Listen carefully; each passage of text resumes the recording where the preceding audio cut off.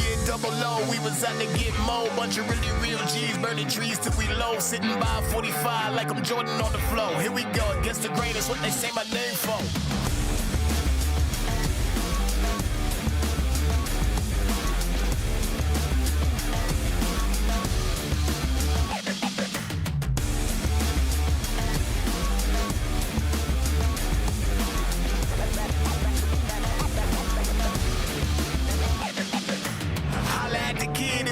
You can get it, hate it, sweat it, I'll be flexing. I'm just riding around my city, bank account and chair model.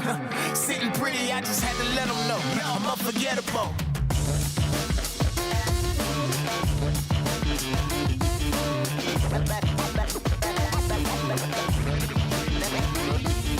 I'm unforgettable.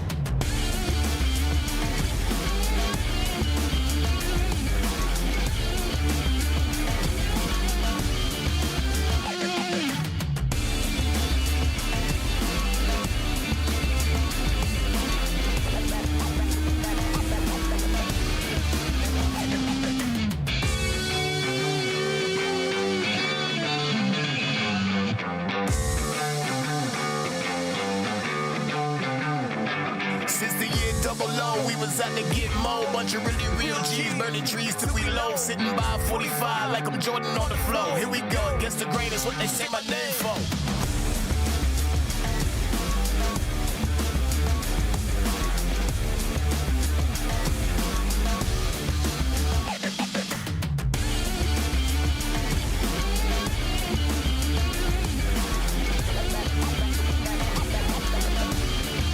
I'm unforgettable.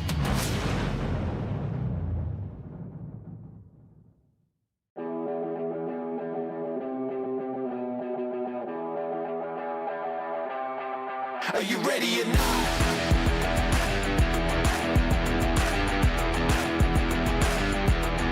Are you ready or not?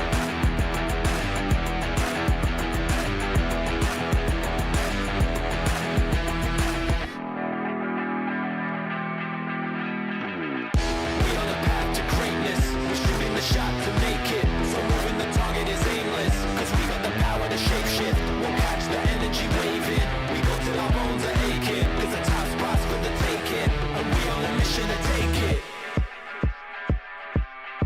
Are you ready or not? It's about to go off. Turn it up on the spot. Yeah, it's gonna be a lot. We gon' sit at the top.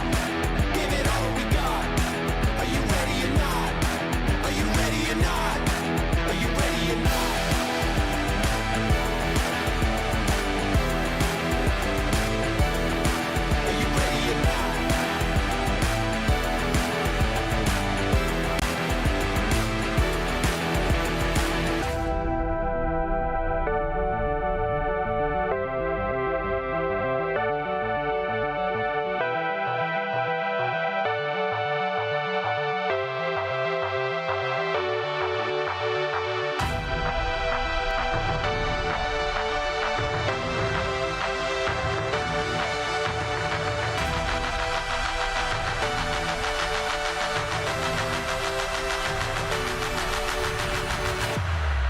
Are you ready or not?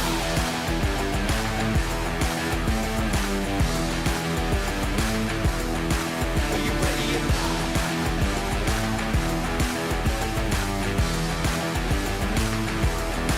Are you ready or not? It's about to go off. Turn it up on the spot. Yeah, it's gonna be a lot. We gon' sit at the top. Give it all we got. Are you ready or not? Are you ready or not? Are you ready or not?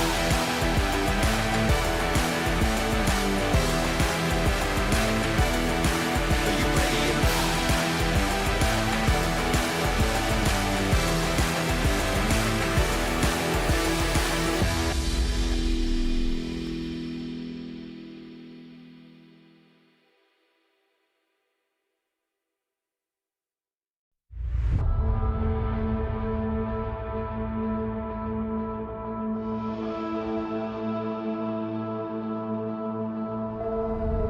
Darkness outside, that's when I feel alive. Boy, just shut up and drive. We're raising hell tonight. Got my name on your lips. taste that poison. My kiss, shiver run down your skin. Sweet, but she got a bite. Think you can control me, baby? Clearly you don't know me at all. Not at all. Boy, you shouldn't listen to the rumors, 'cause they're not even close. You'll be chasing a ghost. I don't care, ain't no stopping me tonight. I don't care, I'm not gonna change my mind. Lost my coin, I lost my friends, but I'm still getting out my head. I don't care, 'cause I was made to be wild. Darkness outside, that's when I feel alive. Boy, just shut up and drive. We're raising hell tonight. Got my name on your lips. Taste that poison. My kiss, shiver run down your skin. Sweet, but she got a bite. Think you can control me, baby? Clearly you don't know me at all. Not at all. We shouldn't listen to the rumors, 'cause they're not even close. You'll be chasing a ghost. I don't care, ain't no stopping me tonight. I don't care, I'm not gonna change my mind. Lost my coin, I lost my friends, but I'm still getting out my head. I don't care, 'cause I was made to be wild. I don't care. I don't care, 'cause I was made to be wild. Lost my coin, I lost my friends, but I'm still getting out my head. I don't care, 'cause I was made to be wild.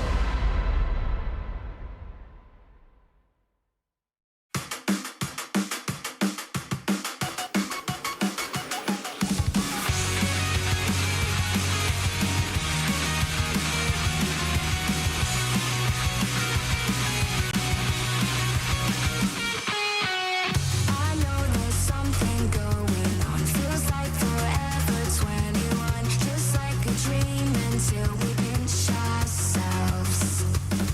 This fever's catching me off guard. It's found a way into my heart, and I don't think I will recover. I want my finest fantasy, another world where I can be now. Somehow.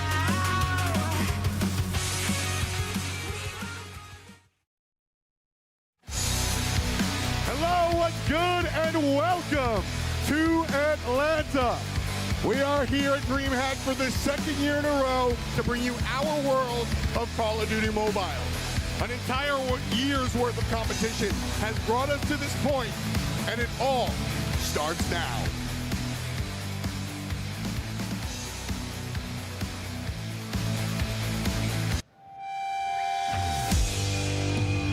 Let's go, let's go.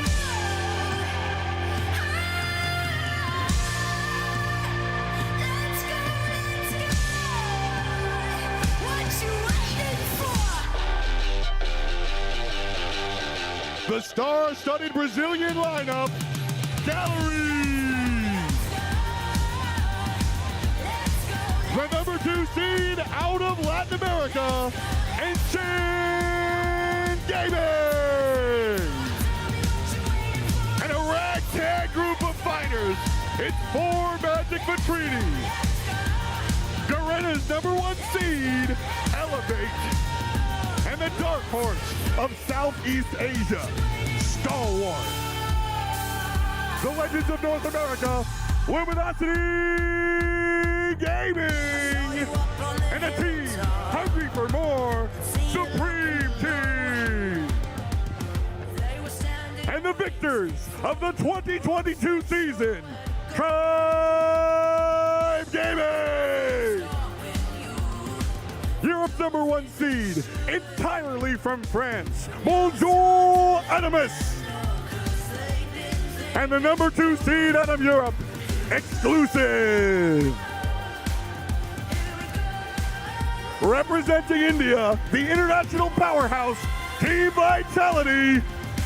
And the runner-up from last year's championship, India's Godlike.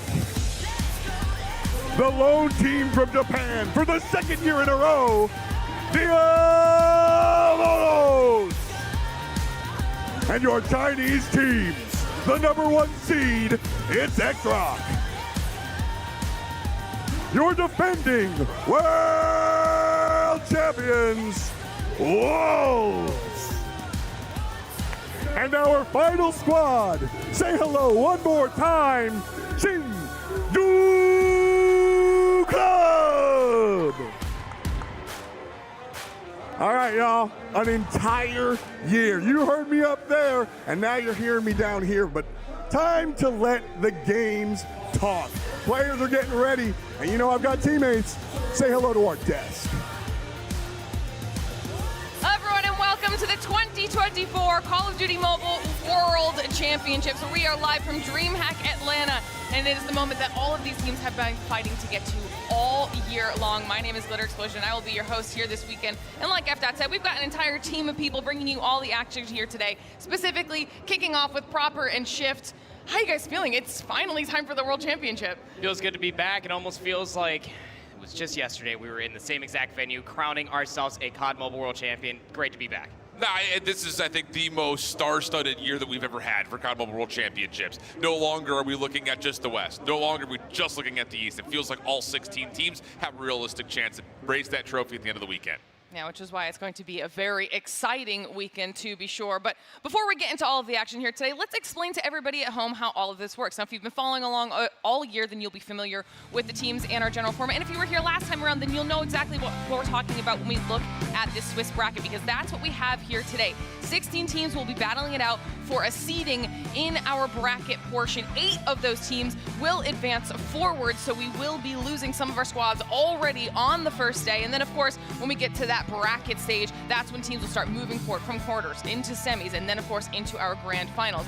But Swiss is a little bit different. It's not what we do in the regular portion of the season here, Shift. So let's talk about how the Swiss is going to work. Yeah, all 16 of our squads are going to start off on an even slate, where the seeding of how they got entered into this tournament will determine their opening matchups. But as we go through the day, the biggest thing to take away is that you will play a team that has the same overall record that you do. So if you start 0-0, you win your first match, guess what? You're going to play up against another team that also won their first match. If you lost your first match, same thing can be said there. The big thing to keep in mind is the magic number is 3. 3 wins gets you into the playoff bracket. 3 losses has you kicked to the curb.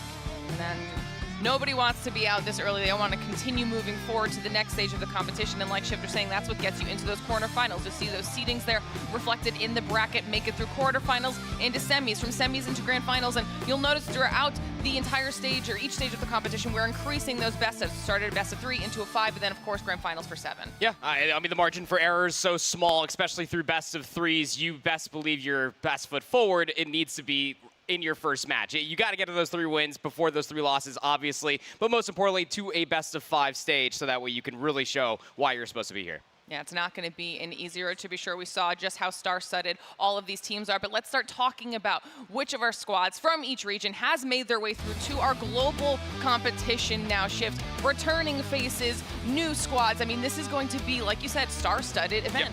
And I think the thing about it is there's a lot of focus on the 3 Chinese teams, not only because Wolves are your defending champions, but throughout the year this year, they have looked like the strongest overall region. Tons of reps through Search and Destroy, definitely something to keep an eye on in terms of who may hold an edge on this tournament. But that told, we have hybrid rosters that are being put together for the first time. In specific, you're looking at Team Vitality and then also Supreme Team kind of coming together and saying, hey, we're going to take some of the best players from across the world, put them into one team, see if they can dethrone some of the Chinese juggernauts. Recency bias aside, especially what Elevate was able to do at CDSI, but True. I mean, you also have returning faces from a former international stage that happened quite some time ago. Galorys is definitely jumping off the page for me. Excited to see what they can do here.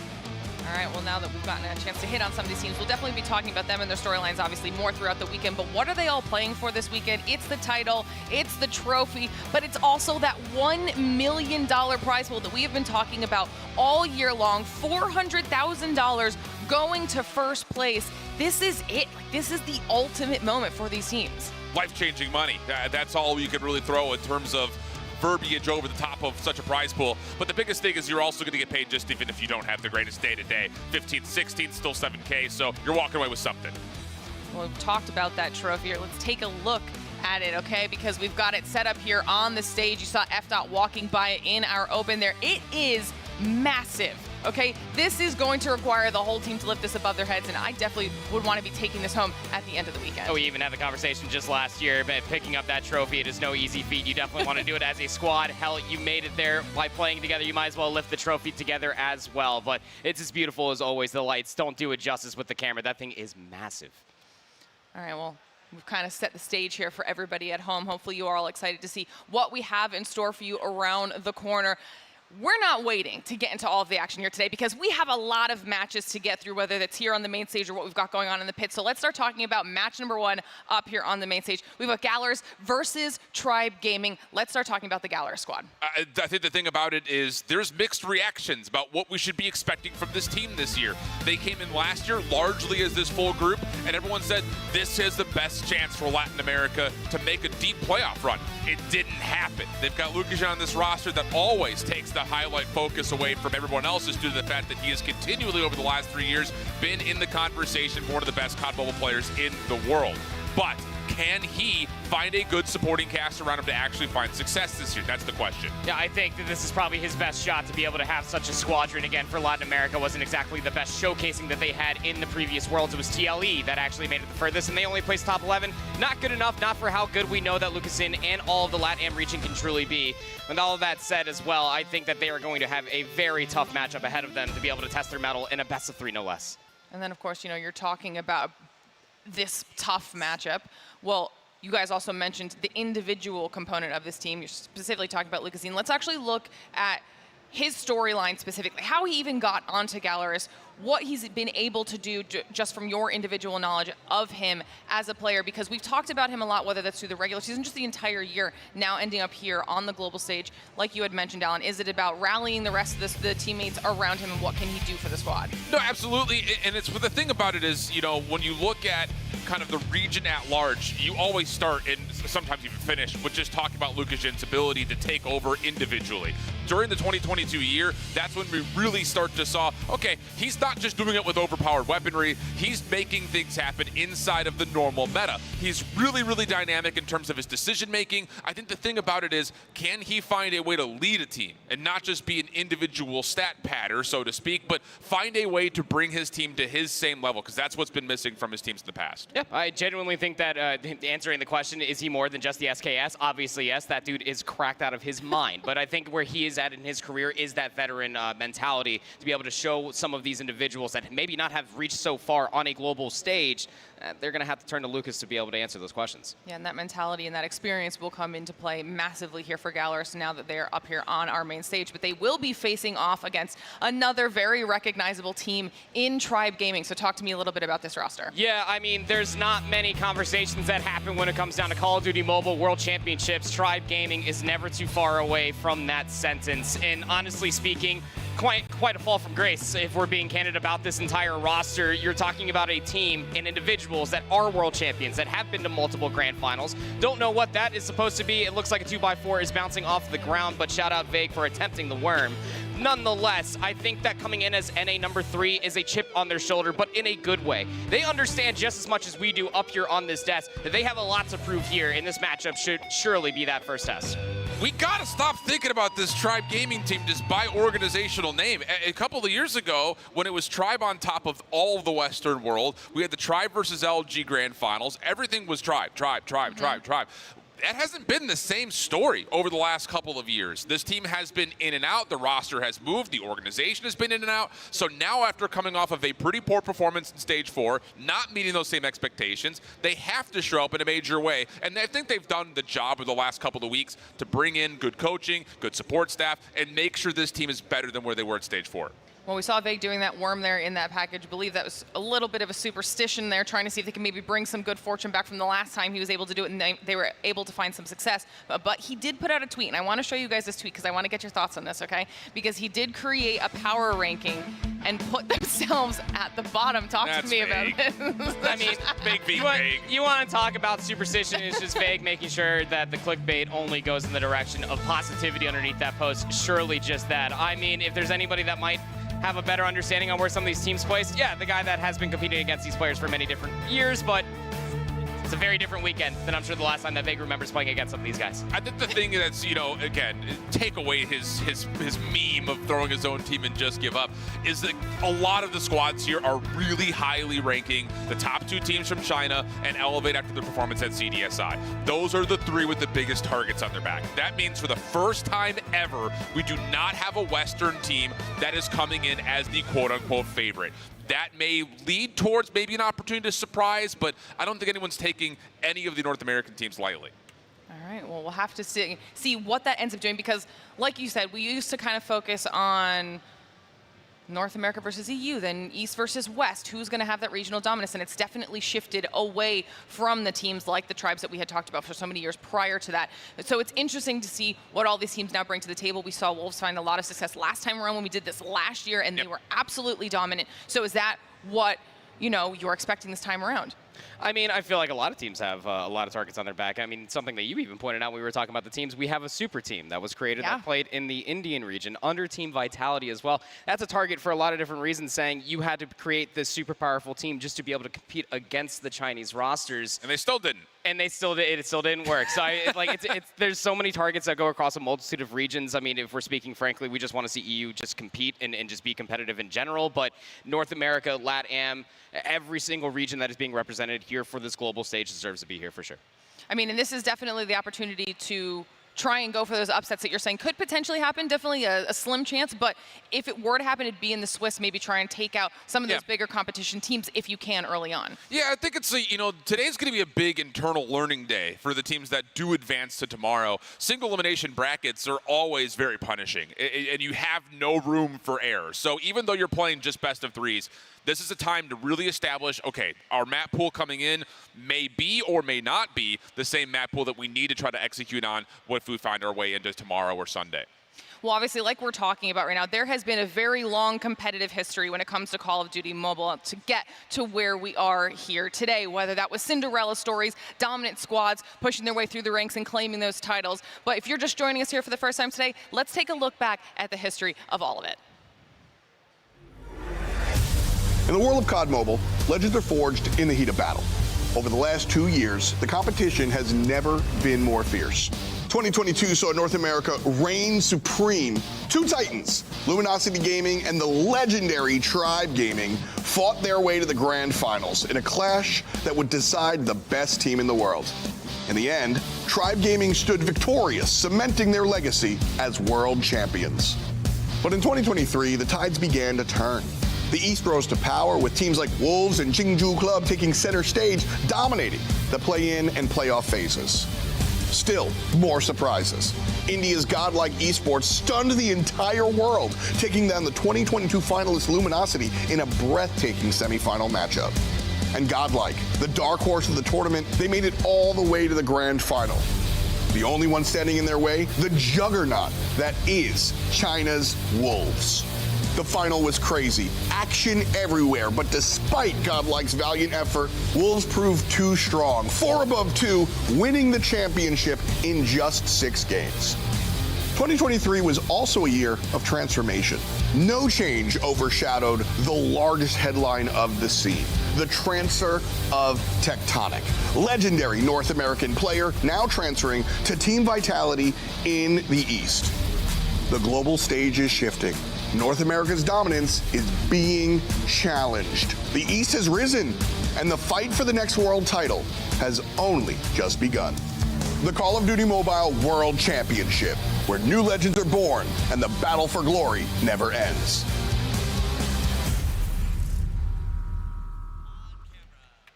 You saw that graffiti wall there that we had here last time around where teams were able to X out the competition as they were knocked out. We saw FDOT standing in front of this year's version of that with our bracket wall, which is going to be really cool when we get to that stage of the competition. But the biggest theme that I'm pulling away from what we just saw is that the level of competition has only elevated year over year for Call of Duty Mobile. Teams have gotten better and better, and the teams that you think are juggernauts are not every single year. So there's a very real possibility we end up with yet another surprise this time around. I think that every single team does have their pros and cons and why they could make the argument of potentially making a very good run, let alone making it to that single elimination bracket. But you're not wrong. As an individual that has been watching this since we got this all started off back in Raleigh for us, the competition has always gotten better and better. The fundamentals for Call of Duty Mobile have always been adapting with all the different metas that we've been seeing as well, and it's refreshing year after year. All right, well, we got a chance to take a little bit of a look back at what has even gotten us to this stage of the competition, this level of grandeur that now is Call of Duty Mobile World Championship here at DreamHack Atlanta. But we saw a lot of those rosters being swapped around, and one of the teams that we now get to see up here on the main stage that's stayed relatively the same is Tribe. And we did get a chance to speak with them before the competition here today, so let's check out and see what they had to say. All right, Beef Mommy here with Tribe Gaming 2022 champs, and this time around, let's see if they're on the road to the championship as well. But let's start with you, Vig. Last year, you were on LG. How does it feel like going up against Godlike and eventually setting up expectations for the entire world, knowing that they were expecting you guys to win? I'm not gonna lie, we definitely didn't expect them to, give out a good performance like that. But I do think the main thing that kind of had them going was the fact that everybody was against them. But I do think a lot of it had to do with the fact that our team was constantly bashing them, talking shit about them, saying a bunch of stuff, saying West is best, East is ass. And so I think that kind of drove them to the point where it kind of gave them the motivation to do something not only for themselves but their country as well. This year we've been a bit more humble, and yeah, we not just you, we've been a bit more humble. So we've been a bit more humble, and we're gonna make sure. We go into it, talking shit after and not in the middle. For example, for example, Ban would be waving them off after a one map win. Yeah. I would be doing 1-0, and then I think that kind of gave us some bad luck. I mean, they were good, but we didn't expect him to be on another level until we scrimmed them. That was definitely a eye opener. We didn't take them lightly. But yeah, they just got the best out of us. The best out of you, bro. That's what's out of you. For Ravallo, this is for you. You have been an integral part of Tribe. Last year, you were introduced to Tribe. How does it feel working with a mix of LG and Tribe? Well, I'm not gonna lie, being the group leader. He just pegged himself to being the alpha here, you feel me? It was pretty good, coming into a team full of team of talent, you feel me? We have Band, Vig, the champion, and the runner-ups behind me. But I have high expectations this year. We are guaranteed to win, not speaking out of ego, whatever, we are gonna win. What does it feel like being here in Atlanta, in DreamHack yet again? Came here last year, lost. Coming there this year again to lose. Do the same thing. I think we're going to do the same thing. I think I speak on behalf of everybody in here that we are confident on winning. No, we are not confident. He's confident. I don't think we're confident. Speaking of universe goes back to we about to win. We don't deserve it, bro. We about to win, bro. Dap me up. We said the same thing. In Brazil. We got last place. Don't talk to me. But we about to win.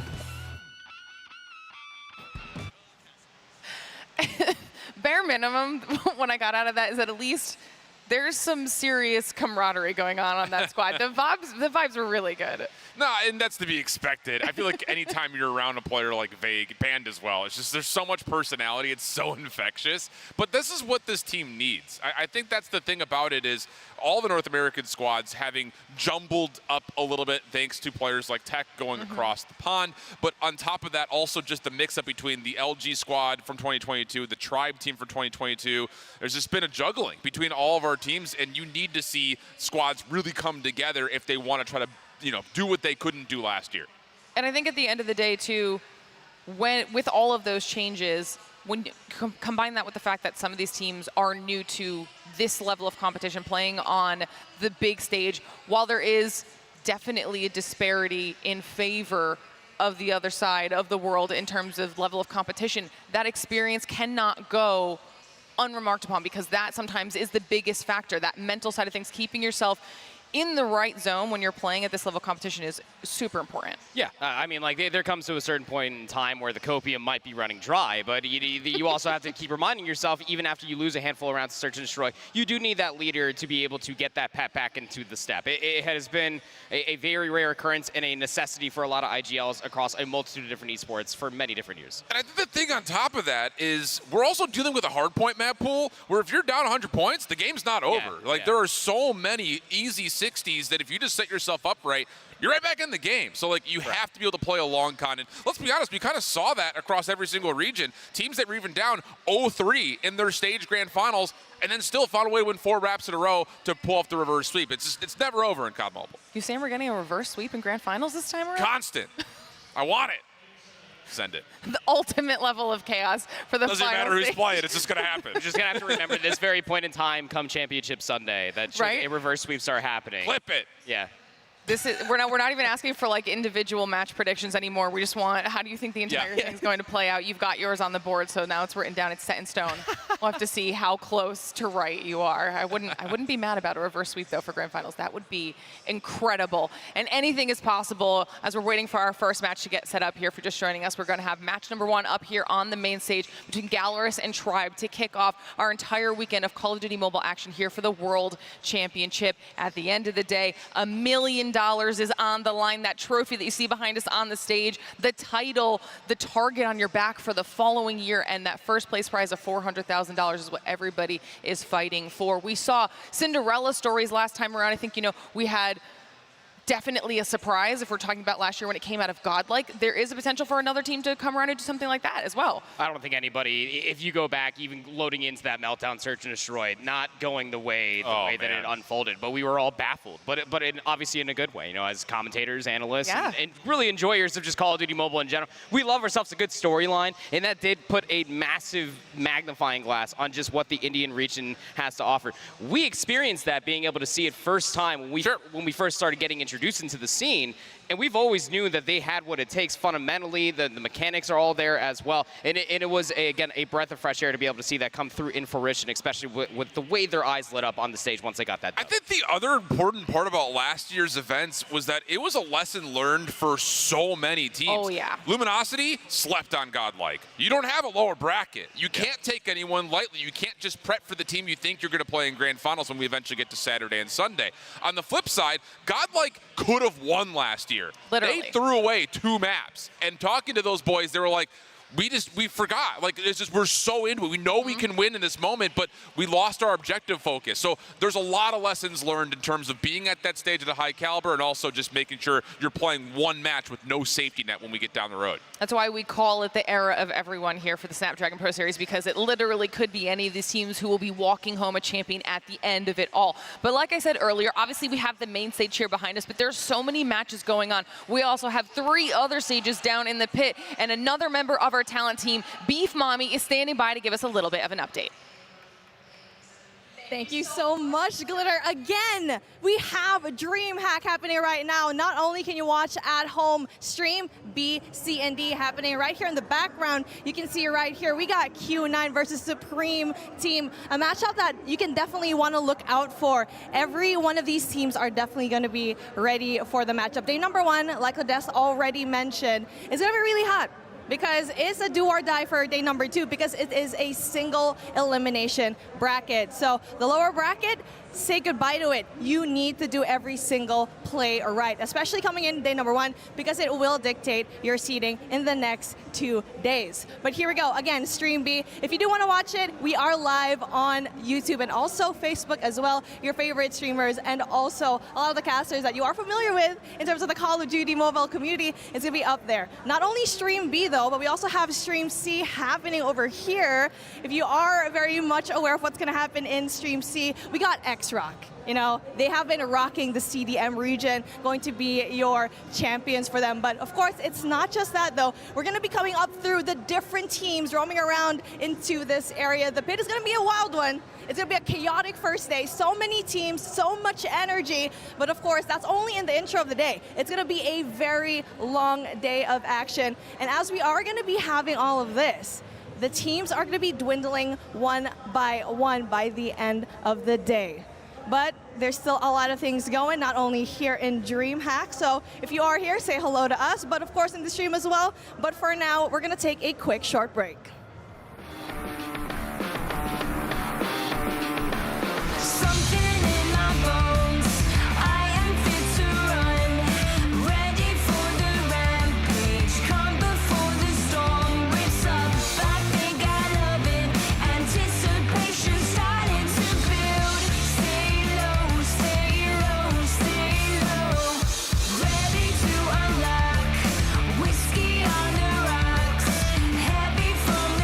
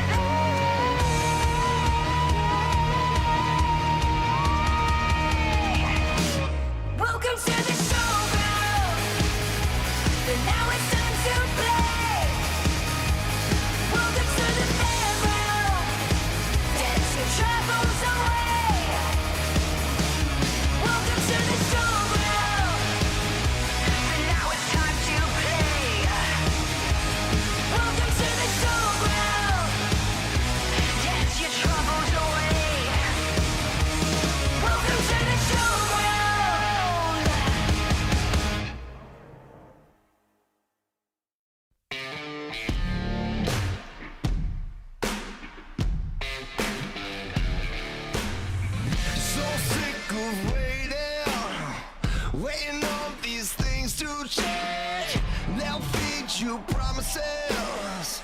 Yeah, now we're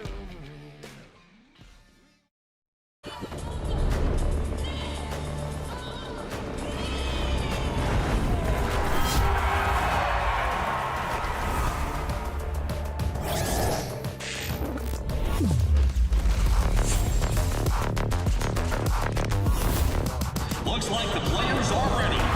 Here we go!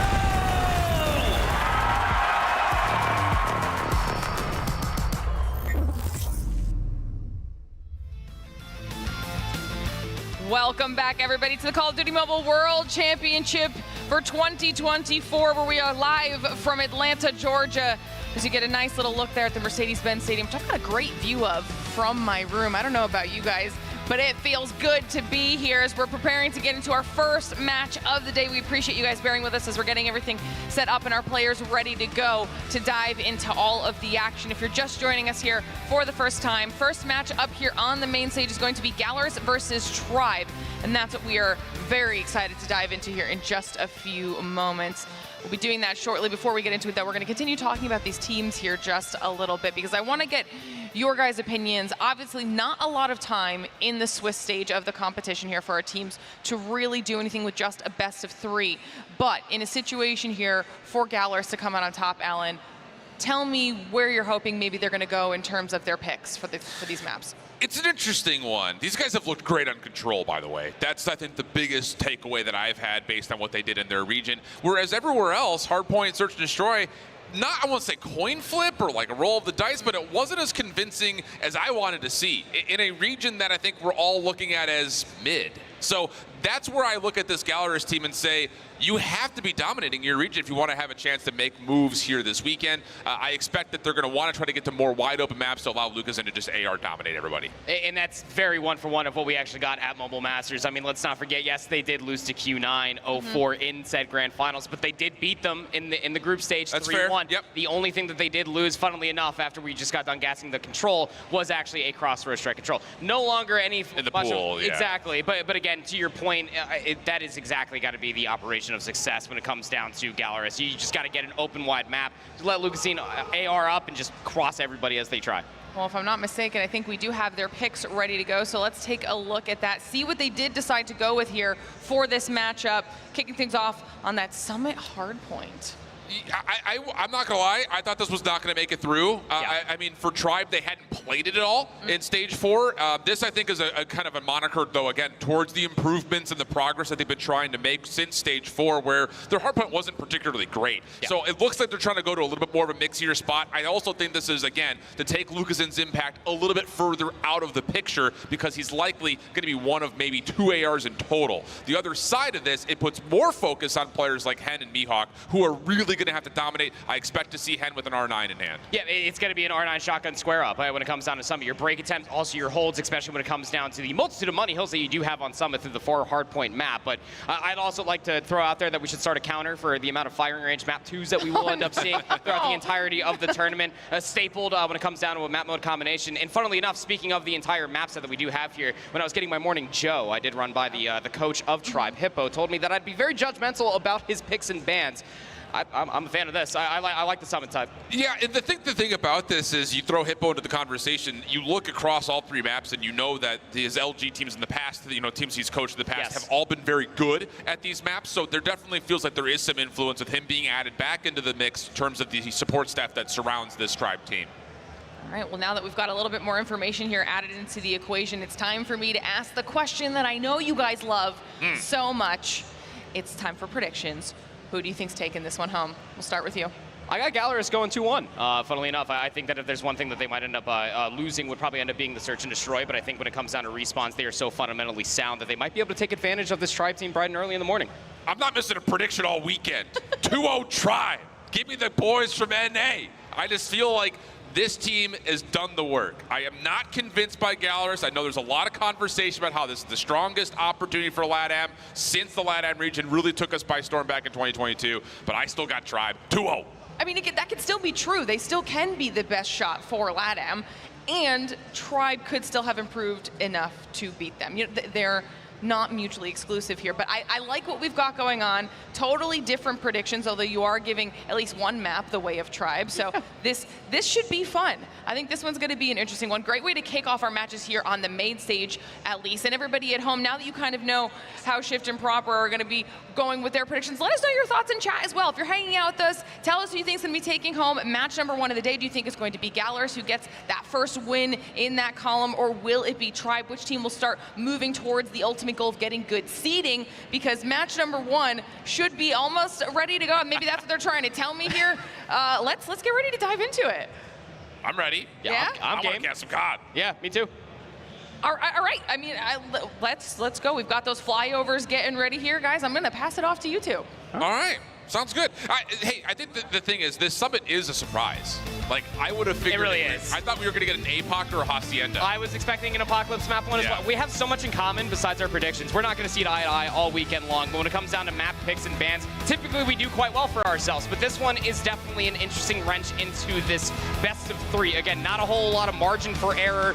A lot of these players are probably still getting some of the sleepy dust out of their eyes, but you better come prepared, because I like the point that you talked about when it comes down to like Mihawk and other players that need to be the tip of the spear when it comes down to breaking for Galorys, because you know that Tribe will be playing very ahead for the rotation, and you know that they're going to be ready to square up with those R9s as well. And I think the interesting thing about this Tribe team is we haven't really pointed to one player or another in particular, but can we talk about how good Band has been in the course of his career? And it feels like with this team, maybe with a more small set map pool, they very well may lean more on Band here on the weekend. Quick opening hit, though, from Head up and over through the side of the upper echelon of the PC position. That's good to at least keep things relatively contested, but Tribe Gaming still holding some good numbers. Yeah, I mean, it's just the side of the map that Tribe is benefited to start off.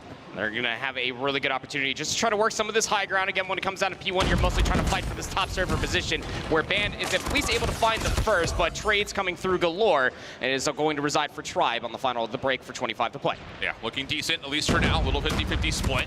Galorys with Lucasen of the Odin in hand, able to find a couple, and that's the power of Lucasen. Taking the stage by storm to early, often, and very regularly just dominate the kill feed. So with that, an opportunity here for Galorys to hold the numbers and look to start to make the rotation up top.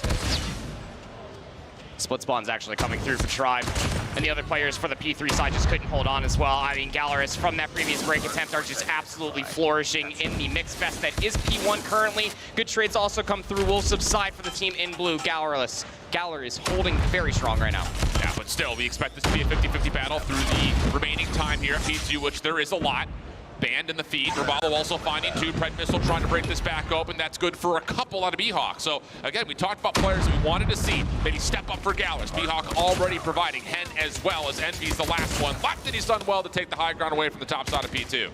Still 35 seconds to play for. I mean, this is still a lot of time. You do not want to give up if you are Galorys. That's why they still have players hanging around the joint, but Tribe, with all their numbers and the high ground in tow, should be able to at least secure the back 25. And you can see Galorys starting to at least play for that rotation towards new. They don't want to be giving up these back spawns. This is an important moment early for Tribe. You want to see this team grow. It's in moments like this. Still plenty of time to fight for over the old time, but most importantly, how do you deal with the early operators that are getting pulled out while you're trying to rotate? Perfect execution of the claw from Mihawk, able to catch himself 3. The shutdown is in, the scrap time goes to Tribe, but Galorys will rotate and find success towards P3, although 2 players do spawn out. Yeah, again, this is the big moment for Tribe. Do they realize this very, very quickly? They need to start flooding all the way through. Galorys' response was just try to turtle up into the backside of the west side of the mini-map, but I mean, Tribe just marched their way back in. A War Machine has to get pulled out by Papzera, just trying to keep them at an arm's reach. Well, he's able to at least lock down the backside of the spawns. Tribe still trying to force some sort of a threat through mid, but it's being absolutely dismantled.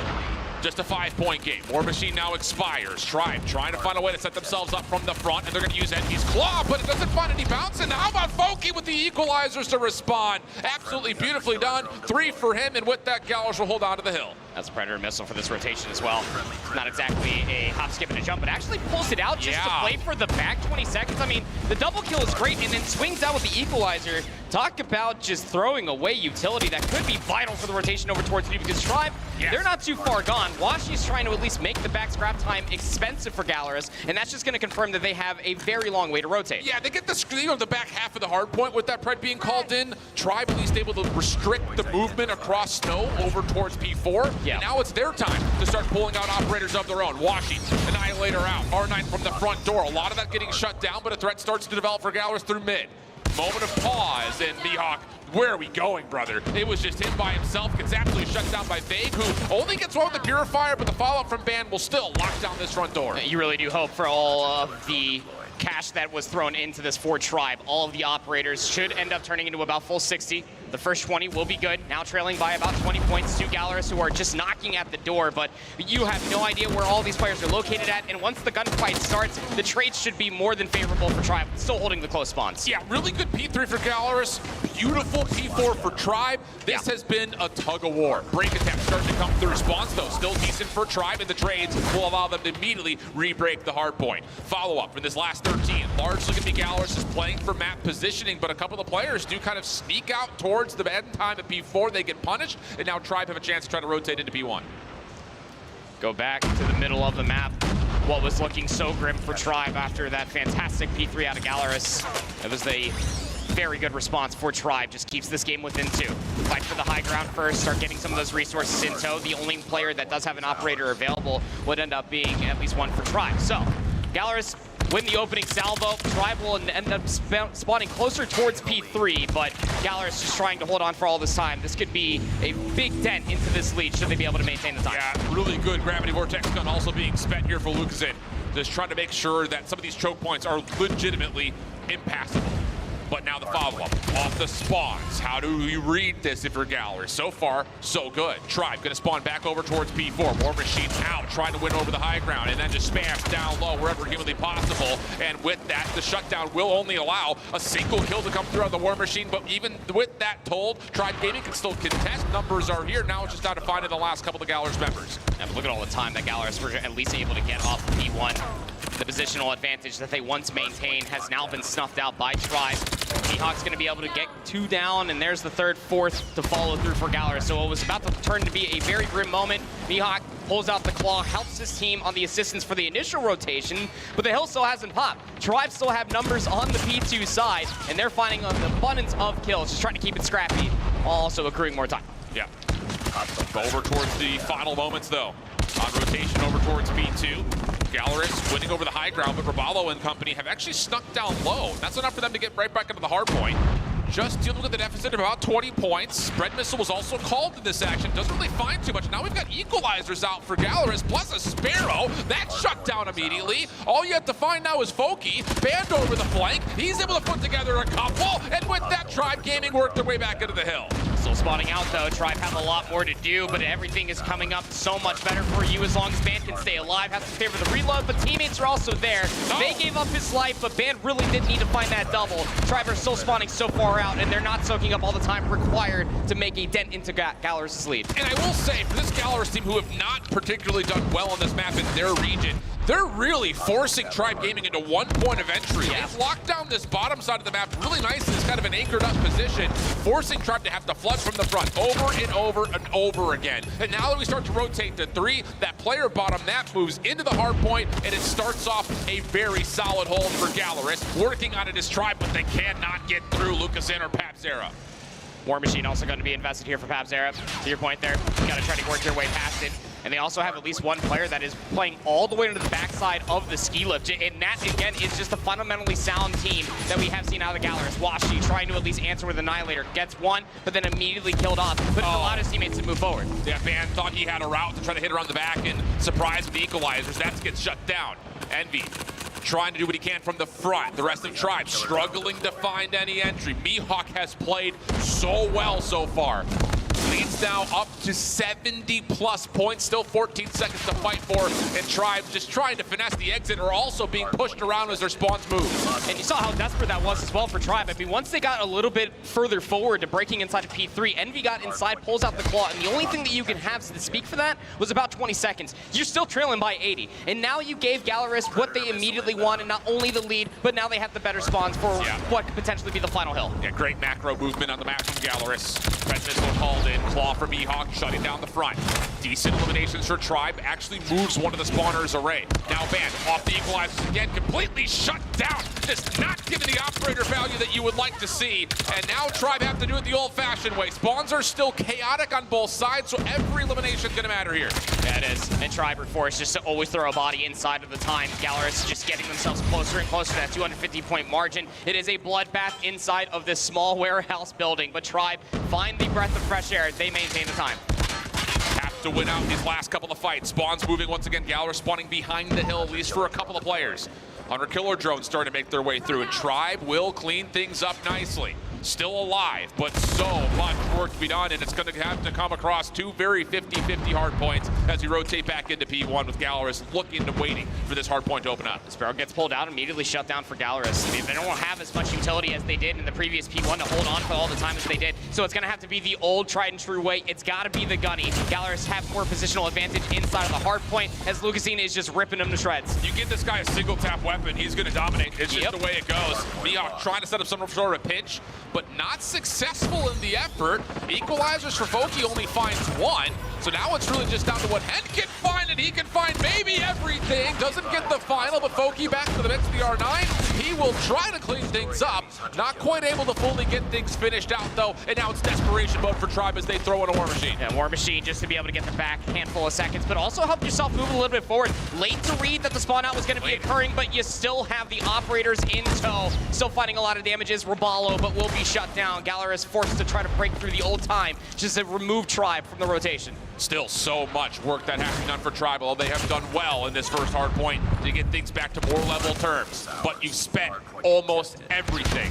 Galorys off their second surge here, able to find themselves a break over the scrap time. Only need another 18 seconds as we start to look over towards P2. Tribe, good eliminations. That's 3 in the feed for them. They're going to hold the numbers if they can just read the last couple of Galorys members, and they will. Claws out for Envy, but it doesn't really find the value as we rotate and open up P2. The split spawn should have given Tribe every bit of information that they needed, spawning on the east and the west side of the map. The only place that Galorys can potentially spawn is going to be the south side. Late to read it, Galorys have rebroken. Well, here we go. 242, 187. Shots coming through for Robalo. A good double, but is it enough? Here comes the final hit. Galorys still holding in the corner.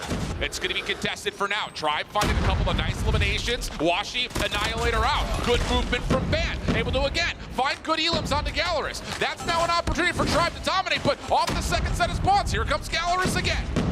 Still holding on to the spawns for the rotation. They just have to keep Tribe at bay. Even if you get the back 20 seconds, Galorys just cannot skip. You cannot over-invest to try to break this hard point, but they do. They still are looking for the win here. There's the nades over the top. Sparrow going to get called in. Only finds a single elimination. Mihawk with another double. He's been so good for his squad. The last contestant is through, but Mihawk has the final elim, and Galorys will strike first. A decent comeback effort for Tribe, but not enough to get past the 100+ point deficit. A roar from the stage here in Georgia. Galorys came to play in that map number 1. And yeah, give all the praise in the world to Mihawk. You highlighted it before we even loaded into Summit. If it's not going to be a mat mode combination that will allow Lucasine just to hold up in irons and still single tap his way to victory, which we did get to see some of that in close proximity, it needs to be your guy with the R9 shotgun. Mihawk was that guy. Big time. Big time. And that's the thing is, like, you know, again, now we start to maybe have the conversation on the picks and bans, right? Yeah. Like, this is a map that has not notoriously been great for Galorys, but again, that was months ago that they played stage 4. Yeah. You learn from those. Good rehearsal reps inside of good competitive opportunities are going to lead to growth, which we're going to see. On the other side of things, though, Tribe didn't play this at all in stage 4. Yeah, you get a new support staff behind you. You're trying to work it out, but sure. The one thing that cost on this map is they beefed a rotation from 3 to 4, and that's the game right there. Yeah, the one single misstep of overextension will definitely be the end when the game is that close in its final few moments. But I mean, even as far as recency reps is concerned, we don't know what it looks like behind closed doors, but on paper, you would think with the players for Tribe, this should be a map mode combination that should just work for them. But it hasn't in the past, but I definitely appreciate the attempt of the gut check call to try to face off Galorys on one of their weaker hardpoint maps, but it didn't work out at all. You played right into their hands. It was a slaying masterclass from all of LATAM. Yeah, really good stuff. Okay, so a risk was taken by Tribe, does not work out for them. And at the top of the leaderboard, 51 and 25 from Lucasen. Cash. Stop it. Double pause, casual stuff. Put a leash on. That's disgusting. With a minute 35 inside the hard point as well. Other side of things, no one even goes positive for Tribe Gaming. Rabalo tried as he would, 39 and 41, all over the map, but that's just, again, the slaying efficiency for Tribe at hardpoint, not there on a small, tight map. I think you also have to point out Mihawk's 21 assists as well, on top of the 41 and 35 score line. I mean, like, that is an egregious amount of assists, and you could just see just what it means for the rest of his team that are picking up a lot of these kills, a lot of the one-shots. It's exactly what you want out of Mihawk as a player, and you can just tell that Tribe were just not prepared for how oppressive it truly was. Entry SMG presence. Yes. It's what we call true engagement success right there, either confirming a kill or providing an assist. And if you were to put those together, that's essentially 63 and 35 in terms of how he found engagement quick success. mats on the main stage. I did it once or twice. Ooh. Calculator was at the ready in case I thought you just hold shift, not a TI-83. Sometimes it's a TI-83, yep. Cosine and tangents not included. But again, that's a big misstep now for Tribe, because you start to look at that saying you put a risk into the mix, hadn't played that map before, doesn't work out. Now you go to a firing range search, and again, I think we can say every team's going to be fine seeing firing range search inside the pool this weekend.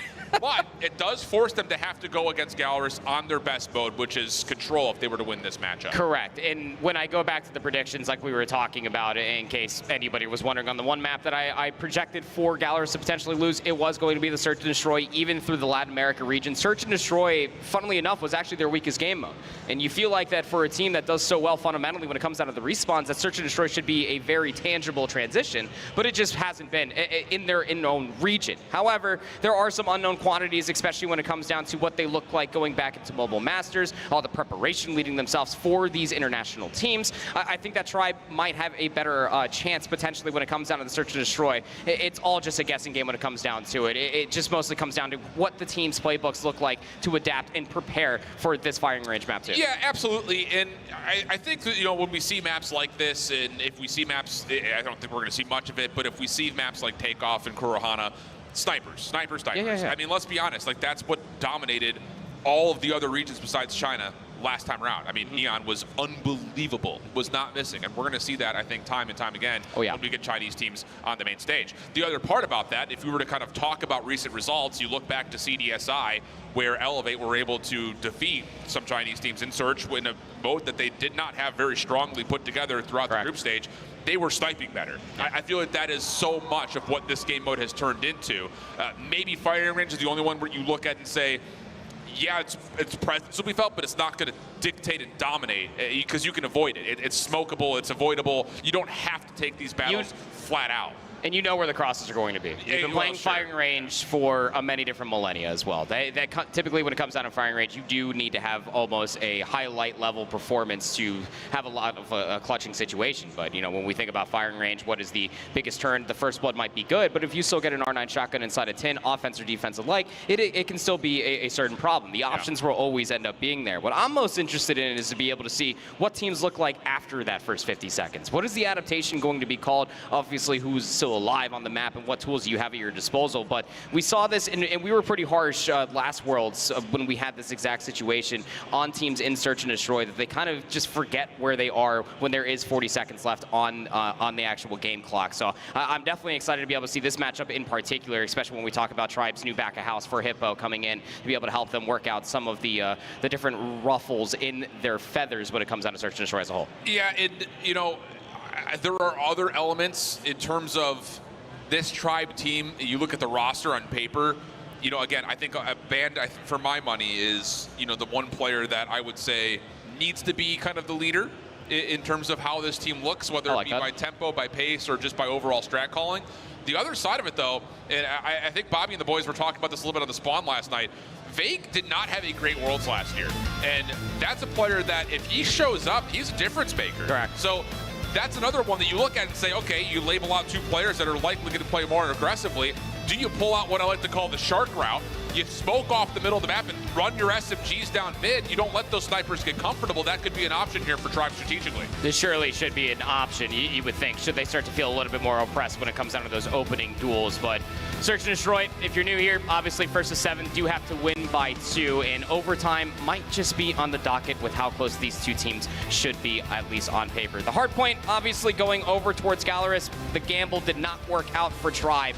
They need this bounce back here. What a storyline it would be for Tribe to start off their entire Worlds in a Swiss stage 0-1. Yeah, and just to kind of extend the conversation here for all of you giant COD Mobile nerds that are watching this early, when we get to Control, we're going to see a lot of raid this weekend. Correct. Just due to the fact that Arsenal has been interesting, I think, in terms of teams learning it, and then Seaside has been dominated by spawn trapping. Yeah. So I think that's your best option in terms of finding even foot ground in terms of, oh, we're not going to get snowballed. I think we're going to see a lot of that, and that's where you look at a team like Galorys, a team that dominated the region on that map.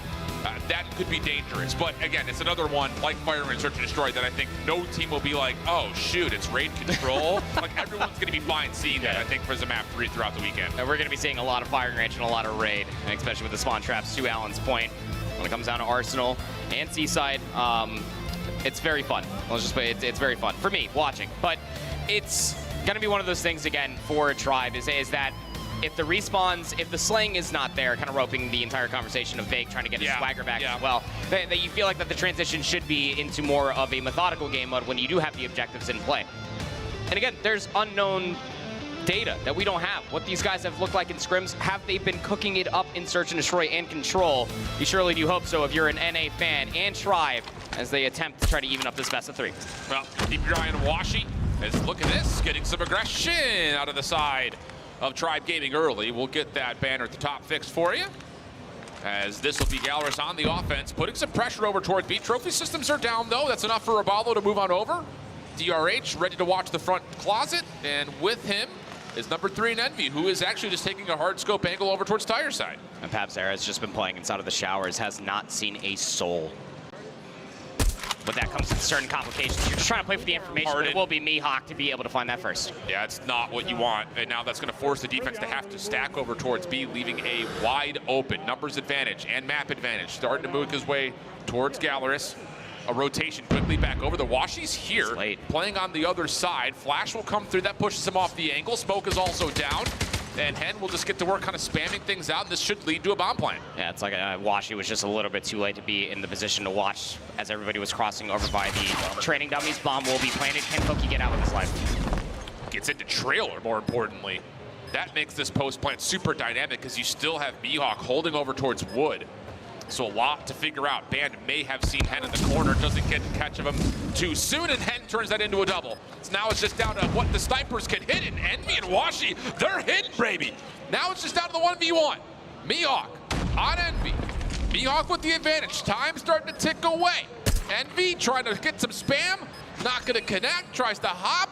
Mihawk with the pop over. Oh, the hit marker from Envy, who nearly clutches it up. I don't know if there was going to be enough time, but that would have been supreme to be able to see on the main stage in our first Search and Destroy here at Worlds 2024. A 1v1 potential for a clutch. Not meant to be. Again, that first blood that was able to be found over by inside a closet just opened up the floodgates for a very weak hold over by it. Lots of nade focus for both teams right through middle. This is a smoke push in towards trailer. Quick action. Galorys on the offense gets them some control over towards A. Follow-up nades with the defense being spent early here, seeing if maybe they can find some damage over the top. But with this stack inside a trailer, Galorys are happy just to sit here, let the defensive nades expire, and then just play their numbers situation around A from there on out. Just about everything's covered. Again, with the trailer position, you have one that is lurking all the way back. That's Pabzera that's playing for a cross. It's about to come through Banana. Might have a 1v1 versus Envy. Should he commit towards that route? Won't. But Galorys still in a firm control around this A-bomb site. This LMG is starting to chew through trailer, though. So Band has done a little bit of tallying with a couple of hit markers. Has to take 5 minutes to reload. And then we'll get back to work again. And this has been very static for Galorys, who eventually get this bomb planted. There was a smoke in hand at one point, though, trying to use that as a retake.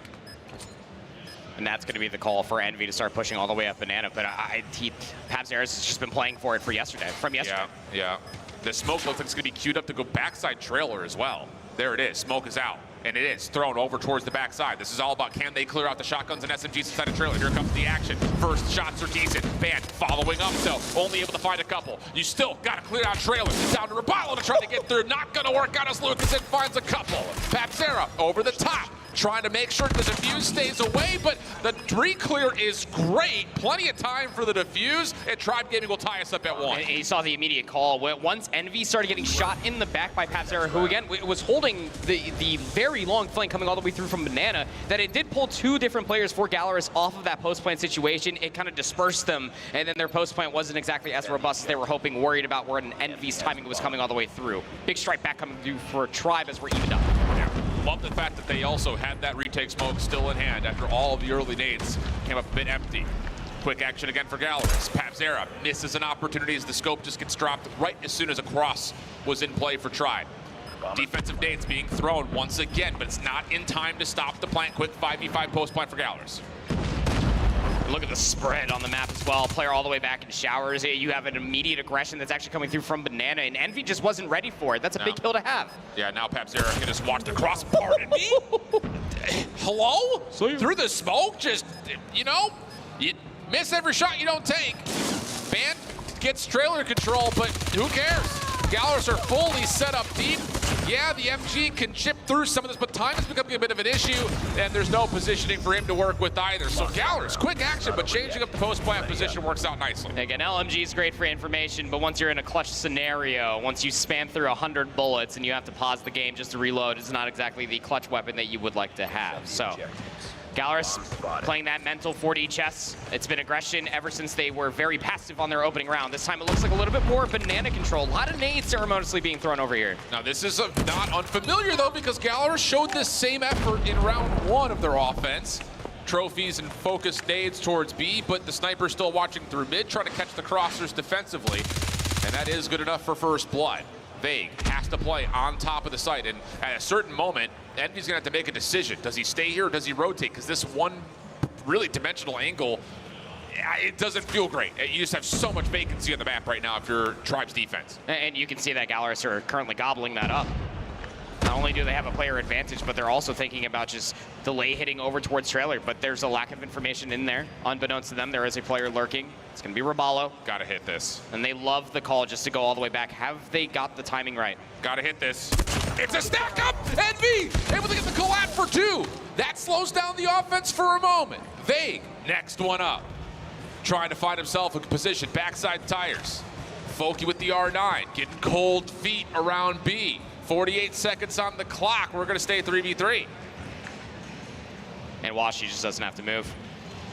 I mean, this top trailer position is just so good to be able to get information, to be able to watch the cross. We're down to 38 seconds. The Galorys need to make a decision. Yep. That little bit of intel over towards top wood, plus this follow-up nade. Kobe? Not gonna happen. It's Lucasen on the other side. Takes down Washi top 10. Now the defense stretched really thin. Rabalo, what do you have to offer? Sees the nades coming out of trailer. Doesn't hit a bullet. Doesn't even come close. So now it's just down to Vague. Rotating it with the MG42. Up and over. Double stack off the box. Folky looking for the plant as time is starting to fade away on the offense, and now it gets extended, putting more focus towards what Vague can do here from inside trailer. Has to reload. Up to 125 bullets we go. Can he clutch? Still a player playing him the head glitch. The bomb itself, it will be Folky. R9 shotgun in hand, and any damage will be good enough just to force him into Lucasen's sights. Wonderfully played out there from Galorys. I was worried about the time, and I was worried about Washi's position. I thought the nade was going to connect, but a great isolation coming through there from Lucasen. Because of course it is. Very accurate guy. Yep. 7 kills. Yep. Not bad. I've seen worse. I've seen worse, yeah. Oh, look at this. Opening stack of nades over towards A. Already pulling the focus of Tribe away. Envy, good focus on the other side, though. Turns that into a single kill. Vague, shotgun in hand. That's good for 1. Trying to step into the closet, but Lucasen says not so fast. Envy Now from backside tires. Doesn't hit the quick scope, but does keep his life. And that's enough to really make this offense of Galorys could reconsider the approach. It's a 3v2. You just don't scam, don't overheat here if you are Envy. Because you do have the cross at least through the middle of the map.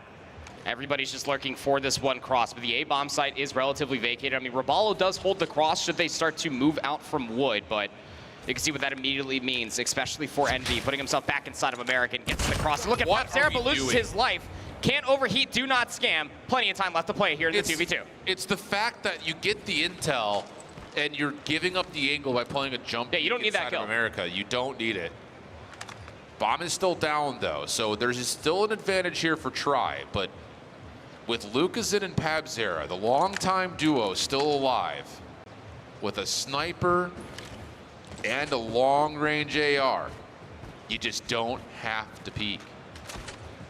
See what happens. Here comes the next move for Galorys, trying to make their way up towards mid. Roballo is the intended target. DRH in hand for him, just trying to keep himself tucked down to 28 seconds. That's getting spooky.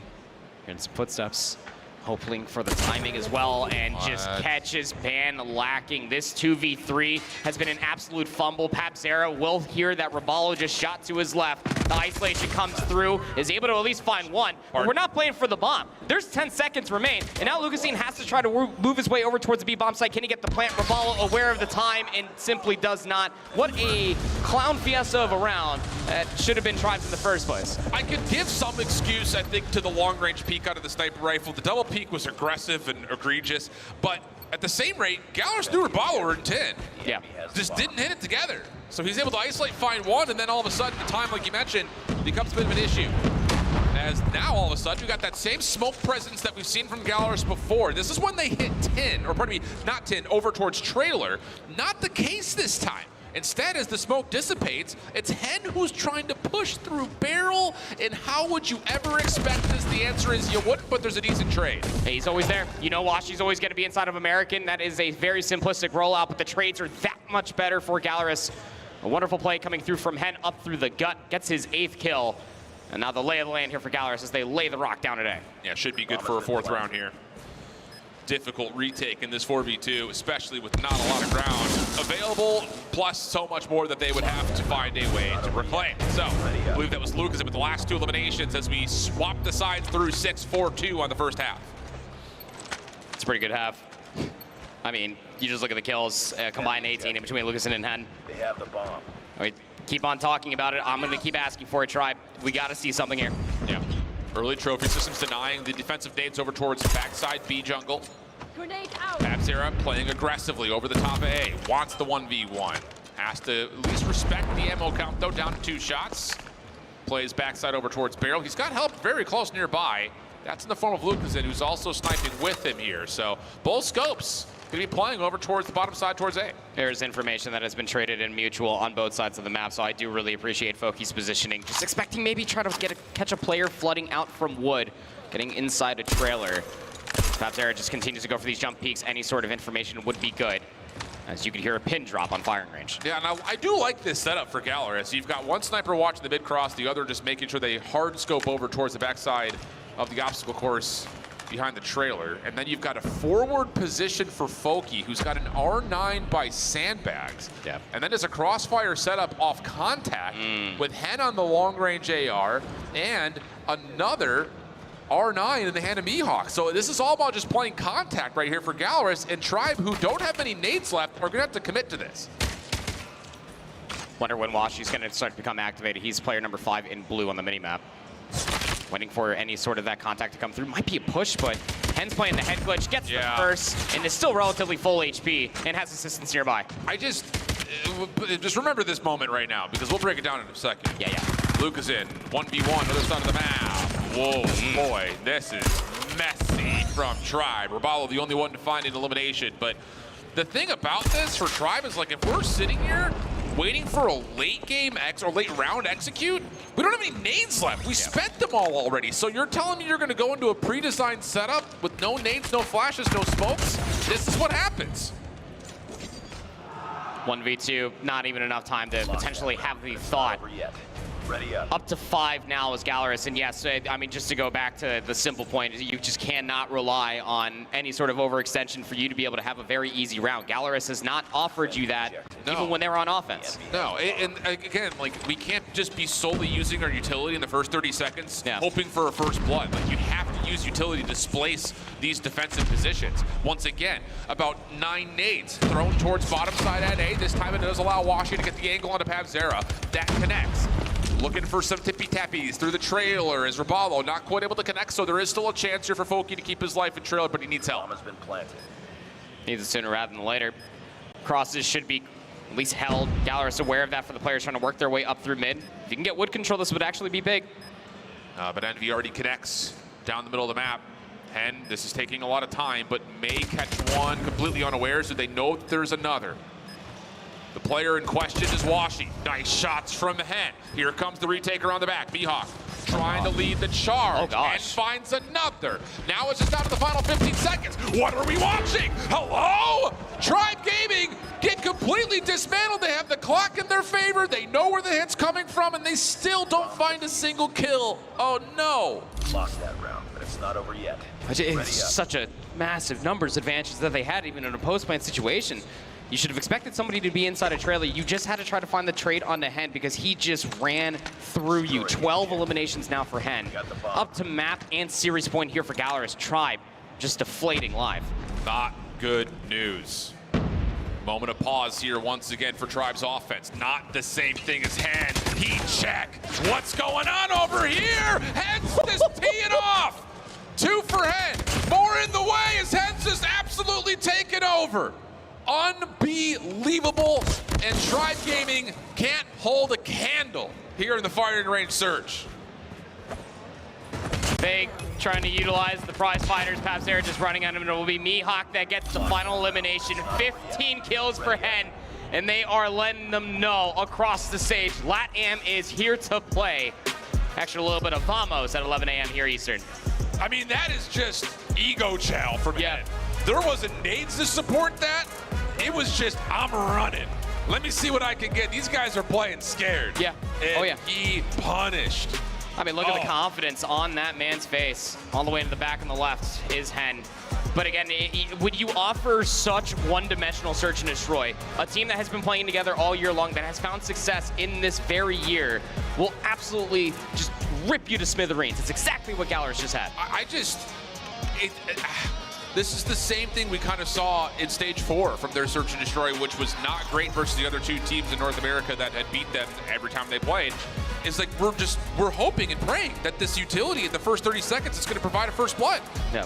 We don't have anything on these, these either executes or retakes. The executes in particular, in the last 30 seconds, we're just running in, hoping we win these gunfights 5v5 against the head glitches and power positions. It's not the Tribe that we came to know and for some of us love back in 2022. And you'll see the star comparison as well, especially through these highlights. The recap will be very, very apparent. And the late nades coming through continuously. There was always at least 2, whether it's a smoke or a frag grenade, backed up for Galorys in a post-plant situation.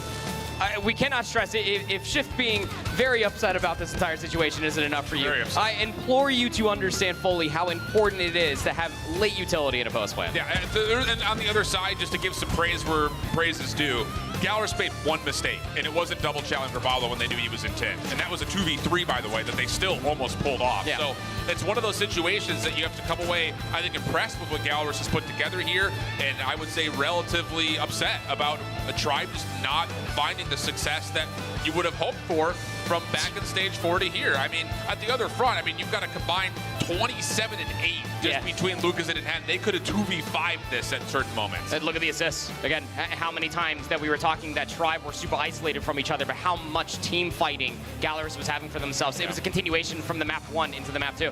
Not great news here in terms of how things have started for Tribe. They take a gamble on the summit. That doesn't work out. The firing range, like we said, is going to be very common this weekend. Doesn't look particularly polished. Bad news early for Tribe as Galorys just walked their way to a very clean 2-0. And with that, they move into the 1-0 bracket of the Swiss stage as we move forward.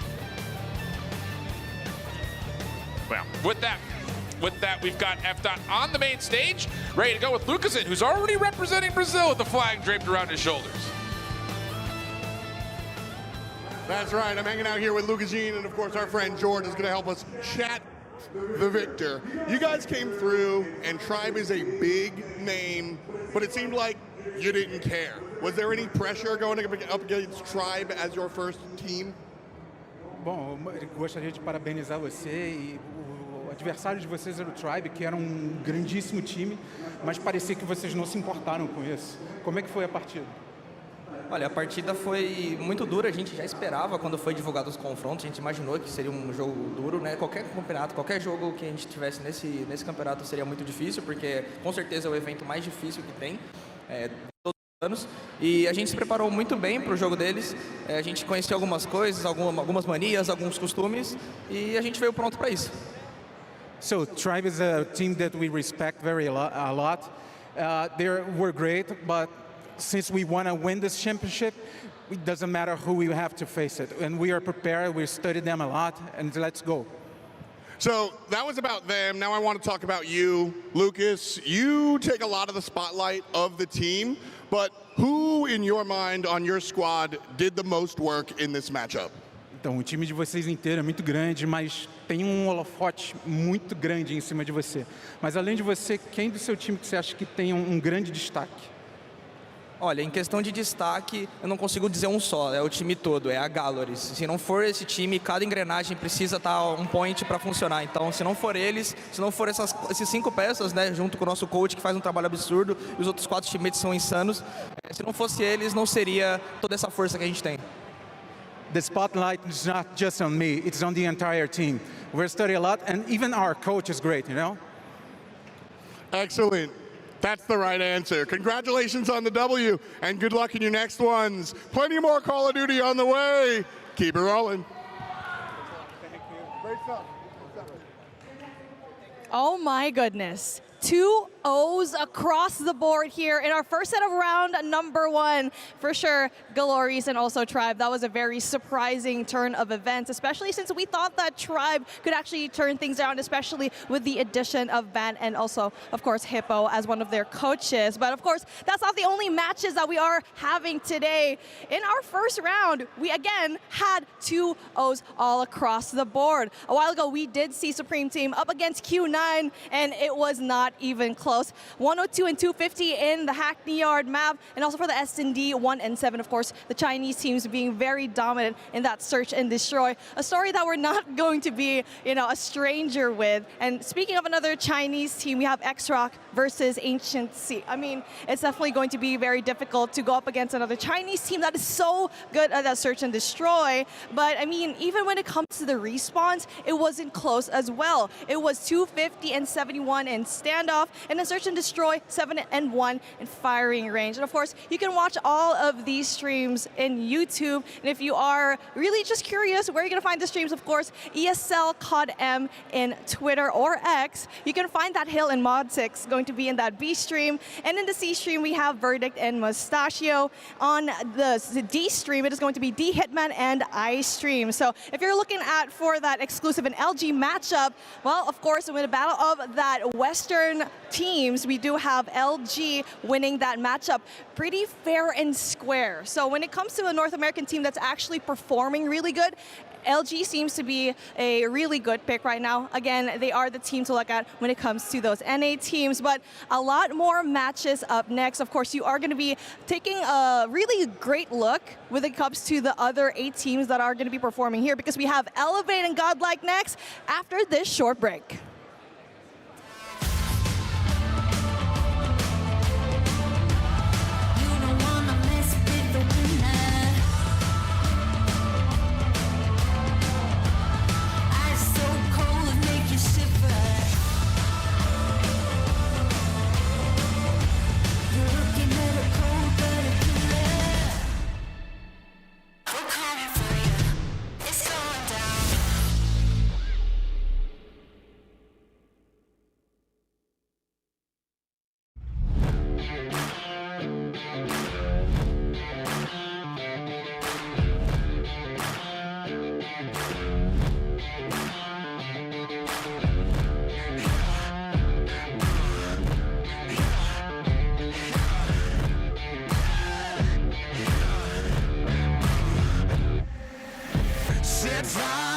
cold river, set fire, sealed and delivered. Slow burn, shot to the liver. Heart so cold, make a grown man shiver. Wake up, don't be afraid. Make love, but don't be tame. Even the king in the crown is lost, so walking in a dead man's crowd. They try to keep us undercover, but we are about to rise up. Rise up. They wanna push us in, people in their pockets, but their time's up. We about to rise up. Rise up.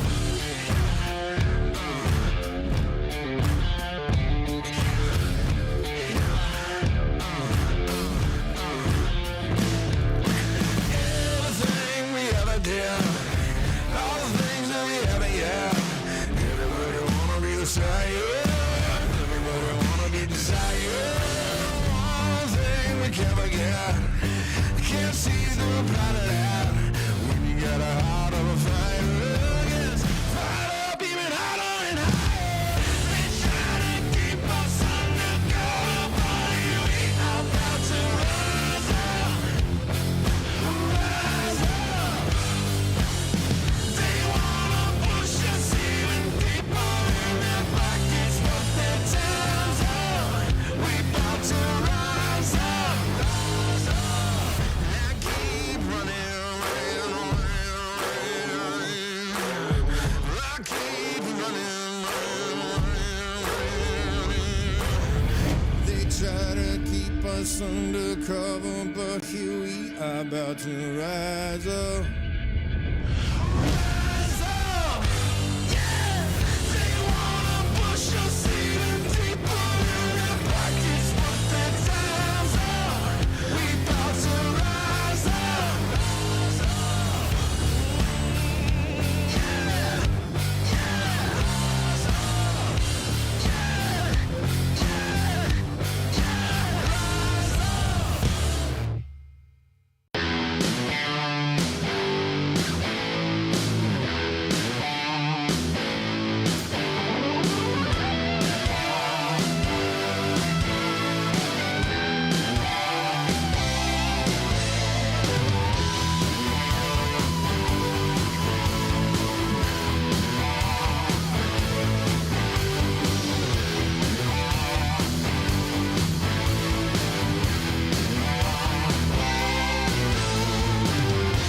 There's something crazy going down tonight.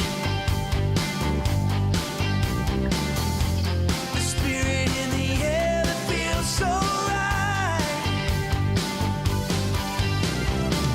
You gotta stomp your feet. I wanna feel some heat.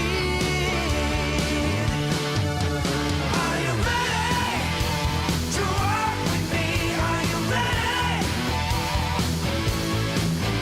Are you ready to rock and roll with me? Are you ready? Everybody's here with a job to do.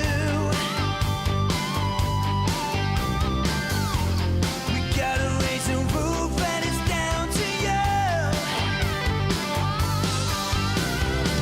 So all you girls and boys, you gotta make some noise. Are you ready to rock with me? Are you ready? Are you ready to rock and roll with me? Are you ready?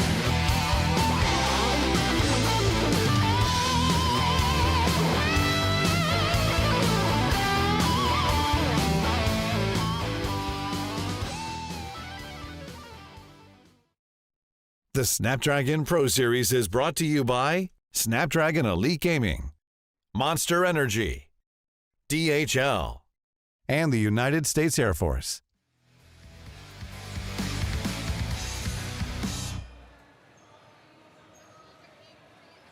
Where we just had some really awesome performances.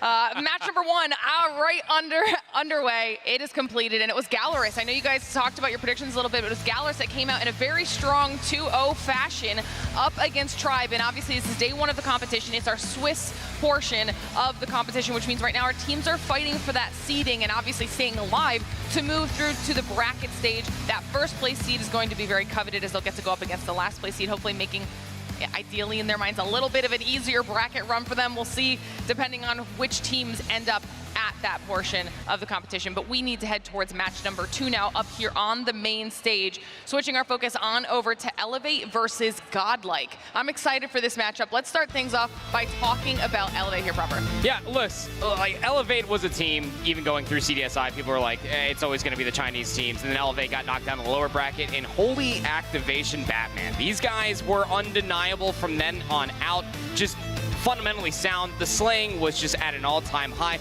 This Kendi fella, let me tell you, he is fun to watch. And I genuinely believe that Elevate coming away from their CDSI win are obviously the targets for everybody to try to beat. They have a bar to set here in this match. Yeah, I mean, they did everything you would have wanted them to do. They took down all 3 of the Chinese teams convincingly. I think that was the biggest part about it. They also were able to take down the opponent they're about to play. They defeated Godlike. That was who eliminated them from the tournament overall. So being champions of their region, plus also having the CDSI championship, looked good. Plus having those sweet jackets. I'm not going to lie. Sweet jackets. Those are pretty nice. Swagger. All right, well, obviously, you guys mentioned them. On the flip side of things, we have a squad that we talked about a lot at the top of the show as well, just considering what we saw out of them last time around. We've got Godlike going up against Elevate, so talk to me about Godlike as well. No longer flying under the radar. That's the biggest thing about not just the team, but the region at whole, thanks to what Vitality did with their roster move, which I think overall actually helps this Godlike team feel more prepared for this event. You had a much more rigorous challenge in your actual region themselves, where, yes, Godlike and Vitality split series with one another, but you get to CDSI, you don't really follow up with the success that they had at the last international event they played back, obviously, World Championships last year. I think there was also some scrutiny about Godlike had a bit of an easy bracket. I think that was something, if people were to kind of come through and criticize that run, was like, they didn't play a really difficult first round, and yeah, they took advantage of a Luminosity team that was asleep, but this Godlike team is confident, and I think with them sticking together, they're only going to build on the success that they had from last year. It's one of those things that you constantly have to build on your successes. And obviously speaking, some shortcomings do come through in most recency, like you were talking about World Championships, CDSI, are all these different shortcomings that were unfortunate for Godlike. But again, this is a team that can absolutely outslay. We've been talking about this ever since they were playing old Team Vitality in their exact region. So I'm excited to be able to see what they've been able to learn and grow from that CDSI. Oh, absolutely. Lots of time between then and now for them to at least implement some changes here. It'll be interesting to see what they bring to the table. And the final piece of that puzzle is, of course, these maps. We talked about it a little bit, how it could potentially impact the outcome of our last match on the day. Now looking towards these 2 squads, what do you potentially expect here, Alan, to get? It's tough to put a finger on anything in particular because these 2 teams have recent results with one another. So do you run it back? Do you play a map that you thought was winnable and just say, okay, we'll just do better this time, like to put it in very easy terms? Or do you have the opportunity to go back, look at the history of what maps did they prefer over the course of the long week that was CDSI and modify your bans based on what their strongest and weakest maps were at that event? It's kind of, I think, a beggar's choice here of you could pick one, 6 of one, half a dozen of another, because I think both are viable options. Obviously, you'd mentioned it when we saw the first match as well. We're probably going to be seeing a lot of the firing range in that S&D, but tell me how impactful that S&D can be for a lot of these series, considering these are all quick 3-0s. Yeah, I mean, listen, when it comes down to a best of 3, we were talking about at the top of the show, your margin for error is so small. And when you start going down in rounds, especially for firing range, search and destroy, and search and destroy as a game mode as a whole, you start to feel like that this is a non-winnable situation. Obviously, when it comes down to the Swiss, you do get that second or sometimes third life again. You don't want to hit 3 losses before you hit 3 wins, but I think that the search and destroy, especially in a series like this, is very vital, and it could be the momentum swing that you do need going into that raid control. All right, guys, the match is almost ready to get underway, so quick predictions here. How do you think this one's going to go? I got Elevate coming out strong, I think. I had some, concern about would there be any sort of like kind of a hangover from CDSI. You did the job of beating some of the best teams in the world. Can you follow up and make sure that there's still the same passion, the same energy, the same hunger to do the same thing here in day number 1? You agree? Yeah, oh, absolutely. I think confidence is an all-time high. These guys have a certain swagger behind them when they're walking backstage as well. I think they come in, they get the job done 2-0, easy. 2-0s across the board here for our casters. Everybody at home, let us know your thoughts in chat as well. If you think it'll be the same, will it be Elevate that's coming out here on top? Or will Godlike, like what we saw out of Galorys, come through and maybe surprise a couple people? That's exactly what the Swiss stage is for. That's why we call it the era of everyone here at the Snapdragon Pro Series. And that's what we are excited to see here all weekend long. Which team is going to be ending up on top at the end of the competition. Now, I know we were talking about those maps here. We're going to be getting that Hacienda Hardpoint, Firing Range S&D, and then to close it off, Raid Control. Does anything jump out at you in favor potentially of Godlike with those? I think that if you're Godlike, you're very happy that you do get that Firing Range Search and Destroy back. That is the one map that you were actually able to take away from Elevate, so it's kind of like a two different sides of the coin of what you were mentioning, right? You do get that run back on the Search and Destroy, but then you also were able to get something of the unknown. I'm excited to be able to see what Godlike actually do look like on a Hacienda versus Elevate, because they played the standoff, they played the Summit. It was competitive, but it was not going Godlike's way. I think if Godlike were to win this series, they need to do it in 2. There hasn't been enough. I like that call. I think just like overall conviction towards what their control had looked like, not even just at CDSI, but also in their region. So I think that is kind of another point of concern in terms of them being built for this weekend, is can they be better at control across all 3 maps, not just one or another? Well, we've seen them thrive under pressure before. We'll have to see if they're able to do it here to kick off the weekend in the Swiss stage of our bracket, or if we'll get another 2-0 like you both predicted in favor of Elevate. But those flyovers are coming in. Match number 2 is about to get underway. Let's get into it. Should be a fun one. And yeah, I think, one of those things is this Hacienda is not bad news for Godlike. They played it a lot. They found some good success on it. It's hard to say if it favors one team or the other, because both teams really did prefer to play this map quite a bit throughout not only their region, but also at CDSI. So this feels like perfect opportunity for Godlike to start off their run hot. Take down the CDSI champ in their first map, build a little momentum, build a little belief, maybe do the same thing with the firing range. But it just feels like after watching this Elevate team that they were very complete at CDSI. I don't see that changing. Yeah, no, me neither. But I mean, talk about a step in the right direction. Should you come out of the gates in these first 2 hard points on Hacienda, could be so volatile to how the conclusion of this map might end. And I think that if Godlike come out here firing off on all cylinders, it will be very difficult for Elevate to potentially bounce back from. Confidence can be deflated, but nonetheless, we have to see which team will be joining that of Galorys in the 1-0 club. Should be fun to watch as we jump on in to the first hard point, right down to the middle of the fountain. Lots of focus on what happened between these windows, and okay, good start here from Godlike, taking some focus over towards the rock side of the stairs. That's enough to take off the players from Elevate from the windows and get themselves in for a little bit of time, but not enough to really change the status too much, as the spawns will have Elevate right back up top of the high ground. Yeah, that's right. And that's pretty much all P1 is, the early get-goes when it comes on a Hacienda hardpoint. Basically just trying to maintain high ground control, try to get a couple players finessing around some smoke grenades inside the hardpoint. Just as simple as that. But most importantly, you want to make sure that you're playing for those back mansion spawns. P2 is one of our very first money hills here on Hacienda. Indeed the case. Down over towards the Lambo side of the map at the bottom left. Elevate doing a really nice job here to soak up. It was a pretty significant time, all things told. I mean, already up to above 25 seconds after they had gotten kind of surprised by the route that Godlike put together. Really good stuff overall for Elevate in the yellow. Now making their move over towards P2.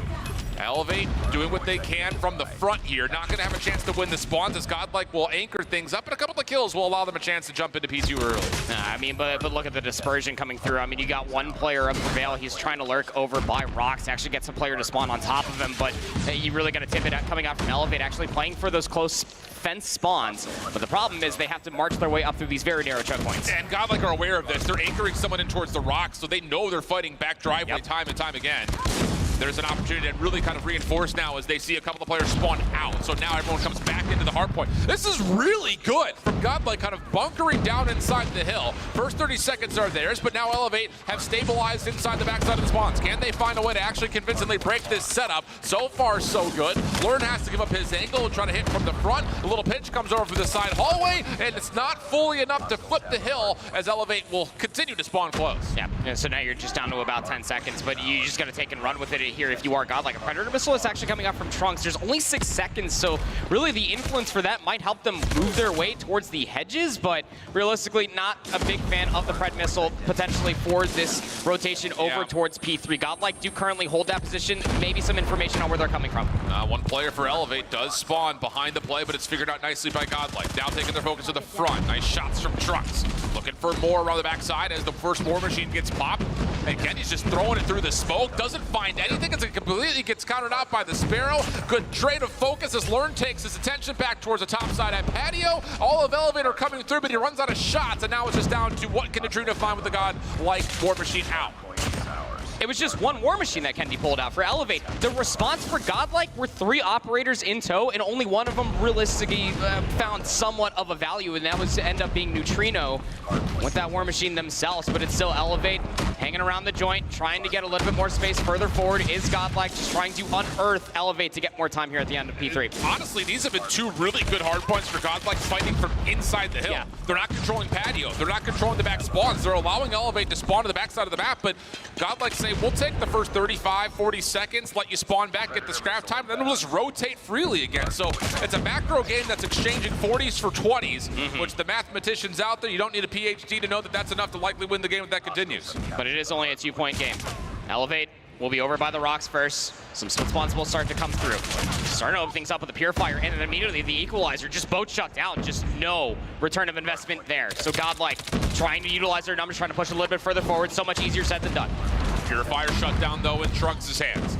These cleaning things up with the Annihilator.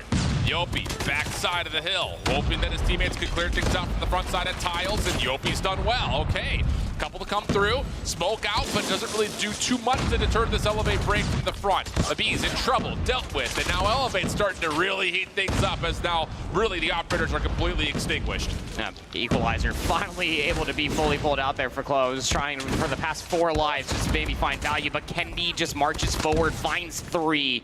And then the final few cleanups come through before we get back towards the center of the map. And again, it's been a tale of 2 different conversations. Godlike fundamentally sound, as you were pointing out there at the end of P3, with inside of the hard point just being able to play such superior positioning. But Elevate, scrappy as ever, just always hanging around. Yeah. Will maintain this 15-point lead. Yeah, really the only difference in this map is the 15 extra seconds that Elevate found on P1. On P1, yeah. Yeah, so Godlike, I would say, better in P2, B3 than Elevate, who has found more success on these more 50-50 hard points. That's right. Back into the middle of the map we go. Even pinstripe kill feed for the time being as we just get trades back and forth. Elevate still inside the time, but Godlike finally a chance to displace him. Trying to at least finesse down low.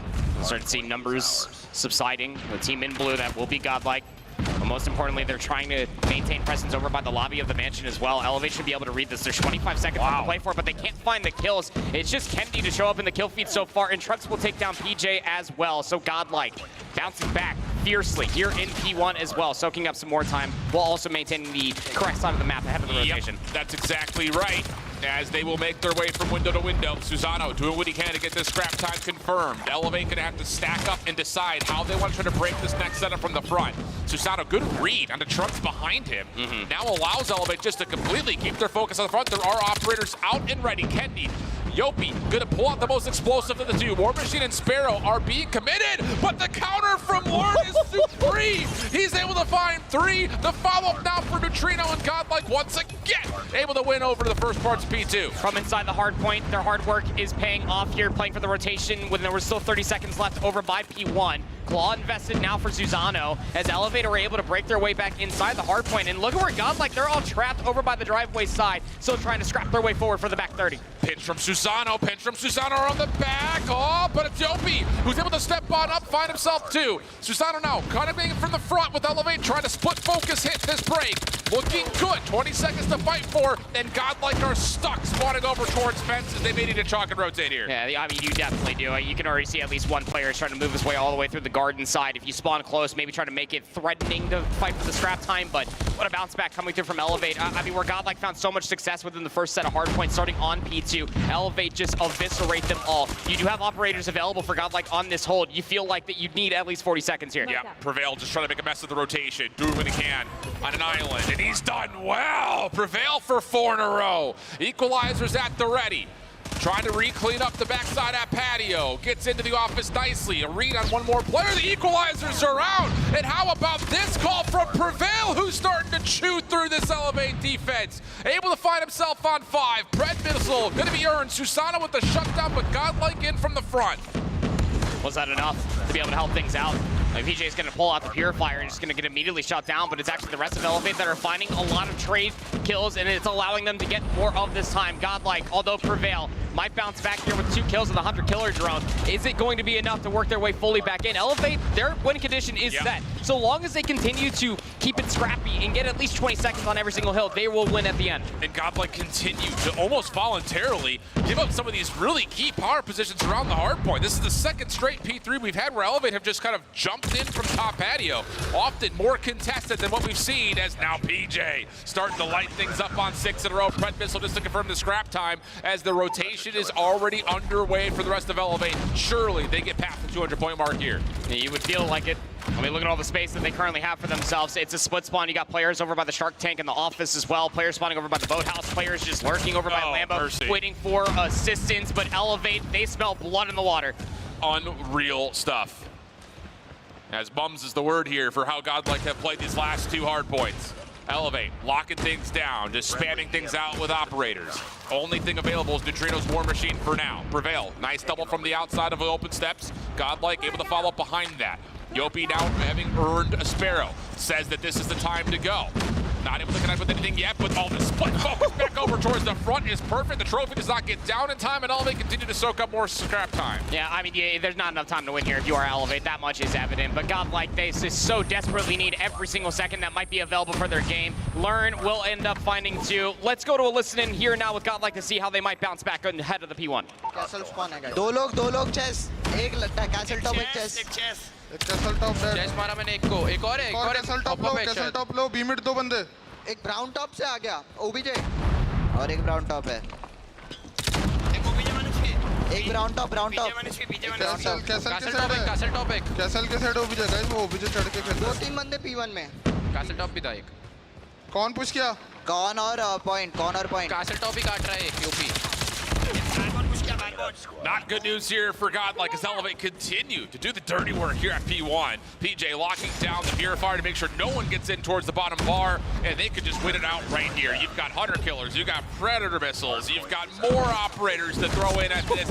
Although Godlike do shut a lot of that down and keep themselves alive for a little while longer. And calling in the Predator Missile while you already have an active Purifier. Trunks just simply will not let it go to waste. Has currently found himself 6 in a row. Is still alive on the map, by the way, and currently just being a thorn in the side of Elevate, who just needs 10 more points. Yeah, could very well do it on the rotation over towards P2. They're even finding a little bit of the scrap time here on the first hill as well. Godlike will get the benefit of the spawns towards new. Trunks also popped off. He's able to get himself into a Pred Missile. That will clear some of the space. Yopi from the inside, though, goes completely unguarded. And Yopi almost wins the game himself. But you had to think that the double is likely enough as Elevate can now flood him through the side steps, and there's no chance for Godlike to fight back. 250, 144. Elevate cruise to a map 1 win. Very similar of what we had at CDSI when these two teams did meet. The hard points, at least respectable for a scoreline, and Godlike started off so well when it came down to Hacienda hardpoint, playing fundamentally sound, playing for the spawns, giving up the back 20 seconds and setting up with superior positioning. But Elevate are just like a bunch of cockroaches when it comes down to these break attempts. They just keep flooding in the numbers at the right position and the right times, and as you were pointing out, it just kept on unearthing Godlike from such powerful positions time and time again. It inevitably led to their resource advantage, which did win them the game. Well, the interesting thing about it, and we'll kind of see it on the minimap through these replays, is the amount of times that Godlike just kind of voluntarily decided we wanted to play from inside the hill and not really zone out with the proximal spawns in their favor. You know, kind of highlighting that in particular. P2, they tried to keep Godlike spawning towards Fence's side. It worked out for a while to get into the hard point, but as soon as the driveway flips, Elevate find a way to re-break in. Same thing for P3. You're playing back of Fences, not top patio. You're allowing Elevate to initially say, hey, we got a lot of space here. They figured out the second rotation in particular, and they absolutely punished Godlike for not playing aggressively around the hill. Yeah, I think in layman's terms, like Godlike were playing super reactionary, where you had Elevate that were constantly being proactive, just always altering how they were looking on the map, just always making sure that they were finding at least a handful of kills, opening up a different opportunity through the multitude of different hard points that we did have. It's a big step in the right direction coming through from Elevate off of their CDSI win. To start off with a win here in Atlanta is big. So taking a look at the damage dealt, you've got 42 for PJ, 42 and 35. Everyone going just about positive for the most part. other side of things. Really not a bad performance at all from Godlike, considering the score at the end of it. It's just the objective time. That's where the big difference is. As Chloe gets over 2 minutes inside the hill, and the top scorer in terms of overall time was just Trunks the minute 8. So again, the objective focus not as strong as it needed to be for Godlike. I think in particular P1, P4 is where Elevate found a lot of unexpected time. Yeah, especially, I mean, that very first P1, it's like we were even talking about, like even that 15 seconds going into the second set, it was big and it was momentum because as previously stated that Godlike were forced to play inside of the hard point, and it just played into Elevate's hand, just being able to read and deconstruct how every single setup was mostly set up for themselves. A lot of good moments for a lot of different players. And yeah, when it comes down to Trunks, that 45 kills that he did drop kind of got bolstered at the end with a massive 9 spree that he went on. But semantics aside, this is an Elevate team that was formed to win championships. They already have one on their belts when it comes down to this year. This is a big moment for them to be able to win this as clean as possible. Absolutely the case. So a great start. And Respawn is, I think, the biggest thing we have to keep an eye on for this Elevate squad, because that's how they were able to beat pretty much all of the Chinese teams. And xRock in particular, that matchup was a fun one to go back and rewatch, just seeing how they really kind of bullied xRock in a number of different moments throughout the hard point, and especially the control. Did not take a search and destroy from them, but Chinese search and destroy is very good. So pretty good. It's pretty good. Well, you know, not bad. But we go to a fighting range for map number 2, and this is where Godlike series would have to bounce back, considering that they already beat. Again, where we are 2 for 2 on firing range, search and destroy map number 2s, but the only issue is when you go back as far as history is concerned, not exactly a positive win ratio for Elevate, and I think that that's when you go back and you watch that firing range search and destroy between these two teams at CDSI, is that Godlike were able to take advantage of just how well they were isolating target after target. It's almost kind of like what we got out of Galorys versus Tribe in our very first series of the day. That is very similar to how Godlike had a winning moment versus Elevate in this map number 2. Obviously would be everything, so they can extend it into a raid control for that square up, whatever that may look like, but still a massive moment here for Elevate to learn from their previous mistakes. The other side of things here, this Godlike team, I'm really curious to see what their search is going to look like this weekend. And again, it's not often we look back at the Indian region and take much away from the previous results. Sure. Save the matchups that they played versus Vitality. Yeah. But the one thing that I'm kind of looking over the numbers is like, Godlike either are incredible at search or very poor. I mean, we're looking at a lot of lopsided scores early throughout this year, a lot of 7-2s, 7-1s. You get to CDSI, a couple of tight overtimes, 7-9s there, here and there, but there are a couple of really bad losses. It's just kind of hard to, look at results like that and say, well, what's going wrong here for Godlike? Is it just because one player has to pop off when they do things snowball, or what's going to be the case? Like, what's the identity of this search going to look like? Yeah, that much was evident, especially getting 2 land for CDSI. Very, very tossed up when it comes down to even the 2 search and destroys that they'd play versus Vitality. It's just stark comparisons. Consistency is very important when it comes down to Call of Duty Mobile. And yeah, the highs and lows will surely be there, but it's 11:35 local time here. You needed to wake up quite some time ago. You needed to be prepared for this matchup yesterday. See what happens. Again, best of 3s. No forgiveness. No. Everything comes down to what you were able to build leading into this event. Smokes, 2 of them thrown over through mid here. As Godlike on the offense are trying to maybe pull Elevate towards B with this hit down mid. Problem is, shot lands towards the play at B, and now Elevate are very aware that there is a play through mid. If you've been living under a rock and not watching what Elevate has to offer, Wampy's dead now, but Kendi is an absolute superstar. Big trades will at least come through. It's going to force out the 2v3. But Elevate do what they need to do to try to limit the damage on this quick play through mid. Now the focus just goes purely towards B. Susano playing a very close corner here at Tires. May actually catch something as there's a slide over. Doesn't know where exactly he wants to take the aim, as there's a couple of players nearby.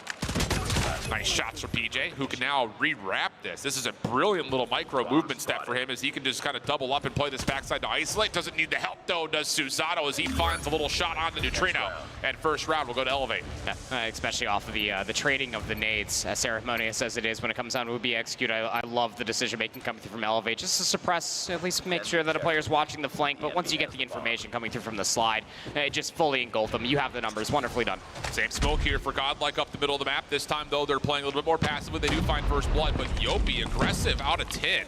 finds one, but can't step away from the trade from Abiz. So we'll keep the numbers advantage, 4v3 early for Godlike, who have now taken a bit of a pause, try to tally up where exactly these last Elevate defenders are. Learned, getting a lot of information. Are we going back over towards B? Are we full sending over towards A? Seems that it will be the latter. So have to worry about PJ with this Fennec inside a trailer. Drop the bomb. Stuff from Elevate, locking things down. Smoke out again. This doesn't really affect PJ. He still has a little bit of a cross that he can see here. Abiz steps through. Catches the first. PJ doesn't really know where he is. Doesn't know where he is. Where did he go? Where did he go? He's a ghost. Abiz in and out like a phantom.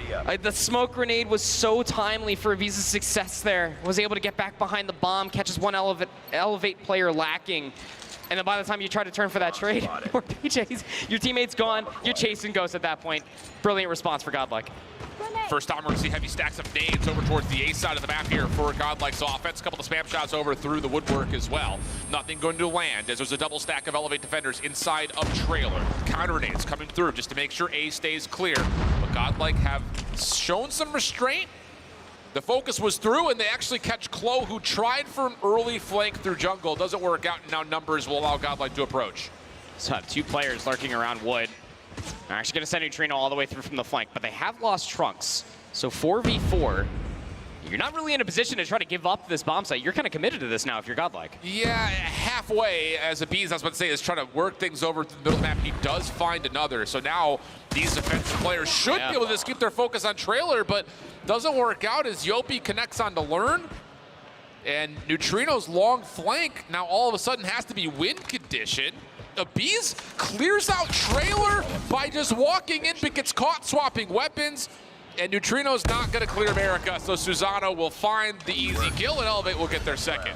It's just strange. I mean, once you get a player over on the bomb itself, just ready to plant it, you're kind of really relying on Trunks in that moment to fully clear inside a trailer. Once you lose that life, you're kind of hesitant on what you're supposed to do with your two players watching the flank. Neutrino's flank just needed to come through a little bit faster. Not really well judged for the timing as Elevate take a one-round lead. Trophies splitting the map here as Godlike will not get aggressive early. Instead, they're looking for quick contact, and they actually get some wall bang onto PJ for first blood. Stun through mid just to make sure no one's lingering towards the front side at trailer. And I would imagine that Godlike are going to start to put together whatever their intentions are here as a follow-up nade stun combo goes to topside A. And wow. Trino lands one onto Susano's forehead inside of mid-10.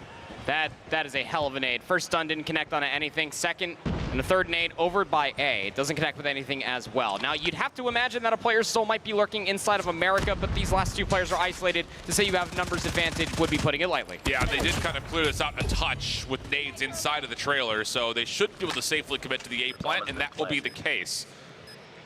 Small tally of a follow-up kill, though, comes out of Elevate. So Kendi, Klo need to try to work this, and they're going to do so independently of one another. One from one side, one from the other. What does Klo's COD timing look like here? Kendi holding very patiently, waiting to see if Klo will catch any contact. We gotta go, boys. And oh boy, not enough time. Just, yep, right in the Bermuda Triangle goes Klo between three different Godlike members. Good damage onto one, but the clock is the issue. Kendi able to connect, but he has to stick. I mean, you have to stick this. Klo may have a chance to help out here. Hold on a second, but Abiz, he hits the shot that matters. No more defuse.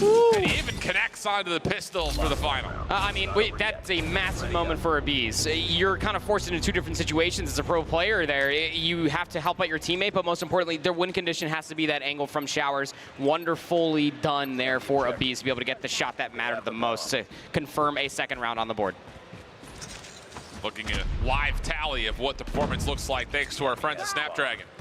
As we get early action once again, snipers exchanging kills. Klo going to be getting a lot of focus here. Good support nades over the top through middle though. They're landing right all over this Godlike offense, softening up the hit, and that's enough for Klo to somehow finesse for two. The follow-up through the middle of the map is good though for Godlike, and they should be able to get a B plant.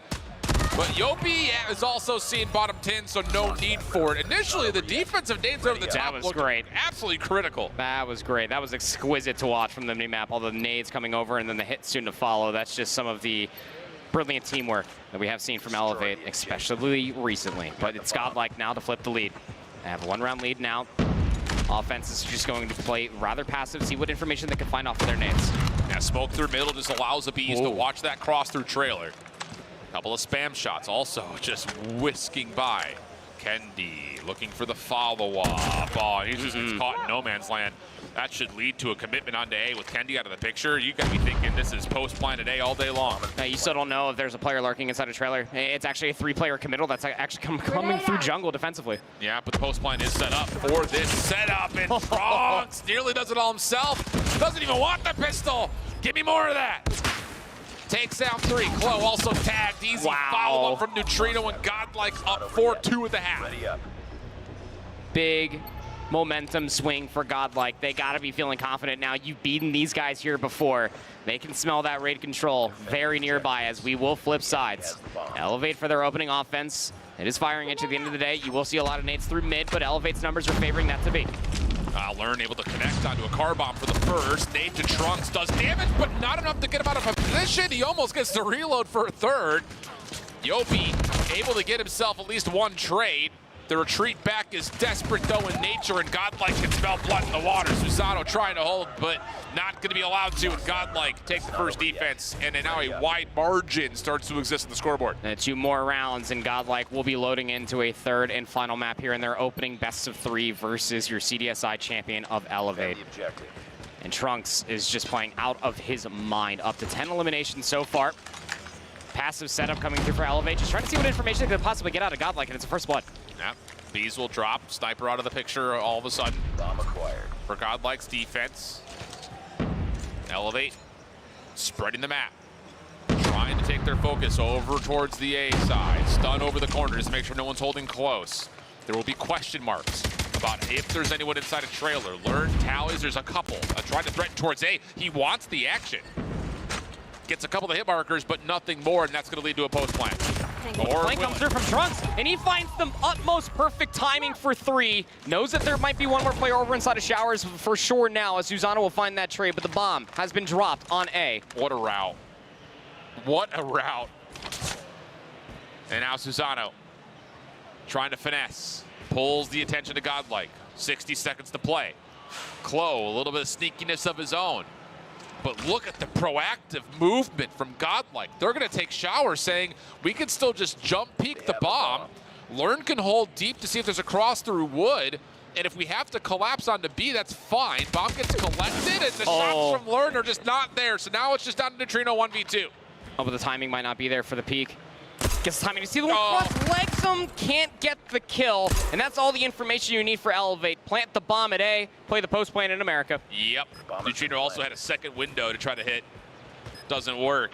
Swaps to an Ode. Maybe he can find ways to connect where Learn was unable to. Susano holding the mid cross. Passive setup for Klo on top of the bomb. Neutrino reveals his position with the stray shot over towards America. Now it's just down to Kenny Gunn. The Odin in now. He guesses right when Klo was left, and Elevate will respond. I got nothing. I mean, I was starting to get increasingly nervous once we saw the last 2 players for Godlike there just separate ever so slightly. They got inside of Showers. A little bit of a further approach coming through from Learn just to be able to hold that angle outside of wood, but gets caught. Elevate 1 round at a time. Diminishes lead to 2. Shot lands for Kendi onto Learn. Hit marker again, though.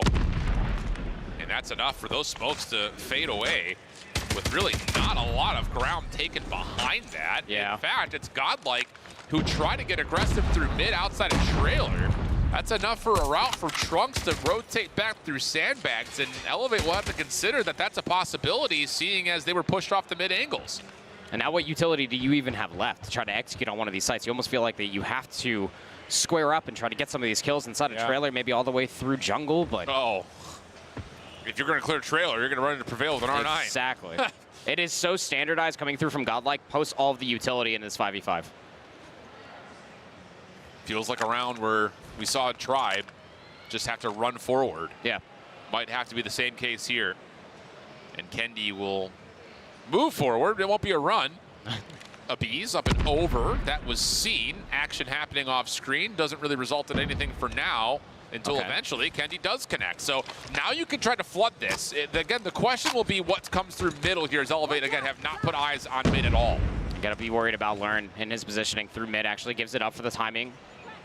Comes down to Prevail to maybe try to stop this. You're not going to expect the player directly to his right, and it is just unfortunate disaster for Godlike in this 5v5. Elevate brute force their way onto the A site. Neutrino, good luck, have fun, buddy. It looked like it was a retake stun to try to get Prevail out of trailer. Yeah. I don't know if it landed. There's a trophy that I think was placed late by Elevate. May have stopped that little bit of a flash push situation, as no one was affected by it. At least if they were, it wasn't for long. So 2 in a row for Elevate gets us back to within 1. Godlike on this next defense. Defensive smoke gets placed deep through middle. Aggressive nades for Elevate, but they have to respect the smoke. You can't just stack at backside obstacles, so they have to hold and wait to clear wood before they can move on to A. Very similar setup coming through for Godlike defensively. Players inside a trailer. You got one player watching that very long cross of Abiz. Does not want to get first blooded by Kendi, who has had his number for the past few rounds when it comes down to first bloods. But Elevate not liking what they saw. Kind of pushed them back off of that smoke like you were talking about, just playing for the timing. So hanging around over by the course itself. Stun's not going to connect with anything as well. Question marks for Elevate. Oh, and Abiz gets 2. Lines him up on the corner. Wallbang double, by the way. Yeah, wallbang collab. You think the Tundra has some piercing power? No. I've seen more. I've seen less. Elevate stuck. 60 seconds to play. They have, the thing about this is, Abiz finding that collapse, they still have no idea there's a crossfire setup inside of trailer outside A.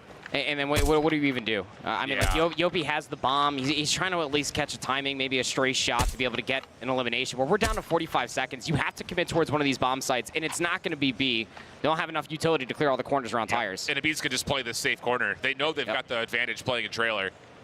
And if things get really mixy, Neutrino can also rotate over. Trunks is going to step up. This is bold, and Susano misses. That's enough for Trunks to find a couple of B's finishes. It also Godlike will get to that point. Yep. No more funny business coming through from Godlike. You won 2 in a row if you are Elevate through the offensive incursions, but Godlike shut it down. The big first blood is coming through. Defend the objective. But most importantly, it was a great answer for their utility. I mean, Elevate just had so many question marks. They did not know where to go. Opening focus for Godlike. Getting aggressive. That stun will land. That's one way to kind of counteract offensive trophies. Just push so far forward that you just get it too far deep. Doesn't result in a first blood, though, as Kendi will stay at least idle over towards A while the rest of the focus moves into B. Neutrino nearby. Gets a couple of hit markers. Not able to find PJ. Where's Trunks? He was right here. He got on a crossfire, but he allowed Elevate to get into the site, and that makes this a bit of a mess now defensively. Favoring towards the reload so that way he can take at least 2 more gunfights. And it forces Elevate just to kind of give up, almost expecting Trunks to overheat, but that's not the case at all. Yeah. Same breath, Kendi also drops on that island towards A. So this hit for Elevate has to come over, and whoa, Trunks does overheat a little bit, thinking maybe he's got timing. But once more, it's just one of those moments that he's going to look back on and say, I didn't need to do that. We've got A control already. We've got good focus here at B. And that's now a door starting to open up a little bit here for Elevate to try to retake onto this B site. Not saying that as an excuse, but if I had 16 eliminations and a firing range search and destroy through 10 rounds, I probably would overheat as well. But it could be a crucial moment. 3v3. Abiz's position could be everything. Knows that at least one player had cross. Just waiting is Prevail for that timing off of what Abiz can see off of contact. Yep. Should be an angle to stop any desperate plants on B if they trust it. Prevail. They have caught some contact. A late rotation back to A. And at the same rate, Godlike are sitting here saying, well, this surely has to be B. They're going to be late to the party here. Abiz has to be careful of 10. All the timing. And now it's down to really just learn. Does he want to peek this? Nade is being cooked up. Does this land for Abiz? There's still trophy systems nearby, but it's still enough for Learn to push. He finds not just 1, but 2. Trade is decent, but there's no more time on the clock. Godlike will take the firing range against Elevate again. It's a very, very bold move there at a moment's notice.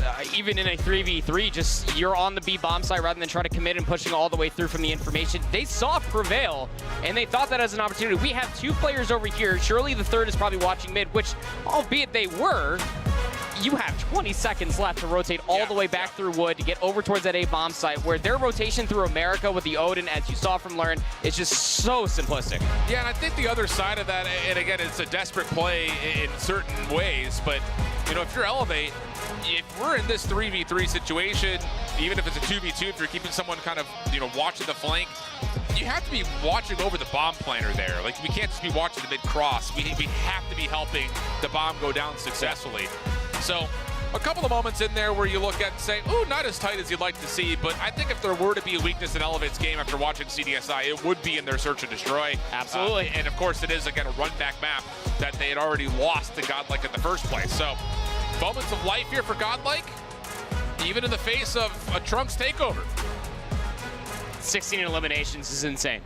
Also had a Herculean performance in the map number 1. The scoreline not as competitive or as convincing as this one here, but again, I think you're just gotta respect it for what it is, right? You're gonna see firing range everywhere. Like, you gotta have a firing range search and destroy when it comes down to Call of Duty Mobile competitive, but also at the same point in time, I do respect it for Elevate, leaving it in against Godlike. It is the one map mode combination you did lose to them previously not too long ago at CDSI, but this is what I was worried about going in towards a raid control. Control as a game mode may not be as well versed for some players. However, when it comes down to raid, this is a bread and butter. And if Trunks is shooting like this, it might be a certain problem for Elevate to deal with off this momentum swing. Yeah, but the side of this, that, and again, we'll talk about this in a moment, is Godlike don't play raid.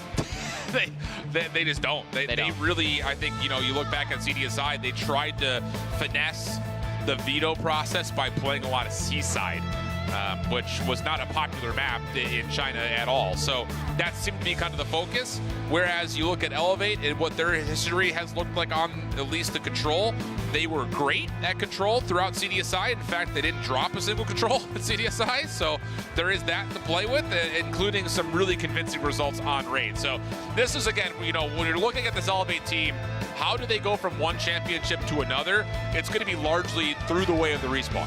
Oh yeah, absolutely. And that has been their winning combination as well. And that's why you can just see just how loose they are on the stage. They understand, yeah, search and destroy, maybe our weakest game mode. That's not exactly great conversations to have for yourself when it comes down to a potential best of 7 should you make it to grand finals. However, the respawns, should you close out a series early and fast enough through your slaying prowess and just how meticulous we saw them breaking every single hardpoint that Godlike were set up for, why not have the same copy-paste moment when it comes down to raid control?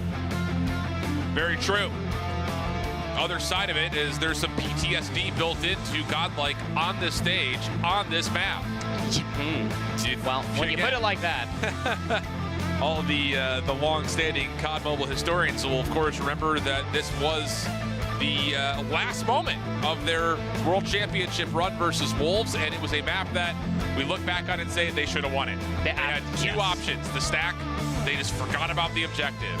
Now, talking with these guys while they were here early, they said, look, we know we messed up, but you learn from moments like that, and not having been in a situation like that before, mistakes like that can happen. Sure. That's a growing moment for sure. It comes with obviously a lot of pain, but there's no better way to come back and find recovery than stepping onto the stage again, nearly another 10 months later, and being able to win this map versus a very quality opponent on the other side. Can't ask for a better test than a team off of recency are coming into a raid control 13-1 before this weekend even started. Yeah. That is a tough ask, but again, when we talk about control, Arsenal, Seaside, to your point that you brought up earlier, you're just not going to want to face off against Elevate on a map mode combination that will enact a spawn trap inevitably should you lose the opening salvo. But raid gives you a fighting chance, especially when you do have some pretty darn straight shooters on this Godlike roster. And to your point again, just learning from everything, what they were able to intake last year came up short, whatever. But I think that this team is always willing to step up to the task, get better with one another. That's why they're still sticking together as a team to be able to see what they can also do here on the global stage once more. I really want to see how polished this Elevate control looks. Me too. Like, it's one thing sitting back and watching it. It's another to, like, actually be actively breaking it down and making note of the small things that they do well. Yeah. That's sometimes just be missed if you're opening up and watching 4 streams at once right now, by the way. Which you should be. Which you should be. Yeah. Multiple tabs, friends. There's an app for that. Quad box it. But, you know, it's just a beautiful thing. And there's so many games that are happening as well. Even from our perspective over here, we can still see the BC and D streams as those games are still going on. Just bangers after bangers. Par for the course when you're at a World Championship. I got someone on a map 3 Seaside control over there. It looks like it's on the Delta stream. Not sure who's playing that, but that's something to keep your eye on. Could be Upset City happening over there. You know who's playing there? What you got? I'm trying to find out. All right. I love your effort. I tried. It's the thought. It's the thought that counts, yeah. Well, regardless, we're ready to go here for match A, so stick with us as we jump on into a raid control. Godlike trying to find a way to possibly give an early upset, so to speak. It's hard to say with any sort of like solidified confidence because this is your runners-up from last year, but they are playing the recent CDSI champions, so, you know, call it what you want, but it would feel, I think, like an upset in a lot of ways. Control, if you're unfamiliar, capture segments on the zone. The more segments you capture, if it goes round 5, you will get defense, but if you can win by kills, if you can win an offensive round, good for you because it is very difficult to do. Yeah, this is what we come to expect. Kendi's going to snipe whenever he possibly can. Early defense, though, for Elevate. Already being tested over the top of TV zone. And Godlike will come away with even exchanges on overall lives. Able to step on to pause the clock for a minute, but not even a minute, it's a second. Counter nades are good, and that's enough for Godlike to say, we're done with this site, let's move over to A. Yeah, might as well try. Got a lot of space in the middle of the map through rocks, but nobody's inside a kitchen yet. Neutrino's just a little bit late to this. He's expecting a hit to come through from pillars, and albeit it does, the pinch is just not good to deal with. But Godlike still hanging around over by the A control zone, and we'll keep the clock stalled for now. Yeah, second tick of progress on the way.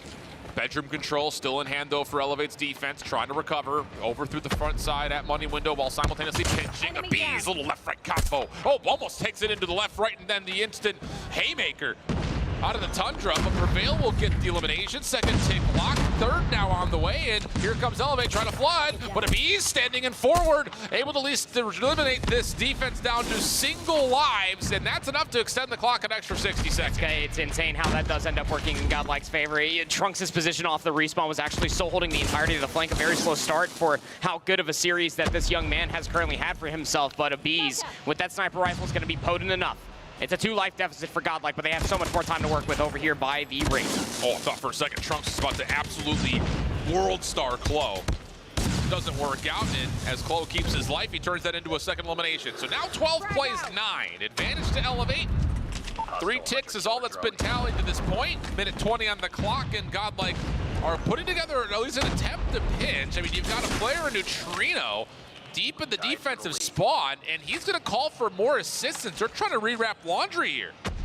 But you also have the same thing happening on Elevate side.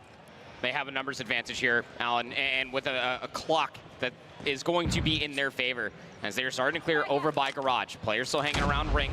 You're pretty convinced at this point if you are, Kendi, that you can just hold the angle. What the quick scope was that? Nade in the left hand, sniper rifle in the right hand. This guy hits the gym. Tell you what. Follow-up from Elevate, working out for a little bit of spawn pressure, as now it's just down to the last 2 lives for Godlike. And there's just nowhere for them to go. Yeah, so 3 ticks of progress is all they're gonna find. Learn just doing what he can to try to reduce the life gap just a touch, but good defense from Elevate, all things told. Absolutely. I mean, being able to at least read the situation where the initial hit is coming from is one of the more difficult parts when it comes down to control, as Learn just trying to make it punishing there at the end. Yeah, I mean, hold on a second. I mean, he finds one more kill. He may get this first tick of progress lot. That could be important. It might be. Gets the first over towards pillars, but the pinch from Laundry is inevitable. So 3 segments, thanks to Abiz's efforts and Neutrino as well, over by that A control zone. But yeah, great defense coming through from Elevate, just being able to win not only the opening engagement, but keep Godlike pinched in the middle of the map. It exhausted so much of the clock. And this is what we often talk about with control in COD Mobile. You've got operator advantage now for Elevate. After the defensive win, they're going to pop the Sparrow and the War Machine initially, but it's a nade from Neutrino that actually stops Yopi's Sparrow before we can even take a shot with it. Neutrino hasn't been able to do too much with his War Machine either, so not a lot of value here for early operators as Elevate continue just to kind of wait for their moment to jump onto the A zone. Not exactly what you want to see as an Elevate fan, but a great response coming through from Neutrino, not only from the nade itself, but just the single operator that was expended to keep Elevate at bay. That 1-for-2 trade is going to be good. And then you force Elevate back to the drawing board, try to play through the middle of the map. They're already up to the pool side and inside a basketball court, so the clock will stall at 56 seconds. Yeah, lots of nades being thrown here as Elevate are not just happy staying on the zone. They want to get aggressive. Close, surprised with the equalizers out. Abi's able to turn that into technically 2. He gets the quick scope for one, the nade for the other, but elevates tensions on towards the A zone. Still looks strong as mid-map focus continues to bleed over towards the Garena squad. Yep, look at the setup coming through from Godlike. I mean, they are just inside of Garage. A grenade will unearth Prevail from the AC units, but from the positioning that you have, if you are learned, look where everybody's spawning, just in a linear and one-dimensional path into Neutrinos, having himself a great map number 3. Trade is decent, though. Elevate can at least still frame up some sort of a hit. But look at the Godlike defense. They're setting up the Zim trap. They've got it. They've got the gym control. They've got the AC control, and now you're just screwed. I mean, if you're looking at this from Elevate, you're hoping you can jump onto the point, give yourself the extra 60. Why are we not jumping on the point and giving ourselves the extra 60? There we go. Finally, we jump on forward, but now you've got to turn around. You have to deal with the spawn trap. I mean, you still have learned, teeing off, and finally, it's someone who spawns up in the form of Susano to turn and find the elimination needed. But now you have to start realizing, why are we spawning inside of the gymnasium? It's because there's still one more player inside of the spawn, and they have a Claw. It is Trunks, who hasn't had a great map number 3 thus far, but this Claw inside of Art just might be the final thorn that Elevate have to deal with. It is 14-8, and Godlike have been in the spawn trap since yesterday. Tough timing there for Trunks. Tries to step in with the Claw, but loses its channel and gets caught with the knife out. Still, though, 4 life advantage. Prevail gonna call the equalizers in through Art. Okay. Yeah? Mm-hmm. Decisions were made. They sure were. He's going to be able to lock down this front door, but it just doesn't feel super necessary, especially considering that all of Godlike are still around this zone with complete control of it. I mean, it's just such an unnecessary resource to throw away, especially once you inevitably do win this 10v5. The Elevator now out of respawns that you might just need to be able to convert one of the upcoming zones for an offense. All speculation aside, Kendi's going to be able to take down one. Yeah. Getting further positioning here on ring. There is a flank, though. The thing is, with this kitchen control, Elevate should know that they've got Godlike spawning out. This is still doable, but the flank from Trunks may have just taken the last life out of the lungs of this Elevate offense. And yeah, B's tallying onto Susano. PJ, last one left, also gets shut down. 3 ticks for both sides so far through our first 2 rounds. Yeah, 3 segments each, so even playing ground. But again, it mostly comes down to the resources when we talk about converting an offense in Call of Duty Mobile, when it comes down to being able to turn what almost feels like this is going to be sent towards a round number 5. 1 operator currently in the hands for PJ. Kendi also going to pull out the War Machine as well, just trying to win this defense before it even starts. It's an Annihilator battle in middle. Abyss has the last word. Kendi has to rotate with the War Machine. He popped this early, just hoping for something desperate. Not going to really work out over the top, so Abyss will jump on. Clock will pause at a minute 10. And kitchen control also looking good here for Godlike. It's going to be an early stack for some very early success here on the A zone. Neutrino has been a problem. If it's not with the Odin, it is surely with the nades and other ordinances, including the War Machine. Hunter-Killer Drone going to try to move themselves a little bit further forward. Watch out for player number 3 in blue, trying to work himself up a little bit of a flank. Is currently sitting up inside of bedroom, and this is a lot of pressure that you have to turn to deal with if you are Godlike. Yeah, and that's just a really good timing on the pinch. Klo from one side, Yopi on the other. Stops the second tick before it can be fully captured. And now you're forcing this Godlike offense to have to go A because of the route through the bottom side at bedroom. So now all of a sudden a little bit of trouble here for Godlike, trying to get some feet underneath them on this approach, but a couple of kills after the backside of the smoke dissipates allows them to at least reduce the elevated defense just a touch. And now what resources do you even have to try to combat it against it? So you got the 2 segments over at A, but just look at Elevate just suppressing them as PJ just jumps from the rafters, finds himself yet another kill, 15 to their name. And now Godlike forced to march across the pool side. They need this 3rd segment.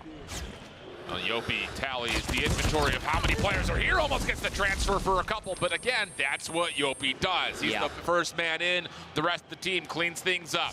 16 seconds on the clock. Currently being paused with focus over towards B.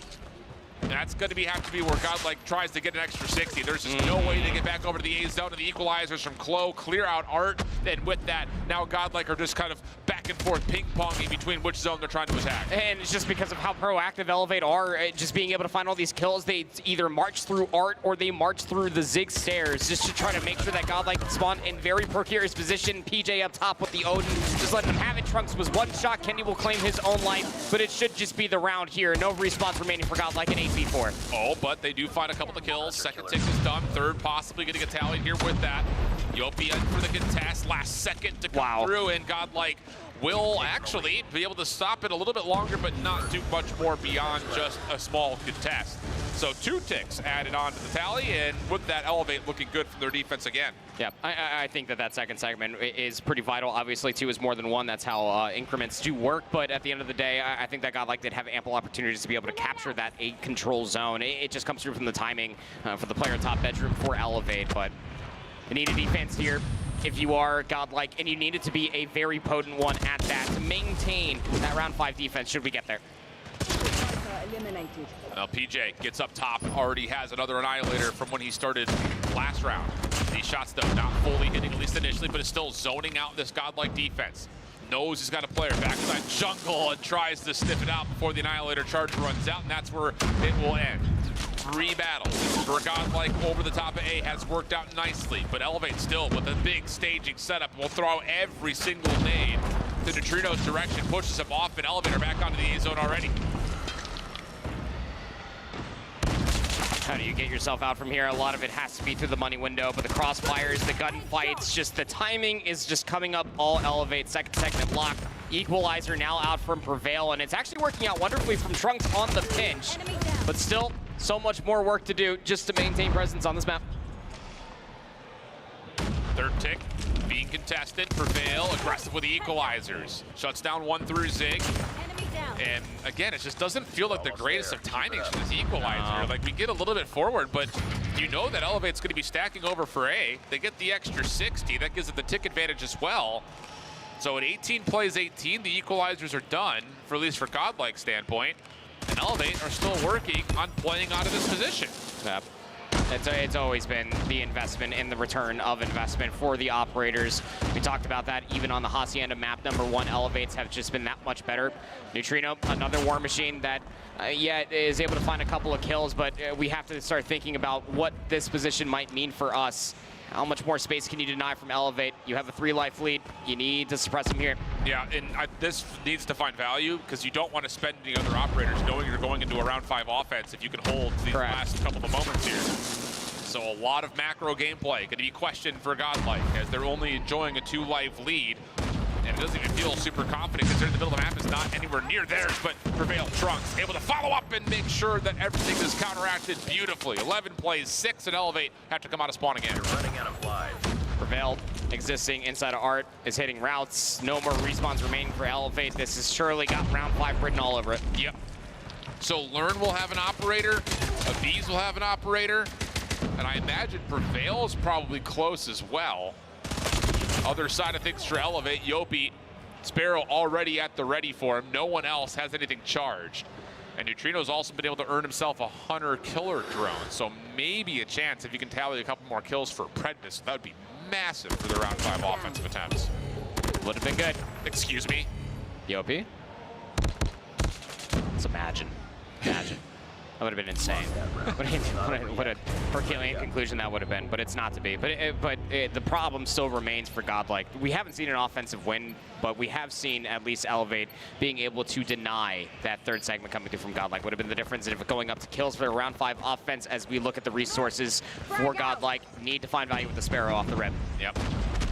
Not good. Boy, actually will be used immediately. I mean, yep. Yopi loves to do this, where he's just blindly taking the Sparrow out, not even knowing necessarily where the hit's coming from, just to hope he can just stop it before it happens. But the problem is, he doesn't get anything with it. The Hunter killer drone shuts it down. This is possibly where it happens. Prevail stuck in a corner, doesn't know which way to look, able to still find Kendi. That's enough for the 1st tick done, the 2nd on the way very quickly. And Elevate spawning towards Laundry have to hope these nades start to land. None of them are. So a 2nd tick gets captured, and you may have to chalk this if you're Elevate. Oh, you do. It's about a 2v4. The other 2 reinforcements coming through from Elevate are just way too late in the reach, or just too clean as well. But PJ in the timing inside a money window. How have you gone away with this? The Hamburglar of the 3rd segment is Elevate. Godlike back to the drawing board. Godlike, we're already on rotation. They thought they got the 3rd tick for free. It looked pretty good. It was about a fraction away from being completed, but now Elevate starting to work back on their retake. Sloppy off the reload for both players. But still goes the way of Godlike for now, but the defense will restabilize, enjoy a 2-life lead, and still have a pretty convincing spread of the map. Third segment being depleted is crucial in this situation as well. The lives aren't even too far gone either. Godlike actually trailed by a single life, and now you have to work on this third segment from scratch again. It is almost feels like anger coming through from Godlike, just constantly trying to throw their way towards the pool slide, but now you're just spawning over there because wouldn't you know it, you got someone in your spawn. And the problem is you have to keep flooding to get this extra 60 seconds. Kendi only able to find one with the War Machine. Now you've got PJ with Annihilator in the face of so much utility from Godlike. 14 plays 10. PJ just trying to hang on backside basketball. He's able to connect. The War Machine gets shut down. Same breath. So does the Equalizer. PJ, pop it off. 12v7. 19 seconds on the clock as this contest over towards B, but Godlike, they need this extra 60 and they cannot find a way to get back onto A. You might need the extra 60, but you need an extra life. Strungs has to pull out the claw just to maybe try to find a little bit more value, but it's 2v11. Godlike are currently falling by the wayside. Elevate will win this round number 5 of Control, and they will go into the 1-0 club. Oh, man. That's one of those moments again for Godlike. It's like, what is it with this darn map? Yeah. We were a fraction away from getting the extra 60. They're thinking objective, objective, objective. Let's see if we can quickly transition back to the top of the map. Wouldn't you know it, Elevate was waiting to retake, and they stop it before the capture comes through, find the kills they need, and then there was just never a chance for Godlike to come back after that. The only analogy that comes to mind is that when your eyes are bigger than your actual stomach. It's so difficult to try to decipher because the late hit that inevitably came through for that pinch that stopped that third segment from being captured, you can't blame Godlike because it was so mistimed, but it ended up working out perfectly. Yeah, I mean, the thinnest of margins. So Godlike was right there, almost to possibly pull a bit of an upset over the CDSI champions. Not to be, though. The respawn just too good for Elevate to start off their first round of the Swiss as they will move on into the 1-0 bracket.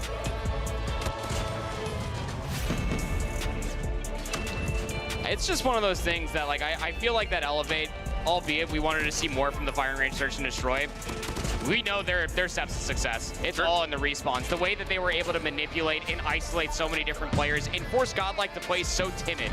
And then it really came through in just how resourceful they were with their resources in response continuously. When you go back and you dissect the 2 respawns, it's going to come through with the amount of pressure that Elevate did have over Godlike just from those resources and gunnies alone. And I think the thing about it is, you know, reflecting on the Hacienda for map 1 and then also kind of tallying up some of the results that we saw from CDSI, especially against the Chinese teams in Hardpoint in particular, is that Elevate have not been restricted from map motion. They are running and doing whatever they want on the map. I mean, this particular matchup, Hacienda was just kind of given to them because Godlike were just not contesting the power positions that you'd often expect. You know, they're getting the early rotation, but they're allowing, you know, setup positions to be earned by Elevate, and eventually you give them an inch, they'll take a mile. It's kind of the same thing at the end here with round 5 of the raid control. They had so much more map control than Godlike did, and that eventually allowed them to just run away with the victory. I think when you give so much space to Elevate, it allows their superstars to actually show up. Because again, it's not just the capability of how high they are able to go for their skill ceiling, but it's also their ability just to be able to take all that information, to be able to get as many kills as we saw take from PJ. Yeah, well, PJ had a monster matchup, 32-28 overall. And FDOT is on the main stage with our post-game reactions with PJ. Thanks for hanging out with us. Like they said up there, we got PJ down here, but your stats were all the way up there, man. You really reached into the backpack and brought something extra. Where did you find that this early in the tournament? I think besides the device I'm playing, it's also my gameplay, so there's only minor adjustments, but I think I did great on this series, and I'm looking forward to more. So now you faced up against India, who really came up last year, made some noise, like specifically was a strong team. Who else in the rest of the tournament are you a little concerned about? I'm looking forward to Galorys, LG, then the 3 China teams, Wolves, xRock, and Q9. Sounds good, man. You really put together a great show so far. Good luck in your next ones. Congrats on the win. Thank you, and please keep supporting us. You love to hear it, folks. The friends local are doing a good job as well, getting loud. And Beef Mommy is somewhere. She's definitely got an update for us. Woo, man, that was a close one for Southeast Asia right now. Garena teams doing a really good job. Moving on to the next round. And of course, speaking of another Southeast Asian team, we do have Stalwart Esports giving the 2-0 on the board. You definitely want to see that, of course, but when you're talking about 2 zeros, that was the story before. But in this time around, in round number ones, of course, we didn't see the same thing. 2 1s for both Indian teams, but it seems like they're having such a difficult time when it comes to that control matchup. It's 4 Magic versus Vitality, where we initially actually saw Hacienda being played 130 and 250. They were very dominating, and of course, Tech leading the scoreboard over there. And when it comes to that search and destroy and takeoff, unfortunately, they couldn't really get it in the bag. 8-6 going to be their score line, and when it comes to that control, again, it reached round number 5, and whoever was on the defense, they definitely won that, and 4 Magic did a phenomenal job. They're going to be moving up, and for sure, they're going to be meeting Elevate in the scoreboard. Of course, this is a Swiss round, so there's still a lot of matches to see today. A lot of streams happening B, C, and D, so make sure to see us in our social media. We'll see you in a little bit.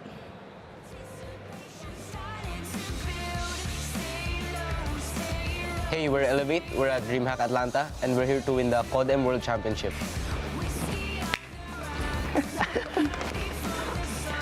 The Snapdragon Pro Series is brought to you by Snapdragon Elite Gaming, Monster Energy, DHL, and the United States Air Force.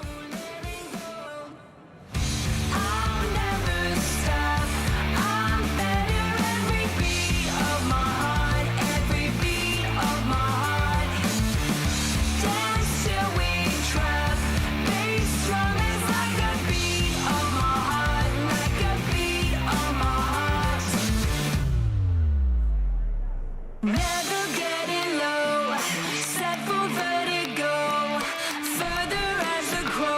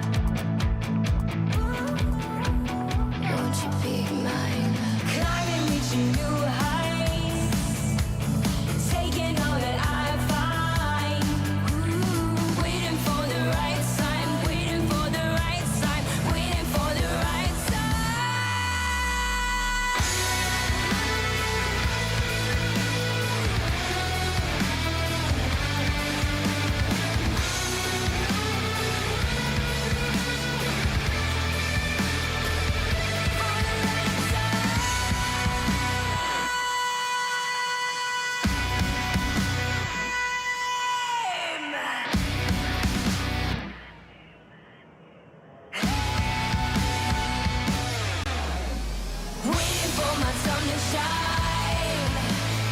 Waiting for my time to shine. Ooh, feel it in the right time. Feel it in the right time. For the right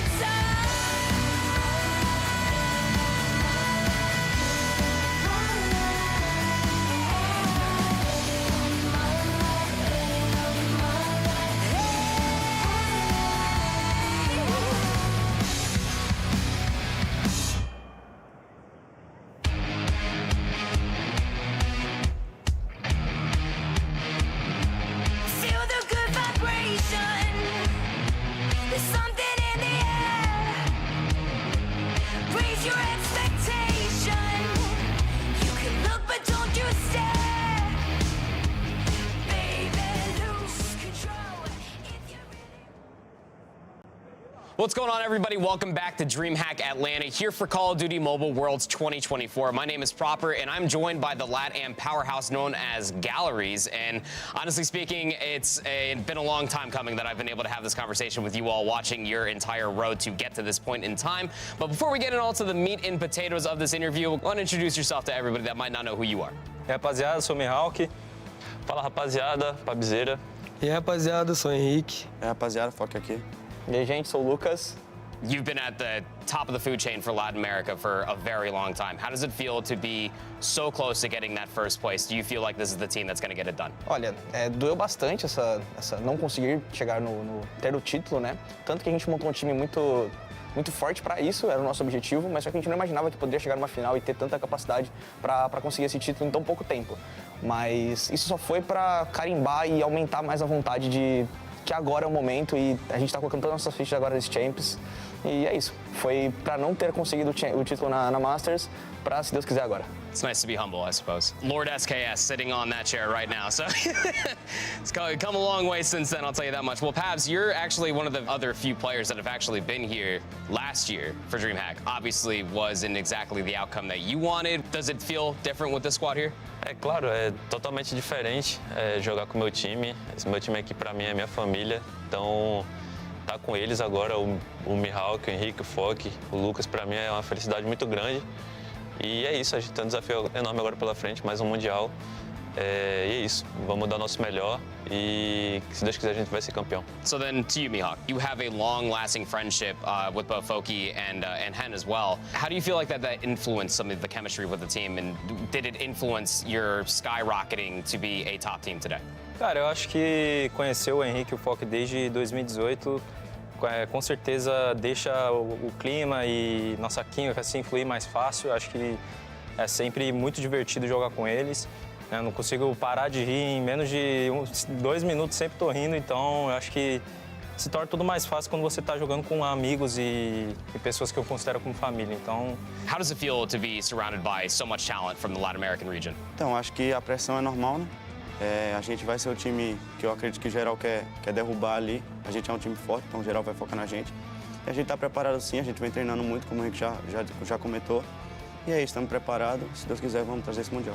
Anything that you want to say to your fans out there ready to cheer you guys on this weekend? Agradecer todo o suporte, toda a comunidade que apoia a gente todos os dias. A gente sabe o quão difícil foi a gente chegar aqui e pode ter certeza que a gente está sentindo toda essa energia, está sentindo todo esse apoio e é uma honra estar podendo representar o nosso país aqui. Mais uma vez, se Deus quiser, essa vez vai ser diferente de todas as outras. É isso aí. É isso. Vamos! Vamos! Vamos, Brasil! Pra cima, caralho! So that was our time with Galorys. Make sure that you guys stay locked in and watch what these guys are going to do all throughout the weekend here at DreamHack 2024 for Call of Duty Mobile World Championship. Hanging out here in day one of the Call of Duty Mobile World Championship. We are 2 matches down. On the main stage, quite a few more have been completed over in our pit as well, as things are moving along. Teams are starting to nail down potential seeding positions in the brackets, and some are starting to worry about their positions here on day number 1 already. It's a really savage day, but we swapped out our casters. We brought in some new faces. We've got Tun and Infinity joining us now for the next 2 matches. excited to be up here now. It's the global stage. I'm super excited to be here, and honestly, we've seen some super games so far, and I just want to see that competition continue for that, because if anything is to go by those first 2 games, I mean, some of the games in the pit as well, we've had some surprises there, which I'm sure we're going to talk about. We're setting ourselves up very, very well here on day 1. Yeah, lots of storylines, right? Right, Infinity, I mean, coming this way, especially with Galorys doing well and everybody kind of underestimating them a bit. Yeah, I mean, we heard that a lot, right? We were talking about the interviews, we were kind of interviewed different teams, and a lot of people said, like, you know, Galorys are not to be underestimated. I think they just proved why in the first set of the day. I mean, we still feel that because we casted Mobile Masters and we saw what they are capable of, so I don't think the people should be underestimating those guys. Yeah, I think everyone's going to be keeping a very close eye on them so far, but we mentioned it, we've had lots of action happening, whether that was here on the main stage or also in our pit, so we're going to take a look back at our Swiss bracket and how things have gone so far. Now, Shift obviously explained it to everybody at home, but what happens is you play against each other. If you win, you go against another team that won. If you lost, you go against another team that lost. You'll move forward in this Swiss bracket, and we're starting to see how some of these other teams have done so far, Tom. Yeah, win 3 before you lose 3 is always the easiest way to try and contemplate it in your brain. But look, there's been some surprises in round number 1, specifically though, and Brody, I don't know if you want to touch on this one, but Vitality losing their very first game, that is crazy. I can't believe it, honestly. I mean, Vitality, I've kind of sat with the coaching team for a little bit while I was doing my interviews yesterday, and I was seeing the amount of preparation they put into these games. To see them lose against a roster like Full Magic Petrini almost immediately is absolutely wild to me. That is a massive upset, especially considering how much we've hyped that team as the super team. I'm not too sure what maps they actually ended up losing, but I mean, just to see them lose a hard point at all is crazy. Well, we'll keep those games going, and we'll also make sure that we keep you all updated at home with how everything's turning out. You also see LG up there against Stalwart, Q9 against Elevate later on in the team portion of the bracket that has won. As we get another chance to take a look at our amazing trophy up here on the stage. Did you guys get a chance to look at that in person? Did you see how massive it is? It's nearly as big as Proper, to be honest. It is quite large, but yeah, it's impressive, and I love to see that we have this big stage behind us as well for all the teams that are here. It's been a really good celebration. There's so much going on in and around the stage. We've got the graffiti artists, everything like that. It's just so cool at the moment. Yeah, and things are going to only get better every single day as we continue on in the competition. But if we're continuing on, we have to start talking about our next match. Okay, our players are starting to get ready on stage. We have match number 3 coming right at you. You saw it there on the schedule during the break. It's Galorys versus Wolves. Obviously, got to see Galorys kick things off at the top of show, Brody. It was a great matchup. I mean, Galorys are just such a good team, right? And, you know, we talked about kind of the players to watch coming into this tournament. Obviously, Lucasin is kind of top of the docket for that. He delivered on that in the first match of the day. He was going off in the fire range, search and destroy with a sniper rifle. Business as usual for him. And then, of course, in the Summit hardpoint as well, just putting up the regular numbers that we expect. I do want to give some love to Mihawk, though. He's a player that's constantly underrated on this roster. He also showed out in that Summit hardpoint. So for these guys, I think, you know, a lot of doubters out there, you know, before we got into the tournament, maybe they wouldn't perform. They've shut people up after the first round. I mean, we heard it in the interview as well, Ton. I think one of the biggest things was the team chemistry. They were saying that at the end of the day, they actually just have fun. And yes, it's still a tough competition, but they're laughing with each other. It's the friendship bond, and that's definitely helpful. And I think that's super important to have in any team in any game, really. You want to have that friendship. It makes it so much easier just to work together. Because, look, realistically, you have to put these hard hours in, and it's a lot easier if you're spending it with people that you enjoy spending time with. Not all can be said about the casting team, fair play, but at the same time, for these guys, it is just very much that important factor to have that cohesion between each other. Well, this match is not going to get any easier for them because on the flip side of things, they will be going up against our defending champions in Wolves Ton. So talk to me about this roster. I mean, they're a roster who, yes, okay, they won last year. They are a very, very talented team, but since then they've struggled to kind of get to that level since then, though. That has been the problem. Fulfilling what they were able to do last year has been a little bit difficult. Yeah, definitely. I think, you know, that is just a crazy thing. Just how much they dominated last year, right? They only lost maps to Q9 and Godlike. Then coming into this year, they haven't won anything in their own region. They go to CDSI, and albeit they had a high placement, right? They were up there with the best of the best. They were not the best of the best. And I think that's going to irritate them coming in this tournament. They are going to be fired up to be better.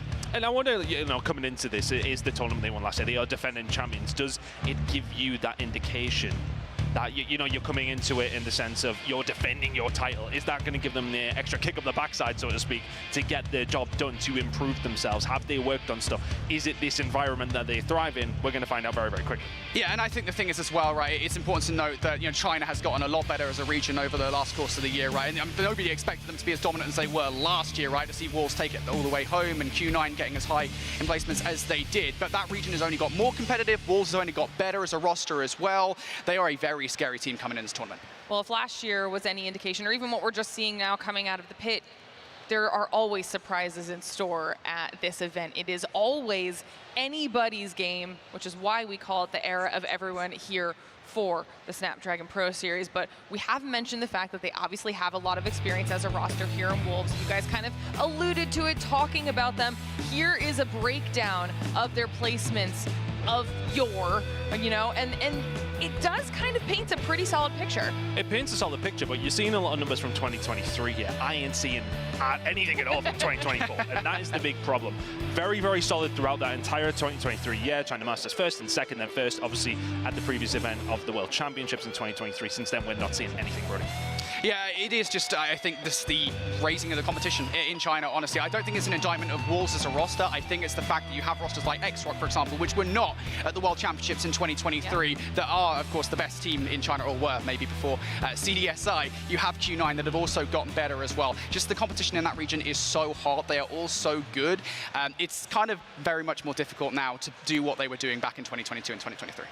And then they're going to be facing off, you know, the team in Galorys. And is Galorys potentially the next Cinderella story like we saw out of Godlike last year? Or now are they going to be facing off against a region, like you're saying, that even if Wolves doesn't have the place that they're hoping for, they're still going up against a region as a whole that is incredibly skilled? Honestly, I'm kind of surprised that people would even try to paint it as a Cinderella story, because like they did so well at Mobile Masters. Like, are people forgetting that they absolutely stomped Q9 in groups at Mobile Masters? Like, all right, yeah, they got to the grand finals and they didn't have a fun time, but like during the group stage, they were not only competitive, they beat them handily. Like, Galorys are not a team to be underestimated at all. Well, I mean, we were casting that game and we were going into it, and the favoritism was towards Galorys. Because of what happened in that group stage game. It was arguable that they fumbled the final just a little bit. So, okay, that's something to go negatively towards them, but they still very much had it within them to win that game and win Mobile Masters. They are very much a team to watch for the win this weekend, absolutely. Yeah. All right, well, one of the final pieces of this discussion is going to be the maps that they've chosen. We have those ready to go, so we'll pull them up here and we'll start talking about it, because we're going to be kicking things off here with a Summit hardpoint. Talk to me a little bit. I see your face already here, Tom. Well, I mean, we just got an opportunity, I believe, to see them on Summit and Galorys at least anyway, and obviously going very, very well for them. Rotation to P3 was really, really solid the way they were around. So often we see that be quite chaotic, but it was very much down to that. We've seen Luxin take over because that's what he does. Time and time again, though, we need somebody else to shut him down on this map. If they don't have that, Wolves, it is going to be a problem for them. Yeah, for sure. I will say, though, from memory, I think Summit Hardpoint is a very good hardpoint map for Wolves, so they'll be happy that it's in this best of three. The thing I want to point out, though, is actually going to be the Seaside Control at the end of this best of three, of course, if we get there. Seaside Control is going to be an interesting one because it's played so much in the East. If you guys watch CDSI, you wouldn't know that we only casted it like twice in the Snapdragon Pro Series for Season 5 for NA and EU. And I think that also goes for LATAM as well. It's not a map that's played in the West all that much, and so I wonder, going into that map number 3, short of obviously of, you know, all the preparation that Galorys would have put into that map, whether or not there's kind of some favoritism towards Wolves there. Well, that'll be fun if we, like you said, if we're able to get to that point when it comes to our best of 3. But that means it's time for me to start picking your brains a little bit here too. Obviously, we've got a chance to kind of highlight both of these teams, their strengths, potential weaknesses, and now that we have the information when it comes to their map pool, I want to get your thoughts on how this is going to play out. Brody loves this part. So this is Brody's favorite part of the entire competition every time. He usually sits on the fence, though. We'll let him go last then. So you can go first here, Ton. Who do you think's going to win? I have not sat on the fence at all. I want Galorys 2-0. Honestly, I just loved what I seen from them in game number 1.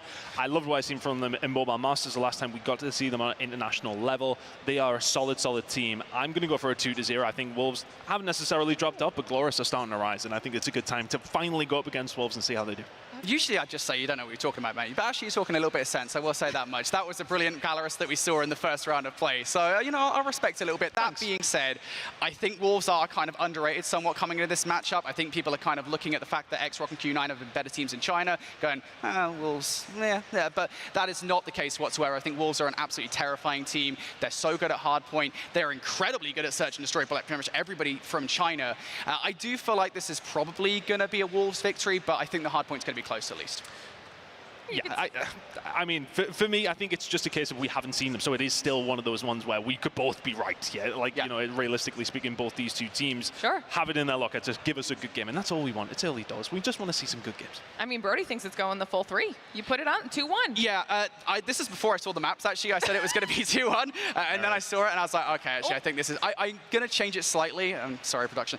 Say it's going to be a 2-0. That's kind of where I'm at now. I think the hardpoint is going to be close. I think beating Wolves in a search and destroy unless you elevate is basically impossible. So I think the search and destroy is definitely going to go Wolves' way. I think the hardpoint's going to be close, but I still think it's going to be Wolves.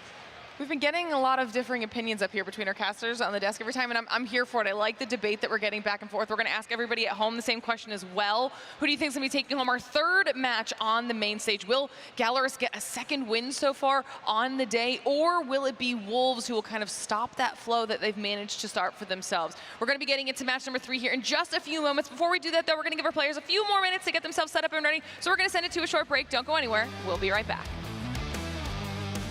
Pô, rapaziada, vamos amassar os caras, Henrique. Vamos amassar, meu amigo. Vamos amassar. É isso, mano. Amassa os caras, bora. Fechou. É isso. Bora, fechou? Fechou. É isso, bora, Luqueta. Amassa os caras. Fechou? Amassa os caras. É isso, chefe. Bora. Vamos, rapaziada. Amassa os caras. Que é Galorys, rapaz.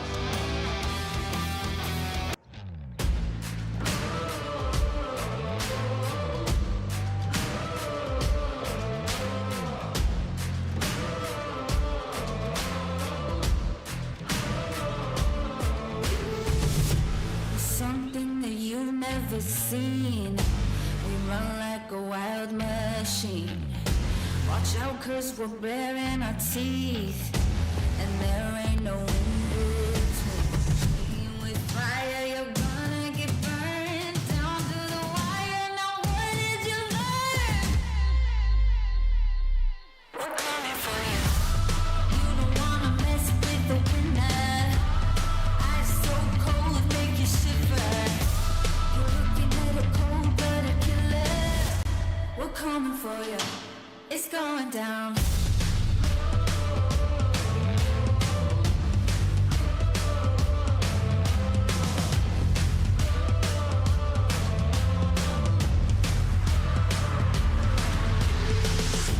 We rain on the room like a storm. Yeah, we're way too big to ignore. We'll shake you, we'll rattle the floor. You know what we came here for. Play with the fire and then you got burned down to the wire. Now what did you learn? We're coming for you. You don't wanna mess with the winner. Ice so cold, make you shiver. You're looking at a cold-blooded killer. We're coming for you. It's going down. You don't wanna mess with the winner.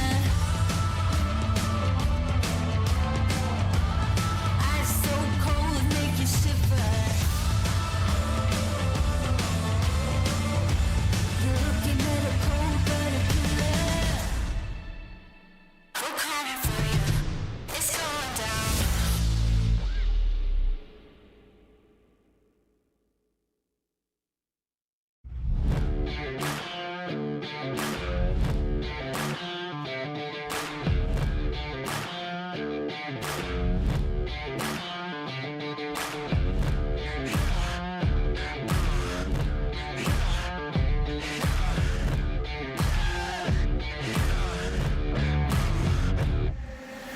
Set fire to the cold river. Set fire, seal and deliver. Slow burn, shot to the liver. Heart so cold, make a grown man shiver. Wake up, don't be afraid.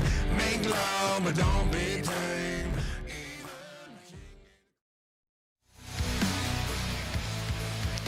All right, everybody, thank you so much for hanging with us. We are back live and ready to dive into our third match here on the main stage for our Call of Duty Mobile World Championships live from Atlanta, Georgia at DreamHack.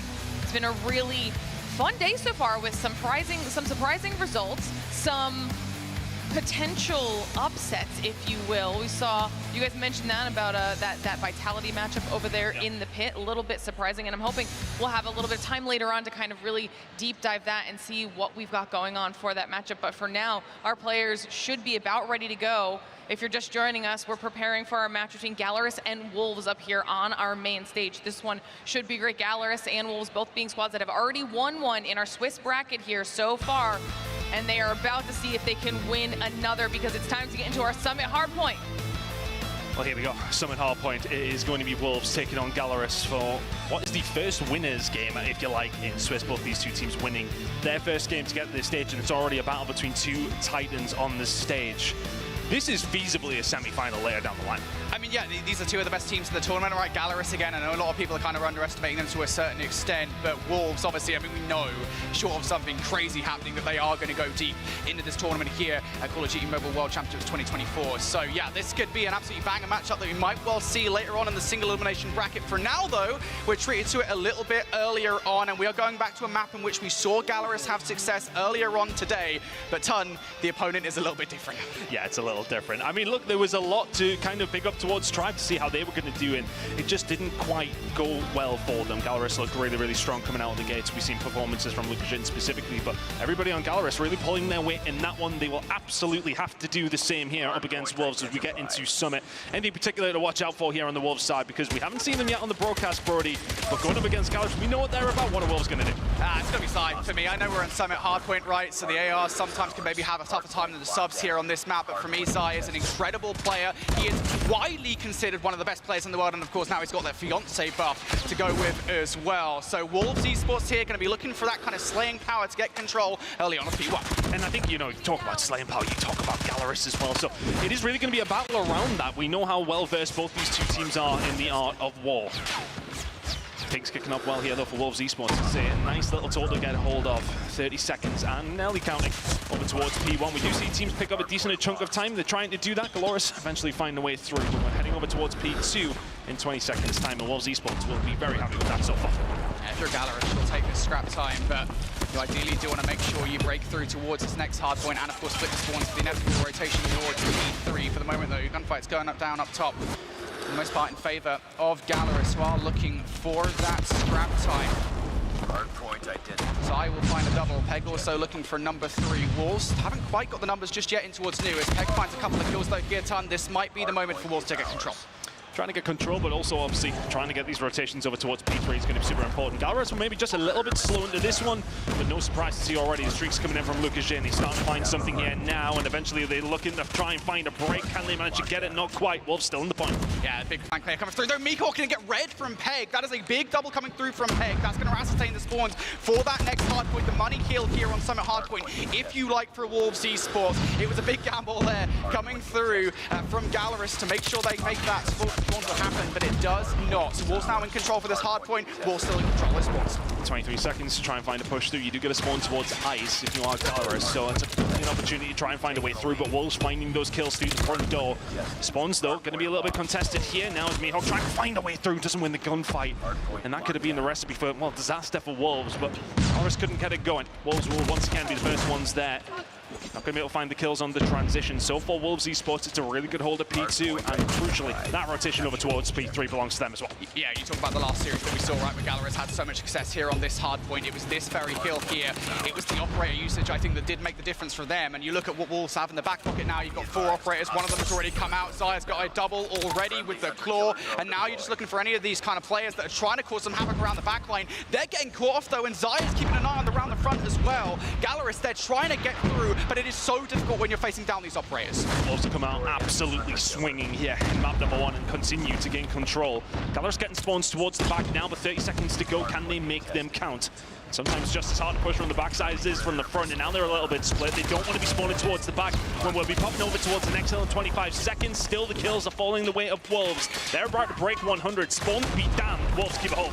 Henry even just spawned in the backline there, and he was read again perfectly from Wolves. I mean, every single time that Galorys have kind of thrown something, Wolves are able to adapt to it so quickly. There is that full 60 from Wolves. Now we focus on the rotation. You are 70, 80 points down here in this game ton. You have to win these gunfights. And the positive for Galorys here, though, every single operator available to them as we head over towards P4, but can you make it count? Are you, well, maybe just gambling on that being the difference as we head over towards this hill? A full 60 is, of course, doable towards P4, but we're still very, very early in this game. Galorys have more than the ability to bring this one back. 3 kills from Mihawk in the blink of an eye. It's a good initial hold. 10 seconds gone on this hill. Wolves Esports will have to have another go. Everything is out for Galorys all at the same time here, so they are ensuring they hold this time. They have to make use of them. Keep the Wolves at bay. Snapping at the heels right now of Galorys' side, trying to make his way up the Snow side. Fokke giving them looks with the R9, gets a little bit of help from Hen from the side as well. So Galorys doing well at the moment. Here comes that spawn flip around the back line. Wolves looking for the last 25 seconds. Peg going to invest the equalizers to get it done. Peg will find 3. Peg will make 4 kills happen inside the hardpoint, and Wolves now just taking time away from Galorys. Big investment coming in. Reggie managed to find the kills and find the breakthrough, but Galorys are immediately back, and all of a sudden, they've combined so well. For all the 4 kills came through, they matter not. A slight break comes in from Wolves, but Galorys will fight back. They will get the majority of this time. We're going to be heading into a second rotation. It is going to be about a 50-point game in the favor of Wolves Esports, but Galorys with a really good hold over towards people will give them hope throughout the second rotation. Yeah, you can of course use that hard point if you're Galorys. Wolves are called Wolves for a reason, right? These guys are hungry for these wins, and a big win here in map number 1 would be damning to Galorys. So they're still competitive here in this game. As we get into the next set, though, Wolves are already starting to win some of these opening engagements. All these key power positions being watched by Wolves. Lukeson going to win one fight up top. Perhaps away in here for Galorys. It's exchanged over towards P1. The thing for Galorys, you look at the previous rotation of hills, that really did come down to P2-3. That's where they lost a lot of their time, but gained a lot over towards P4. No investment of the operators over towards P3 possibly hurt them. They were in positions to do something, but they decided not to pull the trigger. To be honest, though, I'm not sure if the operators in that moment would have been the right call, right? You're already facing down 4 operators on the other side. What good is 1 operator, 1 or 2 operators actually going to do you short of something absolutely spectacular? I know that's what operators for, but at the end of the day, maybe they are kind of glad they held them back for P4. Regardless, though, here on P1, Wolves have got a wealth of time. We often talk about kind of P1s, the effectiveness of getting a load of time on that hill. Wolves have just done exactly that there on that first hill of this rotation. Fantastic again from Wolves. P1. When it gets mixy, they are very much in their element, and they manage to find the majority of the kills and the majority of that time. It is now a 90-point game again. Galorys have been fighting off the back foot through the majority of this game. Fokke will eventually find that kill. Took his time about it. Finds the second as well, though. Is this the catalyst that Galorys maybe need to get going? Can he find any more from Fokke? There's 4 in a row. Can they break the spawn? Not quite. Still there for Wolves Esports, but contention over towards P2. Galorys still in control. You have to push through off the back of that 3-piece. You can't just sit tight inside the hardpoint and wait for Wolves to push you, because now you've done nothing to the spawns. Wolves still in control of the spawns for the next rotation. Of course, that was the kill that was a problem for Galorys in the first set, and now here comes the investment off the back of it as well. Zai for 2 kills. The rest of the squad are also here, causing all sorts of carnage inside the kill, and now this is problematic for Galorys. Big kill, though, from Mihawk, and that might break the spawns. Yeah, a little bit of a rogue spawn coming in from Mihawk, but he still has some trouble to deal with. 5 seconds to go on the previous hill. He will eventually get wiped out. Wolves Esports, they tidy up where they need to. Galorys, there was an opportunity there for them to get back into this game. All of a sudden, you're thinking you get some P2, you rotate over towards P3, and maybe we are back into this one. Wolves Esports all of a sudden in a really good position to, well, nearly close this game out. They are going to be around 55 points away from the win, but the investment now coming in here from Galorys. This is not what we've seen the last time around, but the investment the other side coming in from Wolves. The Sparrow is damning, and Wolves Esports will continue to hold over towards the back end of P3. They are 52 points away from the win. And that might well be one of the moments here at the end of game number 1 that we look to. This might have been the moment the Wolves win game number 1. The investment from Galorys, they held it back with this hard point. It does not work. Perhaps they can get it done with the guns, though. Trying to push this through. Back spawns here for Wolves, still in effect. But as I say it, Galorys, they all just get cut down as soon as they even look at the hard point. They really do not have many more lives remaining in terms of mistakes that they can make. It has to be perfect again here over towards P4. It was nearly last time, but they need to go above and beyond that. Wolves Esports will make their way through the rest of the map as they do soak up that final bit of time. 2 players staying back there just to make sure. So this will be a hard brick to find initially for Wolves, but the hard point is arguably being done across the rest of the map. You are only 9 seconds away by the time we head over towards P4. Now Wolves just dominated Galorys here in this game, much in the same way really that Galorys won the last time at hardpoint in their first match of the day. Galorys in control. They got a full set last time around. Opening gunfights also looking pretty good here. King trying to find his way through, infiltrating the top side. Also has help from the rest of the team as well. Wolves, they're on the way. Back spawn still good for Galorys though. Is it good enough for the hold? Can they continue to hold? They did have a break come through the previous time we were here over towards P4. They are just about holding on this time around as well. Luxin doing what he can. 26 kills to his name, but looking towards the kills for Wolves Esports. It's been across the board, but Peggy has just been a thorn in the side. He may well be the one to break the straw of the camel's back. They find a way through. Pabsra can find one back. They're just about holding on, but with 20 seconds to go, Galorys still in control. The close spawns are here for Wolves. They're still 5 away. They're holding on by their fingertips at this point in time. Wolves just 5 points away from victory. There's not a lot of time left to do it inside this hill, but they're just pushing Galorys back. They're looking for it regardless. Lucas in and Pabsra, and now King. Can he do anything? Absolutely not. So Galorys will hold for that time. And they've actually got a good look towards the next hill as well, Ton. They've got a good look, but they need to hold 5 more seconds if you're Wolves Esports. Rotation now coming in.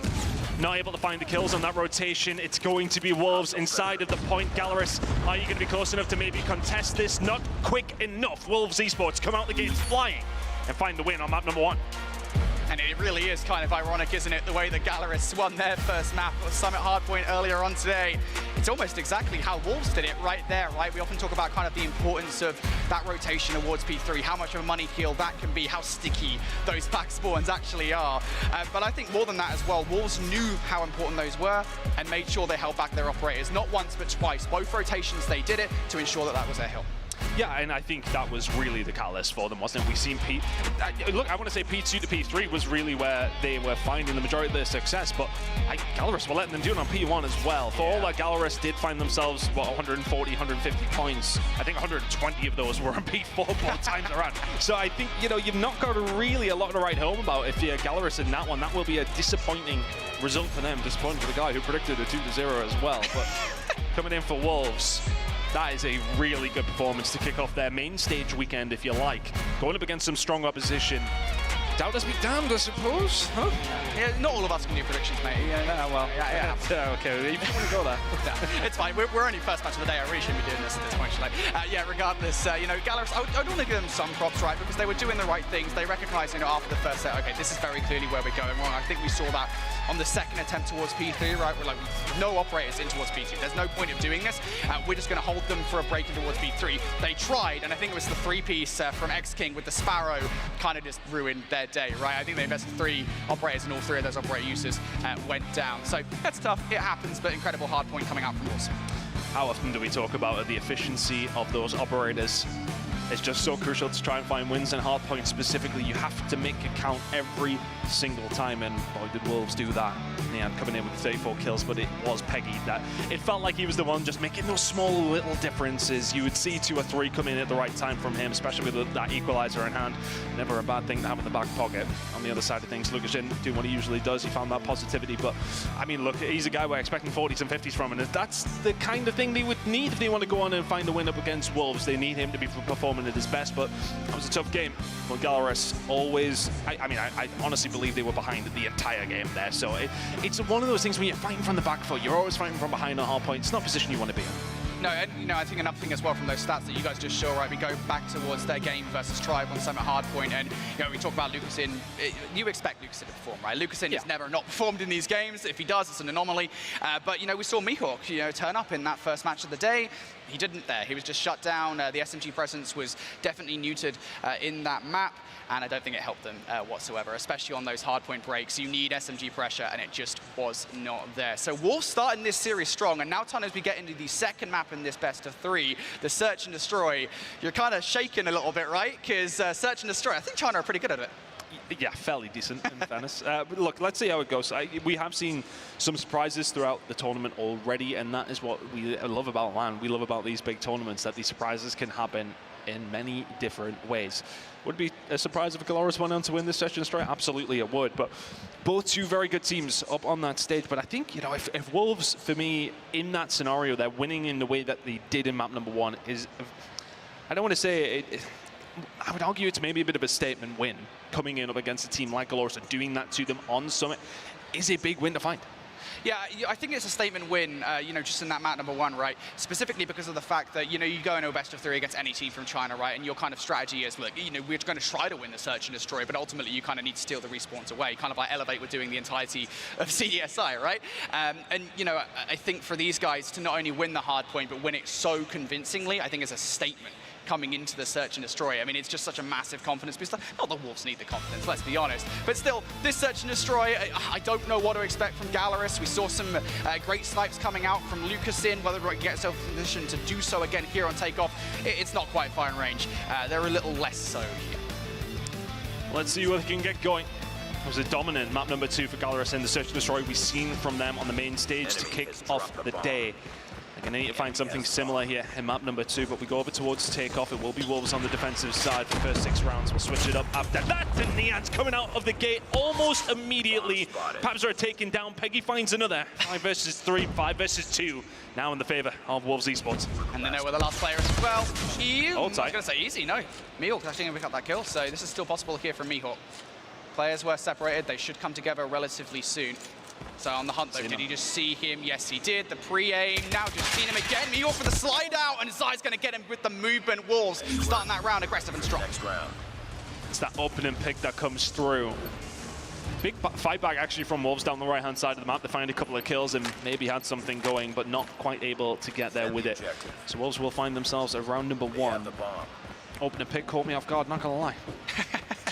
Sometimes these teams are like that, right? Aggression again. I love this play coming out from Peg, right? Getting control of that area of the map, making sure here that Galorys are pressed in towards A. That's going to be a problem for later on down the line. For now, though, Galorys, they're focused on this A kit. They've picked up Neon. This is possible.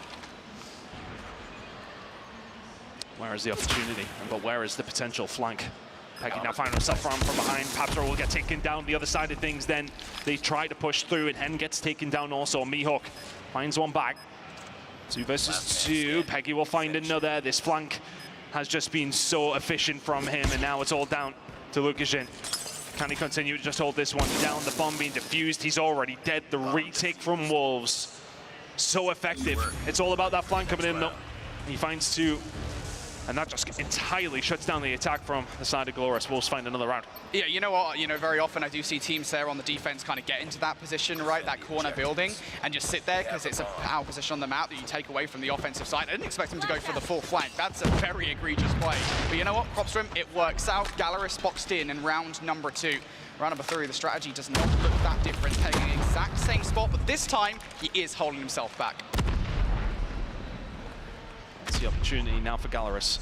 Worked out for them. Getting onto the site wasn't the problem. Are they going to be able to do it again, though? Wolves will surely have invested a little bit more over here, but Zai has gotten taken down, so all of a sudden the numbers are here for Galorys, but you're probably not expecting this from Peggy. 1 and 2, it's just so easy. Finding route after route, and Wolves are really relying on him to do the business so far in this Search and Destroy, and boy, is he doing it. 5 kills to his name, and nearly all of them have been in the back. Galorys just don't know how to respond, right? They're going to be constantly concerned about potential flanking player. X-King kind of gives himself away for 3 there. Very wide peak 3. Here comes that flank from Peg. It's read by Mihawk, but it does not matter. Peg's going to win that gunfight all day long. Numbers still favoring Wolves here, and the routes being taken from Peg right now. So frustrating. A second for free. Fokke down for the count, and an extra couple of love taps as well. There's on the cards. Peg will jump around the corner. He won't be able to find it. Found 4 in the round. And has it actually solidified it for his team. Trying to just play with Pabs right now, who's in a whole lot of trouble. That's a quick 1-2, and that is 3 for Wolves. In a row on the defensive side. Dominant, especially from Peg, who is just the thorn in their side consistently. It's kind of like Galorys are playing stuck in the mud, right, at pro level at the moment, right? You know, they lose that first blood, and they're just like, well, we're just going to freeze like a rabbit in headlights, and Wolves are just able to play around that so well, and nobody does that better than Peg. We've seen that through the first 3 rounds of Search and Destroy kit. Same kind of route being taken, but the adaptation has been made this time around from Galorys. They've got a player in wait there. I believe that's Lukashin. waiting to take Peg down, but Peg's adapted his route. This is so damn annoying if you're a Galorys player because you're not going to know about this. Lucasin isn't prepped for this. Which way is he going to come from? That's the side of things that Galorys have to figure out. But right now, Wolves sitting tight. Peg will find another though, and he is just being a right pain right now. Galorys need to figure out what he's doing, and he will eventually. They take him down. So even in the playing field, and maybe then some towards themselves, because Peg is no longer alive on the map. 4 versus 4. Time is ticking now, a minute to go. That's that importance of the adaptations coming through from Galorys. They're learning. Got the numbers. They do have to pick up the bomb if they want to take it somewhere. Neon now looking for something on this side of the map. Could well slow things up for Galorys quite significantly. First snipe's going to whiff though. Almost gets a look at a second though. Pabzera's going to punish. Mihawk will follow up with yet another one. Now numbers even more so favoring Galorys. Big kill coming through from X King though for that power position. Important that he found that. A 1 versus 4 would have been very different to the 2 versus 3, but Galorys are letting that time tick down. Not necessarily trying to make any silly moves. He will go down X King, and eventually King will be left on his own. Galorys have slowly but surely worked this round out in their favor. I think getting rid of Peg early doors was, well, a big mountain to climb. They eventually get over it and have then starting to walk away with the rest of this round. Really good job. Uh-oh. King left on his own. Hold on. Uh-oh. He has time. If he peaks at the right time, then all of a sudden you're in a whole lot of trouble. Did the shot go off? Did they get the notification? The bomb will go down anyway, and they will find the round. Galorys eventually get themselves on the board. I felt like I was Raven Simone there for a second. I was seeing a vision of the future that that 1 versus 3 was about to go off in front of our very eyes, and I think that would have been wrecking to Galorys. But no, big round coming out from Galorys. The adaptations there, they finally stop in Peg before it can be a problem in the early round. And of course, the late round adaptations also pretty good from Galorys. So they're finally on the board here, Tom. Now, do Wolves change tack ever so slightly? The answer is no. They're still putting Peg in that power position. They've still got all the same kind of players around A. And I think that is the thing, though, for Galorys. If they'd been able, I mean, ifs, buts, and maybes, but if they've been able to get rid of Peg in all of these rounds, they've been in good spots. But he has been the one causing a ridiculous amount of issue. 8 kills to his name over the 4 rounds. If you can average him to just 1 in this round, that would be a win for Galorys. Still trying to find a route out, though. They are happy to take their time. We've seen that in the previous round. We're seeing it again here in round number 5. Galorys to a standstill. They know that Peg is an aggressive player. They know there's a strong likelihood that he's going to flank. Of course, Wolves, they're a veteran team, though. They've got no real reason to do so. Neon, though, in that same position he's been in previous rounds, will get red and will get shut down. There he goes. There he goes. Peg is on the move again. He's going to find the flank. He's going to find a minimum 1 here, though. But before the rest of Wolves have been able to find a lot, Peg eventually finds Lucasin, but now he is, of course, left only with King in 2 versus 4. Positioning from him is solid, but this is going to be an ability for them to get the bomb down here for Galorys. And now they have to invite that pressure towards them. Peg will have to make his move. You need help here. You need to get together if you're Peg and King. That's exactly what they've done. Has Peg found the perfect route? I don't know if he's going to check Pabzera top scaffold. There's just so many different places to check here. Down towards the side, Peg goes, was checking the left corner, going to get cut down by Fokke. And now it's just down to King, 1 versus 4. 1 versus 3 in the previous round, could not get it done. He's about to be overwhelmed by Galorys, though, and will be shut out. The adaptations from Galorys, a little late in their search and destroy on their defense, or offense, excuse me, but it is there. Make the adaptations, Peg giving him that respect that he does deserve after what we have seen in the first 3 rounds, especially. They had to do it. The adaptations have come in. They have worked. So Galorys, can you find another here? On the attacking round, 3-3 after 6 would not necessarily be the end of the world. Fokke will fall, though. It's a first blood. It's looking like a second going to come in here for Wolves as well. Not able to quite find it. And the answer back coming through from Galorys. And all of a sudden, it's just come out into a firefight. 3 versus 3. Pressure onto the side from both 2 teams. Firefight just ends for maybe a moment. Teams repositioning, but 3 versus 3. Everything to play for. I think you're happy with this if you're Galorys. You've still got options. Wolves forced to kind of split themselves across the map because they don't know this is going to be a B hit just yet. It will be, though. Galorys going to get this bomb down. I'm curious to see what the post plant looks like in this situation. How aggressive do they want to go? Because they do not have control of the lounge here. The bomb has been planted. That's for Wolves. And I think for Wolves, the retake is going to happen through that launch center side. Here we go. Big kill to make if you can get it around the back line. Lucasin is waiting ever so patiently. When he strikes, Wolves will be in trouble. You can see on the other side of things, Neon is waiting for the rest of his team to try and find that flank. And I'm sure he'll start to make a move as soon as they do. But it is really on all for Lukashin to find it, but he doesn't find anything. Neon King all combine at the same time. And the breakdown happens for Galorys all at the wrong time, as Wolves will find it 4-2. And that's a big round for them to find. It's a very different scoreline to 3-3. The Wolves will take the advantage heading in towards the other side. They're now onto the attack. Galorys on the defense, but 3 kills in the blink of an eye. They find that final round. You've heard of synchronized swimming. You ever heard of synchronized retaking? Bomb acquired. Wolves getting it done there. Is that the Olympics? It's in the COD Olympics, I'm pretty sure. We've got our own things. There's a lot of things there. Clutching up is one of the things that we got up there. Regardless, Galorys hit on the defense, getting aggressive early on in this round, trying to make Wolves unsettled, and they're going to win the opening engagements. Fokke is hungry for more kills, and he will dethrone the king. Nian now just waiting to capitalize on that aggression, but that was the perfect time for Galorys to disease off a little bit. Oh, good shot coming from Nian. He is eventually going to get picked up, and then here is Peg all on his own, playing that island. Right now, though, very little information, no bomb, not many hope of a prayer, to be honest with you. We have seen him take over in the search and destroy so far for his team, and now he has been found out. And this push will not find a kill. Big round for Galorys to get back there. After they previously were in such a good position, they lost it out. Coming out with a quick one like that can very much gain some momentum back in your favor. And I do really love this from Galorys, right? They are throwing very different looks at Wolves. I think the first 3 rounds of this search and destroy were relatively kind of monotone, we'll say, right? Wolves were playing them very easily, but Galorys, I think, have gotten a lot better over the last few rounds. And now for Wolves, the adaptation needs to be there. Galorys, a little bit different once again. They're relying on Fokke moving forward here with the R9.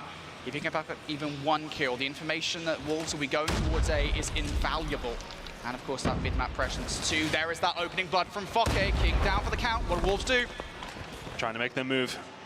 They've been aggressive through towards that A side again. They find the pick, they get out this time. Last time they gained control of their side of the map. They're happy to give it up towards Wolves this time, but the numbers were there. They are no longer. It's a 4 versus 4 as Pabstra will get taken down by Neon. And that will open things up a little bit here for Wolves. Neon going to find more. He does get traded out though, so now 3 versus 3. Peg looking to be a nuisance here, as he has been so far here in this takeoff search and destroy. Does he do it? No, gets sandwiched between Lucasin, another player there from Galorys. Now numbers once again here for Galorys, but that information here for Wolves should be good to get the bomb down on A. Yeah, they would have found a couple of players over towards there. Now they are checking their corners, they're dotting their I's, crossing their T's. And maybe just taking too long. Here comes the grenades, here comes the utility, here comes the rest of Galorys. This bomb is probably going to go down and does. But the pressure is going to be there. It's going to be unrelenting pretty early. Zai will find 1. He cannot find another. Lucas will find 1. It's now a 1 versus 2. Just play your life. Your ex-king, play your life perfectly. That's the first kill versus Lucasin. Now the dance around this box. Fokke's going to get it done with the R9, a powerful weapon, even more powerful in the hands of Fokke. Galorys, yet another important round on the board. Lost that round. They're finding these rounds and making it a game. Realistically speaking, no, I don't want to discredit Wolves in any sense of this game at all, but when Peg hasn't found those routes, when he hasn't found those moments, they haven't found many rounds. He has been a catalyst for everything good that Wolves have been doing, but he hasn't really been it. That's the problem. Galorys starting to combine together a little bit more. It is still 4-4. These two teams are still evenly matched, but Peg has been shut down, and it's somewhat stunted Wolves' growth. Just the adaptations from Galorys. Feels like after the first 3 rounds, they kind of turned their brains on somewhat in this search and destroy. Fair play. Well, he had 8, what did he have? 8 kills after 3 rounds now. Yeah, after 8, he's got 9. And doing the same thing as well, round after round. So I think for Galorys to finally kind of take note of that and do something about it, fair play. But now they're in this search and destroy. Wolves here, hanging around the site. They've got the smoke down. Fokke's able to infiltrate scot-free. Surely not Fokke. He will get traded out, but the fact that Fokke gets away with that is insane. But the problem now for Wolves is that the bomb is down. And they need to retake control of that site. But yes, okay, you can flank. We can do it too. Miho finds 1, doesn't find the second. Peg is there to answer back. Looked like he was dead to rights. He is now. 1 versus 2 for Zai to try and find Galorys on a hellish tear here. Up against Wolves. But what is the information now for Galorys? Do they know where he is? Do they know this flank is coming? The answer is absolutely yes, but the shot is whipped by Lucasin. That doesn't happen very often. Dead to rights from him. The shots into the other player are so good as well. But Zai loses the gunfight. And Galorys take the lead in the search and destroy for the first time. The lead in the series at any stage for the first time. And the thing is, Zai had Lucasin very weak, so he wins that gunfight there, he swings left. I don't think there's a chance that Lucasin is winning that fight, so that would have been a 1 versus 2 from Zai. Galorys now, what is this, 4 rounds? 3 rounds of bounce, something like that, insane. Galorys are doing incredibly well. They've definitely shut up Wolves somewhat. Wolves now, different looks towards B. They should know that Lucasin is located here towards this backside. And just, even the shots, even though they don't really connect all that much, that is enough to send Wolves away. Galorys won every single defensive round so far. If they can keep this up, they will win it within the regular time. It's been hard for Wolves to really break that line. Galorys have been aggressive maybe 1 round. They're finding late flanks as well, and it's really hard to read them. It's hard to distinguish where they could be coming from, and this is maybe something that they don't expect. No, they do. Pazra will find it. Second kill could be absolutely massive as well. Folky will turn it onto Peg, and all of a sudden, Wolves are falling apart. Galorys are doing sensational work here in the search and destroy. This would be defensive round number 4 win in a row. If they can clean it up, that kill eventually does fall down. It's down to King in a 1 versus 3. It's not looking likely, and Galorys could put themselves on that point. And he's been here before. Not once, not twice, but now 3 times. Here's the 3rd time the charm here in this search and destroy. He's going to be able to get the bomb at the very least here.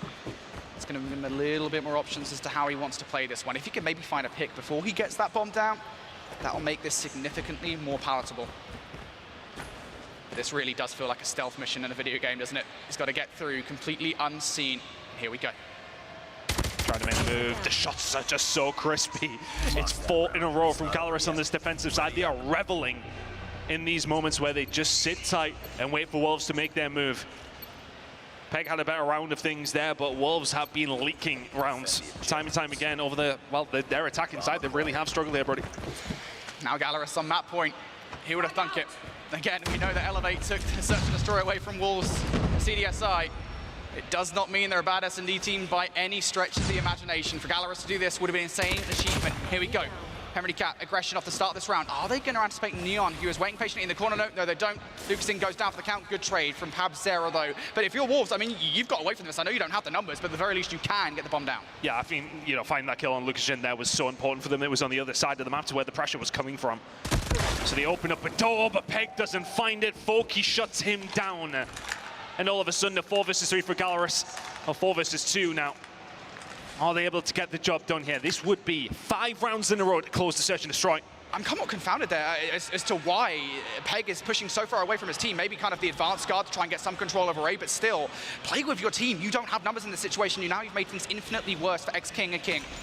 Bomb going down. Is the audio cue there for Henry Cat? No, it's not.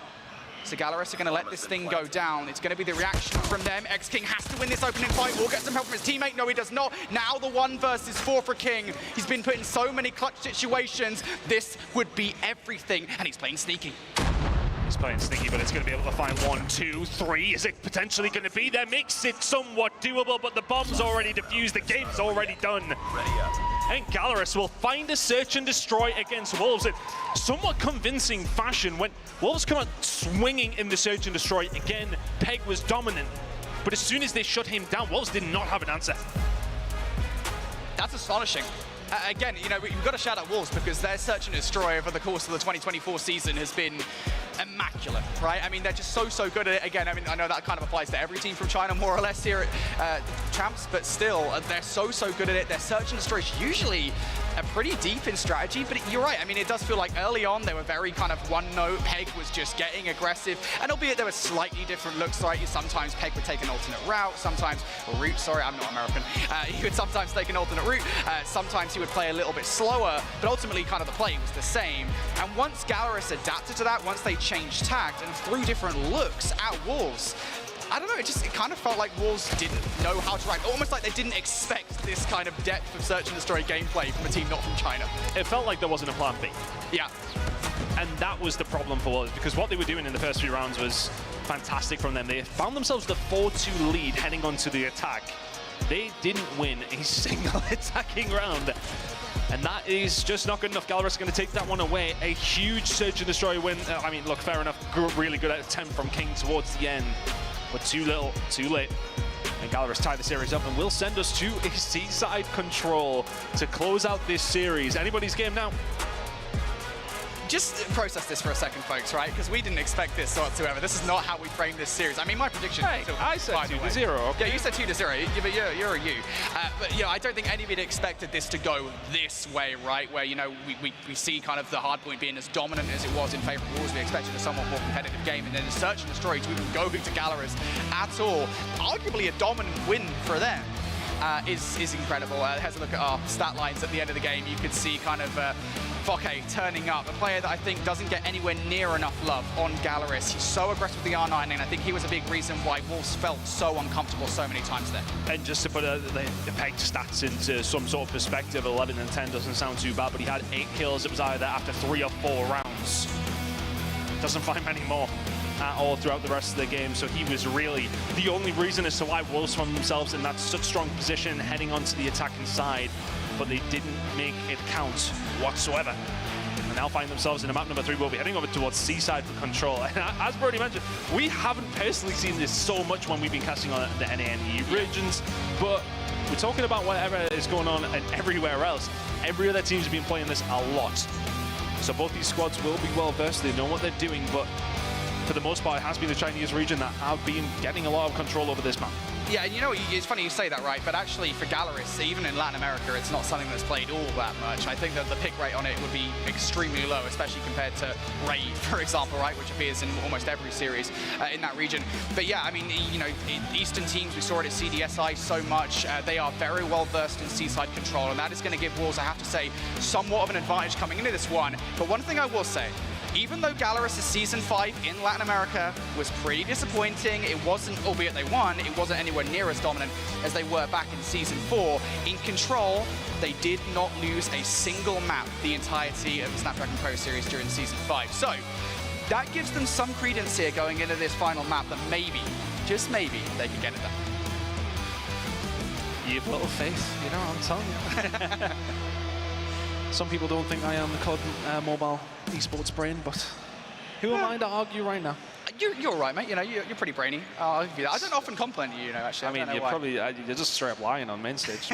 Okay, fair enough. Look, I mean, well, we expected a good game between these two. Maybe not in the order that we had it. Okay, well, that's the thing. You know, if Galorys had come out and won the hard point, then you're like, okay, well, fair enough, we're going to map number 3. But to win the search and destroy is the real sticker here for both these two teams. For everybody else, it kind of puts Galorys into that realm of, oh God, are these guys really that good?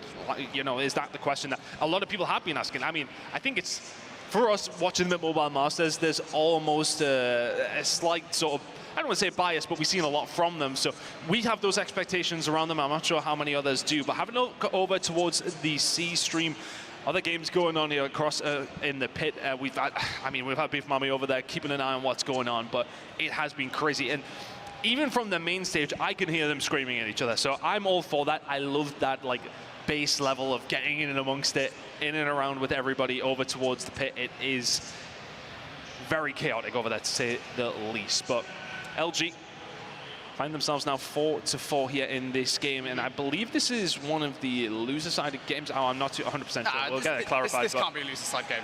No, surely not. No, I was going to say, because it would be going on at the same time, right? There's no way this was a loser-side game, especially considering Luminosity and still, I can't imagine they would lose their first games. But I know we had like that kind of upset with Vitality. I don't think that these guys will have been upset in their first slot of the day. Regardless, this should be a good one. Shout out to Verdict and Mustachio, by the way, who I believe are casting the C stream at this point in time. But yeah, I mean, these games, these are going to be the close ones, right? Stalwart, we've kind of had this discussion about them being like a dark horse roster. They are my dark horse pick, by the way. I think a lot of people are kind of not talking about Stalwart. I know Elevate have just won CDSI, and so everyone's like, oh, Elevate are amazing, which, I mean, obviously they are. But Stalwart, I mean, what, top 4 at Mobile Masters? We were having that conversation saying, like, hey, why aren't people actually talking about them all that much? Because they've been kind of snapping at the heels of Elevate in the Garena region. So definitely, I think, a team to be feared, and for LG, I think they're going to have their hands full in that best of 3. You keep an eye on that game over on the C stream. We've got B and D going on as well. All the games are being streamed. You do not want to miss any of it. And you don't have to, because it's all online. Lovely. If you're joining us here over towards the A stream, we have a hell of game number 3 coming up between two Titans, two of, I don't want to say two of the favorites necessarily, but two of the contenders at least, meeting here already in the second round of Swiss, and it has set us up very, very nicely as we head in towards a seaside control. Not something a lot of you at home on the English side of things maybe see too much, but we're going to see it here plenty this weekend as we head in towards it. Keep an eye on those spawn traps. It is so influential on both sides of things. And it's about the teams who can find that pressure in the middle of the map and make it count. Yeah, and you know, the interesting thing here about Seaside controlling COD Mobile comparatively to what it was in Black Ops 4, for those of you guys who follow CWL side, is that the control points are slightly different, right? The control point was in Church back in Black Ops 4. Here it's in the winery towards A side. So it's a little bit more favorable towards the offensive side, but it is game number 3 focusing Wolves Esports and Galorys. Galorys have been underrated here in this tournament. There's time for them to prove why they're not. Opening salvo goes Wolves' way. And could that be in the coffin nod of Galorys find the kills on the other side of things? You just want to ease that pressure every single time they've been able to do so. Wolves' opening break was slightly beneficial towards them, and now it is about just trying to pick them apart of your Galorys. The attacking side to kick things off is not an easy beast to try and deal with. But pressure over towards B, that's where they're going to really try and get this round going for themselves. Wolves just still holding up top. Gunfight's being won by Galorys as well here, and you can kind of start to juggle that question, right?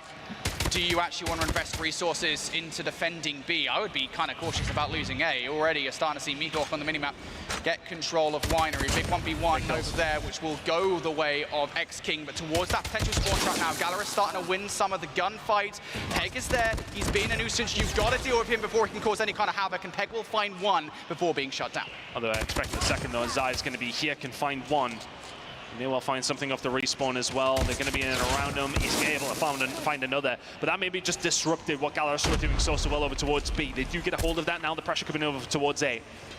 Very much within touching distance. Next couple of gunfights are going to be crucial. No spawn traps going on now, but the gunfights are being won far too easily by Hen. He's going to be able to push through. Finds a third. It's Folky who picks it up. But the pressure's starting to come in through now from the side of Galorys. But how on earth are you finding 3 there? If you're X-King, break it wide open. There's the 4th. Back to your spawn you go. Yeah, just R9 things, by the way, or rather X-King things. Pretty good with it. You can see Wolves Esports off the back of that heroic play from X-King will clear out the point and send Galorys back to square one. They're going to attempt to try and go the exact same route that they did previously. Big double coming through from Peg on the mini-map as well. Galorys now looking for a way back through. It's just so difficult when you're kind of just buying heads down what is ultimately a very small lane. Close quarters engagement here would favor Wolves, especially with that R9 facing you down. Feels like the next couple of gunfights are going to be so crucial if you lose them. If you're Galorys, all of a sudden you are in a really tough spot. But Lucian will find 2. Peg now starting to make a move to maybe potentially find a flank or at least some spawn kills, but a couple of kills going to go through from either side.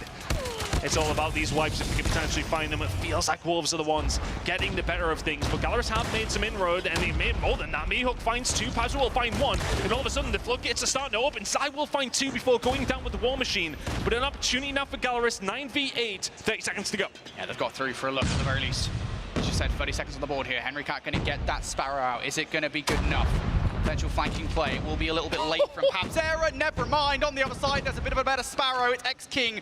Doesn't matter if it's with the R9 or the Sparrow. He is going to find these 3Ks, these 4Ks. It wipes out Galorys, and now they are reliant on some kind of value from this flank from Pabzera, especially as the rest of them are going down.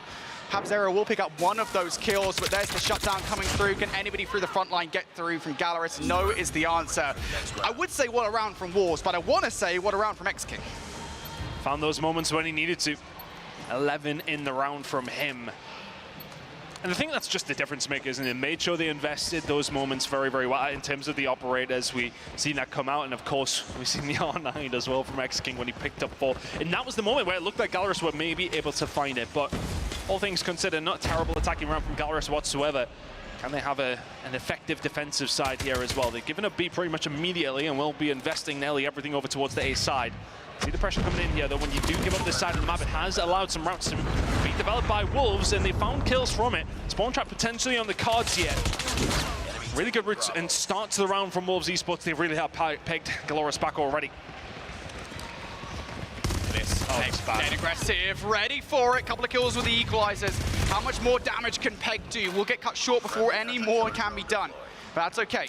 You've given some kind of map control for Wolves, and if he didn't do enough, Zai is now doing more. Neon, investment of the claw. They want the spawn trap. Oh, I mean, they've got them just right where they want them now.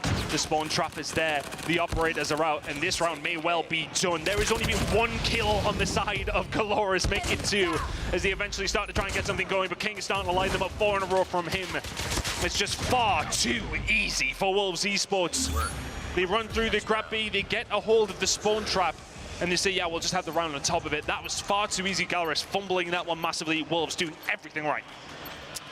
You know, I'm starting to feel that difference between Eastern and Western teams here on Seaside Control. And Wolves just looking better at the moment, frankly. And look at the streaks now they've got across the board. 300 killer drones, 3 Predator missiles ready to go. That is dangerous for Galorys. Big investment early on, though, coming through. 2 operators from Galorys. Doesn't really equate to all that much because there's 1 of the many Predator missiles you've got. Never mind, there's 2. There's a hell of a lot of score streaks coming out now from Wolves. They want early map control. They want this done now. Oh, I mean, they're winning every single gunfight in the middle of the map that they absolutely need to. Have Galorys put their phones down at this stage because they have just not been able to get anything going over these last 2 rounds. And this is the problem, though. When you have a terrible round like that, it just gives the other team such an arsenal to be able to deal with you, to be able to put you back into that spawn trap. I don't even know if we'll see this next 45 seconds. Galorys have been dealt with. Yeah, I don't know if Galorys want to see this next 45 seconds, to be honest with you. This one, I mean, look, you never count anybody outright. What's the phrase? Not over till the fat lady sings or something like that. But Galorys, I don't think I'm going to be singing at all here. 7 lives down, 27 seconds on the clock. Galorys, they've got themselves on towards B at the very least. They're pushing through here, I think just trying to garner some space through a slow capture. I mean, Galorys, okay, you got those 10 lives remaining now as it's starting to whittle down, now down to 11, and we were starting to give them hope, and that might have just dwindled in front of our very eyes. Lucas will find something, but it would take something bordering perfect to get this one done now. Wolves Esports have been insane here on the control. Round number 1 was super close between these 2 teams, but after that, they have just ran away with it. Galorys with 1 final opportunity. They have found a breakout over towards this B side, but 7 lives remaining. They cannot make many mistakes. This would be miraculous if Galorys could get it done. They are going to get the extra 60 seconds. Whether or not they got the perfect transition, though, is a different story entirely. Investment coming out from Pabzeri. You need more than the 1 kill, though. And with that, Galorys down to the final 5 lives here. Henry Cat, can he get anything done here with the Sparrow on the flank? Last throw of the dice. Need to find something on Neon that's just so aware of what's going on. Hen will find 1, but that is it. In a 13v2, this game is over, and Wolves Esports have proven their mettle here on Seaside Control. Galorys never really able to compete. I don't think a 2 versus 13 is necessarily on the cards, as Peg will find another. Wolves have dominated this game in map number 3. Hell of a series between these 2, Brody, but this one is done. You know, there's always that morsel of hype. No, stop it. Morsel of hype, right? Mihawk, 1 versus 13, easy peasy lemon squeezy. Nah, never mind, it's done. Galorys, done in game number 3. A dominant end to that series for Wolves. And, you know, it was a weird series all the way through, right? We expected a close hard point. We expected the Search and Destroy to go Wolves' favor. And, I mean, look, Galorys, I think, definitely threw a lot of our expectations out the window, but when it came down to it, that control let them down. I wonder if it's a case of wanting to try it at the Swiss stage to give it a go against these Eastern teams, but at the same time, that was ugly, and we may well not see it from Galorys anymore. That was an unfortunate end to what had set itself up for a really good series, but towards the end there, Lauren, I think, you know, for Wolves, just showing their pedigree. Fantastic result from them. They will take the win. Yeah, I mean, that's got to feel good, too, because we had quite a few moments there where you guys kind of going back and forth on what they could potentially do for the team. So now that we've gotten a chance to see Wolves face off against Galorys, feeling a little bit better about him now, Brody? Yeah, I'm feeling good. I'm feeling good about my prediction. 2-1. I think I said 2-1. Didn't I say 2-1? No, you did, but then you changed it to a 2-0. No. See, it was, but it wasn't on the graphic. Put it out there. It wasn't on the graphic. Production didn't change it, and you know, so therefore, I think, you know, I'll take the 2-1. I mean, like, it was such a weird series. I think for both of these 2 teams, I think Galorys will be feeling a lot better about it. That's for sure. That's one of those moments, though, when I think them finding the Search and Destroy was definitely a positive for them, though. I think, realistically speaking, that control felt like maybe a bit of a litmus test to sort of see where we're at with it when it does come down to these big regions. But now for them, that's just an automatic ban, surely. Yeah, I will say, though, you know, taking risks in Swiss is nice. If you think you're going to qualify for bracket play, that's fine. But you do have to be careful, because when we do get down to bracket play, it's single elimination. So you can't really afford to go into bracket play with a low seed. You can't mess about in Swiss stage, throwing out kind of looks at teams like this. Again, we're kind of being presumptive that that's what they were doing with the veto process. Maybe they did just feel comfortable with their prep on Seaside Control. But still, they've got to be cautious with that. Definitely a good shout there to pay attention to that Swiss bracket, but we've got our winners, which means we also have F. standing by with yet another interview. We're hanging out here. It's me and my friend Anzai right here, and of course, we have May to help the conversation on through. Wolves, you guys won the World Championship last year. Coming in this year, does that make it a little tougher? 安仔作为去年的冠军队，今年回来参加同样的比赛，这个有没有给你们带来特别大的压力？压力还是比较大的吧，毕竟想要卫冕嘛，然后就是也要做出就是更多的努力。I cannot really hear that with the noise. Oh, okay. One more time, just say it again. 你刚才说啥？就是我说，因为我们压力是很大，然后我们想卫冕，然后就要做出更多的努力。Okay. Do we need to repeat from the beginning? No. Just... Okay. Of course, since we got the championship last year, we want to win again this year. So they definitely got a lot of pressures. Certainly makes sense. With that all said, you guys are the #1 team. Is there a specific team you're excited to take on? 在这次比赛中，有哪一个队是你们特别想去挑战的？我们最想挑战的是 Elevator， 因为我觉得他们的热控独一档。他们什么？热控，就热点跟控制独一档。啊 ，OK。热控是什么？模式。模式。热点模式跟控制模式，就是游戏里的两个模式。就是那个 hand point。hard point 跟那个 control。对。是怎么样？模式。就怎么样？你觉得他们的？独一档。独一档就是特别是吧？特别厉害。Okay, so Elevator definitely was the team they want to challenge because they are hard points and the control are very unique. Excellent. Thank you so much. It's real loud here at DreamHack, so tons of people in the audience, and of course we've got other games going on for sure. We got Beef Mommy hanging out. She's going to update us on some other stuff. But first, let me take a selfie. All you, B-Mommy.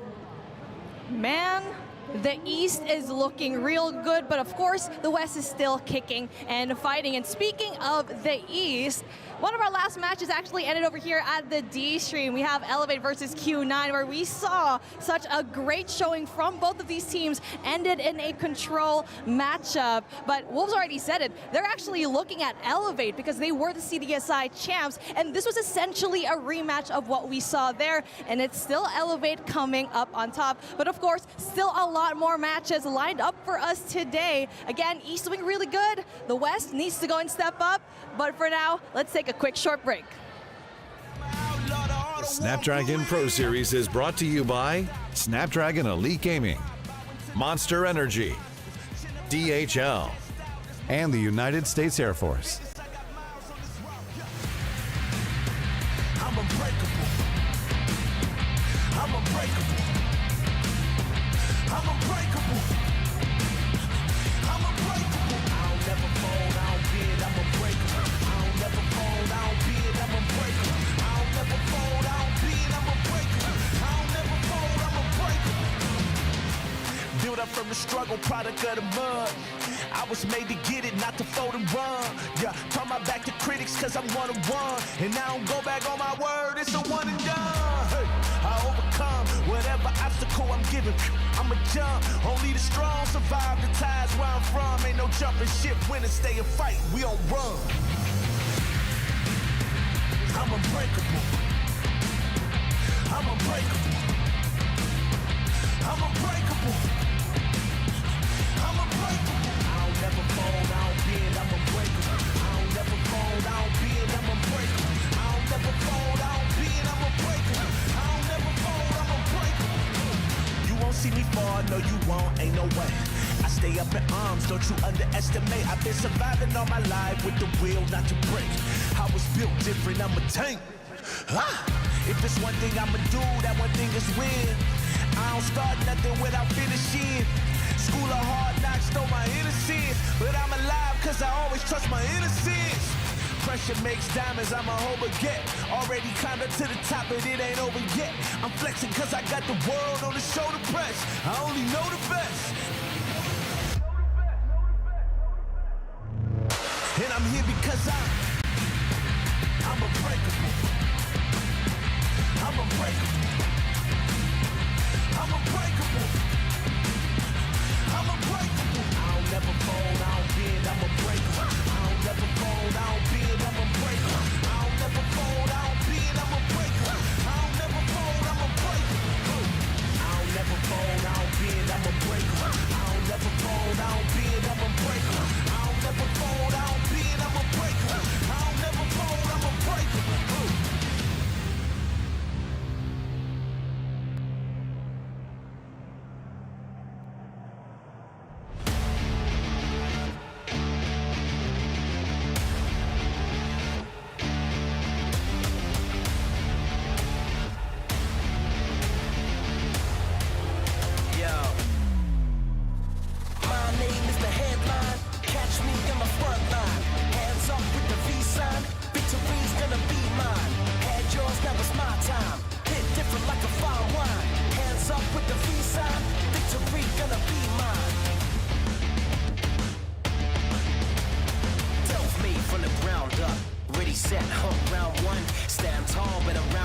Should've seen the looks when they found us. They wanna doubt us, but we still here and we striving. Don't matter who's driving, till the wheels fall off, we riding. Won't give me my credit, so I'm coming to get it. Won't give me my credit, so I'm coming to get it. I'm coming to get it. I'm coming to get it. I'm coming to get it.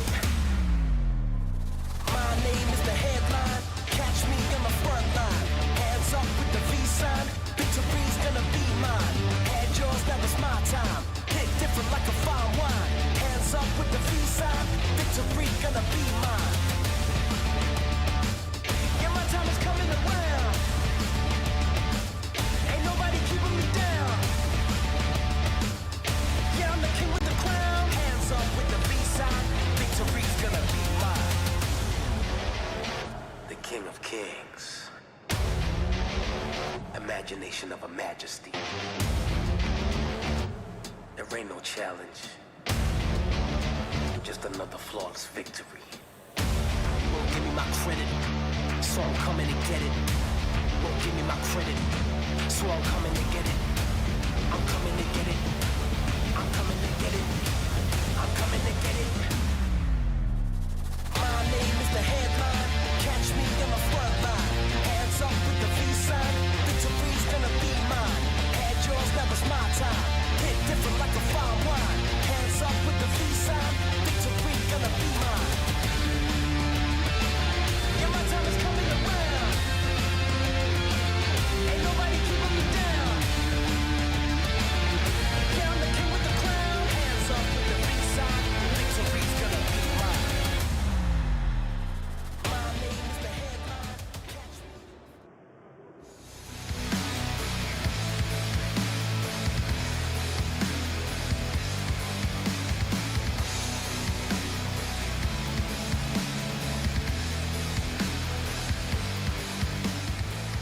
Welcome back, everybody, to day one here at DreamHack Atlanta for our Call of Duty Mobile World Championship.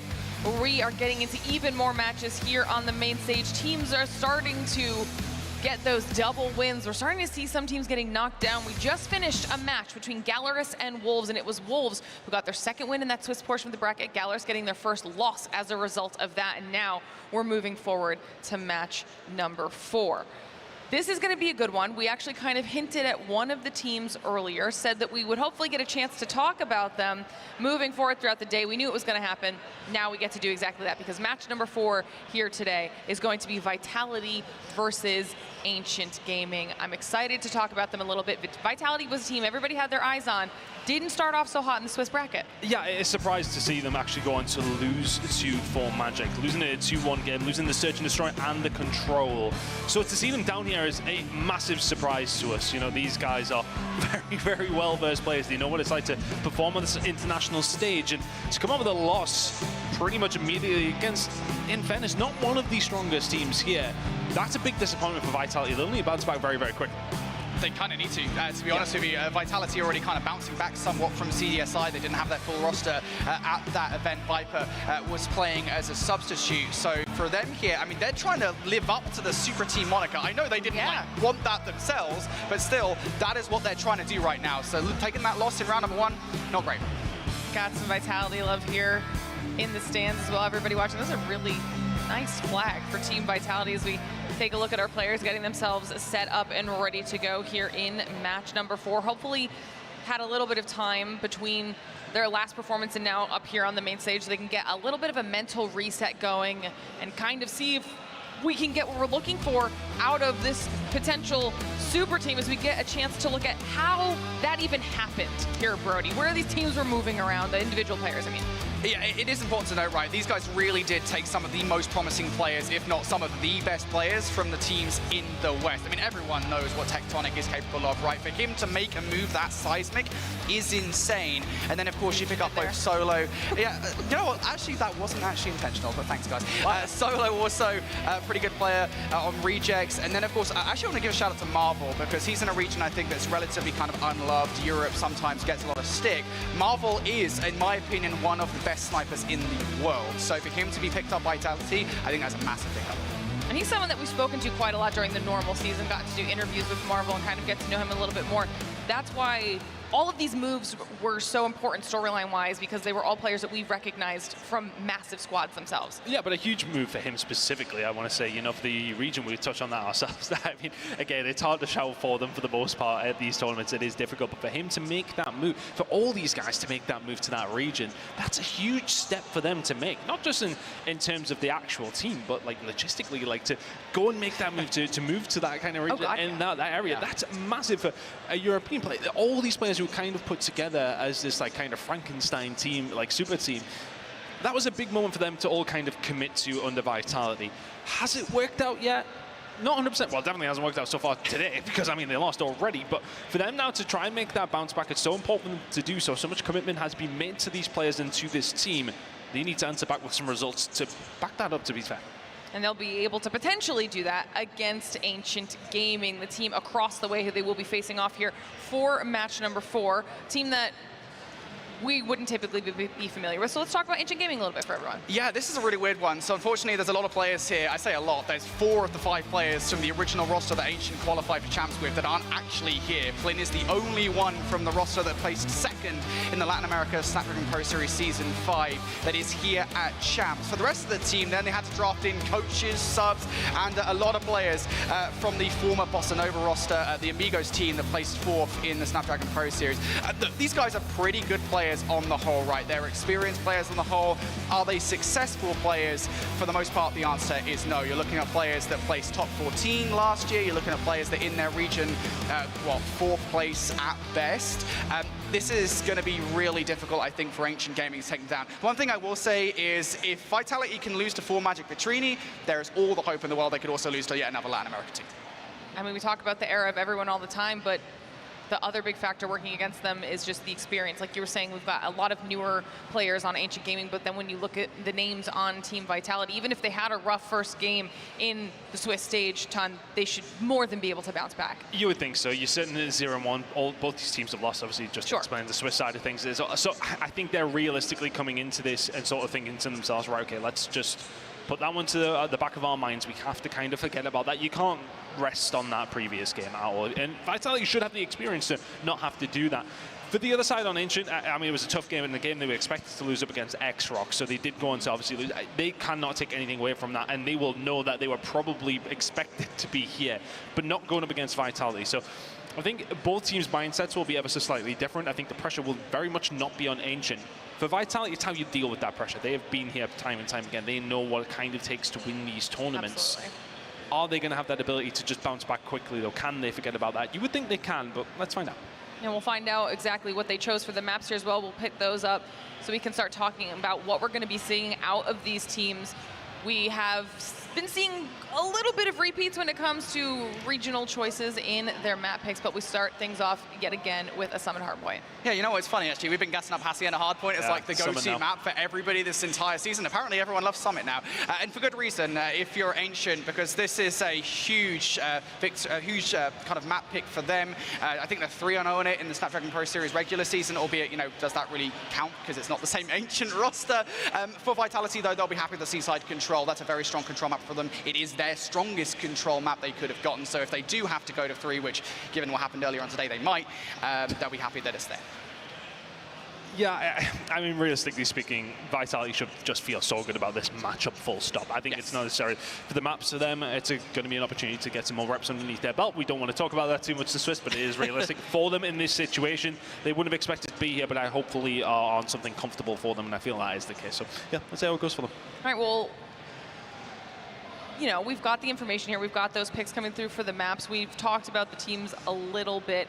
This is the vibe that I'm getting, is that you guys think it might be a little bit one-sided here, obviously due to the potential powerhouse that is Vitality if they're able to kind of do a reset and get themselves together here. So let's start talking about those picks, those predictions here for this next match. I'm going to you first here, Brody. Talk me through it. 100% hit rate, so far today. So I feel Wait, pretty are you actually?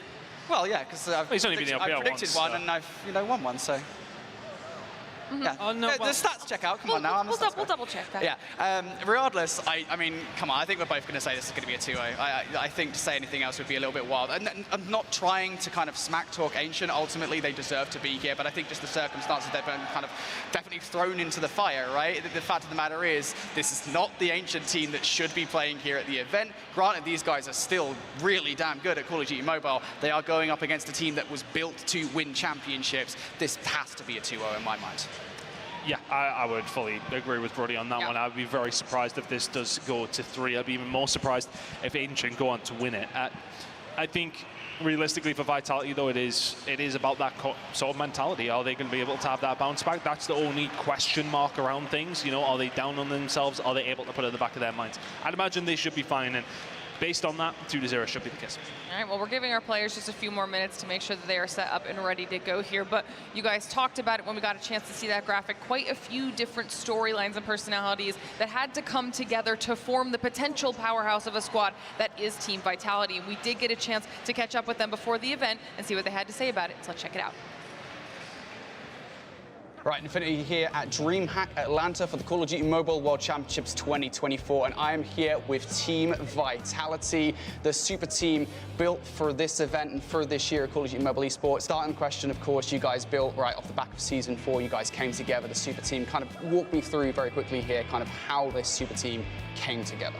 I feel like this wasn't more of like a super team, but more of like Vitality's interest in going international, because it's possible this could have never happened, and we just happened to get a good select of guys to join Jokos and Sam's in India. So you guys, you came to the Indian region, right? For you guys kind of pack-punched your team, as it were, right? You got a massive upgrade. What has it been like for you? Obviously, you're now the best team in India. I mean, for you guys, of course, as kind of making that big change, and for you guys coming to India and immediately being the #1 team. I think it meant a lot to like Sam's and Jokos, making sure they're #1 for the first time in India. But all of our goals were always set to champs. So we knew that winning regionals obviously was very important, but you don't want to be the best in your country, you want to be the best in the world. So just really focus on that. When you told me on the call that we're getting these guys, I was really excited because I know these guys are really experienced. So I knew this team was going to be fire. First, I didn't believe him. I was like, really? I thought he was just lying to us. But when I actually spoke to these guys, I was so excited. All right, well, look, there's a massive field of competition here at Champs, arguably more competitive than there has been in any other Champs in history. Is there any particular team that you guys would like to face? I know you're probably all going to have different answers here because you've all come from different regions. I mean, all individually then, is there any team that you guys want to face? This is the team that you want to take down. For me, as a personal level, Animus, they're French. Yeah. They're all French, so gotta show them who's Papa. After, I think, I don't know, one of the West. Because in the East, everybody's so lovely. Yeah, everyone's really nice in these. Like, it's hard to hate any of the teams. Yeah. Obviously, you guys play well at CDSI, but what's kind of the thing that you guys have been focusing on ahead of champs? Obviously, the things that you guys have been looking at, this is where we need to improve to make sure we are going to be the team that wins champs. Yeah, I think overall polish, because we are a new team and a new roster, so it's like a lot of the stuff that you develop with time, we have to work on, just like certain mistakes or like you said, in games are very important. It's something that you kind of just learn naturally with time. So we really wanted to get a lot of VOD done, to look at why things happen and see how we could change them. And so I think around all of our game modes is very minor stuff, like just polish. Great job being able to chat with the squad there, Brody. What was it like being able to hang out with them for a little bit? Oh, they're really awesome, actually. Vitality, again, it's kind of a nice mix of players from various regions, right? All kind of different levels of experience, right? You're chatting with one of the most talented players in the world in Tectonic, and obviously, you know, the guys that brought it together in Samson Joko. So just a really wonderful team. All fun guys. I'm sure all the teams here are really fun, though. I mean, it seems like the interviews that we've gotten to see so far that not only are they willing to kind of talk about just obviously Call of Duty Mobile and the tournament in general, but you get to see a little bit more of their personalities as well, which is always one of my favorite things about this event. Yeah, exactly. That's what you want to see. You want to see more personalities coming from players, and there is plenty on that Vitality roster. All right, well, we've got those flyovers coming in, which means it's time for match number 4 to get underway. Let's see who takes this one home. Well, I mean, look, we have our expectations, don't we, Brody? We realistically do think Vitality should be feeling very confident heading into this one, but you also would have probably put your money on them winning in their first round. So there's everything to kind of play for between these two teams. If you're Ancient, you're coming into this, and maybe are you fighting a wounded lion, or is it a case of, okay, why the hell are we playing these guys at 0-1? I mean, I don't want to fight a lion full stop, mate. It doesn't matter if the lion's wounded or not. I'm not going anywhere near that thing. I certainly wouldn't be going near Vitality at the moment. Ancient Gaming, though, again, these players, don't underestimate them, even though this is a very last-minute thing for them. They are still talented players. They still know how to play Call of Duty Mobile, but they know it well enough to take down a roster like Vitality. We've seen a fair amount of Summit hardpoint here today, Ton. Let's have one more. Honestly, give me a Hacienda at this point. That's kind of my vibe on it, but here we are. Summit is, it's one of those very well-versed maps, so it does feel as if the teams who are just that little bit better will win it. And I know that sounds a bit silly, like in terms of the analytic point, but you know, it does come down to those rotations. You have to have your fundamentals right in this hardpoint. It's not just a case of outslaying somebody and getting the job done. But Vitality are doing a really good job at that spot. 28-0 now. Ancient Gaming eventually getting themselves on the ball, but Vitality, fantastic start to kick off round number 1. All right, Vitality. Good start from them. They're already starting to slay out as well here. 3 kills coming between Tectonic and Marvel. Slaying looking pretty good for the most part, and Ancient, I think, just look kind of disjointed at the moment on this attempted offense towards P1. That is a lot of time. We've had that conversation right about kind of getting time away on P1 here. For Vitality to walk away with 43 seconds, any more time than this, it's a damn start for the game for Ancient. Towards P2, and that hefty lead is definitely going to help them out. That was a cruise missile invested for, well, 1 kill.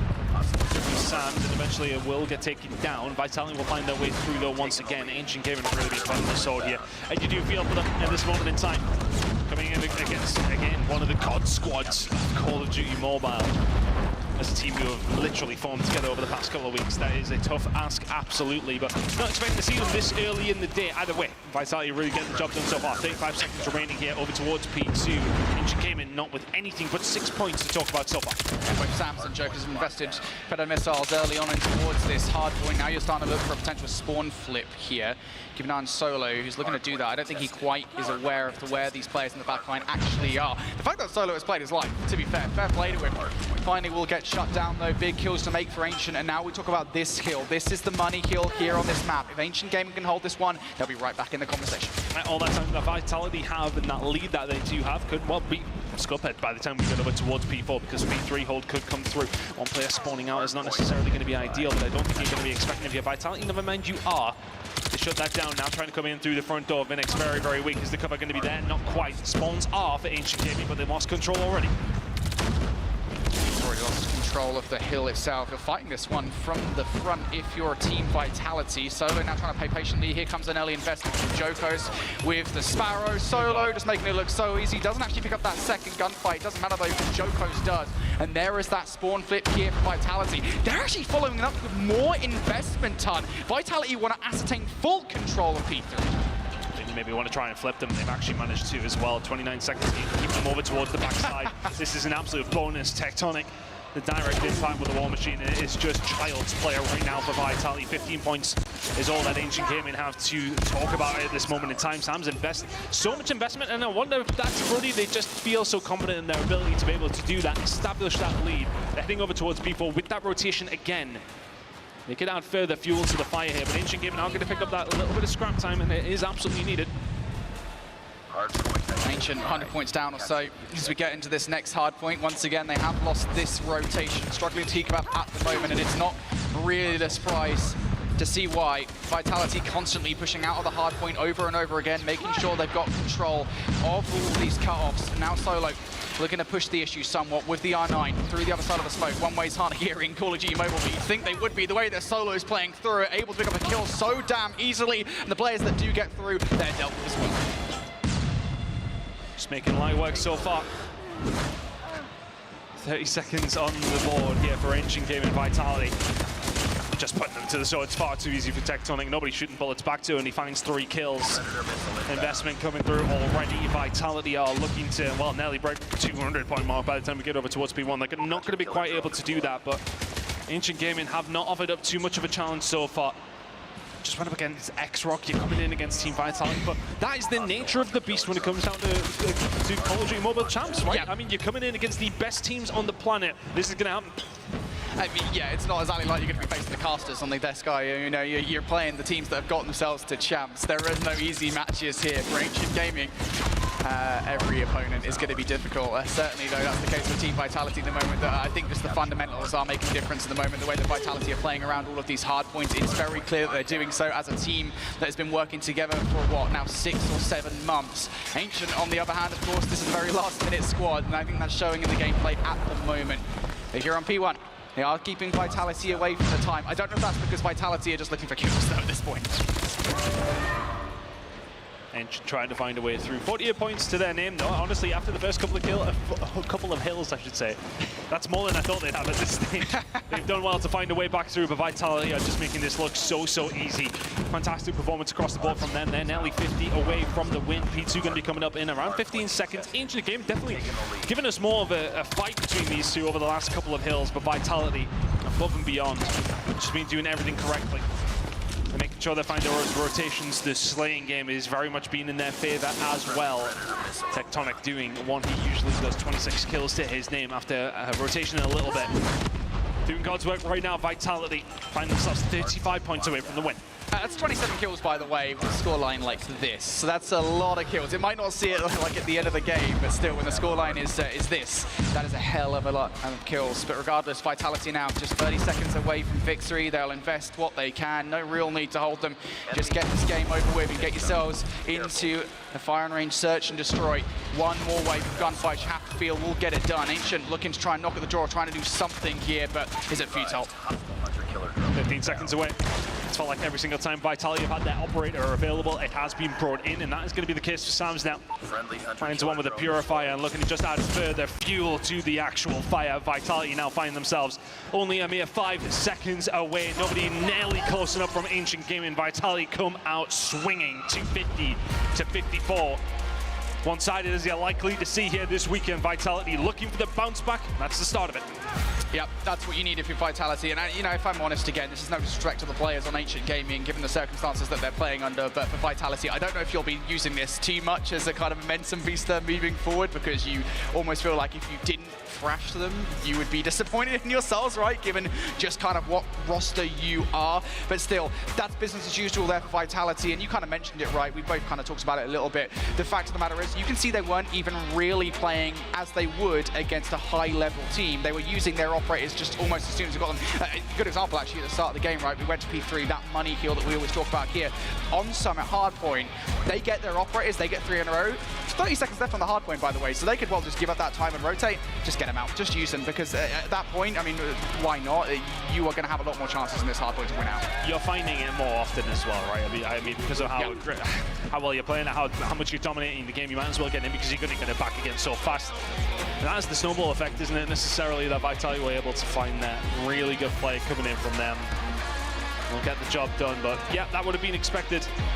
Ancient always going to struggle in that game, and now coming into the Search and Destroy. And this is maybe where our questions start to lie with Vitality just a little bit in this series, just in the sense of what they did lose in the previous. They won their hardpoint pretty dominantly, like they just did there, maybe not quite as badly as that.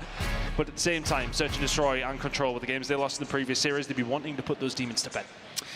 And I am surprised about that. You know, again, no disrespect for Magic Vitrini, the team that they lost to, quite clearly they had been putting the work in. But for Vitality, a team that I know, again, they've got a comprehensive staff behind the scenes, they've got a coach and analyst that both know what they're doing. For the Search and Destroy to go awry in the way that it very clearly did, I think is a testament to either just how well for Magic Vitrini were playing in that series, or Vitality perhaps making some mistakes. I don't see them making those same mistakes here against Ancient, though. Fire and Search and Destroy is going to be the battlefield for the next map. And it's something that these guys have played over and over and over again. These guys know what they're doing. They've been playing this for years now. If they mess this up, I'd be surprised. Tectonic talking to his team net, letting them know what he liked about that one, which would have been a lot. Look unfazed though, don't they? I think it's a good opportunity for both these two teams though to get themselves on the main stage, get accustomed to that feeling. It's a little bit different. You're in that venue, you got people watching over you with all the lights. I get nervous, you know. Everybody gets nervous. Yeah, I mean, I beat you the other day actually on COD Mobile. You know, they asked for players, and if you want to go down this route, okay. I was using the players configuration because obviously the phone's set up. Here we go. I didn't actually know where one of them put the shoot button at all. I was tapping everywhere on the screen. You couldn't see the shoot button. No, you can't see it. I had to go into the configuration. Oh, okay. That's interesting. Fair enough. Well, you're just bad. But, you know, I did beat you, and that's the main thing. I'd like to point out one of my teammates had one. It was 1 in 20. So you're throwing them under the bus, huh? 100%. That's 100% throwing them under the bus. I would be as well. Regardless, though, yeah, it is definitely daunting. I think being up on the main stage is a very different experience. I think, you know, even in a matchup like this, you kind of want to lock in a little bit, if only to get yourselves in the mood for later on matches, right? You're going to be on the main stage again. You want to make sure that you're ready for those. You're in the right mindset because, you know, you get on the main stage again later on to face what, xRock or somebody like that. Yeah. You want to make sure you're locked in. Yeah, it's about having that familiarity. But for both these two teams, I think, you know, Vitality have been at this kind of environment plenty of times. They know exactly what to expect. So for them to find that 1-0 lead, now heading into the Search and Destroy, they will feel the utmost amount of confidence, I would imagine, looking to advance on into the Swiss to the 1-1. I mean, teams are going to start whittling down. Nobody would have obviously left yet. There they are. Callie and the guys supporting. Loves it. Look at him. Passionate, as ever. Yeah, they're the ones that, of course, will be responsible for bouncing back Team Vitality here. They'll know what they're doing. And making sure these guys are successful later on in the tournament. It has to be said, though, you know, we talked about kind of the Swiss format, right, and the importance of winning as many matches as you possibly can. It's a relatively forgiving format in terms of qualification, right? I mean, you've got a ton of chances to qualify. You're going to have a lot of matches to play. So, you know, losing that first match in terms of qualification is not the end of the world. But I've mentioned it kind of very briefly. We were talking about kind of throwing different looks in terms of maps out for Galorys. For Vitality to lose that first match is going to be frustrating from a senior perspective because now it means that you are likely to face a more difficult team if/when you make bracket play tomorrow. And, you know, again, the more difficult teams here at Call of Duty Mobile, you want to avoid them if you can. Oh, no, you absolutely want to try and avoid as many of those good teams early. But just to reiterate for you guys at home, the Swiss stage of how it is working. Win 3 before you lose 3. It's as simple as that. And, well, for the series, it's a little bit different. You're going to win 2 before you lose 2. And let's not just try and complicate it, though, Chris. We'll just talk about it when we get into the game. Just confusing everybody at home as per usual. But Fire and Search and Destroy is not necessarily a confusing one whatsoever. You guys have played this one for some time. I professionally played this map. Did you? I did, yeah. How old are you? Listen, I'm old enough, all right? That's all I'll say. Into this one, though. Vitality on the attacking side, 6 ranks. Ancient on the defense. Solo will find the first one as the push in the caravan comes through. They find the second as well. Phoenix was able to find one back. But immediately, the numbers are up and against. Gaming nearly finds the spray transfer. Not quite able to get that. Oh. Would have been the 1 versus 3 coming in for Kiona, but not going to be able to find it. 1-0. You didn't even get an opportunity to say anything there, Brody. That's the round's over. Standard COD Mobile fair and casting. Yeah, well. Jokos actually almost got took out there. If he would have got taken down by Chaotic, that would have been a plausible 1 versus 3 scenario, but alas, it was not. Team Vitality starting strong here, and I imagine we're going to see a lot of aggression out of Team Vitality in this Search and Destroy again. Kind of the same thing as Hardpoint. Why not just throw everything at Ancient. Get the search and destroy over and done with. Big kills coming through early on, though. Trade from Chaotic should slow things up somewhat. And numbers, technically speaking, on site are in favor of Ancient because there's one player being a sneaky little bee, but... Solo maybe a little bit overzealous with that push, but this one from Tectonic is almost going to be devastating. King, what can he do? Absolutely nothing because he's had his head taken off his shoulders. Chaotic once again left all on his own, is able to find another. He is playing that player on the island, so to speak. Putting himself into these positions. This will be 1 versus 4 if you can find it. Still has 3 more Vitality players to deal with. And the bomb to defuse. Cheeky little shoulder is now thrown, and all of a sudden they know exactly where he's coming from. Chaotic going to go through the front door. Is not going to be able to find it. Sam's with another Vitality too. Yeah. Standard look there from Team Vitality. Only one player on defense on B site. Very quickly overwhelmed. Vitality with site control and a little bit of spice coming through from that flank from Tectonic. Easy wins for Vitality. Now back towards A here in this round. Ancient putting a few more bodies on B this time. That means this defense on A is going to be somewhat weaker. Major already out the play. Now it's going to be Solo on the hunt for more, and Solo is successful in his hunt. Gets the job done. And now just trying to watch the flank as Ancient Gaming start to try and grasp at the straws of the search and destroy. It's a hell of a grenade actually to find Sams. And gets it through the window. Makes this, again, doable, but not if he's dead as well. Chaotic, again, left all on his own. Feeling very lonely in these clutchable situations. Now 3 rounds in a row from Vitality, where Chaotic has been the final kill they've had to find. And this is just looking like another day at the office for Vitality. Find themselves in this situation, down into the 0 and 1 section of the Swiss. And looking to bounce back very, very quickly, everybody. Oh, Vitality. Are they going to be aggressive this time around? This is a different look, actually, from Ancient. I like this. Just kind of throw yourselves at Vitality in a bit of a difficult way. Major, though, wasn't expecting Solo. You never quite expect Solo to pick up 3 like that. Vitality now, off the back of Solo's antics, are going to be getting tight control, and he might be getting Plin as well. Knows exactly where he is, and Plin just in the worst possible situation. Vitality are running away with this one. Looking very casual on the main stage at the moment. Everybody putting up the numbers where they need to. And Ancient really do have no answer right now. I wonder if the attack is maybe going to be their route to success, but they'll be grasping at straws. Big attack from Vitality, though, coming down towards this B side. It's a mid-take for Ancient, which they are able to adapt to here. They are going to be able to transition quite quickly. Vitality will have company very, very quickly. Yeah, I like this from Ancient. Different looks being thrown after this round and the last. But Vitality have already read it, unfortunately. I think the element of surprise has fallen away from you. So now you have to do the most difficult thing of all. Face down Vitality, face to face. And you're probably not going to win those fights. Good try coming through from Vinix, though. So Tectonic out of the round here, but the siege has to be fast and furious. Are you ready for Solo? There's 1, there's 2. Solo, easy pickings. Number 3, Chaotic will get tagged, but no kill. He's alive, but for how long? Left now in a 1 versus 3. Chaotic, just not much you can do here. Vitality looking so solid in these post-plant situations. They're finding their way onto the side very, very easily. And I think for Ancient, they're trying to throw different looks at it. They're trying to throw something slightly off key to try and get Vitality caught off guard. But they've got so much time to then set up, and they are not going to let anything fall to the wayside. Ancient Gaming are finding it very, very difficult to keep up the pace of Vitality right now. 2 minutes on this round. And Vitality are looking for the perfect attacking round. Great shot coming in from Plin, though. And that feels like the first blood that we've seen from Ancient Gaming, but answer back immediately 4 versus 4. Yeah, that's the thing with Vitality, is when they want to put it on, they will. Bomb has been planted. They've got snipers to answer back. Ancient bomb now down as well. Ancient with absolutely 0 control. Good snipe coming through from King on towards Marvel. Here we go. Going to bring the sniper pressure down to just Jokos. Vinix, potential flanking play. Can he find anything? These Senate are great as well. Take down for the count. These last 2 players are isolated. So they're going to have to lock this one down.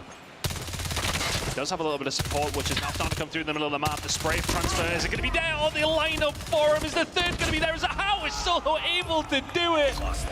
Oh my goodness, you can't let that happen if you're Ancient. You put yourself into the spot where it's looking promising for what feels like the first time in the last 20 minutes, and this one is all about over. Solo finds 3, Vitality find their 6th, looking for the perfect search and destroy. Ancient being bought a one-way ticket to the LG experience here. Team Vitality just 1 round away from getting this one done and dusted. And Ancient shaking in their wellies, just chilling inside wood at the moment. Nothing they can do.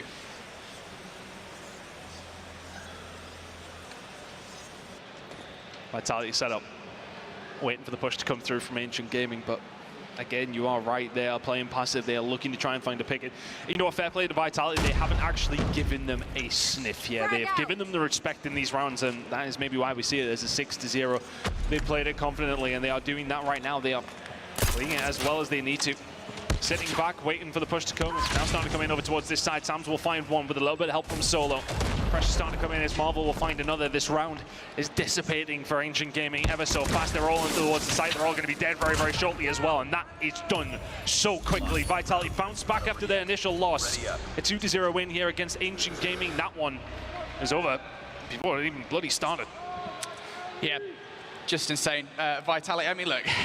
It was a mismatch ultimately. Ancient, I think we're just kind of in all sorts of trouble there through that series. The Summit Hardpoint didn't look even remotely close in the Search and Destroy. I mean, again, they got LG'd, so it is what it is. But Vitality, I think, you know, fair play, you kind of mentioned it, they were giving them the respect they deserved multiple times. They were playing well enough. They were still having to throw looks at Ancient to get that one done. So at least Ancient, you know, managed to pull that out of Vitality. Kind of reset their momentum, make sure that they are moving forward in a better spot towards that next stage of the competition. I think that of all teams, they would have definitely been disappointed with a loss right out the gate, and so this is an opportunity for them to kind of set them going in the right direction. And now it'll be interesting to see who they end up facing off against in their next matchup. But at least puts them now at 1-1, and that's a much better place to be in. 100%. I think it's difficult though because it's such a banana skin because you're going into a game where you, okay, absolutely expect to win, but you have to be careful against any of these teams. This is the World Championships. This is the pinnacle of Call of Duty Mobile. You need to make sure you're giving everyone their respect, and I think they absolutely did that, and that's what we've seen from the performance. I mean, it was 50 points on the hard point, and a single round of Search and Destroy, and this round from Solo, doing it all on his own, quite literally finding those three, and that was pretty much the game from there. Like, it's difficult because you're going into this situation, you know that these teams have the ability, but you have to make sure that you get the job done, and they did so in very, very dominant fashion. Now they move on, and now they can start thinking about their next game very, very quickly, but that's the kind of win they would have wanted. Well, it'll give them definitely a little bit of a confidence boost here. We'll have to see now what that means for Ancient Gaming.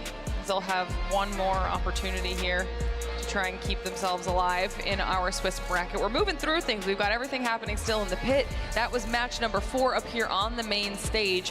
5 more left up here. So we'll have to see how things continue on before that happens, though. We have F. standing by yet again with another interview. That's right. That's right. That's right. It's me. I'm standing up here with Jokos, and I mean, we just got to call it how it is. That you guys did it. Real big stuff. I hate this question, but like, how do you feel? Wait, you're expected to be this good. So did you feel like you had to do this well? I mean, we just went with the flow. I think this win was really important for us to recover from the last loss. And yeah, we were chilling. So let me lead into it. Like I said, you're expected to, because this is a super team, right? Talk me through a little bit how you guys created the team and how you've really garnered this synergy. I mean, yeah, it took us a time. It's not been a long time we are together. It's only been 5-6 months. But yeah, we are improving day by day. It started like, it was really like, I wasn't expecting to be in this part of this team. But here I am. I'm really lucky, I think. And the biggest part for me is how much fun y'all are having out there. Like, I see you guys, different regions, different backgrounds, and you guys are laughing, you're killing it, and you're having a good time. Tell me a little bit about what the vibe is like in those comms and what y'all team means. Yeah, like I said, the vibe right now was really chill. We were having fun, cracking jokes and all, because, like I said, it was really important for us to recover from the loss. We can't be sad after that first loss, and we knew we needed this. You guys got big expectations. You ready to fill them? Yes, I am. Well, good luck, man. Congratulations on the win. Thank you. All right, great stuff coming out from Jokos and the rest of the team. B-Mommy's somewhere, and she's going to catch us up with the rest of the SWATs. you can definitely say the vitality is hot to go. HOTTOGO. We can definitely feel the energy in this arena. DreamHack is looking crazy. And if you can't hear it, the cheering behind me only means one thing. It means that some teams are very much happy and some teams, of course, are pretty disappointed. If you are on the stream right now, we are live in our B stream, Godlike versus Supreme. I think they just finished their hard point and now trying to go in for their search and destroy. And that's Mod6 and Hillmania going to be casting for you guys. And for our C stream, we have Verdict and AJ going for exclusive in Animus. And we already saw that Animus got that hard point in Apocalypse. It was a little bit close, but now doing their search and destroy. You can see over here, this is the exclusive boys going up against Animus behind this wall. And not just that, also behind me on the left side, you have Diabolos versus Tribe going in for their search and destroy as well. Tribe being one up from their hardpoint matchup. So I think when it comes to the scoreline, there's still a possibility for a 2-0 here. But again, there's still a lot of things that you can actually say, especially we still have one more stream. That is stream D. Hitman, Aishim, going to be casting that as well. Diabolos and Tribe. Don't forget to watch those streams as well. But for now, as we'll be waiting for our main stream later on, we will take a quick short break and for the next set of rounds.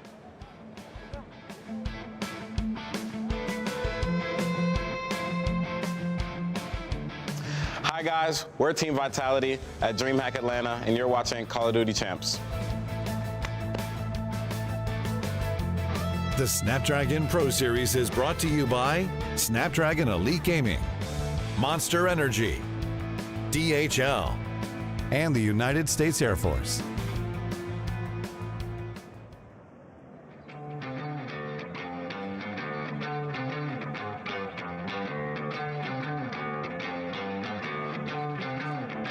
Since the year 00, we was out to get more. Bunch of really real G's, burning trees till we low. Sitting by 45 like I'm Jordan on the floor. Here we go, against the grain, that's what they say my name for.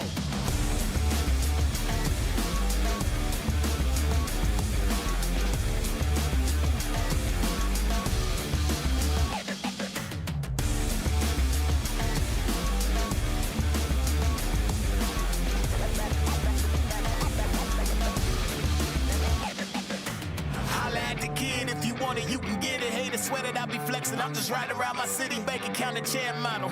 Sitting pretty, I just had to let them know. Yo, I'm unforgettable.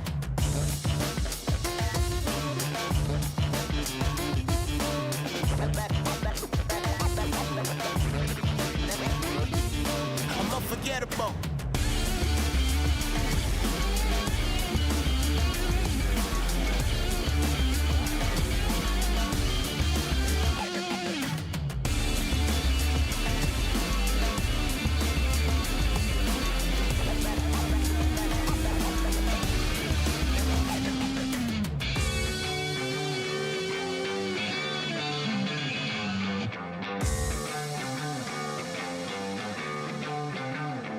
Since the year 00, we was out to get more. Bunch of really real G's, burning trees till we low. Sitting by 45 like I'm Jordan on the floor. Here we go, against the grain, that's what they say my name for.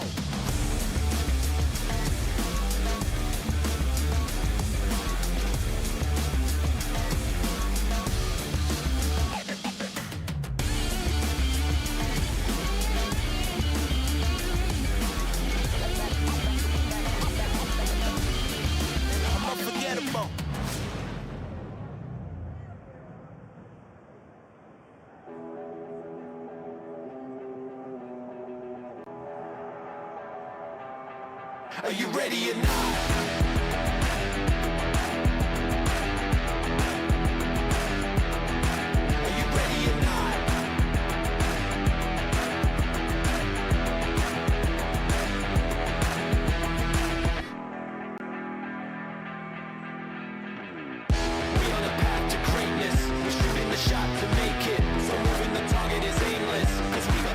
Shapeshift, we'll catch the energy wave in. We go till our bones are aching, cause the top spot's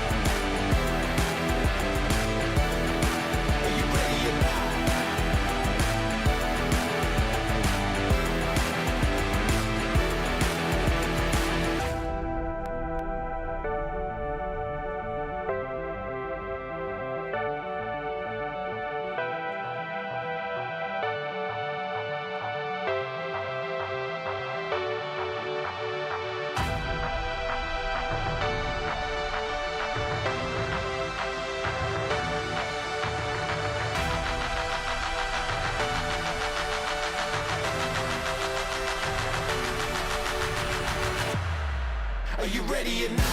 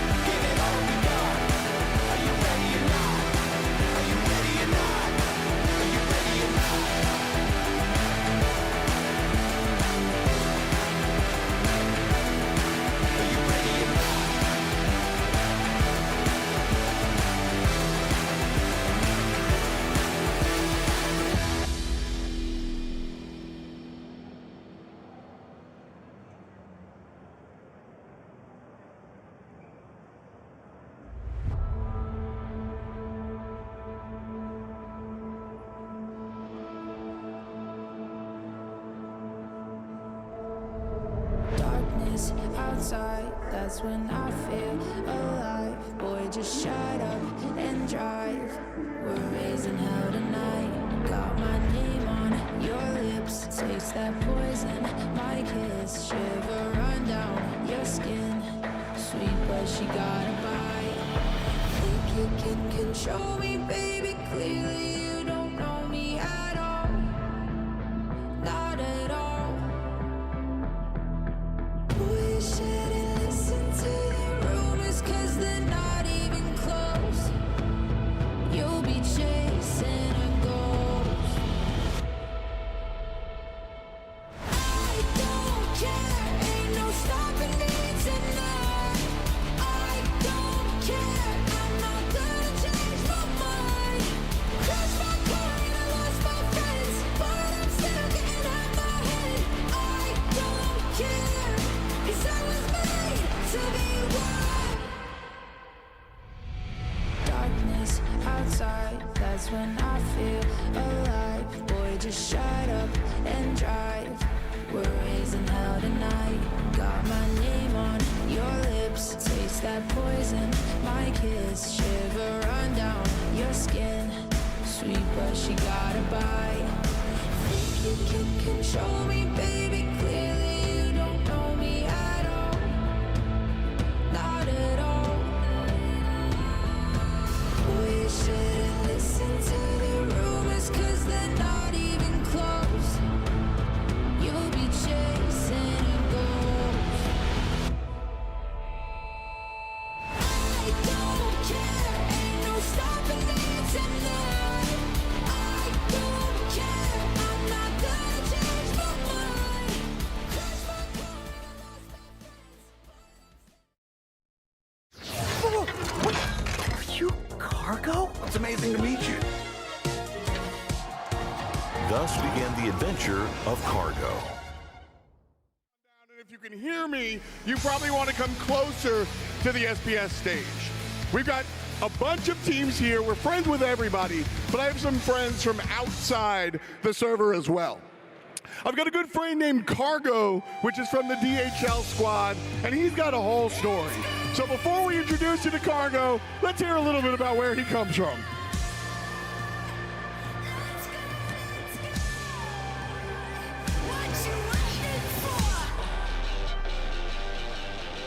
And here comes the big man now.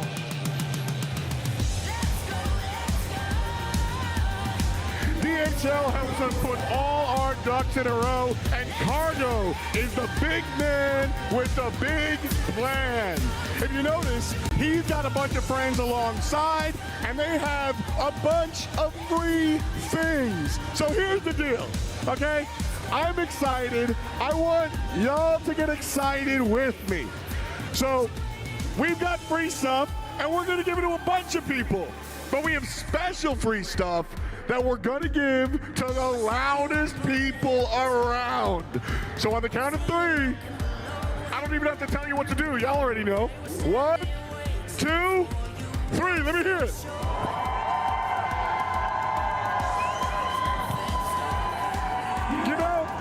You know, a lot of times people come up here and they sit there and, oh, you can do better. I know that was good, but I do know y'all can do better. So, Cargo, one more time for the big man. 1, 2, 3.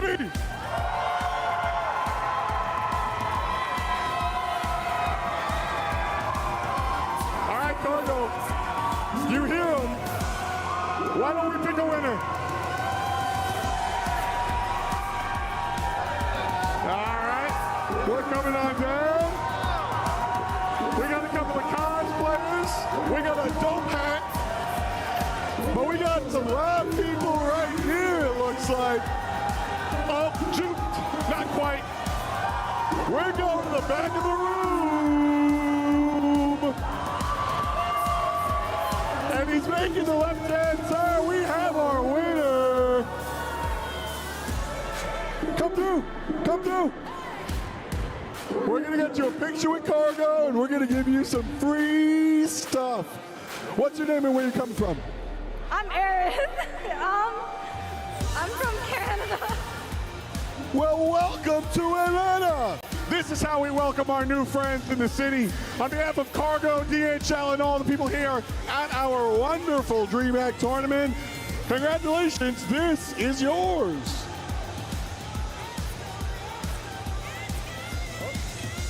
And here it is. Let's give it up for our new friend from Canada! Backpacks for Canada! Woo! Oh, wait, it's the whole thing. We got t-shirts, we got hats, we got another hat. We have a whole bunch of stuff that I'm not gonna stack on our new friend, but I'm gonna stack all the friends that I've made out here. Shout out to DHL and all our partners. Thank you so much for joining us. Shout out St. Carla. We'll see you in a little bit.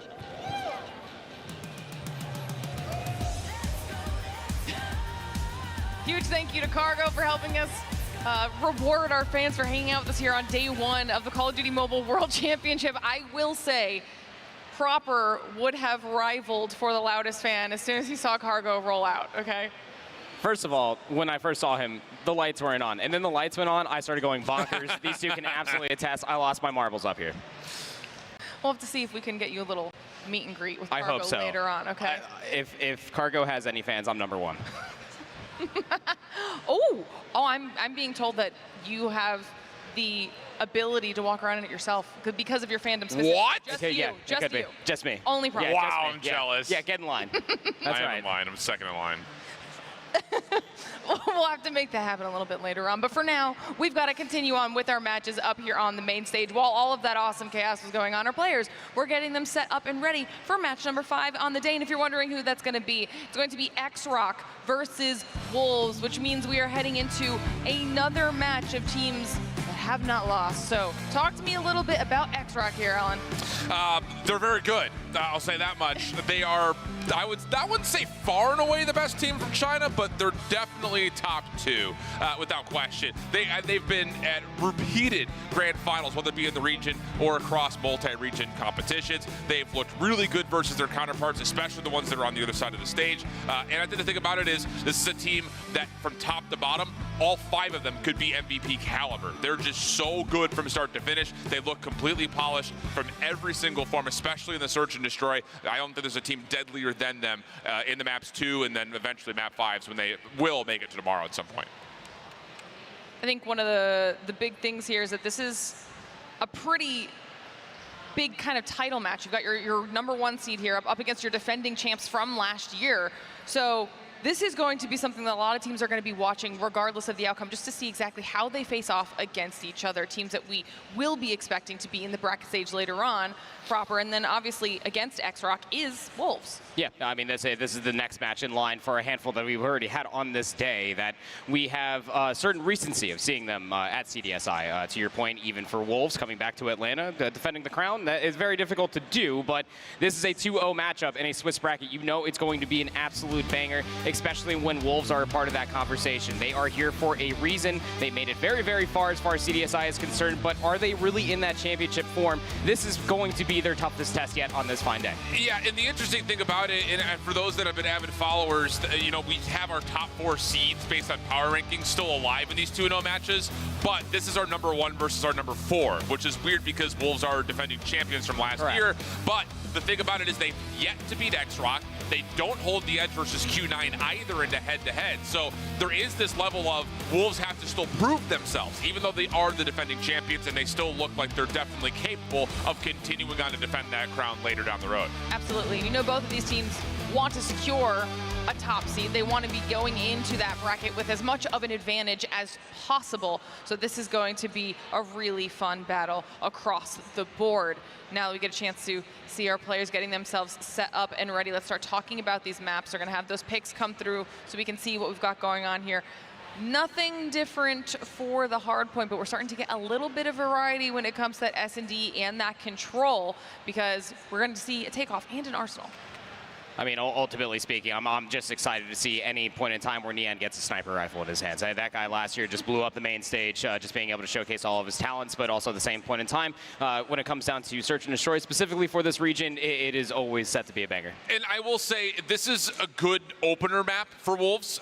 In terms of the current map pool that we have for Hardpoint, they have played the most amount of Summit compared to all the other Chinese teams that are out there, and they also are the most rehearsed across the ones that are still active. I say that selectively because China, during their Masters, play a different map pool than we have here. So there is some level of, okay, good opening map for Wolves. They've played it the most out of all their Chinese teams. They also hold the best win record. And then when we eventually get to Control, they've also been very good across all 3 maps. So there is opportunity here. I still don't necessarily believe that they're going to be the best xRock for the first time here on this stage in a best of 3. So then you've kind of led me to my next thing. What does that mean for your predictions? What are you saying here? I got xRock 2-0. I actually went with Wolves. I believe even with all like the stats that go completely and utterly against them, as Alan was saying, they still need to prove themselves and how they can actually stack up against some of Chinese's best players. I think they do it here. All right, well, everybody at home, let us know your thoughts as well. Who you think is going to be taking this one home, because match number 5 is moments away from getting underway. So let's see who takes this 3rd win. Should be a fun one. And again, I think you're right in terms of if Wolves were to beat this xRock team for the first time, it could be here. They did play each other in the groups at CDSI, where it was a best of 3 that did go over the 3, but still could not get over the hurdle of this xRock team, which has just been, I think, just the best when it comes to search and destroy. No one's touched them. Yeah, no, and I think you also have to just go back and look at all the series that have been played, at least on the day, as things have exponentially become a whole lot worse. xRock just got off of a 2-0 win versus 4MV, which does say a lot considering that they bashed Team Vitality, so take that as you will. And we just previously saw Wolves being able to get the better of Galorys, albeit through 3 maps. So Summit is going to be a square-up matchup. Let's see what these 2 teams can do. Yeah, and again, Wolves are going to love having this map as part of the pool. Now, all the Chinese teams have played a lot of Summit, to be fair, but Wolves, there's been no one more avid at playing this map than that. xRock, solid start though. Off to the races here for P1, still 30 seconds to fight for, and already they've accrued 20 seconds. So not a great start here for Wolves, trying to find their way back in on the rebreak, but still xRock just surrounding the map, keeping things evenly traded. Yeah. That's exactly what you need to do. And that's exactly what xRock has made a name for themselves doing, especially in recent times. They're still in a very beautiful spot, keeping Wolves just at distance, albeit having players around the hardpoint. Wolves just have no entrance to be able to get any more time, let alone past that 50-yard line to try to contest the upcoming rotation. Indeed the case. No up top needs to finish his food. A little bit of difficulty getting it finished off, but still locking things down up top of PCs. Can't get the reload through, but does earn the Pred missile and is nearly already at an equalizer. So hot start for Nono. And xRock will get 30 seconds on the first hill. On the rotation over towards 2, though, Wolves clean on this rotation, and they're going to find some early time here as the hardpoint opens. Yeah, what a flip of the script, right? I mean, as you were talking about, Nono start actually called in that Predator missile once the rotation was more than underway, but it was actually Wolves that were able to benefit from all of that, but xRock not too far away from it. It is Summit at the end of the day, are able to recontest, find good gunfights. Again, back to the scrap of keeping Wolves at bay. Indeed the case. Shotgun out for Chuanem. That's good, for the first at least. Wolves able to find a response. And this is a good battle back here all of a sudden from the 3rd seed out of China. But, oh, sheesh. I mean, we're barely through the halfway point of the second hard point, and we've already got 2 operators being called in for xRock, really dominating the tempo so far. War Machine, Equalizer, both getting called in, and that's to great effect as the scrap time looks largely favorable towards xRock, and they hold rotation anew. I mean, even with the scoreline, doesn't even suggest just how much outslaying xRocks are able to get for themselves. And with that, obviously, the score generated, they're going to have these certain operators and resources available much sooner than Wolves, but they do have a few more coming online. xRock do have the better side of the map, to your point there, Alan. They will be in first for P3. Indeed the case. Wolves, a couple operators at the ready for them as they try to get trophy systems down at the front. Easier said than done, though. Purifier blocks the front door. King not able to find entry through mid. And I love this from xRock. They're even getting a little bit of a bump outside the hard point, trying to force a little bit of action towards Wolves before they can even approach. And that's enough for the Purifier again to follow up find 2. Wolves trying to get something to go in the War Machine, but it's just not putting the connection together that they need. Gonna invest into the War Machine, trying to find further value, but the Pred Missile just gets called down from the heavens, and it's looking like a full 60 from the start for xRock. And again, they're doing everything so correct. I mean, the Gravity Vortex gun there at the end just to make sure that the back scrap time is secure for the full 60. Over triple digits now are xRock, and all of the space that they had for themselves while the hardpoint was active and anchoring the back spawns. Perfect here in terms of not just anchoring the spawns, but now flipping, so Wolves have to fight from the opposite side of the map as they go to 4. And I'll tell you this, friends, if xRock deal with King cleanly and get themselves set up, this game may just be over already. And they get King cleanly. The spawns have flipped Pred Missiles out to make sure the rotation is stopped. And oh my God, xRock is laying on the lumber. And this is where desperation's going to start sitting in for Wolves. Look, you have 3 operators that you're probably going to have to dip into. Otherwise, this 50 seconds might as well be xRock's because their resource management is just so punishing. Zai pulls out the claw, is able to find 2. Not enough to fully uproot all the players for xRock on the backside of the map. They're still fighting for the scrap time as Peggy will end up fighting himself 4 in a row. Zai there for the cleanup on the last. Finally, the spawns have flipped. A heroic moment right there for Peg. The rest of the team was worried about trying to flip the spawns around. He's the only person playing for the break. Ends up coming away with 3. So Wolves, that is exactly what they needed, because otherwise this game could be well and truly out of hand. But a good battle back sends them over the 70-point threshold. Follow-up from xRock is sloppy. A lot of individual kills coming out, and that's leading to Wolves dominating the kill feed with a chance to possibly rotate over to 1 early. Could be the wake-up moment that you need for Wolves. Again, even with the back 30 seconds being contested, in a much better position than what it looked like at the beginning of that P4. Operators already being called out immediately for xRock. They have a War Machine to meet all of these narrow choke points for Wolves as soon as they try to contest, but coming up with value and damage so far are xRock maintaining hill presence as well. Still, though, an opportunity with the shutdown on the War Machine to now allow Neon to pull out one of his own. Only gets just one as No from behind with his second equalizers is all of a sudden all over this Wolves team. And no. All over the place. And that's good for more. Pred Missile, 1 kill away from it. And he's going to find it immediately. Still chance for more behind, keeping his teammates safe, but runs out of ammunition. And that's enough for the shutdown to come through, but not before xRock get over the 140 mark. Yeah, man, the damage was more than done, right? The Predator Missile, No is going to call in what feels like his 4th in this map, #1 thus far. It's just punishing to watch. Wolves Esports simply have no response for player after player for xRock stepping up in a massive way, and it's just map presence galore. P2 rotation surely upon us with about 6 seconds. The problem for Wolves is now you finally are spawning on one side of the map. The split spawn presence that xRock forced them in for such a long time as a massive lead that they have to try to chip away from. Yeah, and really at this point, what you're looking for in the macro game is you got to split this next hardpoint 50-50 if you're Wolves, but you cannot afford to allow xRock to get P3. Yep. That's the biggest focus here is Zai trying to do something with a claw. Doesn't really find much. Sunyo from behind, really well done.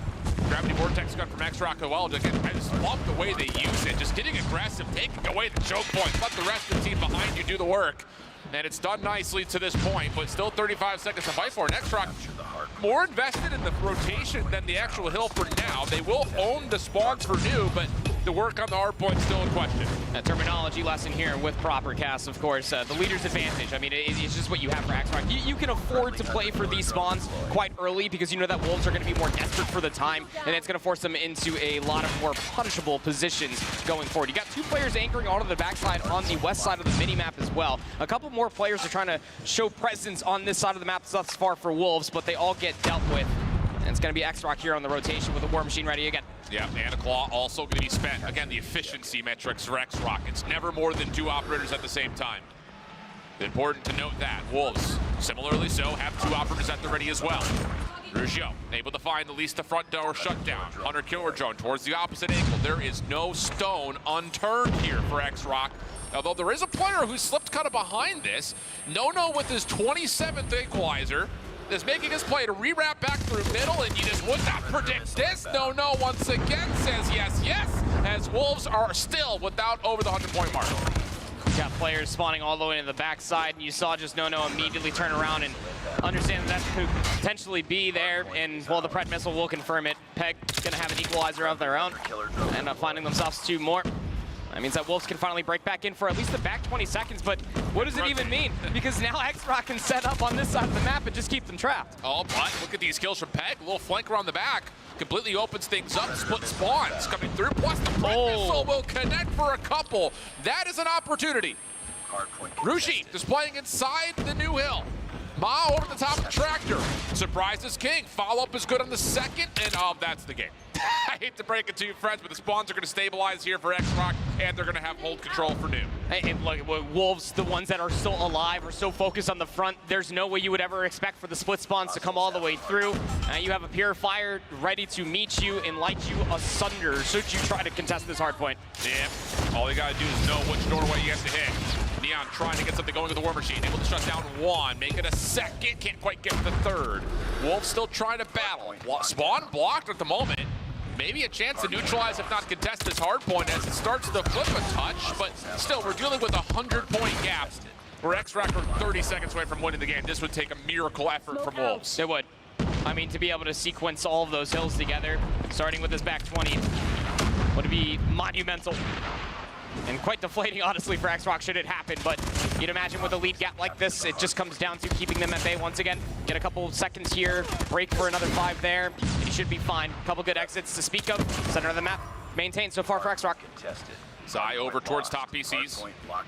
Trying to lock things down on one side. Smoke making a mess of the actual hard point itself as, once again, Rushi able to just get the War Machine to spam on one side, but it doesn't really work out all that well. Wolves actually finding 4 straight eliminations. Will now own some early time here on P1. Problem is, you've used every single operator for this, and now all of a sudden Ma's got the Gravity Vortex gun to try to work his way back in, separate out the hill. Trades are decent. Can they find Chuan though? That's the question. Yes, they can. Wolves still dancing here. Still playing for the trades, still maintaining presence. They're still accruing time. And the trades have been electric. No. Again, back into the mix, over by the wire fence, but it's 2 in response for Wolves. There's still a decent amount of time to fight over here on P1, and so long as they make the right call at a moment's notice, this could get disastrous, but finally xRock regroup with their numbers, the break comes through. Yeah, every second is a disastrous one in the face of Wolves trying to keep themselves into another hard point. Peg close to equalizers, has to step in. Nice little spray, gets a second. Peg over the back, not quite able to do much there, and now the last 4 seconds come through, and xRock, they're got a Pred missile to work with. They're gonna have some more operators coming up soon. The Wolves are gonna have to play with some absolute perfection if they want to try to get this to a P3. Pred missile called in. Hunter Killer Drone finds value, but still the trades are coming through. I mean, No's got the equalizer out. The Purifier's still in play, and an equalizer also comes out in response for Wolves. Yeah, he's just going to wait for the regen, wait for his teammates to try to set things up for the pinch, and yep, there it is. xRock going to run away with map number 1. It definitely felt like it was Wolves' best opportunity, but not going to happen. Just straight dominance over the rotation from 3 to 4 in 2 sets of hills for xRock. Perfect. Yeah, I mean, talk about making it more respectable there at the end for Wolves. That is definitely unfortunate to see them in such a form, but it is very refreshing for xRock to be able to see this live here on this Friday evening, given a lot of different circumstances. This is almost kind of goes with a stark comparison of what we were talking about, what we were asking about former teams to start doing once you do get presence and you do get that first rotation. The space in denying other choke points was electric through the first 2 hard points. And that's where, when you watch a lot of these highlights, where you do get this whole hard point lead for xRock, it's more than just the slaying out of 3 of 5 of their members. It also means what they get with those kills along the way. You talked about the resource management. It's always 2 operators at most, maybe pull 1 out as a response, but everything felt just so calculated. Yeah, and to be fair, like, we talked about this map a lot in the Chinese space. Like, it is one of the most popular across all of the region.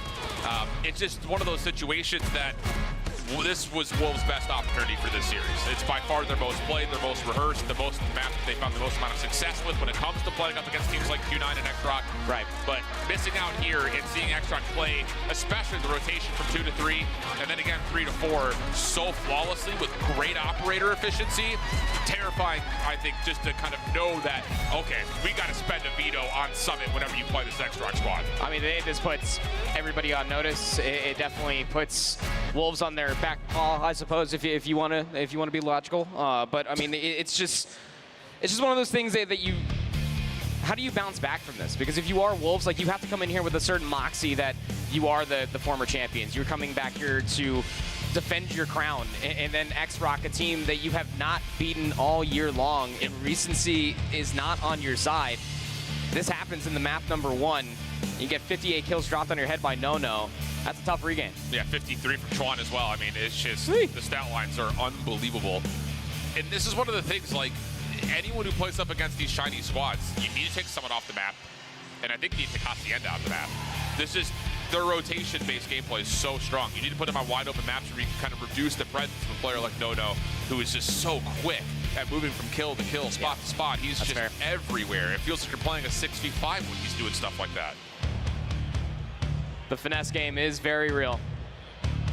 Will it be slowed down going into a search and destroy on takeoff? I mean, it definitely feels like it's obviously will. It is takeoff for crying out loud. There's only so many buildings that certain SMGs can find certain value and timings in, but very interested to see what this means for this Wolves squad, being able to slow things down. You're really going to lean on a lot of your snipers to be able to watch those crosses, deny No, a lot of these forward positions.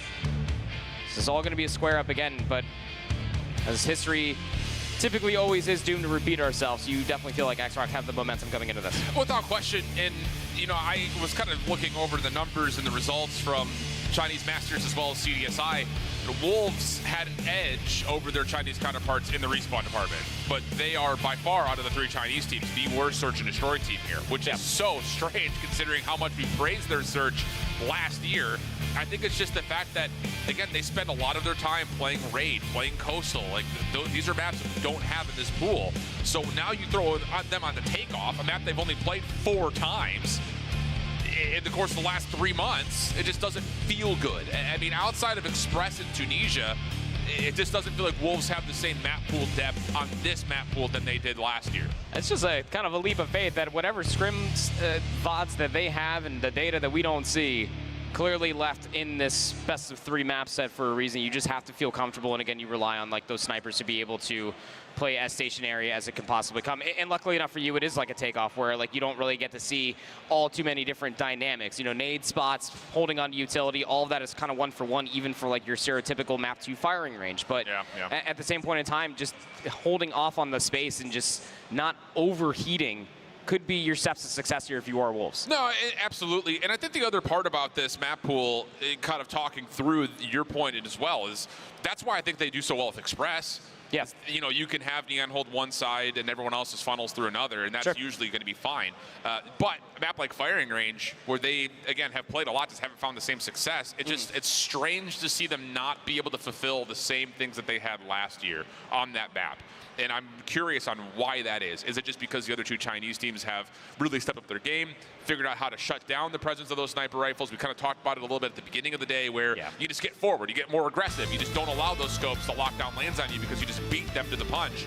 That could be part of the problem, but I say all of that to say that Wolves desperately need a second map to be a good search option for them, because right now they don't really have one outside of Tunisia, where they're the worst Chinese team at Tunisia as well.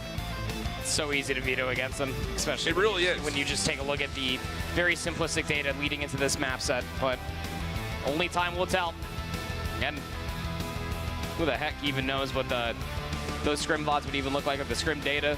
There's so much that happened back behind closed doors. But it is Call of Duty Mobile at the end of the day. Maybe they're just hot in Search and Destroy. We'll have to find out here. Smoke. Smoke early getting a placed here for xRock, who's okay already catching timings as Peg will drop. A couple of stray shots were also sent over towards the Wolves spawn. So that's going to keep Sunyo's presence very avidly attentive towards this mid-cross, as the bomb is Well, at the moment, it's kind of stuck in spawn right now. Wolves is trying to find some sort of an angle to get out. I almost feel like a couple kills do need to come through over by the A-bomb site. I mean, you're so late to try to push inside of control. The nade will hit. You're kind of have to respect that if you are king. And yeah, they're just going to go all the way back through the stadium and just try to re-wrap, cause a little bit of ruckus, but that bomb is moving north. Pixel peek from Sunyo, again, connects. No problems there, and then is just out of it. Do not let yourself be traded. Help is nearby, and this round's over. There's just no way you crack this code 3v5. You just don't. Takeoff can truly be that simplistic. Yeah. Just comes down and winning those opening sniper duels. You go down one number, you have to go back, retrieve the bomb. You lose so much space just around control in the center of the map. Still have time to work with here. Never really want to count on anybody as they continue to encroach forward. Yeah, this needs someone to peek. Yep. And it's not going to happen. I mean, this is just as comfortable as it gets. Nice little slide chow, but the trade will surely be in as a kill on the other side of the map will allow now a 4v1 situation to come through. And, you know, I think that's just kind of a lesson learned in some ways outside of the first pick, which is just, again, smoke coverage on one side, get the aggressive angle, find the shot, it hits, lands, great news. But you just have to double slide chow if you're on offense here. You just have to play the trade game. You cannot figure that, oh, we're going to win this map or this round flawlessly. Yeah. They're going to have to make sacrifices to gain some space on the map. Oh, yeah. Going to have to try to fly the fodder, for sure. But I think it's just one of those things that for Takeoff, for as long as we've been seeing it in Call of Duty Mobile, it has been very, very known that you will always end up seeing a player on that northmost building. So what have you learned from the previous round if you are Wolves? Well, they won't get first blood within the 15 seconds, so we are learning. We are learning. Yeah. Don't get picked. Thing about this is, again, now you're without mid-map. So what's going to be the solution for this for Wolves? I would say you should spend some nades if you're looking at anything. And the trophy systems are getting active over towards A.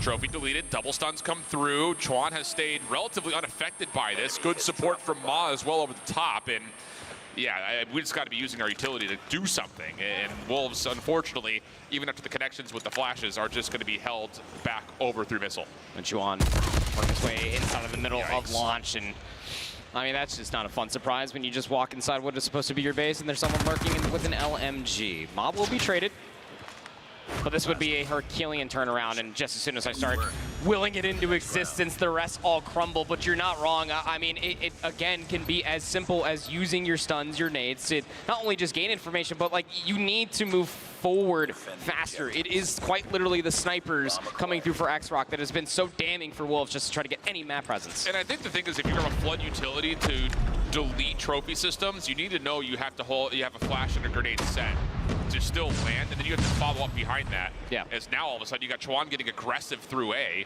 Seen initially, it actually baits Wolves right into the waiting arms of Sunyo.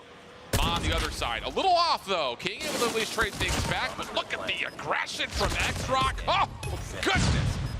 Unreal stuff. You can hop this immediately. Neon's going to have to make a heroic play to get them off in the first place. The hit marker, unfortunately, that's enough for xRock to go up quickly 3-0. Well, that is just the personification of how the past 3 rounds have went. I'll say.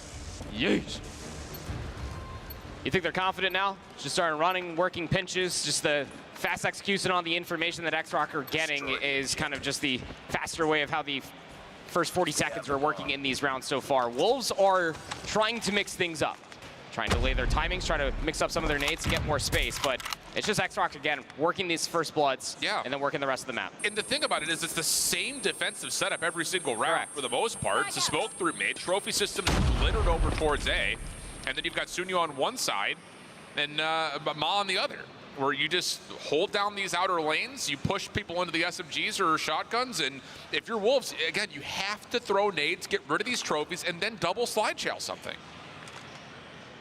How much do you want to bet that Wolves are ever going to expect that someone's lurking outside the building? Sunyo. I mean, that is now the 4th round that Peg has been first blooded. King will find that trade, but I mean, this map presence just feels a little bit too late, and now the cross is being launched. But this is the right idea. Yes. Like, you have to spend something to gain something. So yeah, you're in a 3v3. The numbers don't really benefit you, but look how much more map they have to play with. Yeah. This is exactly what we're talking about. Wolves need to be doing more of this. And they may actually catch a little bit of isolation here. Just comes down to, will they go too far forward to try to peek onto Sunyo, who has committed and seen that there's contact in the backside of B, and that should force this rotation for the xRock defense to go topside ladders. Any late utility possible. One frag grenade ready on the backside of Chuan, but playing towards the spray. Bomb's still going to get planted though, and Ma will take down one. So numbers starting to subside. xRock will be taking the site. Zai, though, from the backside, able to at least trade things out. We got the bomb. Good help from King on the other. So now it's just down to where has Ma gone to. 15 seconds to play. First shot goes a bit awry. Second opportunity not going to be there, and okay. There we go. We've got ourselves at least a round of search that we could talk more about, because that's exactly what we need to see. You have to spend your lives to get map control, and Wolves finally able to take advantage of that. Yeah, it is takeoff, search, and destroy. If you get that first blood, you cannot expect for the second challenge to come your way. You are on attack.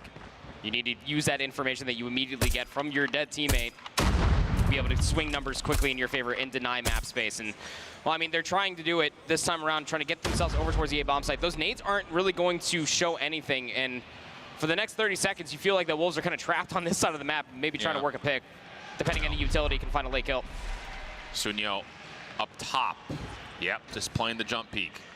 Also has good look over towards the window. Dangerous angles for Wolves to consider. The stack is through. Here come the nades. Have to delete this trophy.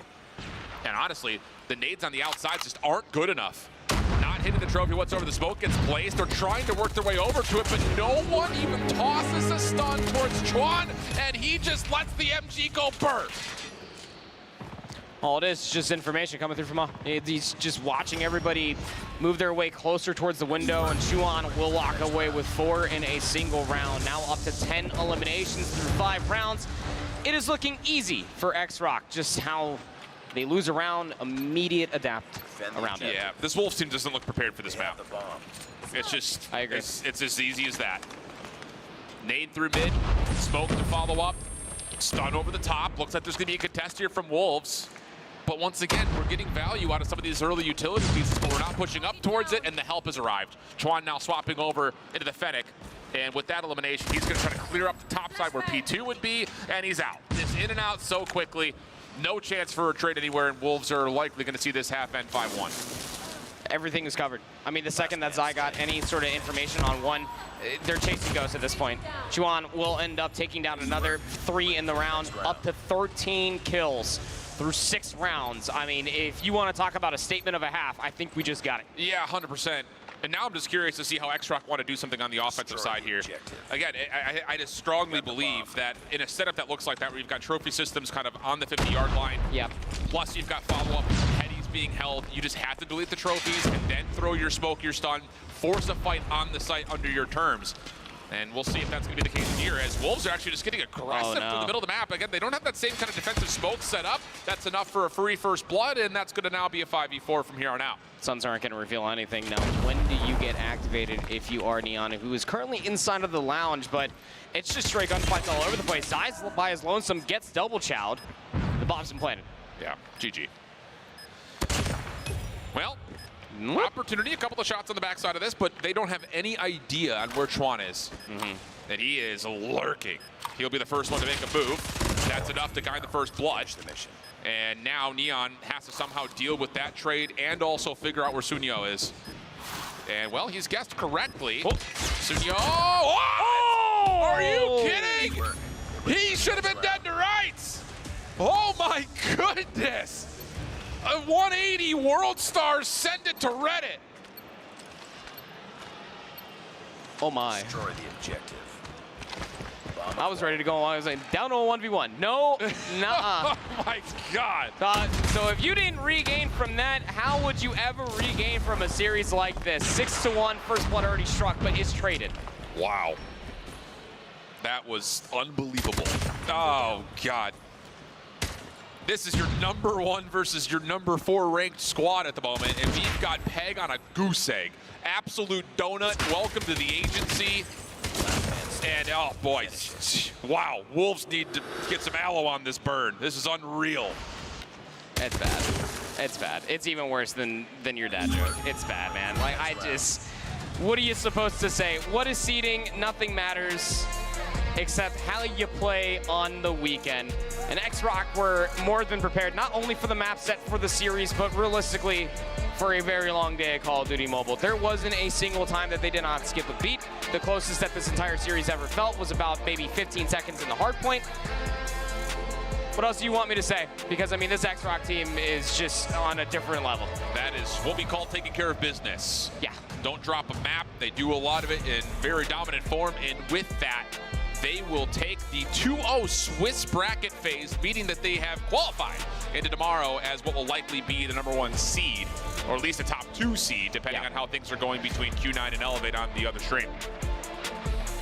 It's just going to be absurd sliding into the single elimination bracket if they are the #1 or #2 at this point in time. I just really hope that I am not going to be number 8 or number 7, because that means you are probably going to be looking at these very cold individuals who just came for business, and business was ado here in Atlanta. Wonderfully played for xRock. I'm excited to see how far they can go. Also, I need to beg your pardon, Elevate's playing Stalwart. They played Q9 in the previous matchup, so that is a inter-region battle for the other team to make it out of the groups, or groups out of the Swiss phase 3-0. History would suggest that Elevate should be fine, but Stalwart looked pretty good, so something to kind of keep our eye on the other stream. But, I mean, this is, again, it's one of those situations, and I kind of like, I don't want to like harp on this too much. We see this a lot in COD Mobile, where it's just like everyone's so concerned about playing perfect, of like, we can't go 2-for-1 trades. We need to find a free kill. We need to just get your 1v1 win, and then you keep your life. Like, on maps like Takeoff, you have to hit with multiple members and be okay with some dropping. It's just the map is so difficult to rotate around. You have to be willing to sacrifice players to get good map control. Either way, phenomenal performance there out of the #1 seed heading into this weekend's event, proving why they are at the top right now with that decisive performance, also giving them the 3-0 so far in their Swiss bracket performance, so they will be feeling very, very good about that. But we can hear directly from them with FDOT standing by with Nono on the stage. That's right, we're hanging out here with Nono, and of course I do have Brian to help facilitate the conversation. So, you guys coming out of the Chinese region, playing against another Chinese squad, is this more friendly or more aggressive since you're from the same region? 如果对手也是从中国来的，对你来说是超好玩，或是还是有很多的压力？如果是比美国的队或别的国家的队？ 首先我觉得中国战队的不管是秦9还是我们刚刚对阵的狼队都是非常强的，我觉得他们每一支都比美国的战队厉害。So he said that, you know, especially from China, they're just all really impressive. So, you know, it's always a challenge to, you know, be able to face off against them. Well, that brings us perfectly to my next question, because you guys exploded. Last year, your team did not even make it to this stage, and today you're the #1 seed out of your region. What changed? How'd you guys do it? 所以你们去年根本不在这个冠军比赛，所以但是今年你是从中国的第一，你怎么到这边？什么方法？有什么特别？或者有什么运气吗？你觉得呢？ 我觉得我们今年拿到这个亚特兰大世界锦标赛，更多的是我们5个人齐心协力吧。So they said it's just a lot of things just added up over time, and it's a mixture of luck, and you know it added up, and the pieces just fit together nicely as time passed, and then you know over time competing so much and facing such strong opponents, it was just meant to be. Seems like fate. Day by day, bit by bit, and you don't want to tell us the exact secret, I get it. That said, congratulations on the win, good luck and everything else. Beef Mommy is hanging out, catching us up with all our sister streams. We'll check it out. China versus China, Garena versus Garena. Right behind me, it's like CDSI all over again. And it's gonna get hot because we got Stalwart Esports right here on my left, and we got Elevate on the right. They're playing Summit right now. If you wanna hop on the stream real quick, that is the C stream with Mustachio AJ, and of course, Verdict going to be hot on the mic. So not only that, we're also going to be waiting for Diabolos versus exclusive. That is 0-2 teams, including Ancient and Supreme team on the D stream.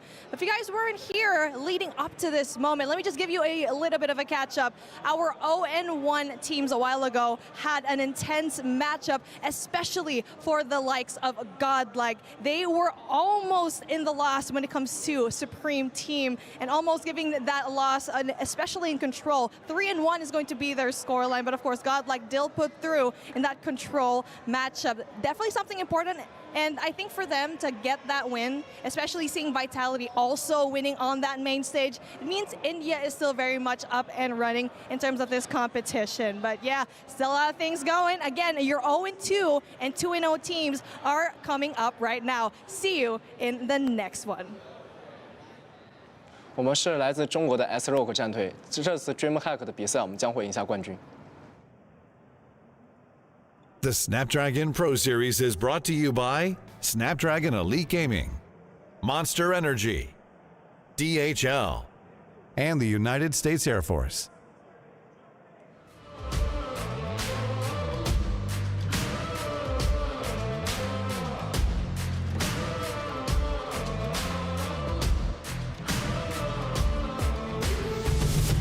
Something that you've never seen.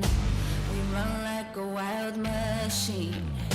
Watch out, cause we're baring our teeth, and there ain't no in between. With fire, you're gonna get burned down to the wire. Now what did you learn? We're coming for you. You don't wanna mess with the winner. Ice so cold, make you shiver. You're looking at a cold blooded killer. We're coming for you. It's going down.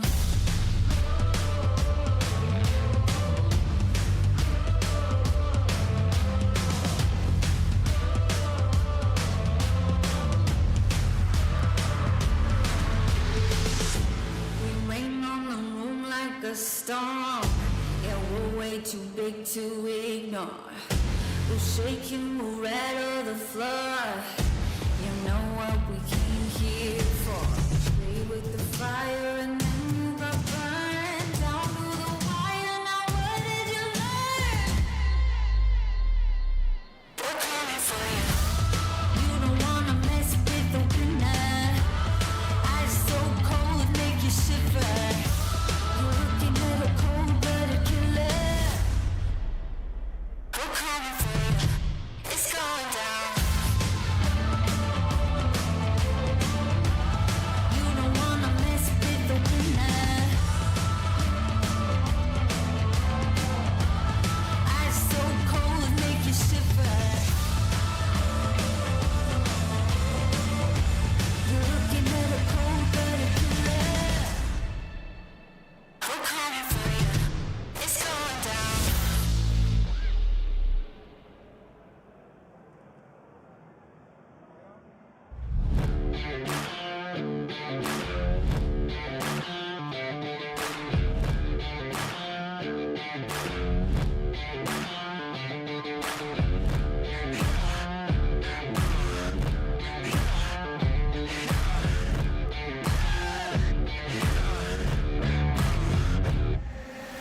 Set fire to the cold river. Set fire, sealed and delivered. Slow burn, shot to the liver. Heart so cold, make a grown man shiver. Wake up, don't be afraid.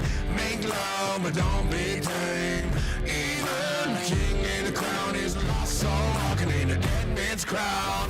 They try to keep us undercover, but we are about to rise up. Rise up.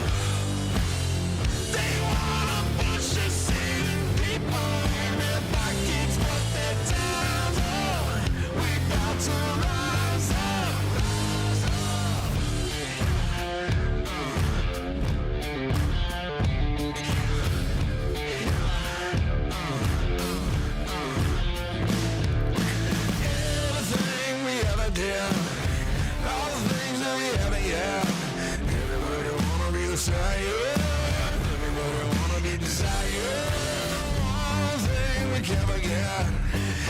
see the bright light.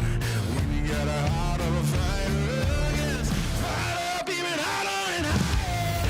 They try to keep us undercover, but we are about to rise up. Rise up. They wanna push us even deeper in their pockets, but their time's up. We about to rise up. Rise up. I keep running, running, running, running. I keep running, running, running. They try to keep us undercover, but here we are about to rise up. Rise up, yeah. They wanna push us even deeper in their pockets, but their time's up. We about to rise up. Rise up. Yeah, yeah. Rise up. Yeah,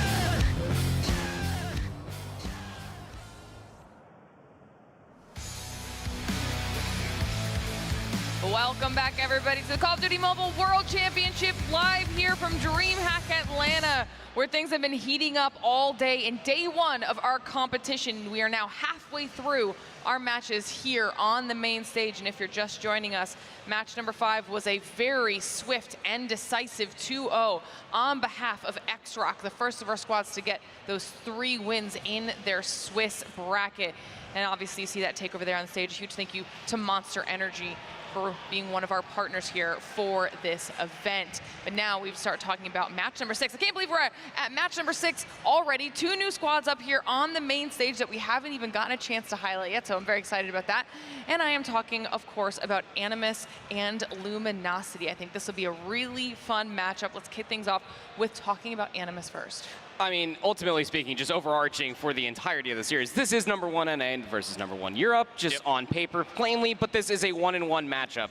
And these teams have a lot in common. But as far as Animus is concerned, coming in as the number 1 for Europe, you really do feel like that as a fan, that if you are in Europe for Call of Duty Mobile to make it far in the Swiss, not only make it to the single elimination bracket, this is your best bet. Look, these guys have had everything, and everything plus a little bit of extra thrown their way, and they've been able to come out on top, not only for their region, tested at least so far. They did have the TK, unfortunately, versus Exclusive not too long ago, but the O2 versus Stalwart was probably the wake-up call, preparing them ultimately mentally for this series. Yeah, absolutely. And again, it's like one of those situations when we look at all the teams that are here, whether we want to look at them individually or collectively from a region, Europe has been one of the most underwhelming at Worlds over the last 2 years. And it's surprising to say that, because for my money, at one point in time, there was no better SMG player than Shark. He was unstoppable and was doing whatever the heck he wanted to.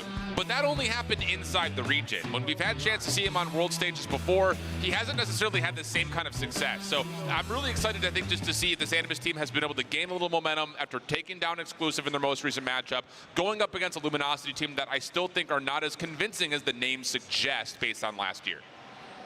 Okay, all right. Well, speaking of Luminosity, let's highlight them a little bit, okay? Because they are on the flip side of this matchup here, that other half of the coin. Talk to me about them. I mean, Luminosity, at the end of the day, not obviously the same team that we had this previous year, but regardless of all that, still carry a certain amount of momentum. At the end of the day, they are the #1 North American team, and with that comes a certain lot of respect. That means that they've gone against your tribes. That means they've gone against your, what is formerly known as the status quo. And I think that when you take all of that, and granted, albeit within the region, it is still very respectable. I love watching xThug play throughout the entirety of the map. He is a wrench into the system for every single respawn in every single moment. I was going to say, it's not even just that. I really like him in combination with Jez of why this team has been so good at Surge. Yeah. They have really, I think, upgraded this team where they faltered last year, which is obviously kind of most reflected off of that meltdown, both on the map and just in the server when they were playing up against Godlike. But the thing is, I think that those two guys together have been one of the main reasons why this LG team was flawless in their region at Search and Destroy,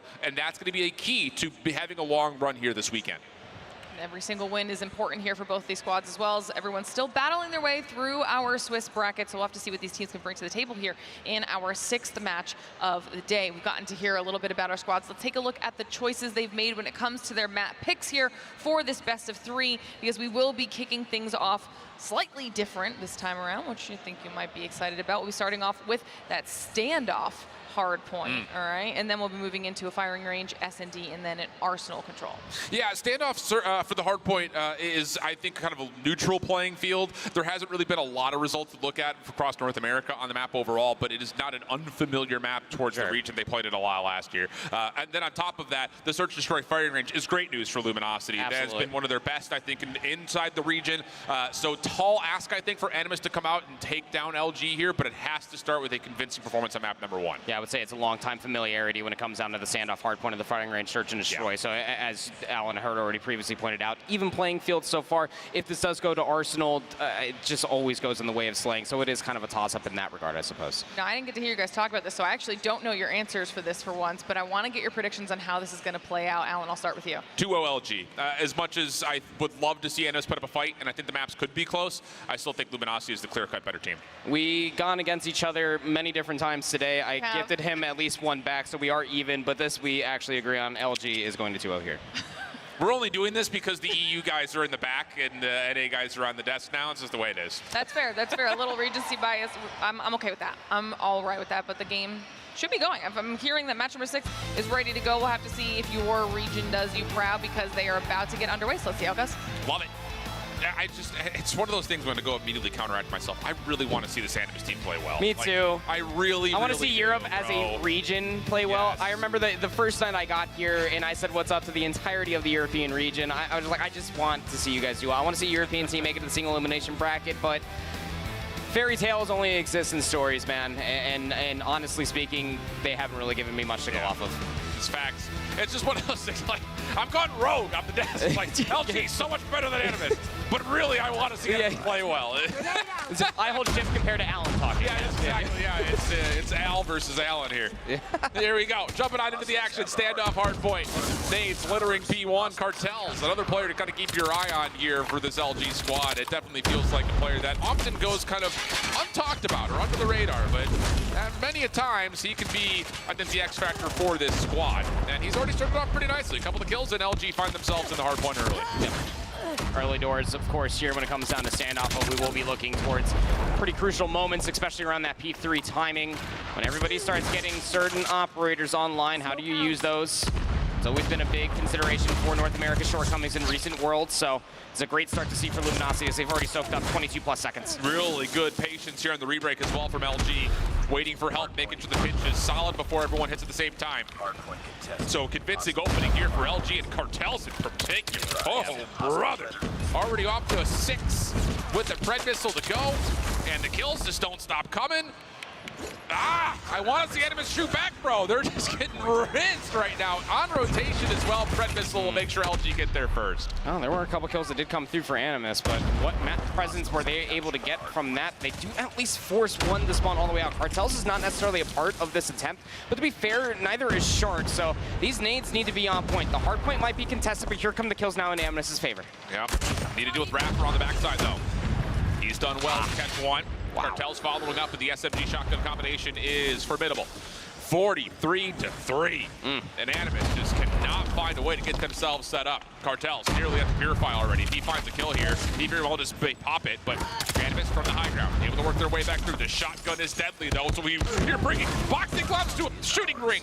Not looking good. Animus able to at least find a way to break things open, so a chance for some score with still 18 seconds to fight. This is not a good look so far. I mean, Animus were able to break back in, but if you're LG, do you even care? I mean, apparently they do, because they robbed Cartels. They break back inside for the old time here on P2. And the rotation, to be fair, for Animus, you have 2 players around Grandma's. 1 player was lurking around the courtyard area, but since it's been sent back towards the respawn, now lacking in numbers, being isolated, but still Animus finding a handful of kills. And Shark for 2, making his way through Cafe.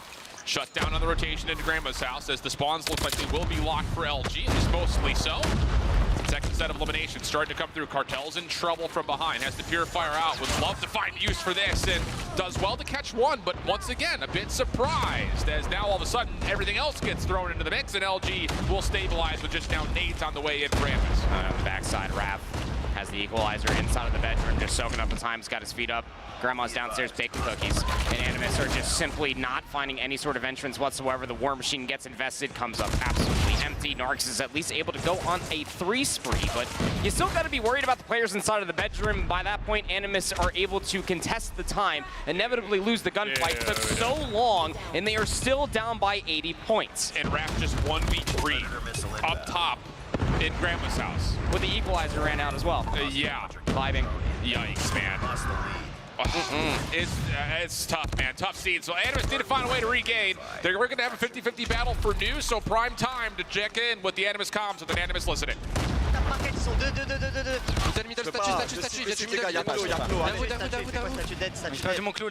Je smoke, on va lurk, on va lurk. Encore clos. Prenez, les gars, faut lurk. Les gars, back. Allez, back. One, deep spawn. On est solo deep spawn. On commence à pitch. Je vois personne, essayez de lurker. Derrière le bar. De market, essayez de lurker les gars, Il faut un lurk. Non, hunter. Les gars, allez. Je vais aller broken, t'as marqué je crois. T'as marqué. Faut lurk. La push, Boxis, il a un HP, les gars. Boxis, les gars. Je lurk, j'arrive. Encore un Boxis, il est low. Boxis. T'as marqué. T'as marqué, t'es farm. Les gars, faut calmer, go On va aller new, faut le pitch quand même, on est en retard, faut le pitch. J'arrive. One shot, side. Vas-y. Encore, allez, go new. Allez les gars. Allez, nous, je regarde le Boxis. T'as Grandma, mais putain. T'as Grandma encore. Je vais purger. J'arrive là. That's a set of hills. Proper's face is melted. I'm just as deflated as this comm sound. I mean, wow. It's just tough to watch. I mean, 14 points through an entire set of hard points. Like, to say LG is having a good time would probably be putting it lightly. You have a combined 48 kills in between both Jez and Raph.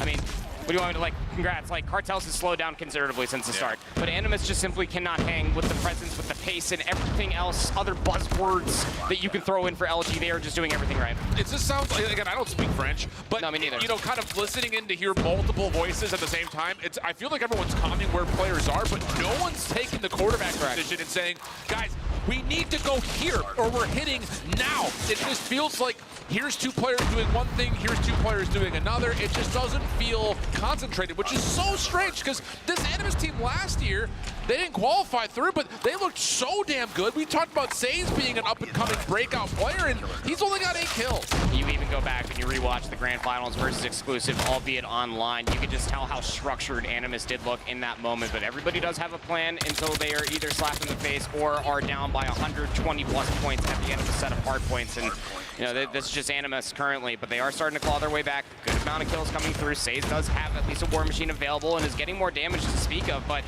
you deal with a handful from the front. The pinch comes through. The operators get popped. Luminosity come kicking the door down. Yeah, and I will say, even in that moment, Saze gets a good read that the spawn's flipped. Yeah. But there's no one else there to help watch the other angles, so he's got to spam out everything in the War Machine. It just feels like it's just in pieces.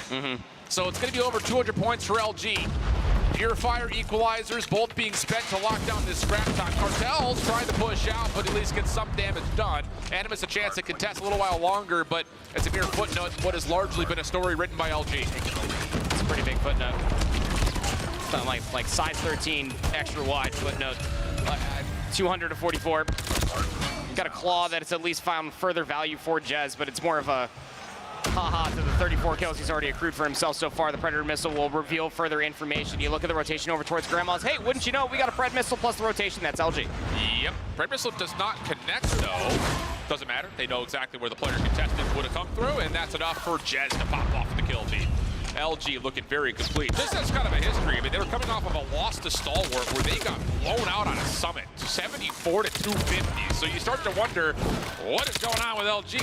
But apparently the answer is not much, just hanging out.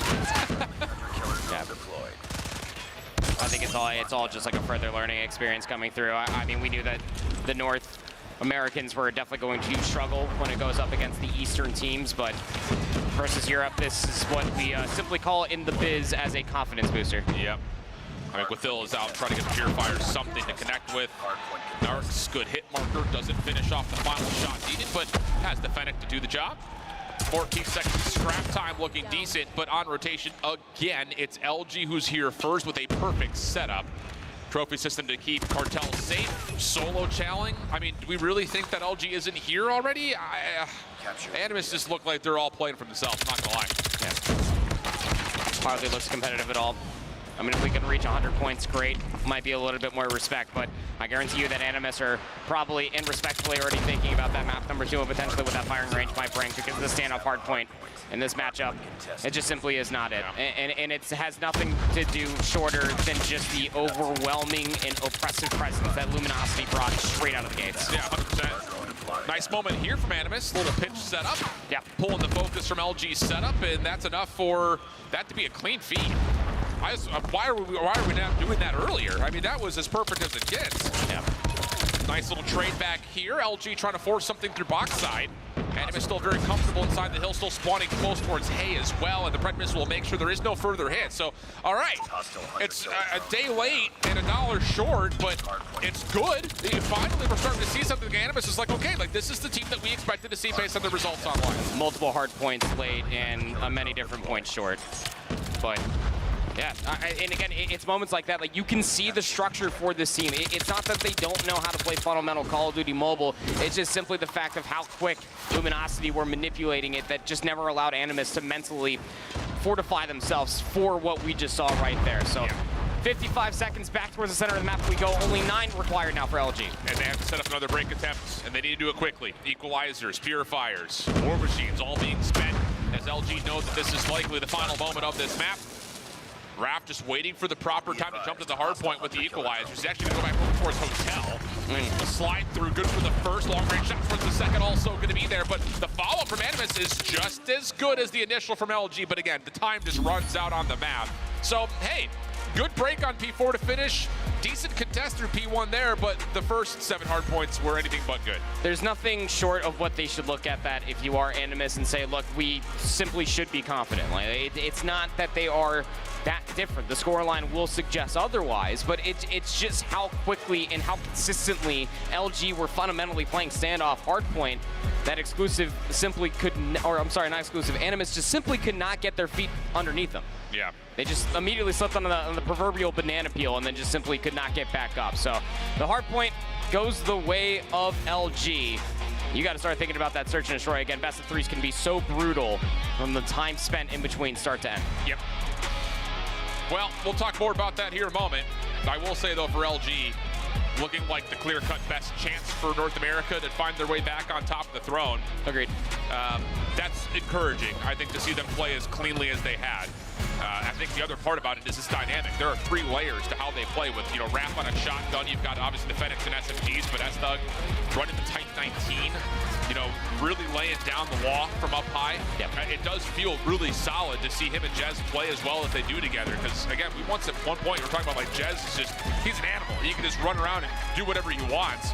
But seeing him show some maturity, some patience, and playing alongside S-Thug is, I think, really encouraging to the dynamicism that this LG squad has in Respawn. For me, when you go back and you look at LG even through North America in the previous season of the Snapdragon Pro Series, and even what we just got in this small sample size here, is the amount of setup. It is still very selfless, but they are not scared of playing selfish. Like, they can go out and get all the useless kills, but it's mostly setting themselves up for a team narrative that they are ready to play around the objective at any moment's notice. Double positive out of Raph. Casual stuff. 40 and 20. 2 minutes of OBJ time. Dude, everyone's got over a minute plus except for Jez, who's close. Yeah. That's, again, a really encouraging stat line to look at the sharing of the objective time across the board. Okay, that's about as good as it gets from LG. And now you go to firing range. And I will say, to kind of flip the script back over, this is a map that I think Shark has played that no one else does what he does. in terms of on the defensive side. You throw a smoke deep, throw a stun deep, Shark's going to push through it, get wood control. He could be a tough player to lock down. Now, I've been saying that for the last 3 years, so hopefully teams have learned that by now.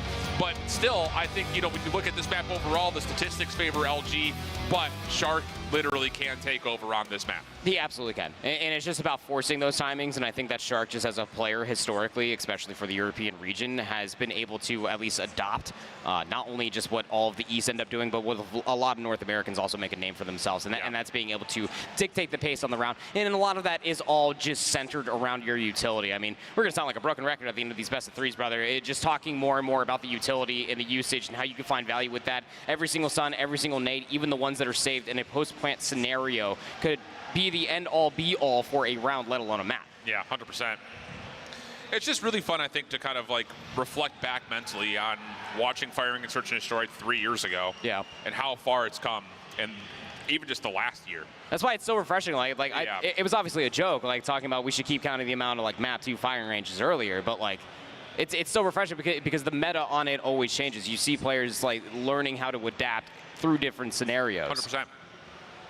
I think that's a lot of credit again to the fact that, you know, the last year in particular, this map was a staple as we got into the playoff bracket, and our Chinese teams really showed how good you can play this map if you have everything set and ready to go. Totally. So, definitely changes the identity of what Search and Destroy looks like in the overarching global scene. So let's see how much that has affected these two squads on stage, especially for Animus. Because I say, if you win this map, you get to an Arsenal. Not a bad control map for them. In fact, it's a very good control map for them. They're 5-0 on it. That's why I said it's a toss-up. Yeah, I mean, you can use the star comparison for what our data may suggest, and yeah, it is 5-0 against other European teams, but it's still reps on the map, and it's still the understanding of how to take control of that map. It just mostly comes down to a potential opportunity for Animus, should they get to that map number 3, to be able to showcase what it looks like when they are under that pressure, regaining something that we did get to see very late in that map number 1, but I would be here for it as well. But again, just not as a biased caster by any stretch of the imagination, but I would love to see Europe do well. I would love to be able to see them answer the call, but this is a very tall ask nonetheless. Yeah, 100% the case. Okay, so Fire Engage coming up still. As we had mentioned, for LG, their Search and Destroy has been very good. Did not drop a single search map inside of their region for Stage 4. Trying to carry that on here. And to be fair, like that status quo squad, I think really surprised us, mostly off of the respawn gameplay. Especially against Tribe. And I think Tribe was still trying to figure out Search with their newer roster. I think that's kind of why you start to see Hippo get back involved. They need a little bit of help, you know, kind of the coaching side to get them all tuned up, ready to go for the global event. But still, to go flawless in your region and Search is very impressive and also very difficult to do. Yeah. It's always something that you could definitely write home about, especially going into a global championship where historically versus the other Eastern teams, North America typically doesn't do well on Search and Destroy. But you know, even for all that intents and purposes, even LG, like I was saying, do have things in common when it comes down to Animus. Both of them got O2'd by Stalwart, so I think that's definitely something to say about these two. Potential preparation for what is going to be a very real wake-up call. You are 1-1. You lose this series, your backs are truly against the wall, and the single elimination bracket becomes that much further away. You win this, you get that much closer. Yep. Again, 3 is the magic number. Whether it be 3 wins or 3 losses, you'll see yourself either moving on tomorrow or moving back to the airport. Well, that's brutal when you say it like that. Yep. It's not far away. quick Uber ride away. It sure is. Let's get into it. Firing right, Search and Destroy. We've got Tribe, Luminosity starting on the offensive side. And they will have a quick intention towards B, just overwhelming the solo player and solo trophy of Narcs. Gets naded out of the picture, and a trophy of their own will be placed as LG will go for a quick plant. I love an immediate turnaround of us just talking about the expensive utility. Just how quick nades came over the top and just how quickly LG just swarmed all the B bomb side and the bomb got planted. Oh, this is different. Shark's going to be using an LMG. Not trying to run an SMG in this opening round. Gathilla around the backside of jungle. Throwing some shots out. It's enough for Shark to find one, but there's just no entry back in here. Machine pistol, tickle it, all you want. Not gonna work out for a kill. And with that, LG off to the races with their first round. So, albeit some time in between map number 1 and map number 2, it appears that LG are still keeping up at the same pace. Yes. We need to start reacting here on defense if you're Animus. These stuns and nades need to be timely. Ceremonious over the top, 1 all the way through jungle. We'll at least get a lot of information for Razmo to get first blood. Dude, just watch number 5 in blue. Look at Shark. This guy is hunting. However, he's not shooting. Only gets 1, but that's the play I'm talking about. Smoke deep towards the front window at Wood. Nade to follow, stun to follow, Shark rushing through it. Little God nade over the top of trailer also lands, but LG will commit to get this plant off. 2v4 span shots coming through from Razmo. Just lurking inside of American. He's about to get pushed, actually. Directly below him. The timing just not going to be favorable at all. So xRock will take down Razmo. Still have numbers if you are Animus, and they're going to try to wrap this all the way through tires. I love it. I absolutely love it. The problem is it's being watched, kind of, by Costilla, and he's good for it. Okay, that's the bomb now down. And it leaves Jez by himself, 1v3. Scope and a Fennec to play with. Costilla has now rejoined his teammates over through mid. Narc's up top. Likely be the first one to find this. And, well, there's the extra tax, and it'll be Costilla who will find the final bullet. But, yeah, keep your eye. Every single break off here on defense, watch number 5 in blue. See what Shark does. He's hard to keep an eye on.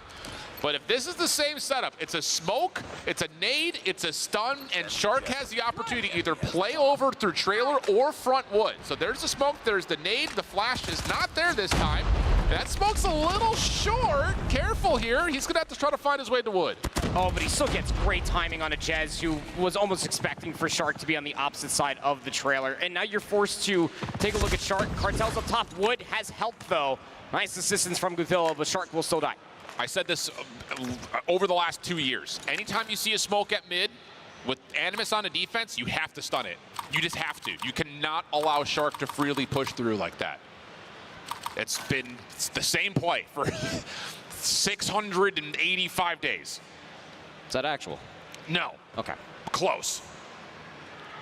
I believed you. Thank you. Convincing. You're welcome. Numbers still here, and Animus just have to keep holding his angles. I mean, Razmo's in the perfect position. Even if he dies, doesn't even matter. Still hits the shot. The smoke comes through, and why wouldn't you push it with a machine pistol?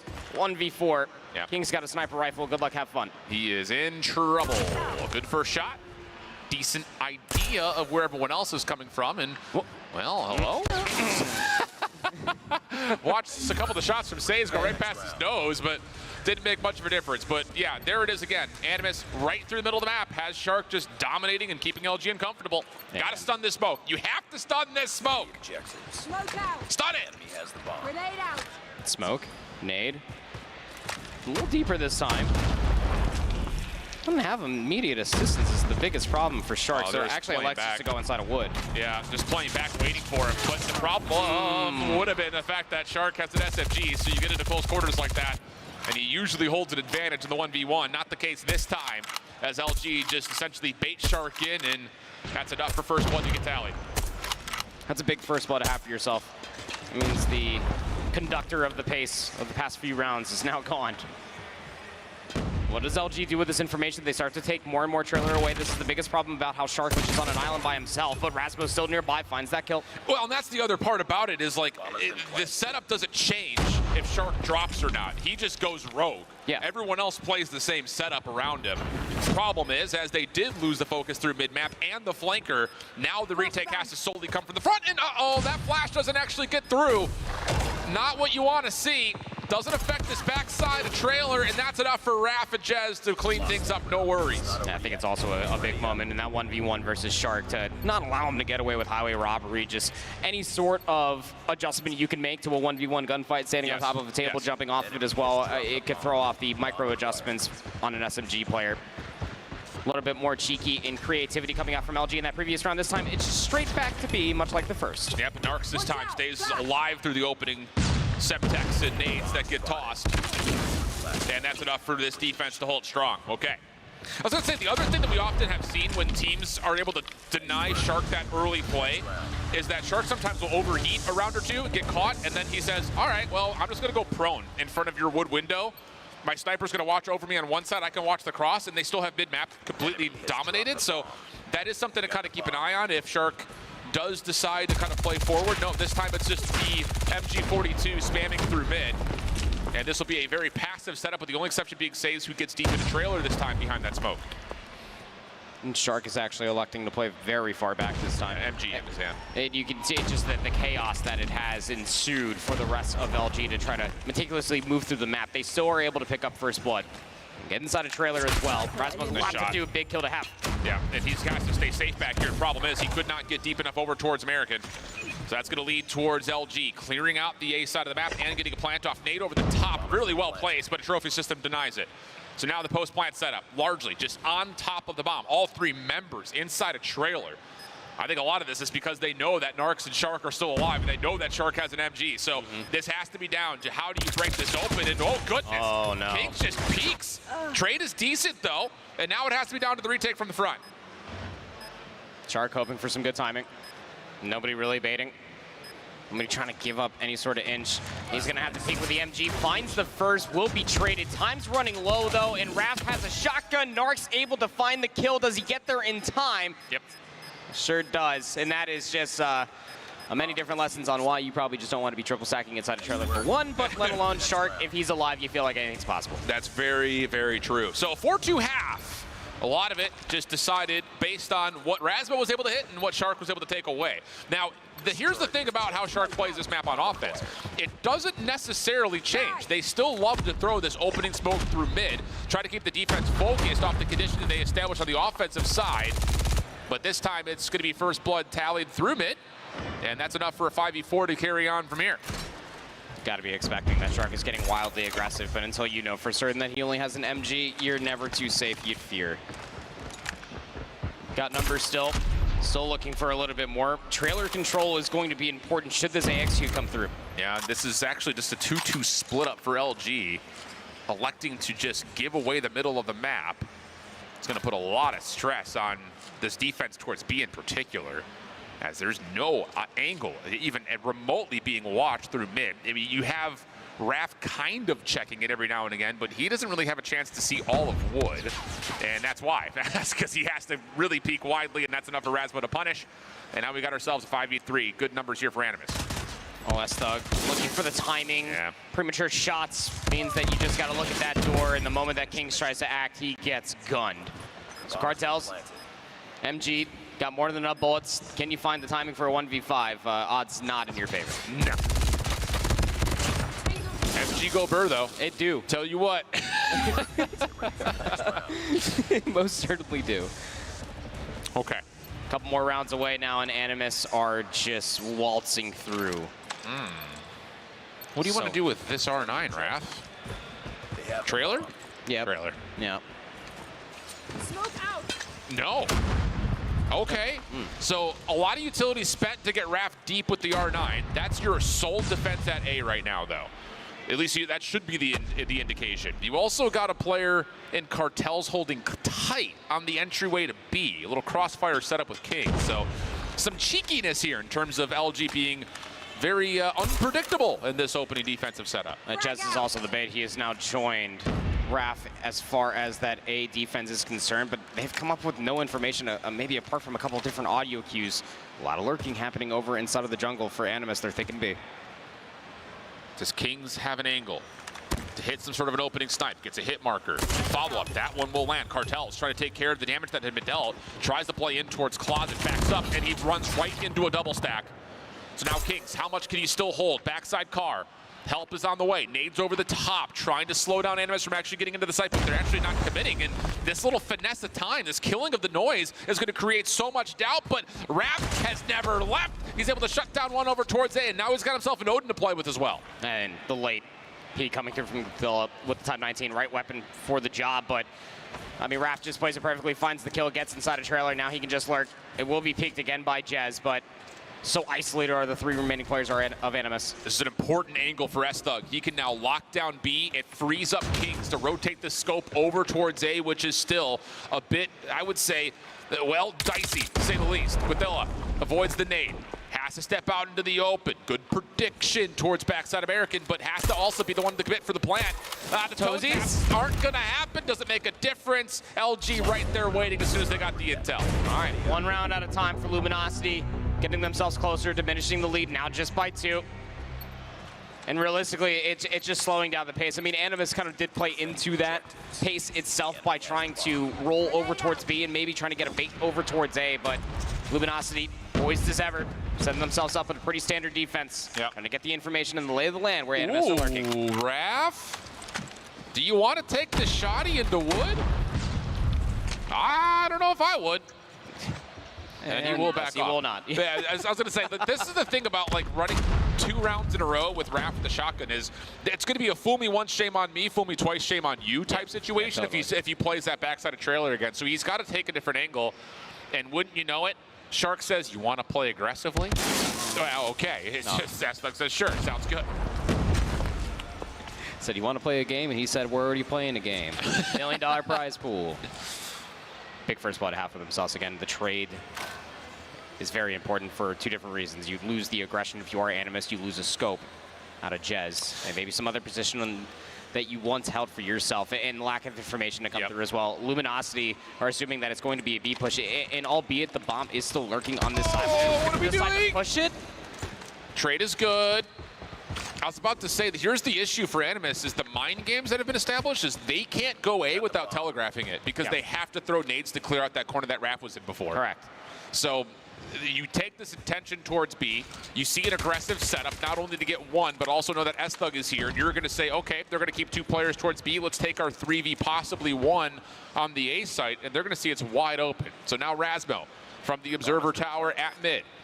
Focus on the rotation as they do not catch wind of this flank whatsoever, but Cartels is just going to give it away. Okay, that's not good. 30 seconds, still bomb detonates, and they're all about to be rushing through the dummies. Yeah, now they know there's 2 players here, just 2 different weapons coming out. First shots are good, trigger disappointed in the corner from Says, and that's enough for Animus to get to 6. I just don't know why we're pre-firing when we're coming on a 3-man flank right there. There's no, the answer?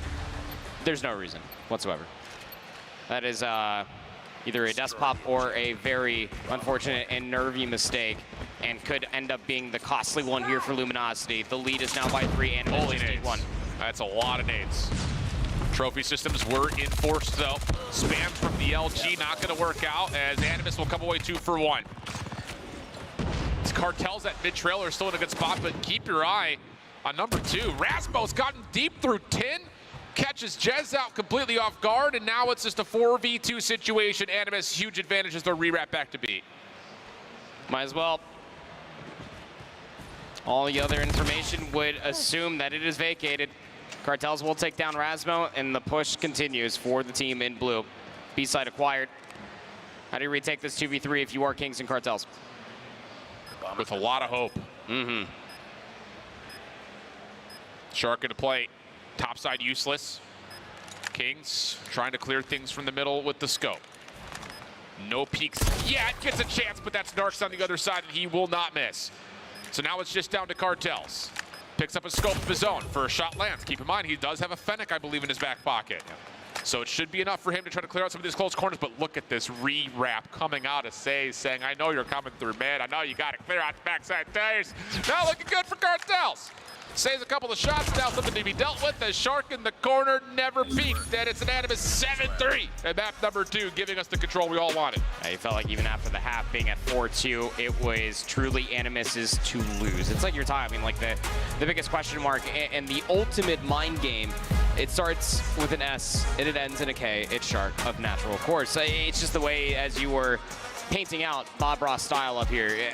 Just the different styles of the nades, it makes you question almost everything. We saw at least some adaptations coming through on trying to stop it late offensively, but then the rest of the teams, the snipers, Rasmo specifically inside of American, became a problem. And then that was a continuation once the sides inevitably swapped. The only time where you really did feel like that there was any sort of dominance coming through from LG on the defense was when Raph pulled out the shotgun and he got inside a corner. But then the following round, to your point, you almost feel like that he can't find this a similar value without getting too egregious with his positioning. Yep. That it was just easy days from there on out for Animus just to continue to play their game. It's just like, this is like a search and destroy 101. If ever you see an aggressive smoke thrown at you, you have to throw a You gotta stun stun into it. it. Yeah. It's not to necessarily get the status effects on the player pushing. It's just to know there's a player pushing. It's an information game. And it's, I mean, again, it's something that we've seen Shark do for the last 3 years.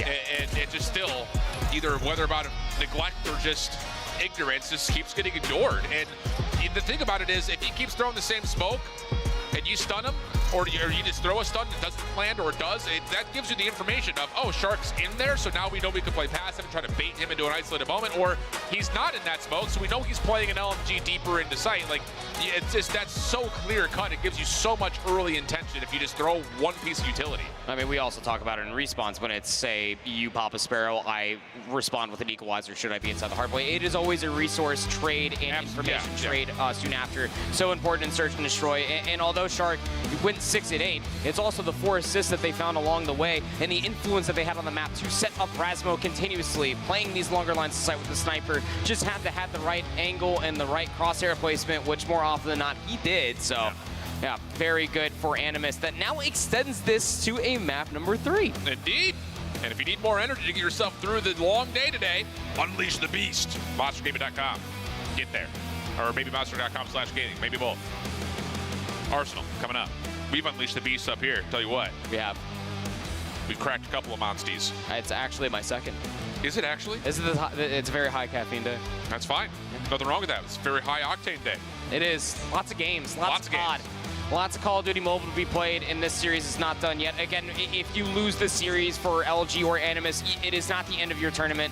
You will go 1 and 2, and then you get one last chance to extend your tournament in the Swiss. You win this one step closer to getting towards that single elimination championship bracket, and Arsenal is, as I was talking about when we had Lauren up here, a toss-up, because it is only the data that we have from their region. It was like 4-0 for LG, 5-0 for Animus. They do have a lot of reps on the map, but realistically speaking, because of the way that Arsenal on a control does play, so dependent on the breakoffs, surely, but once you do find those kills, those spawn traps are just annoying. Yeah, big time. You also got to keep in mind, I said this around this point last year in the Swiss stage, NA was down bad. You drop LG to a 1 and 2 status with Tribe fighting for their lives against a Vitality squad in their 1 and 1 matchup. Oh, jeez. Yeah, NA could be down just as bad as, well, they were last year. Feels like we've got our pretty clear-cut top 4 at this moment in time. I don't like maybe the count chickens before they hatch, but you're not. Yeah. I said the only other thing would be like maybe Stalwart is showing us something, but we'll take a look into some of our other streams as we're still getting ready for the Arsenal here. This is our C stream. Everybody's having a and we find ourselves on Tunisia between Stalwart and Elevate. Out of the market as I say his name. FDX. And we'll let the casters take yellow on that one. Skirt finding take you away for PJ, this but one. that's all over. It's a equalizer courtesy of Stalwart. Let's go to overtime, baby. What a better way to end this one. I just, I beg we see a game 3 here, AJ, but we've seen this matchup so many times. All right, so 6-6 the count here as we jump into an overtime situation between these two Garena squads. Again, very well rehearsed versus one another. Just comes down to, again, who can find this edge. Elevate would love to be able to, again, just rue the day that they are even looked at as slightly vulnerable. Again, this is another qualification match. Both these teams at 2-0. Yeah, Stalwart needing the Search and Destroy just to extend it to a map number 3. Elevate were able to take that map 1. And a lot of eyes on what this Elevate team is going to do here. The consistency in between CDSI and their lower bracket run is everything that everybody wants to be in a tournament format. Though, first blood, much like how we saw earlier from Elevate, still very good. And that's one of those moments where, like, you allow Susano to get that far forward. He's got such an easy exit back. So it's free. And now Kendi's trying to do the same thing on the other side of the map. Now, Stalwart's going to be aware that this is a possibility. Just comes down to will they actually catch the angle, because Kendi is hugging this wall, but up and over should be a freebie, and it is. So an early trade back. Now all of a sudden the defense has to worry about, hey, we haven't seen anything at B. Could this be an A hit? Late stun through mid, not going to connect with anything whatsoever. And still just struggling to find some information. And Stalwart trying to maneuver their way just outside of the winery. They got a player in a position to maybe try to work a little bit of bait, but the bomb is late on this rotation. 28 seconds remain. FDX trying to clear things out from the front. then they will find the opening. Okay, PJ drops, only taking one with him. Defense quickly on the rotation over with 15 seconds to play with. This has to be a commitment for the bomb plant. EG's just playing forward. Yeah, he's going to get a little bit caught here, or is he? He finds Yopi on the mantle. Decent response for Susano, but the bomb does get planted. So we go 2v2. Klo over the top. That's clean. Almost able to snap onto the second, but Klo gets caught on the reload. That's enough for Elevate to take the edge of the OT. The massive momentum going in towards the defense, which is how good the sniping from Susano has been on this Friday afternoon.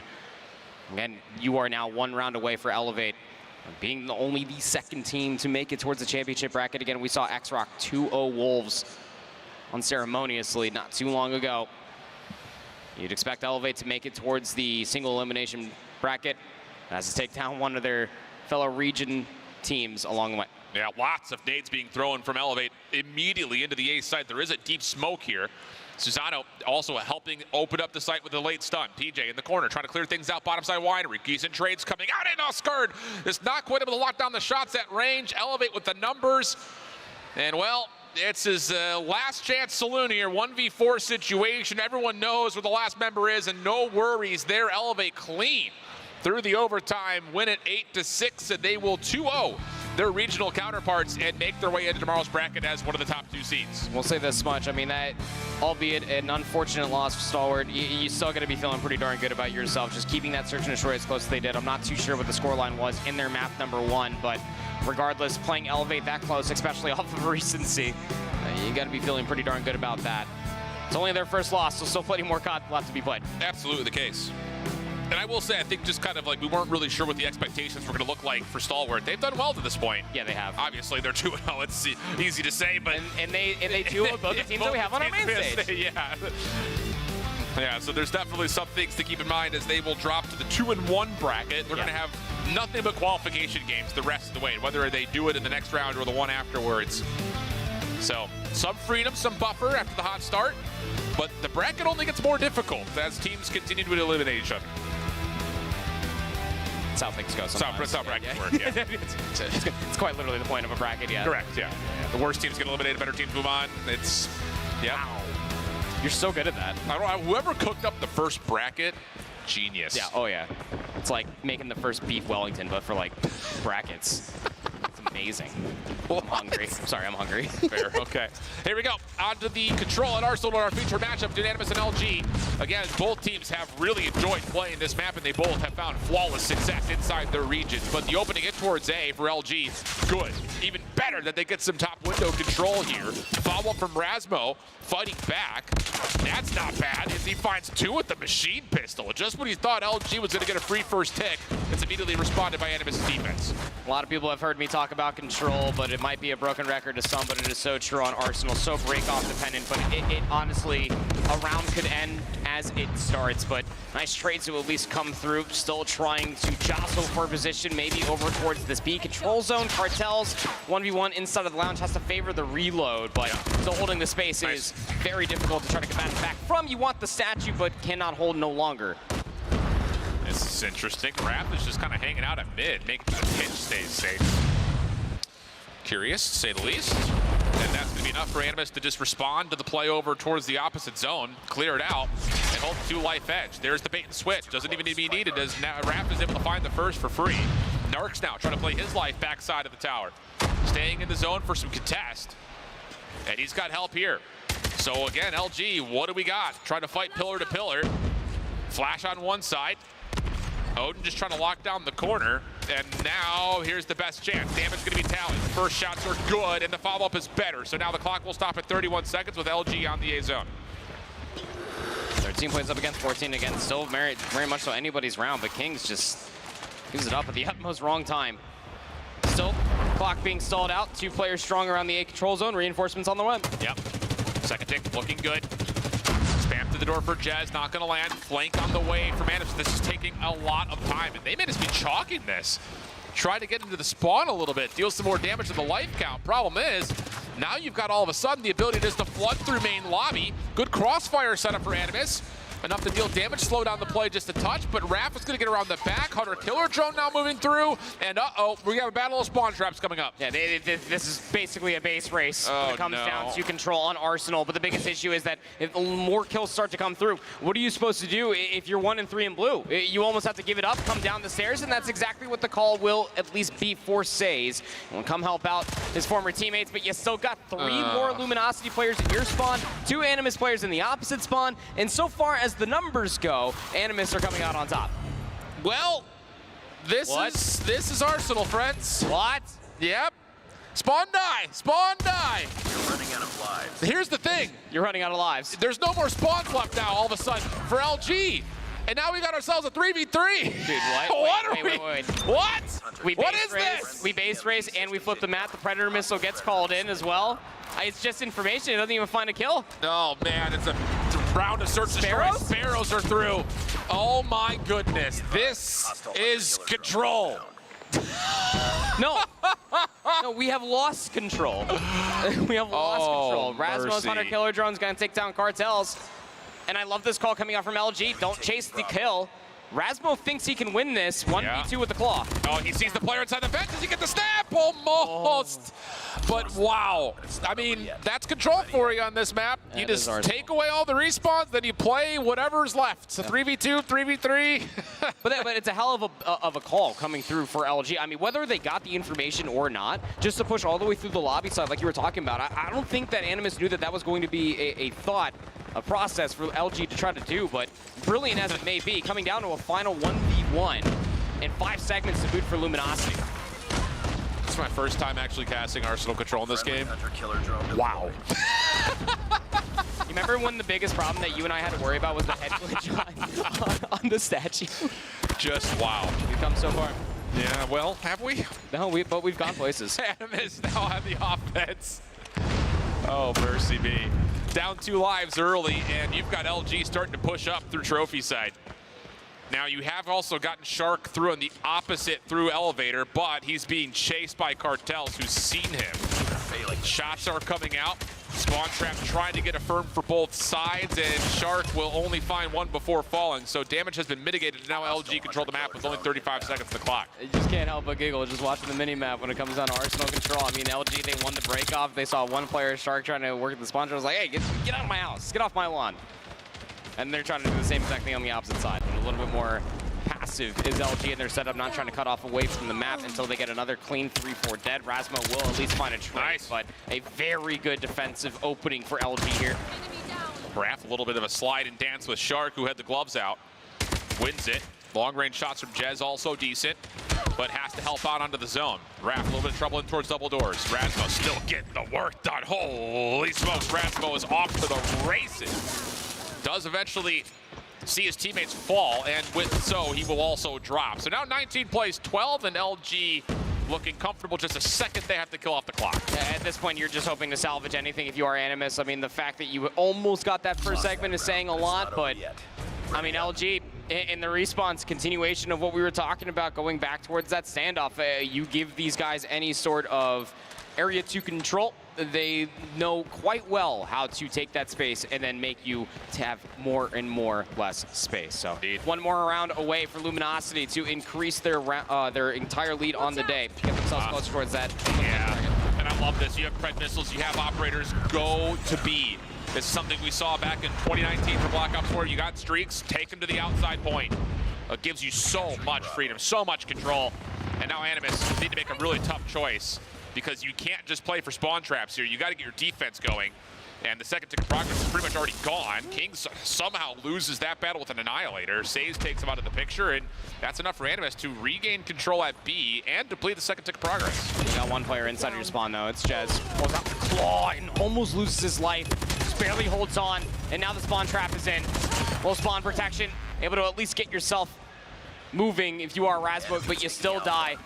Jez is still alive in that spawn, by the way. Finds 2 more, and it's still going, by the way.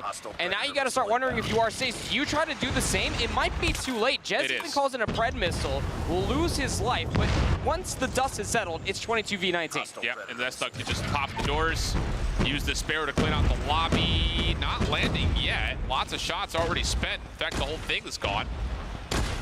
War Machine from deep. Also not coming up here. Eventually Rasmo drops, but the focus from the front is still less than convincing right now for LG. There's a pinch on the way, it does get shut down. So a chance to jump on, get this second tick of progress worked on, especially now that there are 4 members still surviving for LG's offense. And still working up that second segment. You have to contest if you are Animus while also finding eliminations along the way, and they are doing everything possible to try to do that, plus some extra. The kills come through, the segment gets depleted. Animus are not done yet. Not yet. Couple of operators at the ready as well. Saves for the War Machine. Rasmo has his available on top of it. Nades cooked up by Raph, all towards Lobby's side. That will not land. Trophy systems in place to keep the defense safe, but Cartel sneaks through the fence. Trophy down for the offense now for LG. Trades on the point. Here comes the claw, last thing standing for Rasmo, and may have been enough. He gets a couple eliminations, but Cartel's one of the last ones surviving for LG, finds a double. Now joining him as another member, and that's going to be the second tick done with the third on the way. Nobody's hitting around. They're all just kind of trying to rush up through the stairs, hoping that the nades find the value to get them the space up the stairs. Well, the opening shutdown is decent. S-Thug off the reload, trying to hold on to these long-range headies. Tough battles over towards the top of the staircase. 11v6. Animus still chewing back into this. Finds the kills they need, but it's an 8v5 with a minute 13 on the clock. Plenty of time left to try to hold on if you are Animus. The problem is you have to play flawless, and you want to hold on to that maybe for another round, but desperation might ensue. Yeah. You're being flanked. Cartel's looking to work a pinch. Yeah, tough decision that has to come through here for Godzilla, because knowing that there are no more respawns, if something looks very dicey, you may just have to make a gut check call to see another round. Cartel's around the back, has not found anybody yet. S-Thug has been damaged by Rasmo. That's enough to at least allow the initial trade to come through. More now from the front.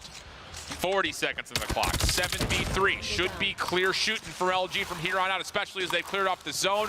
There's the clock on the pause. Not sure where Shark is, but they find him. And it all rests with one. Says backside staircase, can't get away, and LG will take a 3-0 in the control and get themselves a second win in the Swiss bracket. Yeah, big momentum swing coming here for LG. Taking down back-to-back European teams. This one, tested firing range. Definitely need to go back and try to learn from those mistakes if you are Luminosity Gaming, but a step in the right direction to maybe try to get NA back into a brighter light of a conversation.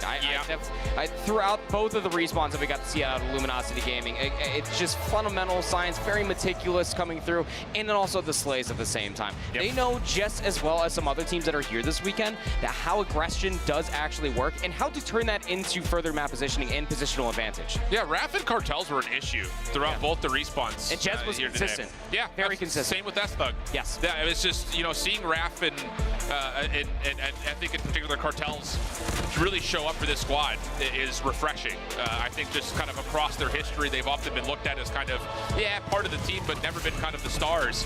But here, I thought they played absolutely meticulously well. They were making all the right reads, all the right moves, and of course, a couple of just great individual moments. You know, you think back to Raph with the shotgun top grannies, 1v3, wins all 3. It's like moments like that that are major difference makers and completely changes the dynamic of a map.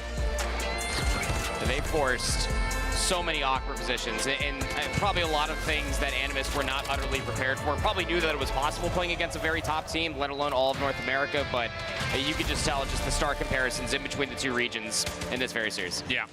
And it's just, again, it's Shark on firing range. It's just... It's a staple. It's a staple. It really is. So, really clean stuff, I think, for Animus to at least find themselves into a map number 3 situation, but the road becomes very difficult. No more mistakes going to be allowed here, sitting at 1 and 2 overall in the Swiss stage. You have to win your next 2 matches if you want to try to find a way to get Europe into that playoff bracket.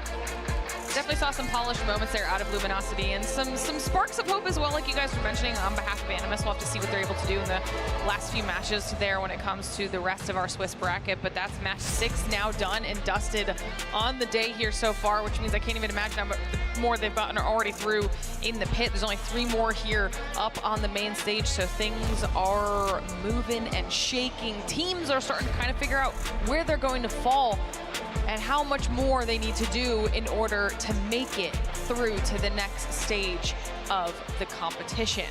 Now, obviously, we are at the end of the match. That means we have a winner. That was, of course, Luminosity Gaming, if they're able to 3-0 against Animus. So F-Dot standing by on the stage to have a chat. Hey, what's good, guys? We're here with AO Raph, and he is excited, man. Day 1, you come through, you get it done. I ain't even gonna ask you a question. Just speak your mind, bro. Honestly, we came here for a reason, and some games are good, some games are bad, but we decided to move past it and focus up. So that's what we did on the stage against Animus. So good games to them, you know? Talk to me a little bit about the squad. Like North America as a scene, you guys have shifted from team to team to team, but we see a lot of the same faces. What makes this iteration of the team different than other squads you've been on in the past? One simple reason, every single person, even though Awaken is not here, Awaken Academy, every single person on the team, myself included, has a reason to continue and push forward. We've had our problems here and there, but when it comes to the boot camp, when it comes to champs, we're locked in and loaded. Simple as that. Simple as that. I mean, you certainly sound locked and loaded, so I usually hate this question, but you sound like you have something on the brain here. Coming up next, you've got more matches. What's the vibe with the rest of the team, and how are you taking on the rest of the games? Oh, honestly, we're not making the same mistake as last year. We realized we came in too overconfident. This year, we're staying humble, we're staying confident. We know who we're playing against. Nothing's easy. A lot of upsets will be happening. So, to the rest of the teams, my biggest advice, do not ever underestimate your opponents. Treat them the same way you treat the best competition here. Simple as that. Simple as, simple as. Hey, congratulations on the dub, and good luck in the rest of them.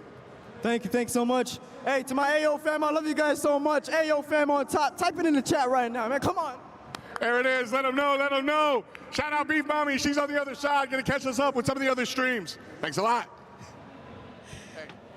You know, you're always going to get a treat if you have AO Mike on the camera. Of course, I was able to interview LG yesterday, and it seems like the energy is going to be good. Of course, they definitely needed this dub. This round number 3, we saw East versus East, West versus West, and it's looking good for the West right now as LG getting a dub. That is definitely well needed. And as well, their NA brothers, they had Supreme Team also getting very victorious 2-0 up against Ancient. So Ancient going to be in a little bit of a pickle, but again, someone that's actually not doing a West versus West. The only East versus West matchup that we actually had here was going to be Diabolus versus Exclusive, where Exclusive finally can get a breath of fresh air, delivering that very convincing 2-0, and we can thank the players like Veer that can actually step it up. And when it comes to this, it definitely gets it to the very end. Who can take it?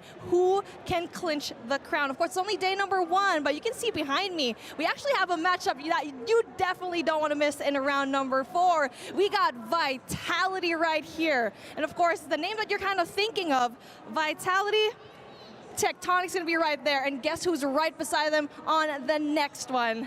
That's going to be Tribe, his former teammates. You wouldn't want to miss it. Round number 4 coming up next. What's up, I'm Kings. We're Luminosity Gaming. You're watching COD Mobile at DreamHack Atlanta. The Snapdragon Pro Series is brought to you by Snapdragon Elite Gaming, Monster Energy, DHL, and the United States Air Force.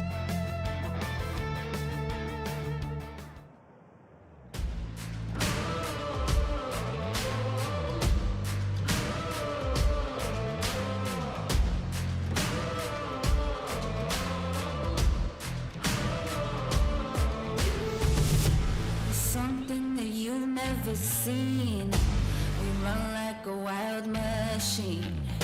Watch out, cause we're baring our teeth. And there ain't no in between. With fire, you're gonna get burned down to the wire. Now what did you learn? We're coming for you. You don't wanna mess with the winner. Ice so cold, make you shiver. You're looking at a cold-blooded killer. We're coming for you. It's going down.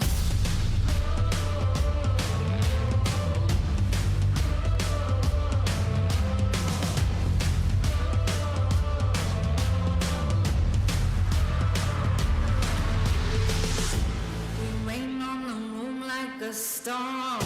Yeah, we're way too big to ignore. We'll shake you, we'll rattle the floor. You know what we came here for. Play with the fire and then you got burned down to the wire. Now what did you learn?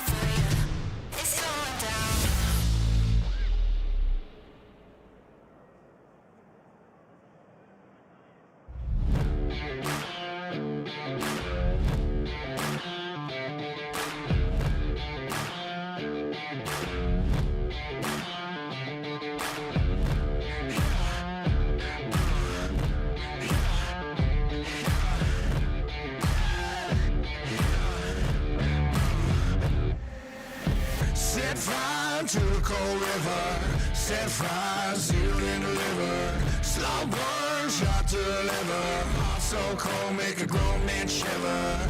Wake up, don't be afraid. Make love, but don't be tame. Even the king in the crown is lost soul, walking in a dead man's crowd. They try to keep us undercover, but we are about to rise up. Rise up. They wanna push us in people in their pockets, but their time's on. We about to rise up. Rise up.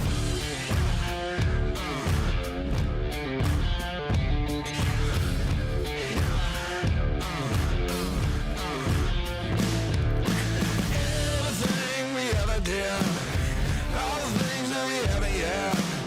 Everybody wanna be the same. Everybody wanna be desired. One thing we can't forget. Can't see through a part of that.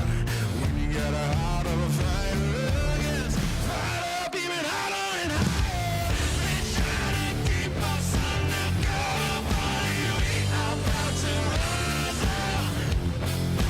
Rise up. They wanna push us even deeper in their pockets, but their time's on. We about to rise up. Rise up. I keep running, running, running, running. I keep running, running, running. They try to keep us undercover, but here we are about to rise up.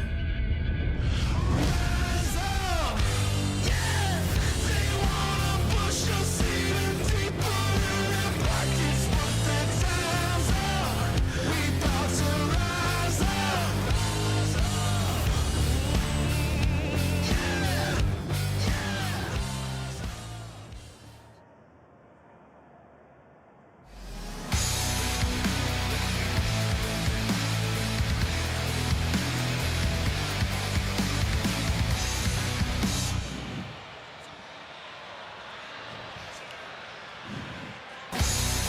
Welcome back, everybody, to the Call of Duty Mobile World Championship here at DreamHack Atlanta. We've had a fantastic day of performances here so far on day one of our competition, moving our way through the Swiss bracket. And I know you're expecting match number 7 on the main stage, but we have a little bit of an extra treat, okay, for all of you here, both live in the arena and at home that have been following along with us here all day, because we're waiting on a couple of our teams to finish in the pit before we can get our squads up on the main stage, which means we get to go check out a pit match instead and follow along with some really big storylines that we've been talking about all day, because we're going to be watching Galorys and Godlike fight for a spot in the bracket in this upcoming match. Let's take a look, though, at the Swiss bracket. We've had a lot happening here today to try and keep up with, whether you guys have been watching the main stage or our B, C, or D streams, where all of our matches have been happening. And so lots of teams have made their way through already, Ted.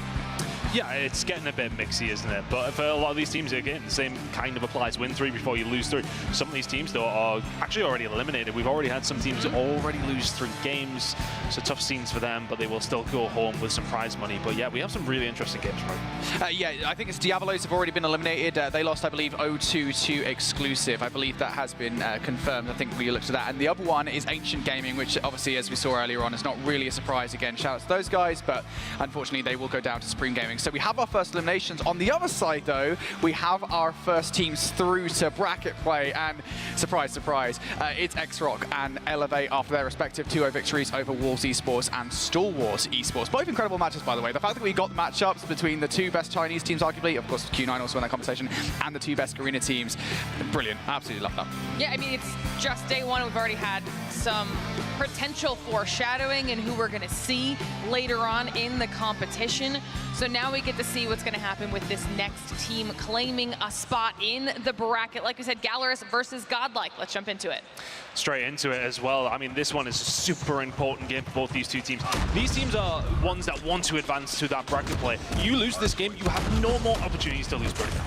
Yeah, absolutely. You know, your lifelines are kind of slowly already depleting here in the Swiss stage, and this is a massive matchup for both of these two teams. Again, Galorys, you know, trying to prove to people that, hey, they should not be an underrated team. For Godlike, I mean, much really in the same spot, right, Touch, for the most part? I mean, Godlike are a team that obviously made that miracle run last year, and I think since then, I think people underestimate them.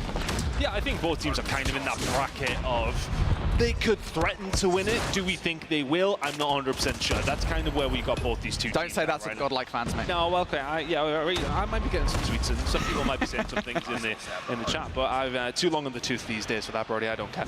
So here we are into this game. Godlike into the lead. A nice start for them over towards P1, but P2 coming up very, very shortly. You can see Galorys already on their way over.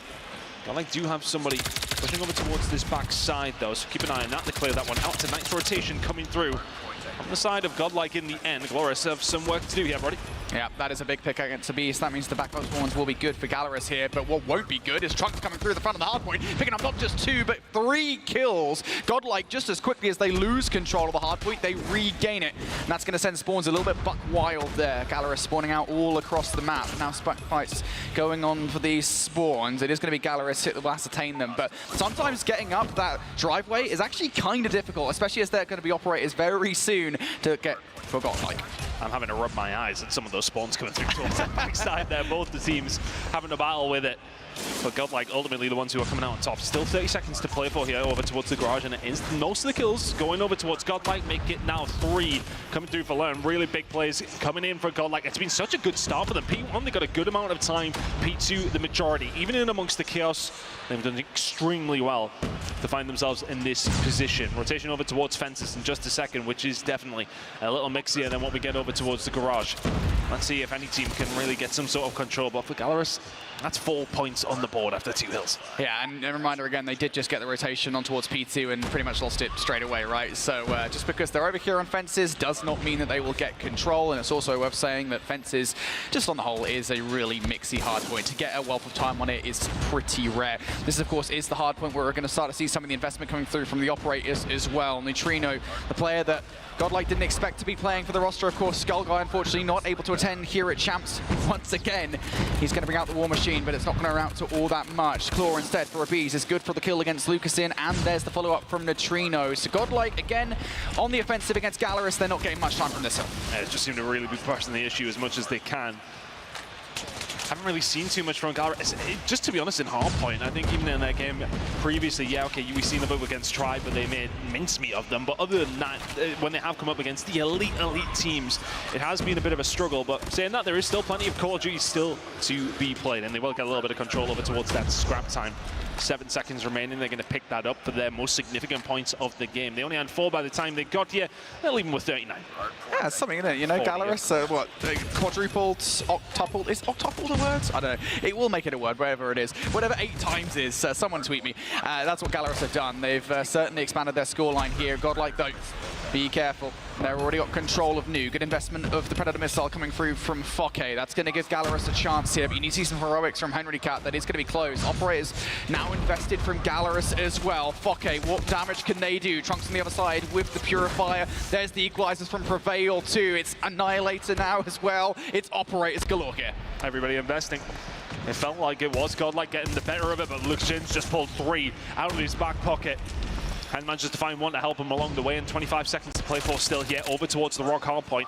Galorys were there. Godlike very quickly get rid of them, though. For all the investment for both two teams, it felt like Galorys were the ones coming out on top, but Godlike are the ones in control. 13 seconds to play for, the end of the first rotation incoming. If you're a Godlike fan, you're liking what you're seeing. Really good rotation out of them, which really just started at P1, P2, chipped away since then. Really, really good start to this hard point. You could say you Godlike what you're seeing, you know? All right, it's too easy there. You probably shouldn't have done it. Godlike feeling pretty good about themselves at the moment. 20 points to the good over Galorys. You'll be very happy with the way the start of the hardpoint, I think especially, has gone thus far. Galorys, really, the only good look they've had is that fences hardpoint, which, to be fair, they did get a lot of time out, more than teams usually do. But you have to be careful. You don't find yourselves too deeply out of this game this quick. Godlike already amounting a lot of time on P1. Galorys trying to desperately fight back through. Mihawk with a double up top. Of course, he was a player at the start of the day that had a phenomenal start on that Summit hardpoint. So if he can heat things up for Galorys here, they'll be right back in this game. Trying to get something going. I think the thing is, when you see a scoreline like this, you sometimes count the other team out far too early. We know that. I mean, we've casted many hardpoint games over, not just this season, but over the past, what, 10, 30 years with myself. So, I mean, that makes me feel old. But how many times you see teams come back, a full 60 against this Galorys team, immediately back into this game. They're finding some good time at P1. The scrap time is there. The rotation is not. But if they can find a break, find a full 60, we've got a game on our hands. Yeah, and that's never been more true than here on Hacienda, right? Hacienda kind of lends itself to these comebacks, if you will. All it takes is one good break, as you said, and then the follow-up hardpoint control, and you are right back in the conversation. Hell, I mean, Elevate showed us that at CDSI. So Galorys still in for a chance. Never count them out, especially with how good of a team they are. But right now, Godlike are leading this conversation, and they're also leading hardpoint control as well. Backspawn still looking pretty good. Infiltration from Fokke with the R9. Not a lot of effectiveness with it, though. Galorys are going to hit this front over and over again. They're going to run right into the operators of Godlike. On the other side, though, Mihawk with the claw. How much damage can you do? A second kill for Mihawk. Any more on the platter, it's good at the very least to get Galorys in. Yeah, there's the break with about 30 seconds remaining here on Garage. 80 seconds has now been broken. If they can pick up this decent amount of time here on the scrap, which is looking like it's going to pretty much be given to them by Godlike as the rotation over towards fences starts to come through. Galorys are closing that gap. Animus and the Sparrow for the transition over towards the next hill. He is going to fall, though, so I wasn't too sure if that was remaining from the Garage hill, but yeah, either way, a questionable investment if that was the case. But a bit of a split spawn here. Things are about to get very, very mixy when things do pop in 3 seconds over towards fences. I got to say here very quickly that Godlike, I really like the way that they played that off the back of that. They didn't invest too much in towards scrap time. They were trying to cut Galorys off on the rotation for the middle of the map. So great map awareness coming out of Godlike, but now as we get towards the next hill, here we go. Godlike looking to hold on towards this hardpoint. Galorys, though, they're starting to get the kills here, Tom. Yeah, they were slow into this game, but they very much have went toe-to-toe with Godlike over the last 4 or 5 hills. Closing that gap ever so quickly. War Machine's out. The Annihilator was there for Lukasin as well, not quite operating at the same time now, but oh, you did see the investment of the equalizers coming through, getting nothing, but everybody else from Galorys is. 25 seconds remaining here over towards fences. This was the start of the comeback and the start of their hardpoint on the previous rotation, and they are getting things going here as well. Yeah, it definitely feels like this is the hardpoint where Galorys are feeling most comfortable right now. There's not a lot that Godlike have had to say. Neutrino will find one, but immediately you trade it on out here. With 10 seconds left, you're still going to hit this one if you're a Godlike. I mean, why not? You've got the back spawns. You've got a clear path towards the next hardpoint, but Galorys are still winning the trades at the moment, and we said it, right? Galorys can still come back into this hardpoint. Hacienda lends itself to it. Well, look at this scoreline. Galorys now just 10 points away. Streaks available for Lukasin. They're starting to come through as well, and Galorys will need to still continue to be good. Things have slowed down for Godlike, but we know in the blink of an eye, the same can be said for them. They can find a full 60 and put this game out of sight, but Lukasin will find 2 out of nothing, as he just so often does, but Prevail equalizes out over towards the balcony side of Rock. It's very, very difficult to find a push. He's just going to try and linger around. Hen will find 2, but this is just where you do not want the enemy equalizer. He finds 2, the third there for the cut. Brilliant plays from Prevail. Godlike in control. Godlike looking to bring this one home. They've let Galorys back into the conversation. Now they need to silence them once more. And Neutrino being all sneaky-like, waiting for the perfect time to strike. He's found it in behind. He's going to get some team shots in as Trunks is the one to finish off not just 2 kills, but the third as well. Galorys now at the back of the spawn. Going to have to find a way back in towards the hard point. Abiz with the claw, keeping them at bay. 3 for Abiz. Look at the operators for Godlike. They want this hard point. Invested and invested extremely wisely. They find so much efficiency with everything they possibly could have there and get the reward for it. Nearly breaking 200 points. They pick up the majority of the time over towards P4. Galorys get very, very little, but they will have the operators of their own, maybe a little bit sooner than Godlike will again. We will, of course, be heading towards another P2. Godlike can just win it here on P1. Very unlikely with how mixy it can be, and the fact that Galorys have found a way through. This is really about the rotation over towards P2, though. Galorys soaking up some valuable time. They need as much as they can possibly get. Yeah. cannot let Godlike get this time. You've got to fight for it. You're starting to win the gunfights as well. The ARs have definitely stepped it up a notch over the course of the last set. Lucasin, 2 kills shy of 40.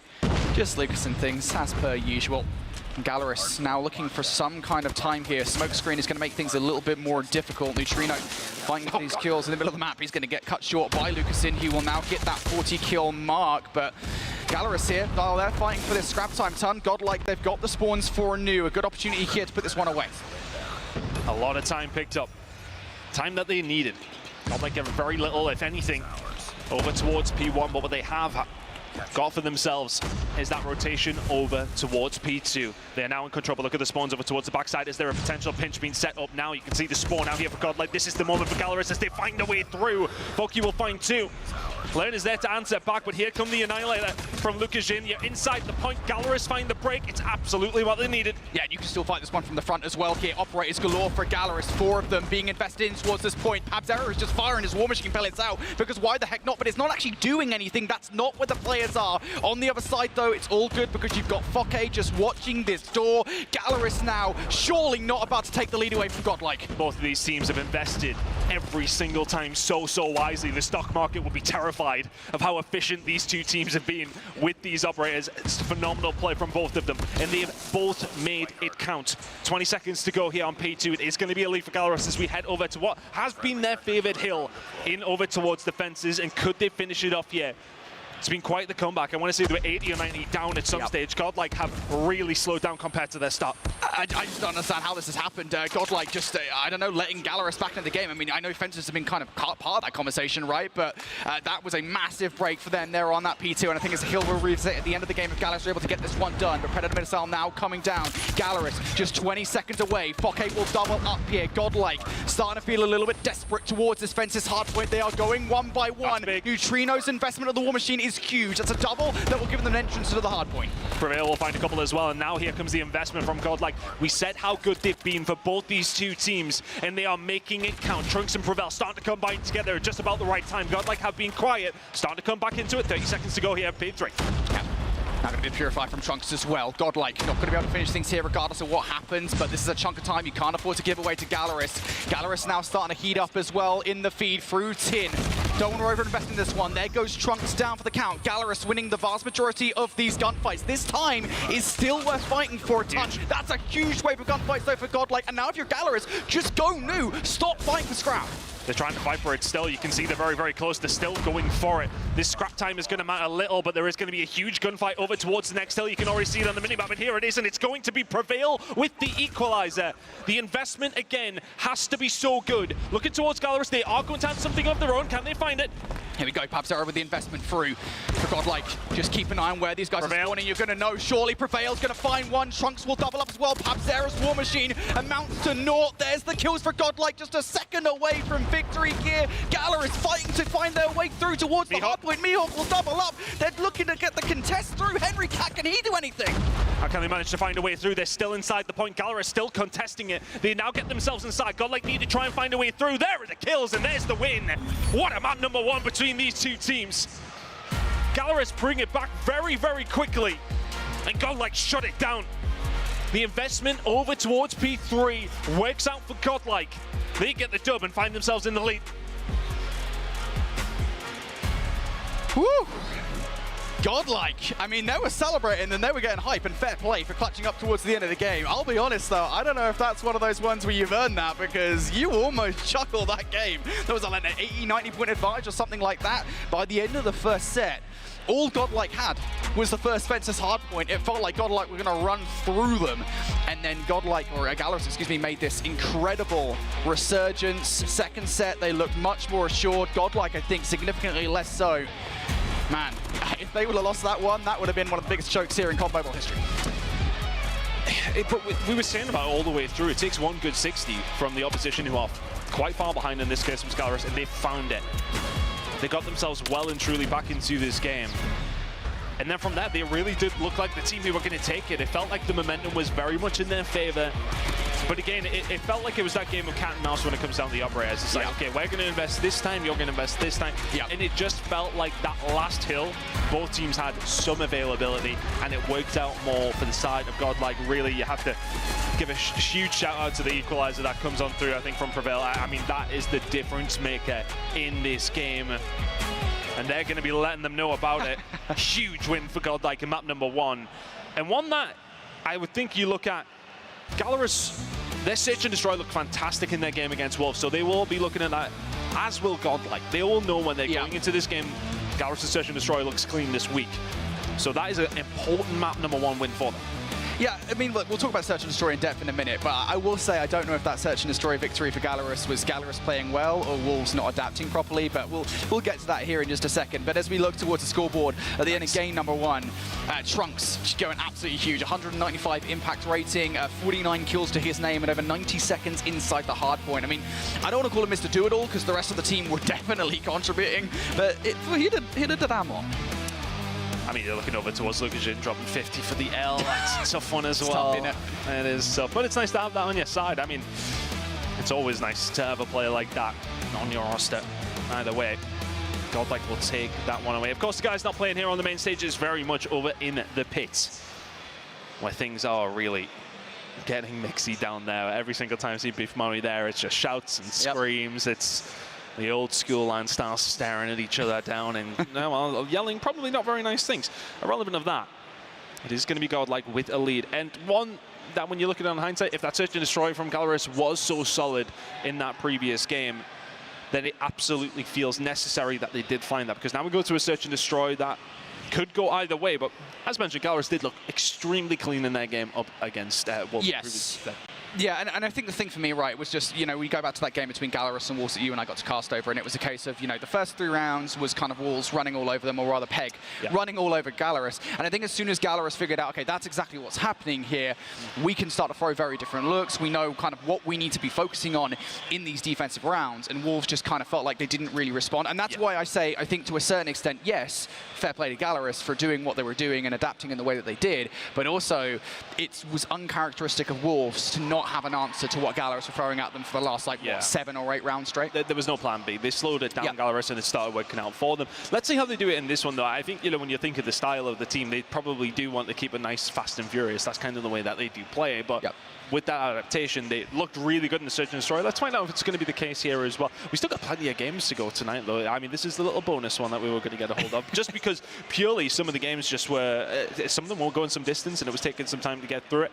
Now we get this extra bonus one. We've got 3 more to come after this as well. We are going through very, very nicely. But this one's been an insane one so far. The rest of the maps can be just as close as that. I'd be a very happy boy.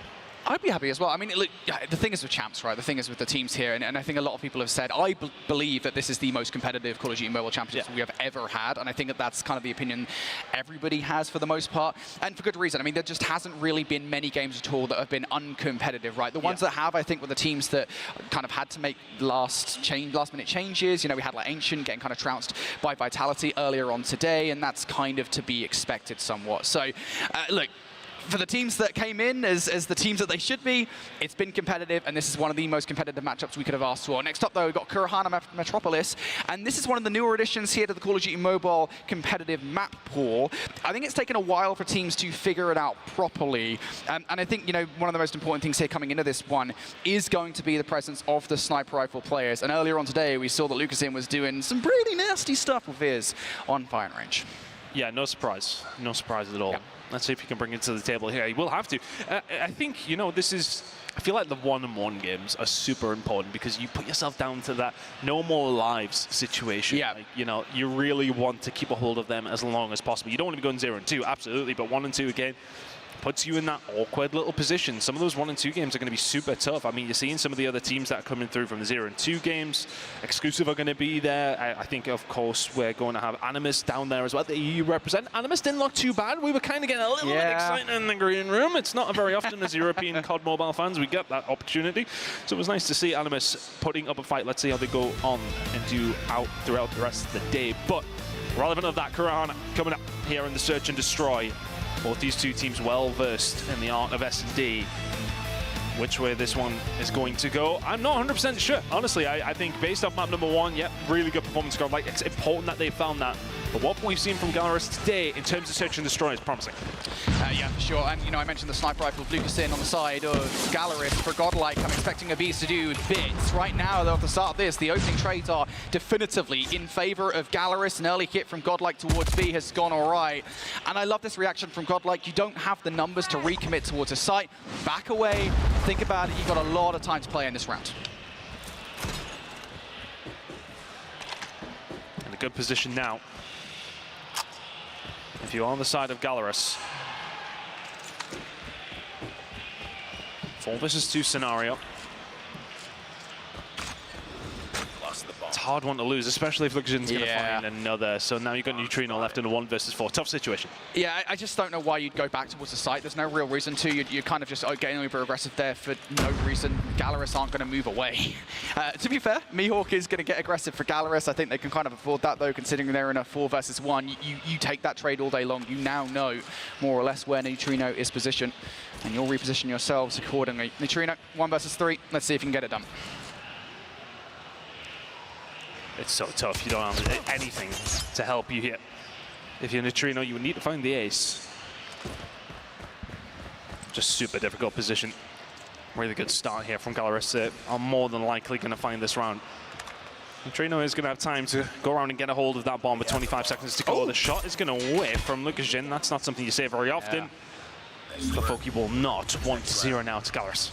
And I'm always surprised in a way, right, that they didn't just take the bomb straight for a rotation. Maybe they were hoping that, hey, we're going to go straight for the rotation, bait Galorys, excuse me, into rotating away towards A, but Galorys just didn't even fall for it even slightly. So if that was the play call from Godlike, it was not the best one.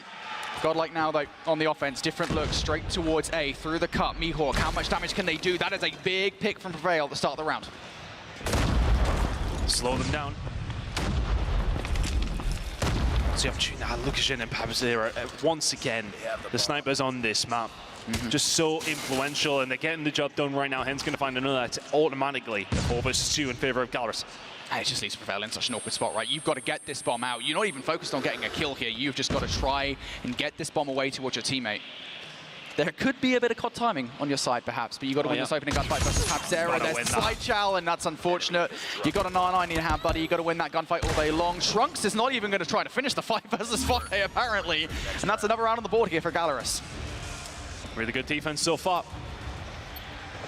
Holding it down. These snipers are doing damage. They're giving them the number advantage, and that is working out fantastically. Let's see if they can keep this up. I think first blood's going to be super important, as it usually is. Those opening salvos really been working out, but this time around, Galorys completely different. Look towards their defense, straight out the mid-map, and just happy to go toe-to-toe, and it's kind of worked out here because Godlike are already here as well. But pinned back into their spawn, that's the problem now for the attacking team. It's hard for them to get out of this position. Yep, I think that's the play call from Galorys, right? Even if you lose a body in this situation, you force Godlike to not even make a look towards either of these sites at this point. And now I think the next step for Galorys is do not get over-aggressive yourselves. Foke still a lot to do, though. 1 beat. Got help from Mihawk in close proximity. Henry Cat's going to get Trunks elsewhere. Foke, tag on towards Learn. Learn should Scarpa here, try and get away with his life, and they do. So you get some information, but again, that problem that you can't get on towards sight still remains. Learn will find 1. Second kill on towards Foke. No, not going to happen. Not when Foke has an R9 at close range. Yeah, that was a big gunfight. If Learn wins that, all of a sudden you've got a potential 3 versus 1 on site. As it goes, though, you now have a 2 versus 4 that is becoming more and more difficult as time goes on. Prevail left all alone. Galorys looking to find themselves their 3rd round in a row. It is very much on its way. A very solid performance here in the search and destroy so far. Looking fantastic. Honestly, outside of the first few rounds up against Wolves today, their search and destroy has been absolutely flawless. Can they continue with though? 3 to the good now. Then the objective. They're just being so oppressive to Godlike. It really does feel like the key to victory here in Kurahana so often is winning your opening sniper battles, and Godlike really haven't been able to do that. Abyss has been totally silent so far through the first 3 rounds. Can they get anything done here? Smoke's going to give them the coverage. They run right into Lucas. Why are you going for the over-aggression there? You know that there's going to be a player all the way back. Learn then kind of stuck as an island. Henry Cat's going to take advantage of that all day long. Finally, though, Abyss is on the board. Pabzera looks to take control of the lane. Abyss will take control of that. Heads up play from Abyss, though. Knows a couple of kills coming over that other side. knows that Galorys are probably going to try and take a little bit more map control. Catches him off guard, and all of a sudden we'll see Pabs right in round number 5. There's another kill though. Hen will find it. He's really been having a lot of fun over this side of the map. A has been locked down entirely. Godlike have actually managed to find a little bit of timing somewhere though. Trunks is going to find himself behind one player. Doesn't expect Lucas behind him at that stage though. Ships in the night. Spears will find that, but that's not going to be enough. Galorys will find their 4th in a row. This is dominant so far. And that was probably the best look that we've seen from Godlike thus far in this search and destroy. They're at least giving a different look to Galorys. I think that's the closest Godlike have gotten to getting the bomb down, to be fair. Having a good look, but I think just slight over-aggression early on in the round, getting in positions you don't really need to be in. It's not working out for Godlike thus far. Galorys going for, once again, an aggressive look towards B. Through the middle cut here. A lot to do if you're Fokke. Gets overwhelmed by 2 players, but one of those will fall by way of trade. Henry Cat able to double up on B as well. So numbers once again favoring Galorys. Seems to be well and truly in control of this one. With a 3 versus 3 on the cards. Oh, there it was. Neutrino will get taken down almost immediately. And now again, you're left all alone. You're throwing your hands up, brother. You're not happy about something. I just feel like it's so scattered from Godlike. There's no timing here. It's so unlike them. And I don't know. I don't know, dude. It's just, it feels like Godlike. I know that they're not playing with their full regular 5-man roster, as it were, right? Skull Guys in here. But right now, what we're seeing from them is just the timing. You could have timed that way better and hit it at the same time, but they just didn't. Galorys, I mean, they'll take advantage of that all day long. I mean, that's what's been happening so far. One of the streams, Vitality up 1-0 against Tribe. It's big map number 1 for them as well as it was for Godlike. Q9 taking on 4 Magic as well over on Charlie. You can keep an eye on that on the other streams, but this one, well, if you're a Godlike fan, you might want to tune out just for a couple of minutes because, well, maybe not. Maybe they get their first one on the board. Pabsra is left on his own in a 1 versus 2, making a 1 versus 1. This is a huge opportunity for Godlike to get on the board. Big play there from Trunks. Now the 1 versus 1. Sniper should be good for Pabzera. He's going to whiff the first shot, whiffs the second as well. First time the charm. No, Learn's getting some shots in. That might make Pabzera rethink this. Go away for the reposition here. Switch away towards the Fennec.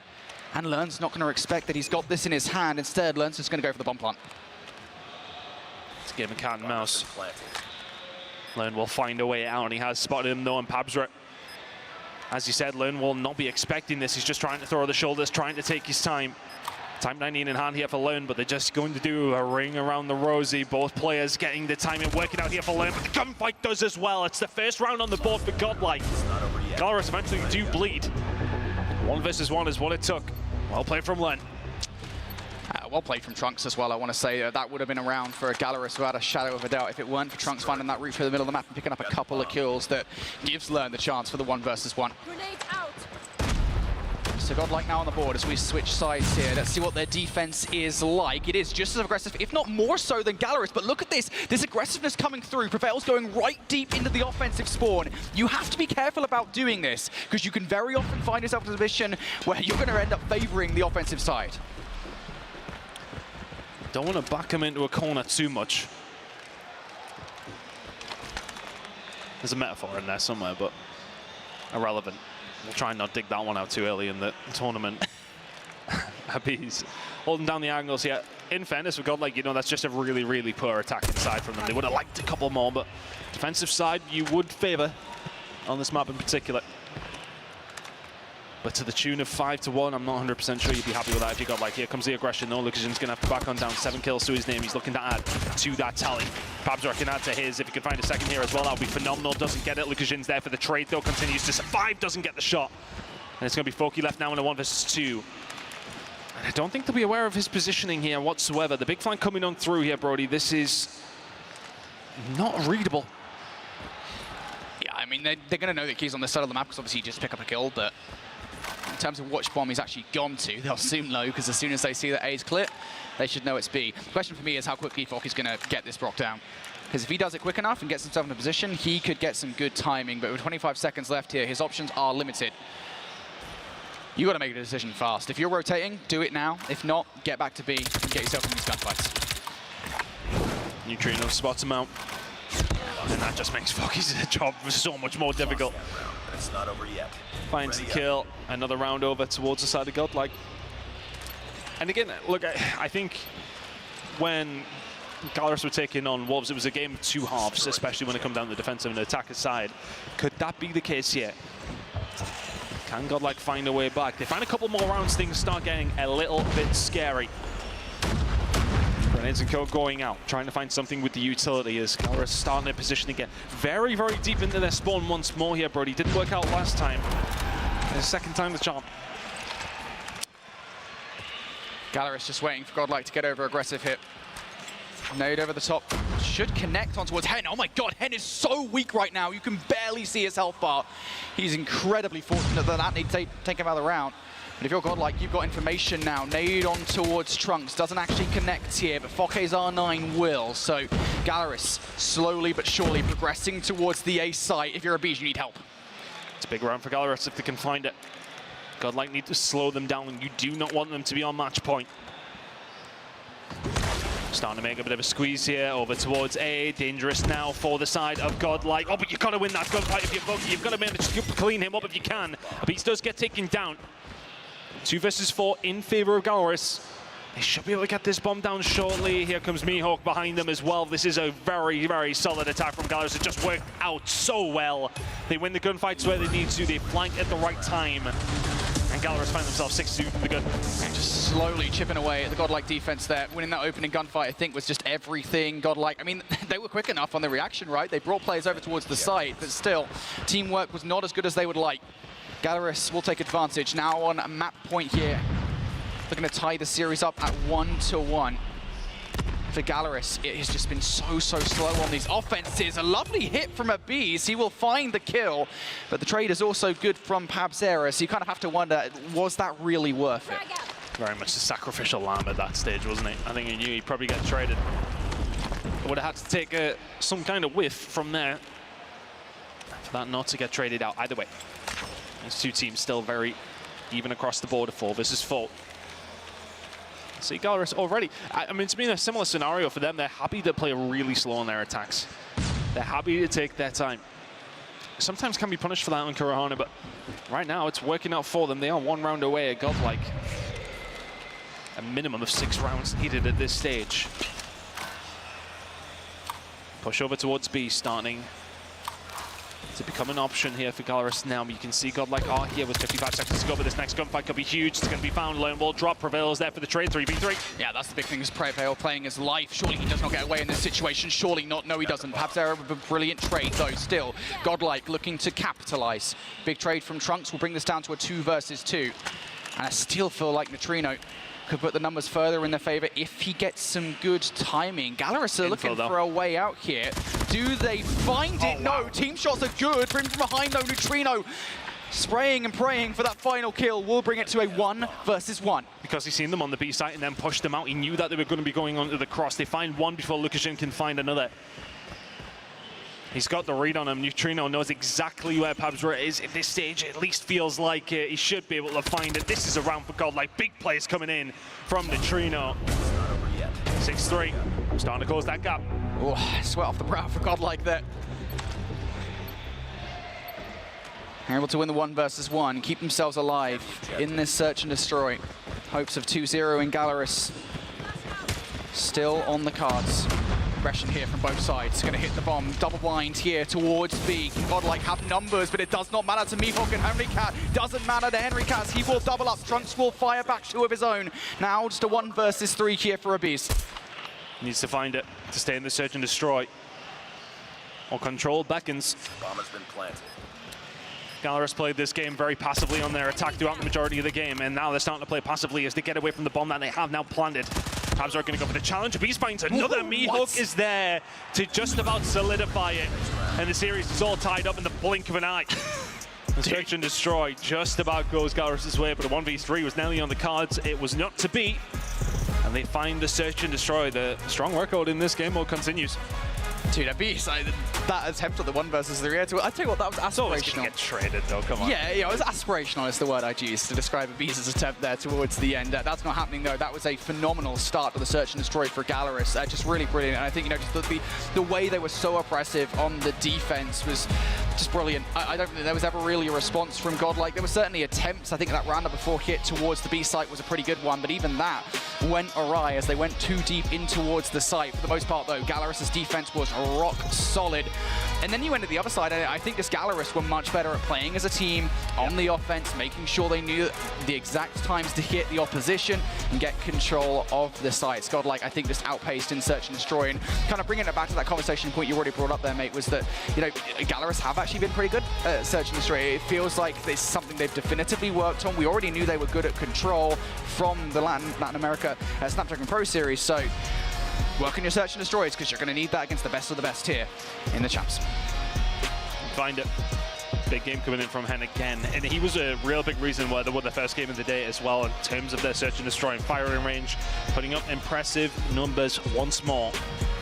One apiece between these two squads now as we head into a map number 3, which is unsurprisingly not Seaside after the performance we've seen from Galorys previously. We're very much moving away from that. It's looking like we're going to be going over towards Arsenal, I believe. So that'll be super interesting between these two squads, who are evenly poised as we head into a final map. And again, this is, to remind you guys at home, it's a big, big game. You go to 1 and 2 if you lose this game. You only have one more opportunity to, well, give anything else away. You don't want to find yourself in that spot. Winner will advance, of course, to that 2-1 bracket, which puts you in a good position. It's very much, these are the kind of games that really do, it's sink or swim at this stage. Yes. You really don't want to put yourself in that awkward little spot. Not quite out, but no lives remaining is not a good place to be in. Just imagine, right, and we're kind of talking ahead of time here, right? This might not happen, but hypothetical is what we're looking at right now. But imagine you're a Godlike, right, and you go all the way towards Grand Finals last year, and you get to the Swiss stage, you lose this matchup, you go 1 and 2, you get to the next matchup, you lose that, and you're done in Swiss. Imagine the storylines here if that were to happen. Again, I know it's hypotheticals, it probably wouldn't happen. I don't know who they would face, I don't know who Galorys would face next, but either way, it is terrifying to be in that position, to potentially lose your next matchup and be out. That's the scary point. Still going to come down to an Arsenal control. Probably my favorite control map. Well, it's definitely my favorite control map. I like it. I mean, I think Raid is there with it, but Arsenal, I think, just plays a little nicer for me. I know that that's probably a little bit. I shouldn't really say that because Raid is classic. It is a classic. Raid is, right. I think Raid is objectively the best Call of Duty map of all time. I think that's like undeniable, like competitive Call of Duty map. I know people are like, Newtown, but no, it is the best competitive Call of Duty map of all time. My personal favorite is Standoff, but I know that's a personal thing. But Arsenal is very good. I know that Proper will be smiling ear to hear the sound of a Black Ops 4 map being considered one of the best maps ever. But yeah, it is just really fun. And I think the players have got a hang of it as well. Certainly with the spawn traps, it's so frustrating to deal with it. If you're on the receiving end of a spawn trap here on Arsenal control, it can be damning. I mean, we literally just saw it in the last series, right, with Luminosity, with Raf getting there with the equalizers. I think Animus were not happy about that. Yeah, but how many times have we seen teams just over-try to do the spawn trap? You can be overzealous with it, and you can really be punished for it. You have to do it at the right time. A lot of people think, oh, okay, well, it's a spawn trap, so okay, is it indicative of skill? You have to do it at the right time. Yeah, I think part of that, right, with the conversation around spawn traps is the decision you make when you go for a spawn trap is that you're expecting to get the kills to put the teams in the spawn trap. If you don't, you're losing a man for map control, right? You've not got somebody on the map. That's less pressure, and it can definitely come back to bite you. We've seen it a lot. For these two teams, though, final map here for one of these two teams. It's about to be a 2-1 record. For the other one, they've lost their last lifeline. Which way is this one going to go? I've got no idea, Brody, to be honest with you. Answering my own questions. It's so difficult to separate these two squads right now. Galorys have found themselves with a very decent push over towards A almost immediately. You can see B is trying to make a bit of a flank already. He will be trying to get that squeeze if he can. He needs his teammates to start winning a couple of gunfights, and they will very much answer that question and find them themselves. And he'll find a way through, though. The pressure's still here. Yeah, spawn trap starting to be put together here by Godlike. It's Abees who's doing it, and I think at the moment, even if this isn't a spawn trap from Abees, it is just kind of a distraction play. Abees is winning those gunfights, by the way. He picks up, I think, at least 3 kills on that effort, and the one player that Galorys were looking to get in behind enemy lines is also going to get cut down. So for Godlike, all things are looking pretty good at the moment. Galorys, just 40 seconds to get something going here. It's a straight beeline towards B. Henry Cat, can he follow up with the kills? Pre-fire not good for the second one. Beats the reload and runs right into Trunks. That's unfortunate. The options now for Galorys. Do you make that push over towards the easier rail? Do you invest in this little bit of pressure that you have over towards B?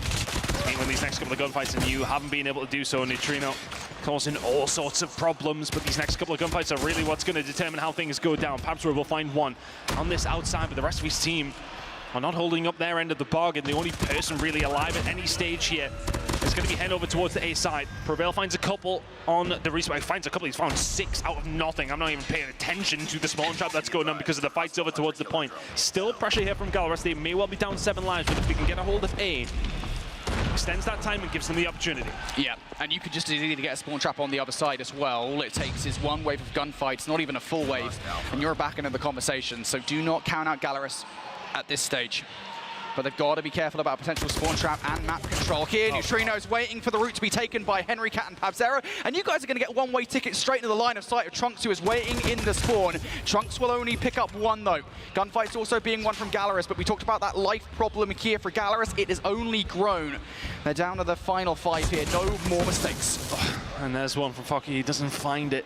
Lukashenko can answer back, but Galorys will be down numbers, but Mihawk finds 2. These are big kills. They can now start putting pressure in over towards B. Those lives are not in their favor. You're just going to get on the point. He goes for the pressure, doesn't find it.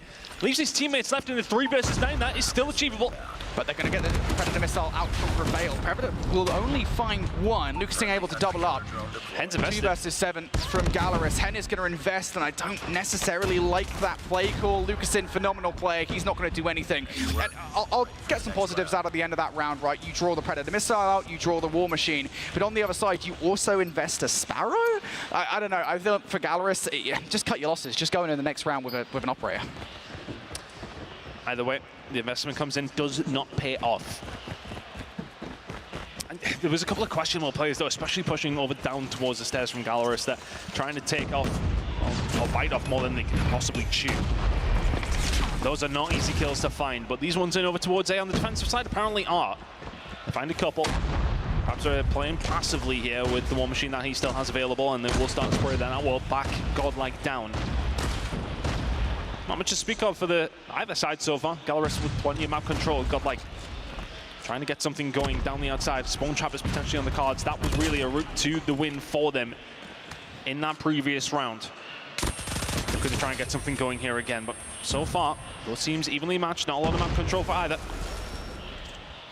Yeah, Godlike are trying to get players through in potential spawn trap. It's not really working so far. I think they're going to have to go for plan B, which is literally the B control zone, especially as more kills are now coming through for Galorys. Prevail behind enemy lines. Oh, hits the reload and somehow picks up the kill against Pabzera. How has that happened?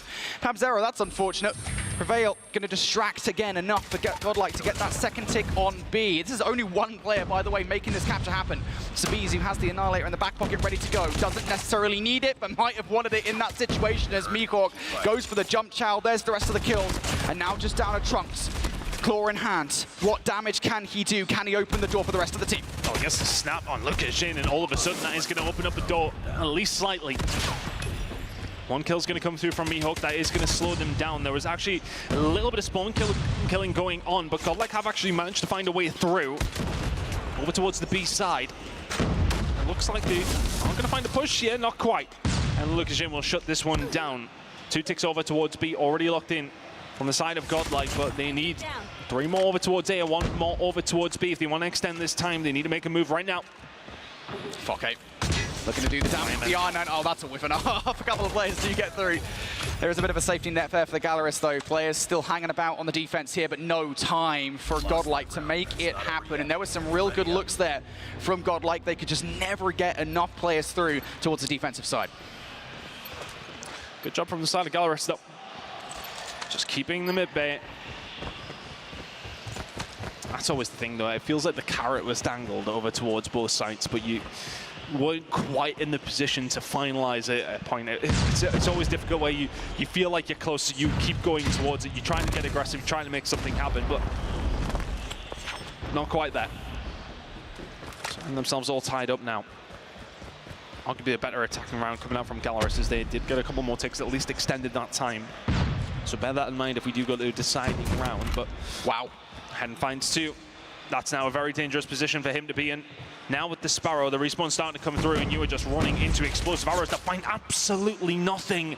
A B spins around, finds the kill, and then the other side of things, there's going to be spawn kills coming in from here as well. Both 2 teams positioned in the middle of the map. Yeah, I think the Sparrow is not necessarily the best operator sometimes to go for that spawn trap. What is a good operator, though, is basically Lucasin with a sniper rifle. He's going to get a collat there in a respawn, by the way. Neutrino now on the other side, though, needs to be dealt with, and he will be. Big kills may be made by Henry Cat.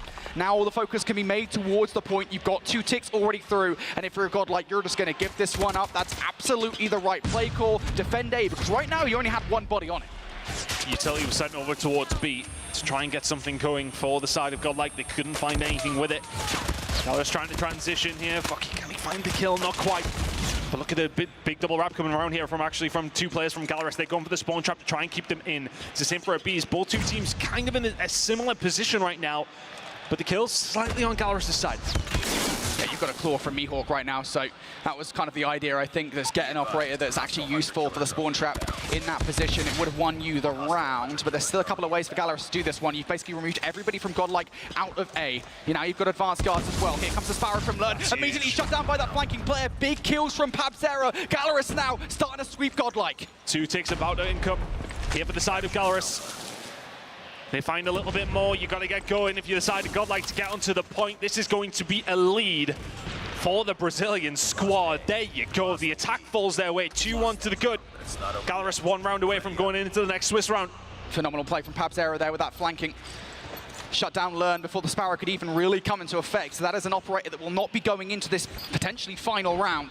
And look at the amount of utility that Galorys have to make this one work. They could effectively bring everything out all at once, sweep Godlike, and get a spawn trap together. Of course, that's an ideal situation. That doesn't necessarily guarantee it, but they could well do it. And the one operator that Godlike do have, they're going to get it out. On the other side, Lucas Annihilator removes a beast from the play for Godlike now. What do? War Machine on the other side. Here comes that wipe. Trying to put the pressure on. There's 3 from Pabzera. The investment paying off. 1 minute and 12 seconds to go here for the side of Godlike, but they are starting to get pinned back. 2 huge kills to find, though, but Mihawk's going to find 2 of his own with the claw. They do shut him down. So the threat of that spawn trap nullified for now. Godlike still in a decent enough position here. Only find themselves 3 lives down. Trying to find a force over towards that A side. Now, we'll say as well, there's not a lot of investment there or there's a massive investment from Galorys. You don't actually get that much for it, right? You've got a 3 life advantage at this point. All 4 of those operators did come out, and now you're in a position where Godlike have 3 operators ready to go. As I said, you're only 2 lives down. You could well use them to get control of A. Whether or not you want to make that investment is of their own volition, but here we go. Neutrino's going to do exactly that. 1 player got through. Not long for this world, though, is Fokke. Neutrino just spamming War Machine pallets left, right, and center. Godlike about to capture A. I don't think Galorys are going to go for this one. Lucasin overextended over towards that B side, trying to maybe get something going. You can see they're already trying to answer to what potentially could be a spawn trap on the other side of things, trying to hold it down over towards the guns. They've got to find these gunfights. They do. Pabzera cleans that up. So it's now all about the fights coming down the B side of the map. You can see already, Galorys were trying to set themselves up at that higher positional line. Slow them down as quickly as you can. Godlike have got to pick their way out of their spawn. Hostile hunter-killer drone inbound. They're looking for a way out. Godlike, could it be with the Annihilator? No, an investment that goes awry almost immediately. That 4 life advantage from the start of this round really hasn't changed throughout the entirety of it. Galorys looking to bring this one home. Henry Cat Sparrow amounts to absolutely nothing. Kills now starting to come through here from Godlike, and they've got 1 player that's pushed all the way up. If Trunks can do something huge towards the B zone, there might be a chance for Godlike. Have Galorys overstepped though, because they haven't kept an eye on Trunks. Oh, he gets caught with a hunter-killer drone, but finds the kill with it. Will that release his teammates to actually find a way through here? Mihawk will find nothing but death, and all of a sudden, Godlike do have some position in around this point. Next couple of gunfights are going to go their way, and they have done. They've got players pushing through as well. Prevail. Can he find these players coming off the back of the spawn? 5 versus 6 scenario. You really need these kills, but no, he gets shut down. Now Annihilator from a beast. What can he find? Stacking on the point are Godlike here. They want to get these kills. The Annihilator has to be huge. He's found absolutely nothing. Fokke will find 1. Here comes the collapse. Galorys just collapse as they need to. 1 player left, and that is going to be 8. Godlike gets swept in the end by Galorys. They come through, wins map number 2 and number 3. The job is done. They move to 2 and 1 and advance in the Swiss stage.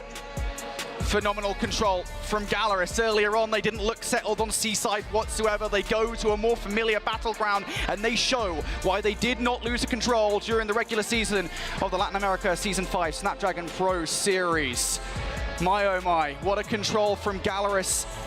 And off the start of that series, I mean, Galorys did not look in control whatsoever, and I think, you know, they proved that they definitely were in the search and destroy in the control as we look back towards what happened in that map 3. And it just felt like they were the ones in control of every single round to a certain degree. I mean, what other word am I going to use? I know, Scout at me like that. How am I supposed to do that? Either way, it felt like they were the ones that were in the position where they can move forward and actually look like they're going to win the round. So you want me to spell it out for you there? Yeah, thank you, mate. A little bit. Appreciate it. So it always felt like their game to lose. The search and destroy, dominant. If they start to fix up their hardpoint as the tournament goes on, they will be a real threat to some of these teams. Yeah, I definitely agree with that. Yeah, hardpoint I think is where they need to look, but this control in particular, I got to give them a massive shout out. I mean, beyond the round number 3, which they still ended up doing well in, their operators are on point, and I think that's just such a massive thing here in control. You have to make sure they utilize at the correct time. Galorys had that down to a T. That was a really fun back and forth there between both of those squads. You could tell they both really wanted this. Every time we saw a win go the way of Galorys or of Godlike, the hype that we got to see out of the players after knowing they were just one step closer every time to continuing on through in the competition. It was really exciting to watch, and seeing Galorys bring it back like that in the end, I mean, you saw how hyped they were. It's gotta feel good for them.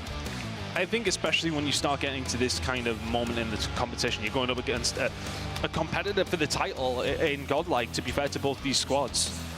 That's when the games become so important. You know, you are finding wins up against them. You know you possibly could meet them later on in the tournament. Yeah. Finding those dubs are super important to put yourself in a really strong position now. They have 2 more opportunities to find themselves in that bracket play now. Strong position to be in. Big one against the team that they went up against as well.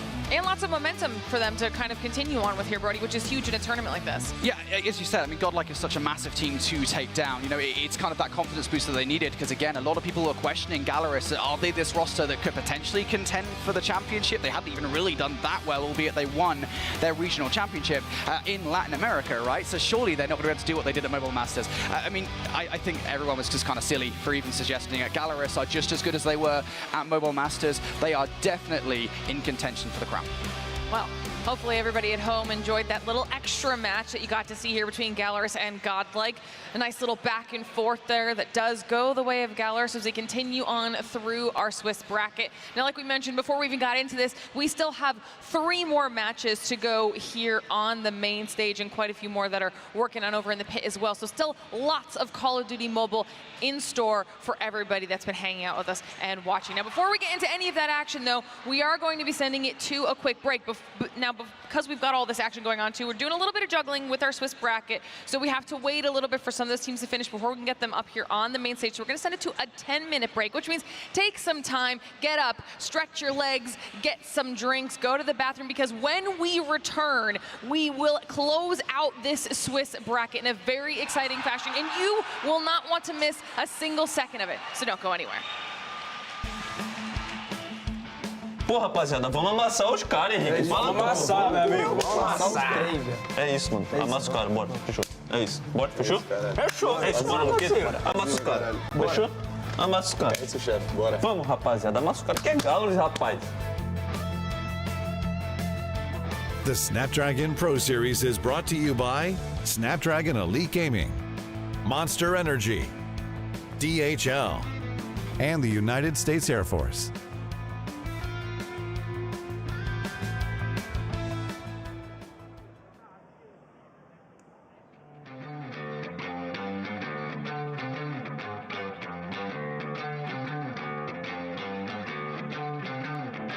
Since the year 00, we was out to get more. Bunch of really real G's, burning trees till we low. Sitting by 45 like I'm Jordan on the floor. Here we go, against the greatest, what they say my name for.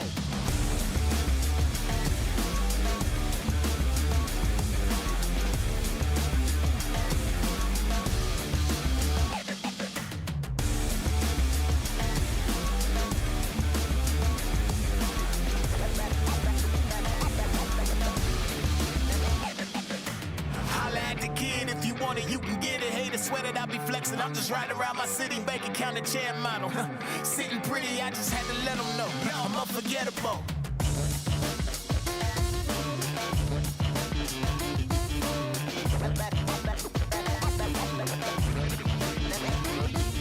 I'm unforgettable.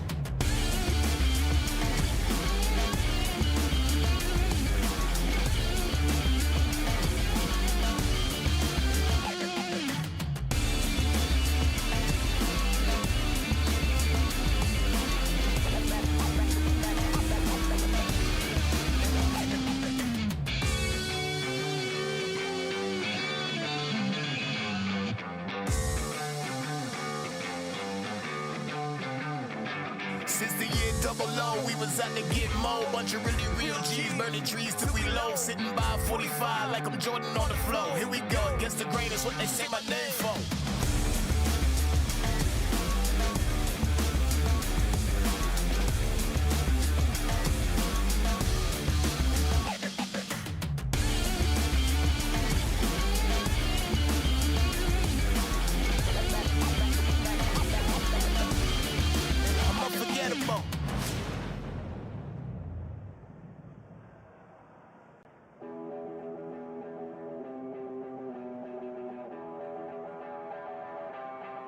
Are you ready or not?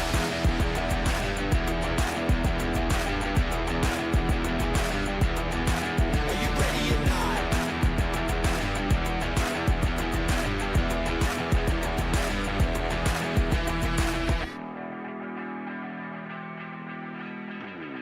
We on a path to greatness. We're shooting the shot to make it. So moving the target is aimless. Cause we got the power to shape shift. We'll catch the energy waving. We go till our bones are aching. Cause the top spot's for the taking. And we on a mission to take it.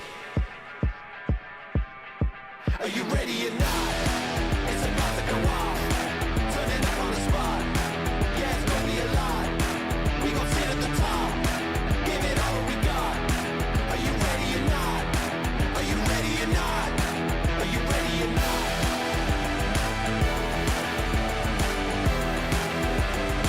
Are you ready or not?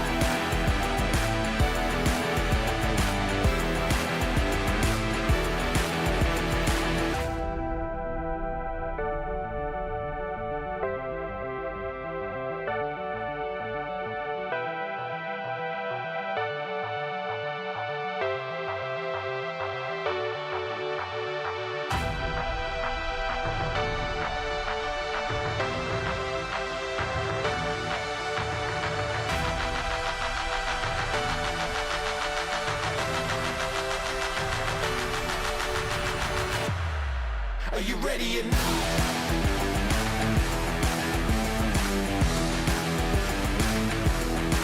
Are you ready or not?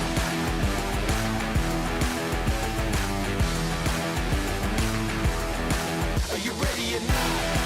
It's about to go off. Turning up on the spot. Yeah, it's gonna be a lot. We gon' sit at the top. Give it all we got. Are you ready or not? Are you ready or not? Are you ready or not?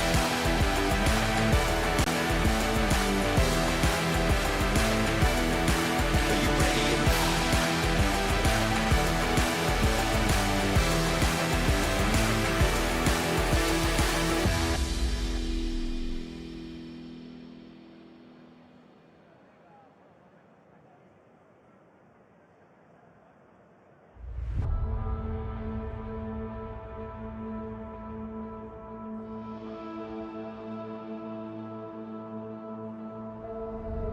Darkness outside, that's when I feel alive. Boy, just shut up and drive. We're raising hell tonight. Got my name on your lips. Taste that poison, my kiss. Shiver run down your skin. Sweet, but she got a bite. Think you can control me, baby? Clearly you don't know me at all. Not at all. Boy, you shouldn't listen to the rumors, cause they're not even close. You'll be chasing a ghost. I don't care, ain't no stopping me tonight. I don't care, I'm not gonna change my mind. Crushed my car and I lost my friends, but I'm still getting out my head. I don't care, cause I was made to be wild. Darkness outside, that's when I feel alive. Boy, just shut up and drive. We're raising hell tonight. Got my name on your lips. Taste that poison, my kiss. Shiver run down your skin. Sweet, but she got a bite. Think you can control me, baby? Clearly you don't know me at all. Not at all.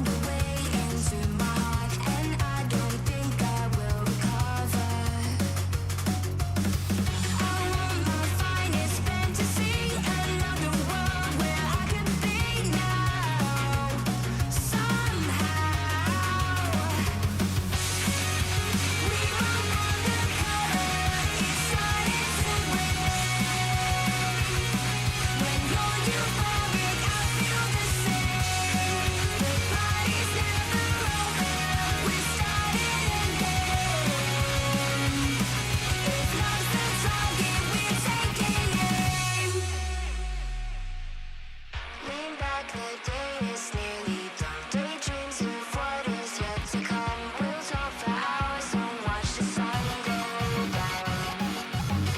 Nobody's ever getting close. We hit the highs, smash through the lows. We find the shining light in the shadows. Your imperfection is a glow, and I don't wanna see a halo. Halo. We run from the color, it's starting to rain. When you're euphoric, I feel the same. The party's never over, we're starting again. If love's the target, we're taking aim.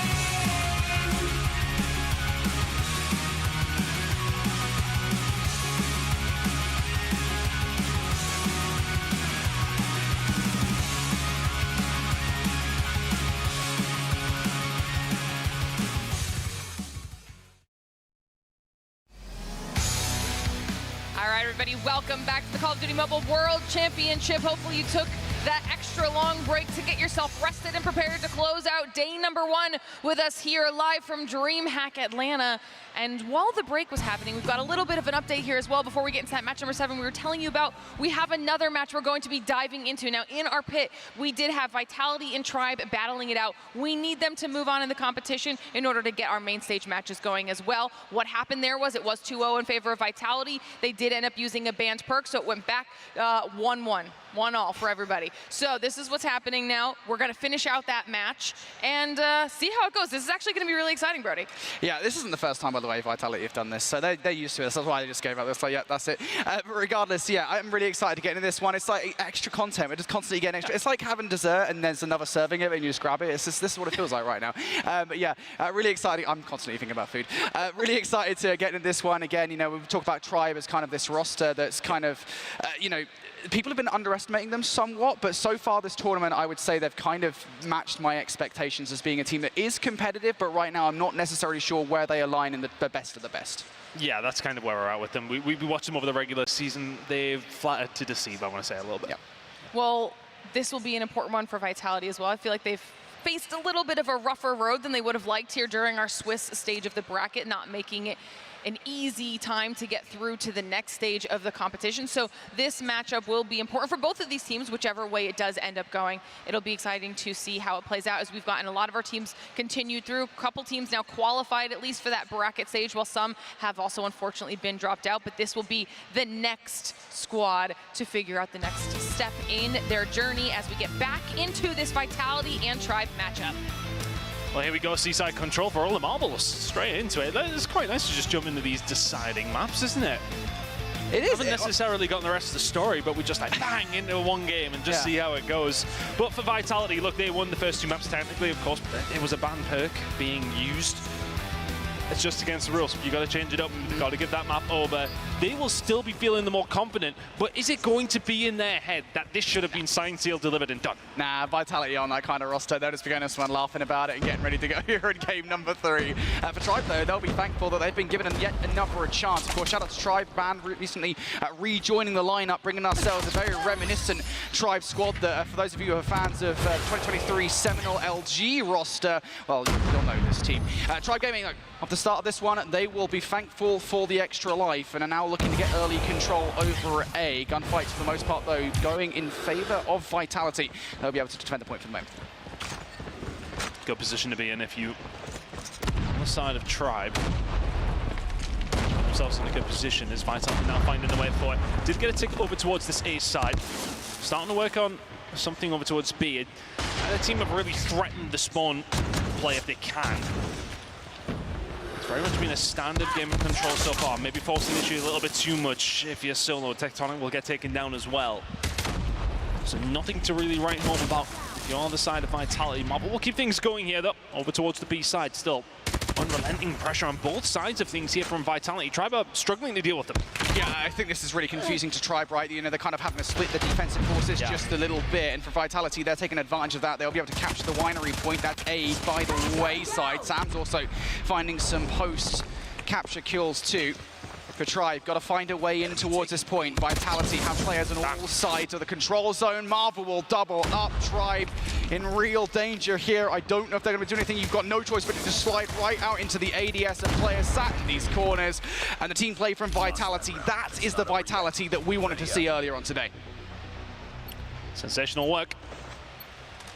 And I think you were right in what you said. It's confusing sometimes when they're capturing both points, because you're like, well, okay, you can see how quickly it's going to, you can kind of make an assumption of how many players are at certain sites, but how much do you invest in? What do you actually prioritize? You need to, sometimes in that instance, you just have to cut your losses. You have to just focus on one point and make sure you get that back. If you lose both of them, you lose the round, and that's exactly what happened. Vitality 1-2 the goods. So they're trying to put some pressure on here on the defensive side of things now for Vitality, as pressure from Tribe coming in over towards the B point. But here's the investment. Winning that first round puts you in a really good position in terms of the operators to try and get away from that initial push that came through from the attacking side. But good defense so far from Vitality. Tribe have found more kills, but map positioning not too bad here from the Vitality squad. Vitality 2 ticks down.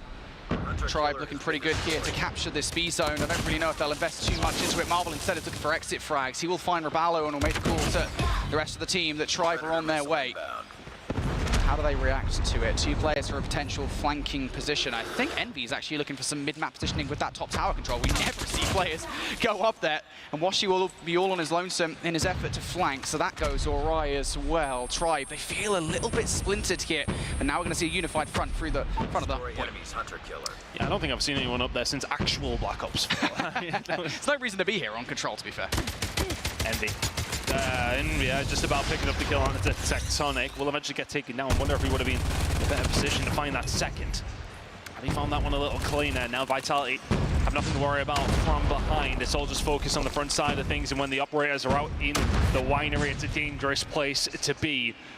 Band will find Jokos, and all of a sudden, there's some potential here for the side of Tribe, but a couple of kills now go the way of Vitality. You can see already the spawn trap is potentially something to be worked on here by Washi. He's on his way round.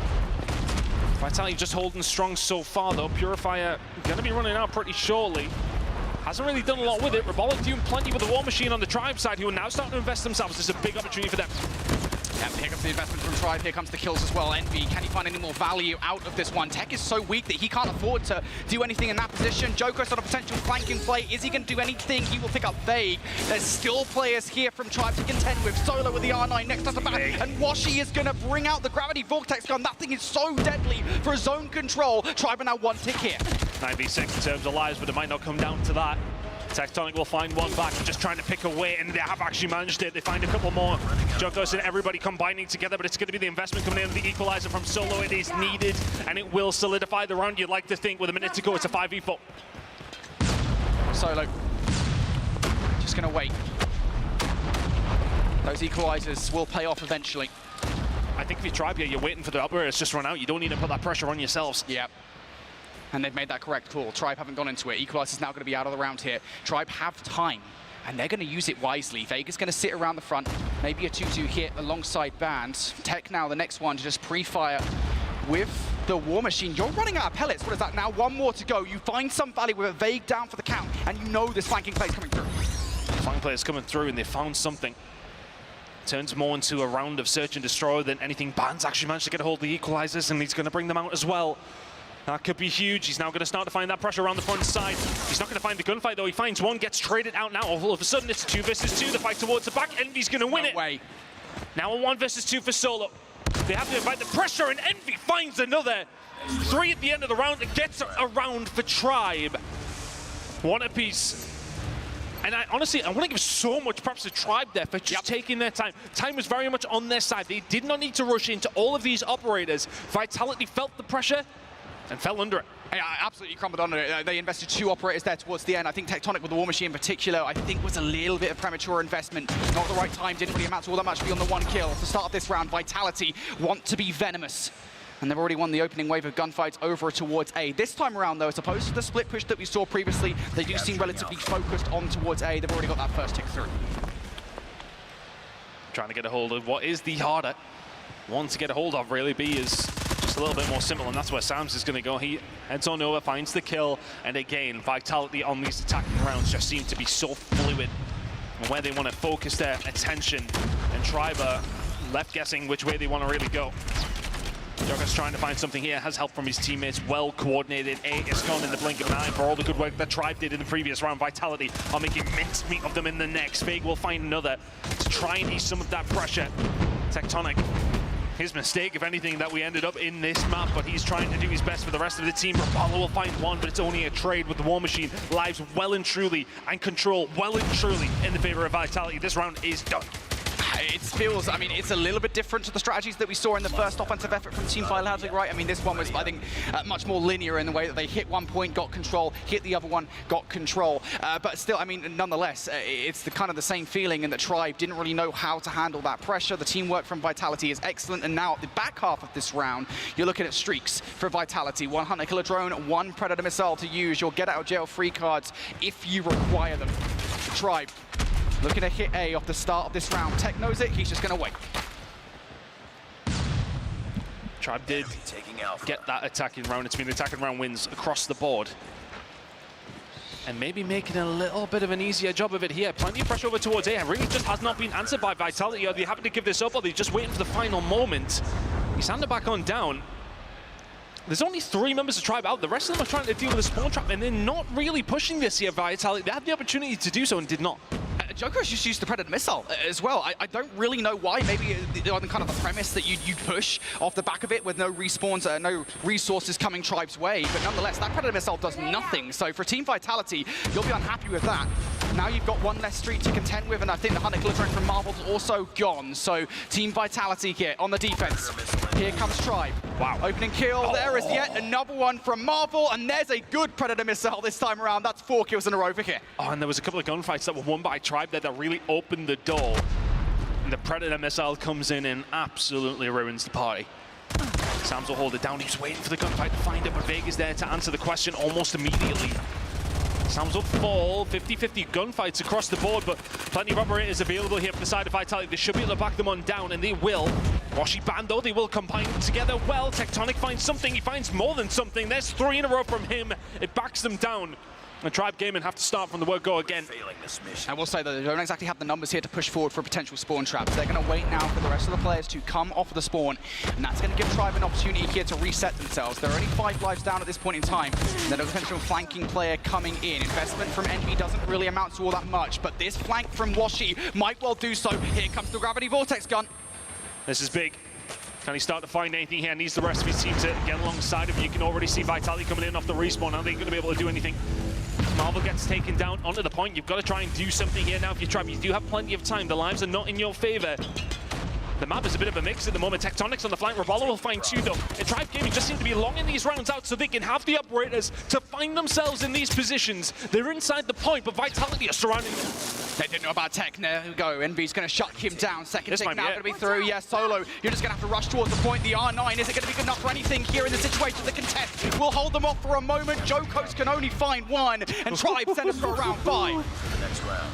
Round 5 we go. Vitality have looked so much more convincing on the attacking side, but now they go over towards defense. Tribe get this side. That has won every single round so far. That is an advantage for them heading into round number 5. They are only here by a sheer amount of luck that Vitality made a mistake. They now have the opportunity to punish that mistake in the worst way possible for Vitality. Yeah, and even here in this control, Vitality haven't been as 100% as we would like them to be. Off the start of this one, Tribe win the opening trades. Eyes on B. Vitality, what do you got for us on the defense here? You've got Solo, who comes through from a bastic 2-piece. Can he find any more? No, will get shut down. Sams is there, though. Vitality here, seen flagging somewhat, but they will finally remove Rapallo from the point, and that's going to reset Tribe. It's been a fantastic game of control. Neither team has really looked in control until the game is done, until the round is won. It's not necessarily been signed, sealed, or delivered. 24 to 25 in lives. B being worked on here by the side of Tribe Gaming. Trying to find a way through, though. The kills were momentarily going Vitality's way, and now it's switched up again for Tribe Gaming, who can now start to make a bit of a move. Sams needs to find a minimum of 1 here to slow them down. The help is on its way. The shots misdirected. Doesn't find anything. Band will come through. Will pick that up, but now Jokos will find something with the Sparrow. The Sparrow on Sparrow action is Vague will find something back himself, but the A push now starting to work here for Tribe. 2 ticks are in. Tribe gets another kill. Solo's actually going to take himself out. I'm not even sure how he did that, what he was using to take himself out of the play, but that's going to make things interesting here for Tribe. Yeah, it is absolutely gone. Vitality know it. That veterancy showing through for Vitality. Give up the point, reset yourselves for a push over towards B, because here Tribe come. Only a single operator available across the board of all 10 players, and that is going to be Rabalo. Tribe Gaming have the advantage in that sense. He gets taken down almost immediately, but here comes Envy with a claw as well. This could be now the opening here for the side of Tribe.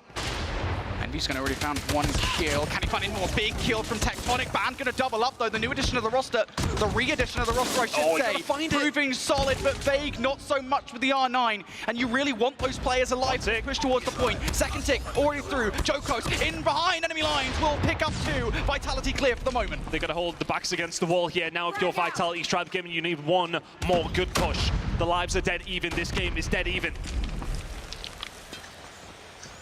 Taking their time to try and find a moment here. Looking at the flank that potentially could go down here for the side of Tribe and Washi. They are now both taking their time. Operator side of things, Vitality have 2 available. They are inside of the point. Tribe have not really managed to make any inroads here. It's been a waste of 30 seconds. Not many lives have went the way, but here they go. Band, Big, combining well. They will find 2. Tectonic will find 1 back. It's evenly poised, but inside the point is Band. And inside the point are the rest of Tribe Gaming. Marvel and Co, you need to get going. Here goes Solo with the equalizer of his own. It's Operator, and Operator 8 versus 8. The gunfight's going down Tribe's way. They take the game. 3-2 victory out of nothing. They find the win somehow, some way. And that is an upset that Vitality will literally be kicking themselves for. Holy moly. Tribe get a second chance and they take it with an iron fist. I mean, that is absolutely insane. And if you're a Vitality, you're crushed, right? I mean, you kind of did that to yourselves for the most part with that mistake in Game 2. And then even in Game 3, I mean, it wasn't not necessarily fully solid. I mean, they're going to watch that back and realize that maybe there was a couple of moments where their operators could have been better. I will say their offenses were incredible. I mean, both offenses were rock solid, right? I mean, just the way they played, slightly different looks. It was a split push in round number 1 and round number 3, the 1-by-1 hit. Tribe just crumbled. But Tribe's offense themselves was so solid, and, you know, they just knew exactly where to hit Vitality at the right time. That might be the closest control we've seen all day on here, watching on the main stage, and it wasn't even technically on the main stage. That's why everybody at home needs to be watching these matches that are happening on our BC and D streams as well, because you never know how it's going to play out. You never know what's going to happen to some of the biggest names that we're watching throughout the entirety of this Swiss portion of the tournament. I mean, this is why we said to just kind of expect the unexpected, Brady. Yeah, absolutely, because this is the stage. I mean, the same thing happened last year, for heaven's sake. These things always happen, these kind of upsets. And granted, I don't think we've ever expected there to be kind of a situation where a team would mess up and get themselves a banned item and give basically the series away to the opposition. But still, I cannot overstate how important this game is. Albeit both of these teams still an opportunity to keep their tournament hopes and dreams alive. These are 2, I would argue, mid-table teams fighting for a high seed in bracket play. So for Tribe to come out and win here, it's big for them personally. It's big for the conversation of, well, how good are North American teams really? That is a massive victory for Tribe. Watching you cast that 2-ton at the end there, I don't even know how you made it through in the breath at the end. That was a lot. That was a lot. Honestly, I don't know how I'm actually even awake at this stage. It's been a long old day, but the games are keeping me there. My word, I mean, what an ending. You could see how it was sort of, both teams were posturing up to that stage. You could see it was going to be one final fight, and the operators just came alive for both 2 teams, and it was whoever shoots the straightest wins. And it came down to equalizers on both sides of things, and then when that final one came through, I think it was Band who had a hold of it. That was what made the difference towards the end. Hey, I'm glad we got to see that one. We nearly won. That nearly didn't even exist. That's why we keep adding all these additional little extra matches here and there for you guys here on A-Stream, because it's far too exciting to miss anything that we've got going on. But now that we've wrapped up that match, we're going to get back to our initial intended programming, if you will. Before we do that, though, we're going to send to another short break, let our players to set up on the main stage. So we'll see you on the other side of this. You got it, bro. We're Tribe Gaming, and you're watching Kadem Champs in DreamHack Atlanta. The Snapdragon Pro Series is brought to you by Snapdragon Elite Gaming, Monster Energy, DHL, and the United States Air Force.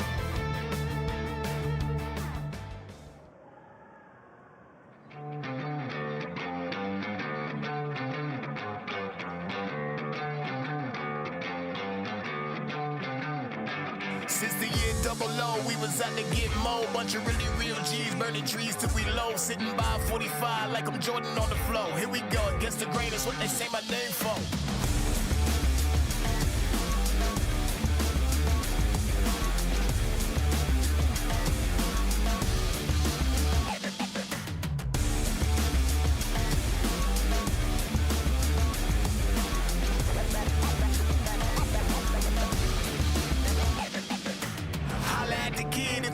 You can get it, hate it, sweat it, I'll be flexing. I'm just riding around my city, bank account and chair model. Sitting pretty, I just had to let them know I'm unforgettable.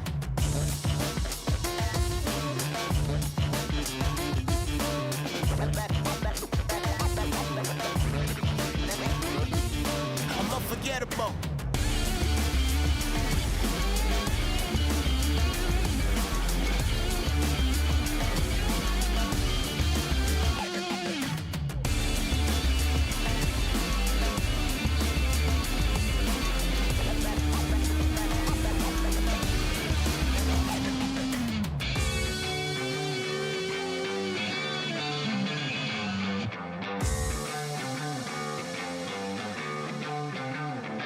Since the year 00, we was out to get more. Bunch of really real G's, burning trees till we low. Sitting by 45 like I'm Jordan on the floor. Here we go, against the grain, that's what they say my name for.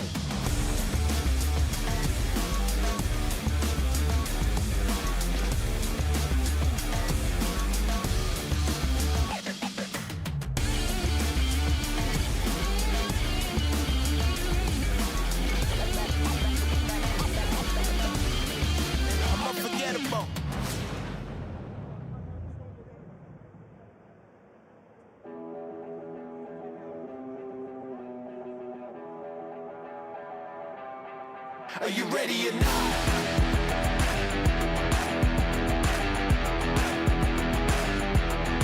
Are you ready or not?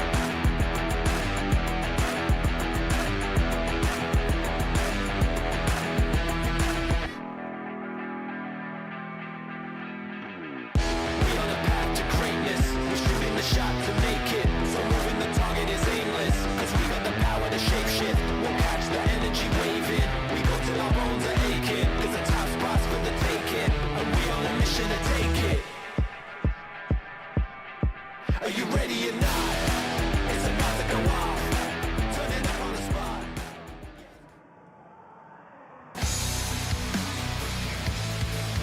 Welcome back, everybody, to the 2024 Call of Duty Mobile World Championships. Nice little look there at that Mercedes-Benz Stadium right across from our convention center here as we are preparing to get back on track with our main stage matches. A big shout out and thank you to the U.S. Air Force as well, another one of our amazing partners helping us put on this event here all weekend long at DreamHack Atlanta.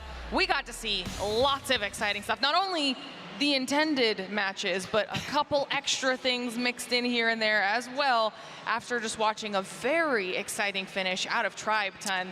I mean, that was a great little addition. It was absolutely a crazy game to actually manage to get to see that map number 3. As mentioned, it shouldn't have even really happened, and we got to see it here on main, so we were super excited about that. Hey, it was such a good game, honestly. I'm so happy about it. I'm happy for Tribe as well. I'm happy for North America. You guys got your win. I'm happy about that. That's, I mean, Brody's slowly converting. Yeah, I'm basically American at this point. I'm eating burgers for breakfast every day. Well, while we accept our new fellow American into the fold, let's start talking about the next match that we have around the corner as well, because they're setting up on stage. We've got Galorys and Stalwart this time up on stage.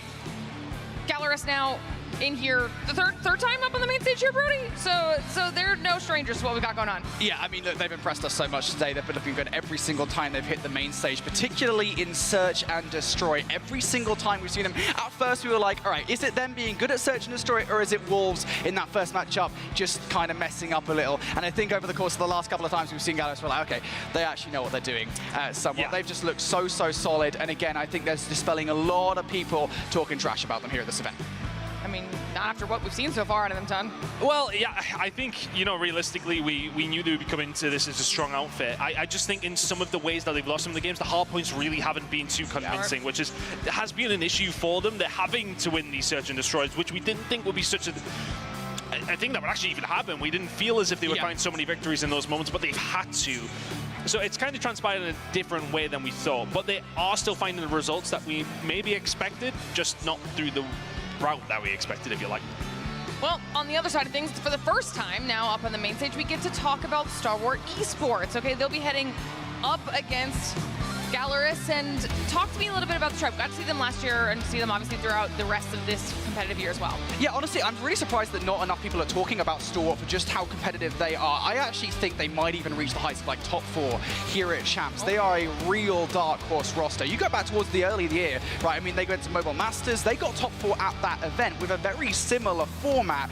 And you know, you go back to CDSI. CDSI was not the best event, but there's an asterisk on that for this roster because they did not have 2 of their players. FDX and AG were not there. And so how much can you really take away from that? Every other performance we've seen from Stalwart, I mean, they are arguably almost just as good as Elevate. And for that reason, I think people should really be paying a lot more attention to them. I mean, they went into their 2-0 game and lost it 2-0 to Elevate, so it definitely feels like there is definitely still a gap there. But at the same time, they are coming from a very solid region with a very, very hard competition. And I think they just haven't been spoken about because purely Elevate exists, and that has been the problem for them. But that's because, I mean, we've been talking about in the agreement, they're coming in as a bit of a dark horse because of that reason. Absolutely, and obviously Elevate being one of those 2 teams that has made their way through earlier on in the days. We take a look at these maps as well, starting things off with the standoff hardpoint, heading onto that takeoff S&D, and then closing it out potentially with the Arsenal control. Yeah, definitely. I mean, the thing that immediately jumps out to me, and we've seen Galorys, what, twice today, I think, on Takeoff, Search and Destroy, and they look phenomenal on it. And, you know, I think it's just showing right now that they're very confident. And it's kind of interesting, isn't it? Because you go back to Takeoff, Search and Destroy in the regular Snapdragon Pro Series in Latin America, and for Galorys, it was not a strong map mode combination. So it's one of those ones that very clearly they recognize, hey, this is a weak link in our armor. We're going to work on this coming in towards Champs, and it's definitely paid off thus far. It definitely feels like they've been looking at VOD in terms of how they want to play that map specifically. I mean, they made adaptations mid-map through in their first game against Wolves. We seen them getting absolutely bodied by Peg. And then all of a sudden, Peg couldn't find a kill. So, I mean, they absolutely made that adaptation mid-map. They know exactly what they're doing. So that Search and Destroy map is going to be super important for them. All right, well then, knowing all of that information, what does that mean for your predictions? We're back on track with things. We've got your opinions to talk about. Now, Birdie, I'm going to start with you. I actually think we might be on the same page for this one, which never happens, mate, to be fair. It doesn't happen often at all. Yeah, I think this is going to be a 2-1 here to Stalwart, and I do think Galorys are going to win the Search and Destroy. I've been really convinced by what I've seen from Galorys today in Search and Destroy. The fact that Takeoff is the map as well, I think, gives me confidence that they can take it away. But you look towards the rest of this best of 3, and these are very strong maps of Stalwart. Arguably, they have definitively won this veto process. Now, I might eat my words here, but you're very happy walking away with the standoff on the Arsenal. These are arguably the strongest maps that Stalwart could have got. So I think the standoff has actually managed to find its way through purely because of the fact that the struggle for Galorys has been hardpoint. So they're switching up from a summit, they're just changing it up entirely. They're happy to go into a standoff instead. Then falls you into that trap of potentially being a very good style map. So the Search and Destroy is a must for them, but then I worry about the control. This could be 2-0 or 2-1. I'm not 100% sure. I can't believe you agreed with Brody. It's crazy. You know what? We mark it down in the calendar. This doesn't happen often. That doesn't happen often. I'm going to remember this. This is a big day for me here, all right? But we're going to get into the match. Everybody chat while we're getting into it. Let us know your thoughts as well. Who's going to take home this matchup on the main stage? Will it be Galorys or will it be Stalwart Esports claiming the next win? Because it's time to dive into what should have been match number 7. So let's get into it. Oh, we've had a few. How many matches have we had today at this stage? Oh, my word, it has been a day of Call of Duty Mobile. And things are only going to get better. I like the song, but we'll not try and sing it. Standoff coming up. 250 points for the win in Hardpoint, as you all know. But if you don't, thank you for joining us for the very first time here in the Swiss stage of Call of Duty Mobile Champs. Very, very excited, as always, to get into a standoff. See which way this one's going to go. This should be an absolute banger. 2 teams who are really fighting it out for those top placements. They're the ones who want to upset the apple cart, so to speak, of some of these top teams, and they have the potential to do it. Both teams growing into this tournament, but getting to this 2-1 stage in a bit of a different way. Stalwart only losing their first game very, very recently against Elevate Galorys. I mean, we've just seen them get themselves to this stage. So for Stalwart, they're coming in from the advantageous position, you want to say. They've been playing very well all weekend long. Yeah, Stalwart, again, I want to give them a lot of love because albeit they did lose to Elevate, I think that's kind of par for the course. And the map scores for that series were actually relatively, I think it was like 250 to 200, and I want to say it was like 740 7-4, 7-5, something like that. So it was a really close couple of games there. So don't count out Store as we get in towards this one. But Galorys have been on fire today and are now looking for yet another win under their belt. Towards this one, that P1 is always a mixy one. Store looking to try and brute force their way through. Only one player still hanging about will be Foke, and that's probably the player you want if it's Skippy or Galorys, because that's your own player. Galorys, I mean, I wonder if it does play into the theory of the fact that they've been up on that main stage so much today already. I think it's just kind of falling kindly. I mean, I'm a big Galorys fan, in fairness, so the fact that we've gone to cast 3 of their games, I'm actually on board with it. But at the same time, having that, I want to say, comfortability on that stage will definitely help them up in a game against Stalwart, which they are now find themselves behind in as we head over towards P2. Galorys are the first ones here, though, and an on-point that you can find some decent time on, and with those kills, that will help things set up just that little bit nicer. Bit of a rogue spawn coming through for AG. He's going to get red by Henry Cat, so fair play. Henry's also looking to double up here over by red. I don't think he's going to catch Clove, and they will not. So an opportunity now for Stalwart to knock at the door, especially as Skurd is able to double up. Galorys starting to be, like I say, towards the point. There's the spawn out from Foke as well. Kills from Galorys, though, looking pretty good. I mean, Stalwart, they're trying to siege in towards this hard point. They can't get it done. And I think if you're FDX here, you've kind of just got to settle for a contest position while the rest of their squad knocks at the door. I mean, both these two teams playing at Mobile Masters. We've seen Galorys go into that grand final. Of course, Stalwart were 4th place, I believe, as well. So both these two teams have matched up similar events as this. Of course, not quite Call of Duty Mobile Champs, but Masters was a testament to Galorys and how far they had come and how good, look at it is, and the rest of the squad alongside of him. They found themselves with an ever so slight lead as we head over towards Grandma's, over towards P3. Stalwart will be the first ones here, but there is very much enemies behind the lines in terms of where the Galorys boys are positioned. But a decent setup here for Stalwart. They could even find some good time. All right, we're still slightly behind. Yeah, Galorys starting to earn some utility here. They're going to need it if they want to break this Grandma's hard point against Stalwart. Stalwart now going to start to bring out here a couple of operators early on. Skurd, Sparrow will be short-lived though, so you really need to find some more value here if you're Clove for the Claw, and he's doing exactly that. Switching out towards the middle of the map here, looking for some more kills. The Claw though will now be away, so he needs to get it done with the R9 and only gets a hit marker there against Foke, and will survive. Galorys now looking for more kills. So they've got equalized up their own. Foke with it finds a couple of kills. Now the rest of this hill should be Galorys' time. And that's a really nice break to come on through for them, one that was needed. It should be pretty much a dead even game as we head over towards P4. Galorys trying to get a little bit of control of this fight over towards the top side. So important.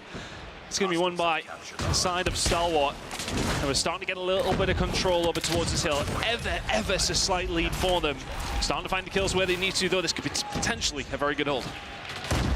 Needs to be. If you're Stalwart, you've got 3 operators ready to go. I wouldn't be shy of using them here. You probably want to get some cleaner gunfights though, and somehow, some way, players are starting to survive, but Shut Up is just firing down range. Oh, War Machine! 4 for Shut Up, that streaks as well, but those close spawns are still in for Galorys. Your job is far from done. Holding it down all on his own.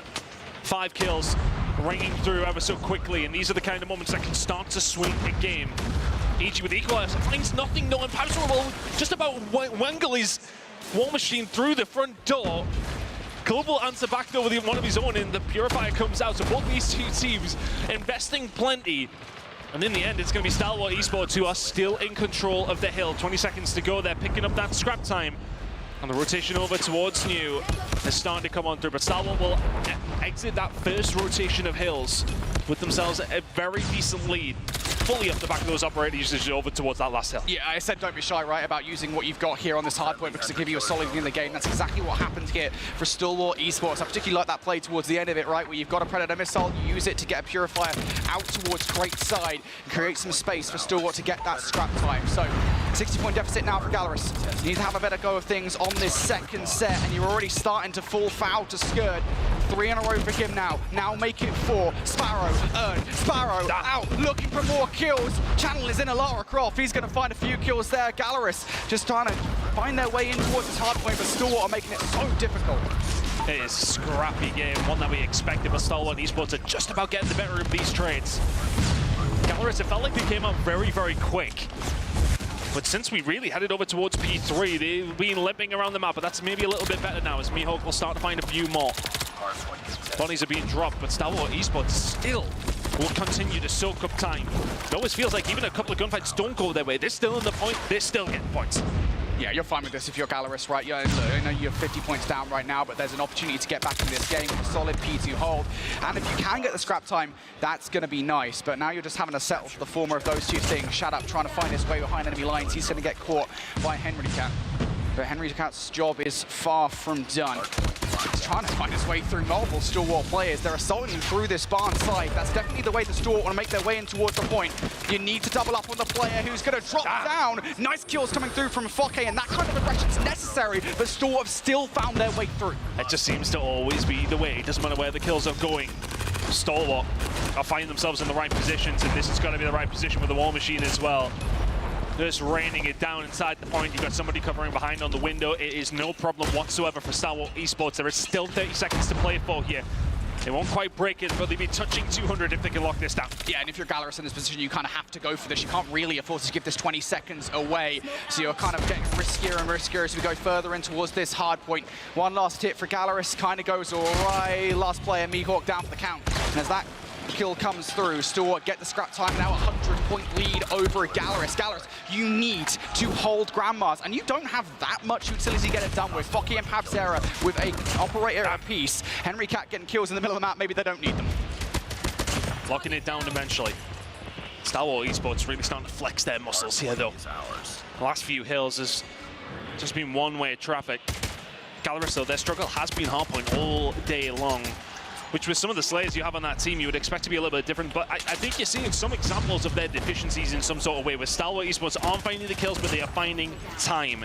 It's not all about the kills, but it is if you are FDX. Yeah, now with the Purifier, you can only find one.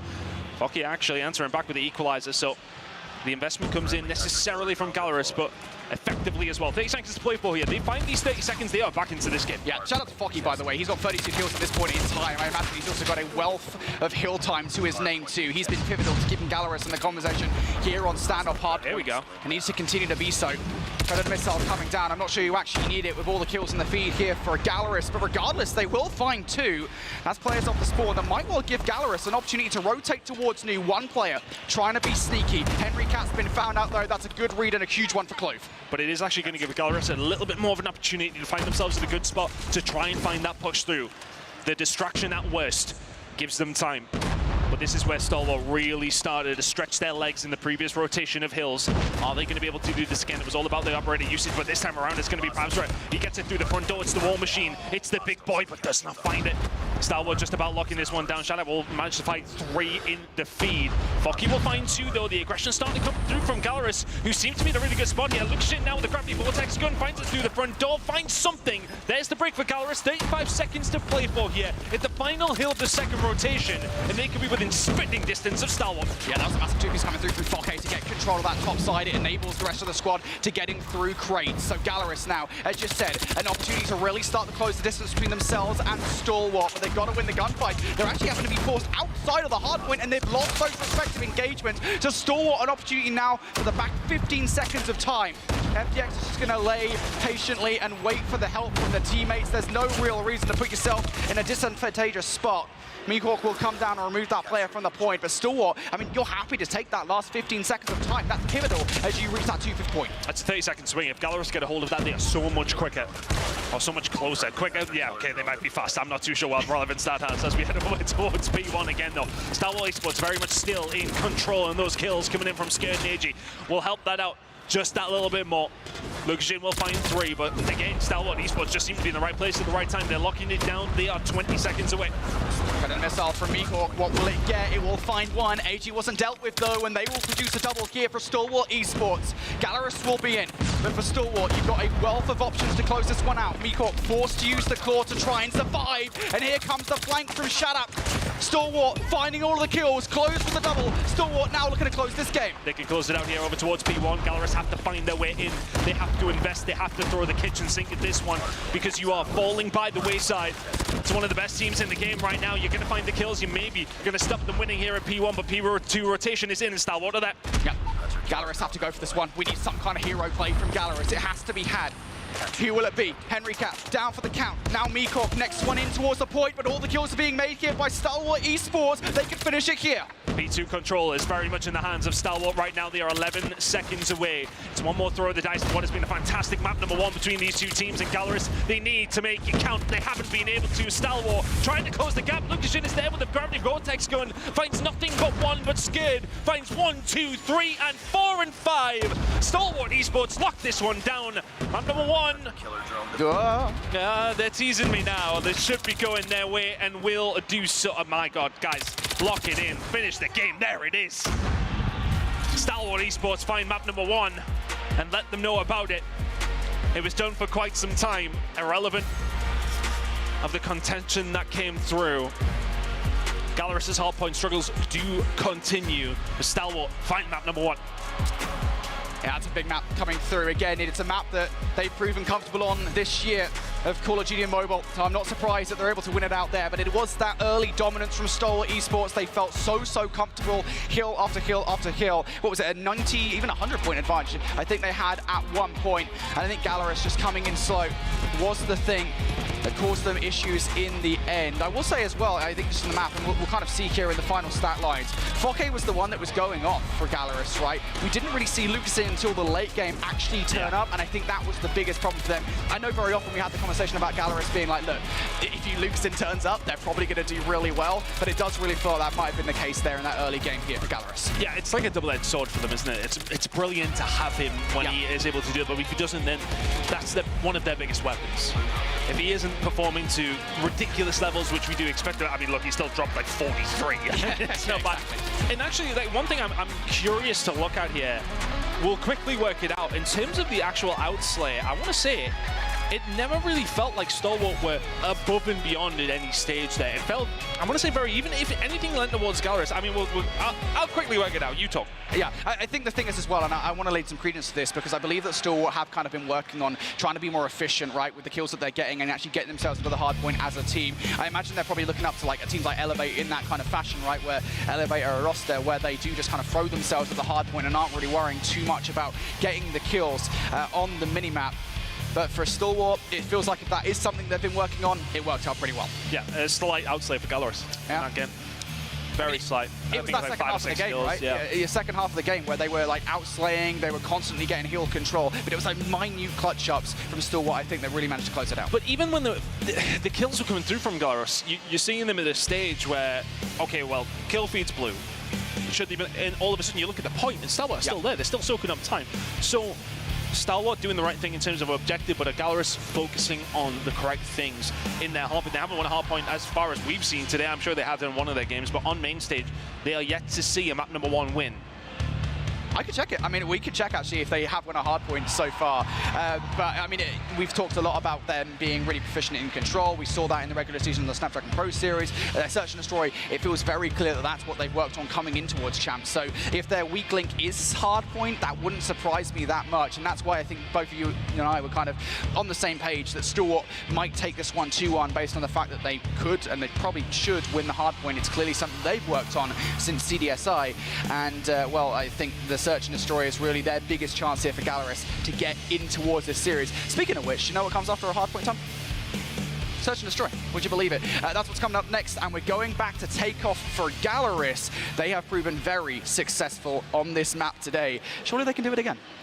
Yeah, I know. Look, if you're going to look towards their deficiencies with hardpoint, you can look at their efficiencies with Search and Destroy today. It has been very impressive, like especially with the teams that they've managed to. I mean, what did we say? Dominate? Yeah, look, I mean, the Search and Destroy has been really convincing. It hasn't just been, you know, taking it away in 8-6s or anything along those lines. They have been shutting teams out in Search and Destroy. They're going to have to do it again if they want to continue to survive in this game. Stalwart Esports proving to really be the, I mean, I want to say the dark horse that we have kind of mentioned, but that really good team that we've mentioned, that team who can cause upsets across the board here. Let's see how this one's going to go down as we head into a Search and Destroy and Takeoff in just a moment. But this game is, as advertised, close and entertaining so far. Arsenal control will be map number 3 if we do need it, unless Stalwart Esports can show their mettle in Search and Destroy here. Very much considered as one of the top 4 or 5 teams in the game, though, Stalwart. This will not be easy for Galorys to find this Search and Destroy irrelevant of how well they have looked in this game mode all week long. Yeah, and I know we've kind of been talking relatively surface level about Galorys' search and destroy on takeoff, why they seem to be quite proficient at it, at least today. And I think we've given them props about giving teams different looks, but I do want to give a specific shout out to Fokke, because his map presence with the R9 here on this map, with the shotgun, I should say, because a couple of players have chosen to use the KRM with the shotgun, I think is been crucial, right? It's been that aggression that I think teams haven't quite expected and haven't really learned how to deal with it. And I think on the flip side of that conversation, then I look towards Store, and I'm looking towards a player like Clove to step things up, win those R9 battles against your opposition, take Fokke out of the conversation before he can really do any damage here. I think that's probably the way in for Store. I mean, I know we said 2-1 a Stalwart, but there is still a real opportunity here for Store to still 2-0 this series. It's always the thing, though, in these best out threes. You're heading into the second map, and you're like, damn, I mean, we're already backs against the wall. See how these teams play this one out. It was super interesting to see the media day actually yesterday, chatting to the players, the setup that they've got here in Atlanta. It's been fantastic. It's great to be part of DreamHack. I mean, like, it's a very different view from us from being in the studio. It's nice to be back in Atlanta as well. We've got everything going on around us. It's been a hell of a day, and we have 2 more fantastic days still to come here in Atlanta. It's been a good time so far. Yeah. I've ate too much, though. It's been a problem. I just get carried away. I'm up here. It's long days. You want to make sure you're keeping yourself fueled. Yeah, maybe feeling a little too much. Yeah, I do that every day, to be fair. I think this is like an extra kind of portion for me. I'm on like 5 meals. Like, yeah. My problem is I think I see like the salmon that we had yesterday. I see a salmon. I'm like, I'd love salmon. So I mean, yeah, we got catering. It's free food. I'm not rude. I don't want to turn it down, man. Yeah, no, exactly. We're getting in amongst it. And speaking of getting in amongst it, here we go with the search and destroy takeoff incoming. That's good, mate. I'm pretty sure catering actually starts after this game finishes. Yeah, well, it would be rude not to, wouldn't it? Takeoff incoming now for these 2 teams versus 7 in the search and destroy, but you must indeed find that 2-round advantage. Here we go. Galorys have been sensational on this map. Not even just specifically as a team, just today. So let's see if they can continue that form here up against Stalwart, who are probably the hardest opposition they would have faced all day long. Let's see how it goes down. Yep, Stalwart, difficult opponent for sure. I wonder whether they would have looked at what Galorys has been doing on takeoff, search and destroy and find a way to adapt to it early on. It's aggression towards A right off the rip here. Oh, that's fine. And they're getting right into the mix there. Henry Cat is able to take advantage of that all day long. 3 kills? Why not? And that's the kind of way that you want to start these games with Galorys. I think, it really has been their defensive side of things. Looked fantastic, I think, if I'm correct. Was it actually? Yeah, okay, yeah, it was the defensive side. Look, it all kind of amalgamates into one at some stage. We casted a lot of games today, okay? It's fine. Yeah, and we've casted a lot of takeoff, search and destroy today. We've also casted a lot of Summit Hardpoint today. That's a lot of Galorys, actually. Yeah, we have. I mean, I'm not going to complain as a Galorys fan. Not a biased caster, of course, but as a Galorys fan. Yeah, gotta pick somebody, because it's not going to be Europe, is it? Oh, get that one. Guys, on Twitter right now. It's a Christmas joke. Only the Europeans will get that reference as well. Here we are, Galorys. One to the good, and advancing forward. Mihawk kind of playing that position that on an island, you're trying to shut it down. You quite often do see Lukashin come over to help him over towards this B side. He is in a completely different spot now. Throwing curveballs over towards Stalwart, who are playing a slow and steady game, very different to round number 1. Yeah, I think they are waiting for a player like Fokke to get over aggressive here. Instead, Shutup's going to give too much of himself away to Lucasin. And that's now man advantage here to Galorys. Options starting to run out here for Stalwart. They've got to find a way to get towards B. You have to feel big gunfight to take. If you can take Mihawk out of the play elsewhere, Henry Cat has found that kill, and Mihawk's going to win that opening gunfight. You needed that cleanly, because now Stalwart find themselves in 2 versus 4 here. Not a lot of options. Galorys continuing their truly good form.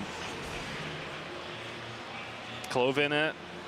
Well, a position where you can maybe find something. He's going to find a free kill. Still quick scopes him.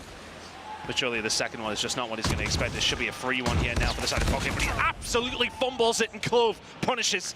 Now down to a 2 versus 2. And is he going to be able to hit the shots? He does. Clove maybe just overheats a second too early. And now scared left in the 1 versus 2. Lukashin deals with him, and Galorys not quite running away with this one, but find themselves 2 to the good very, very quickly.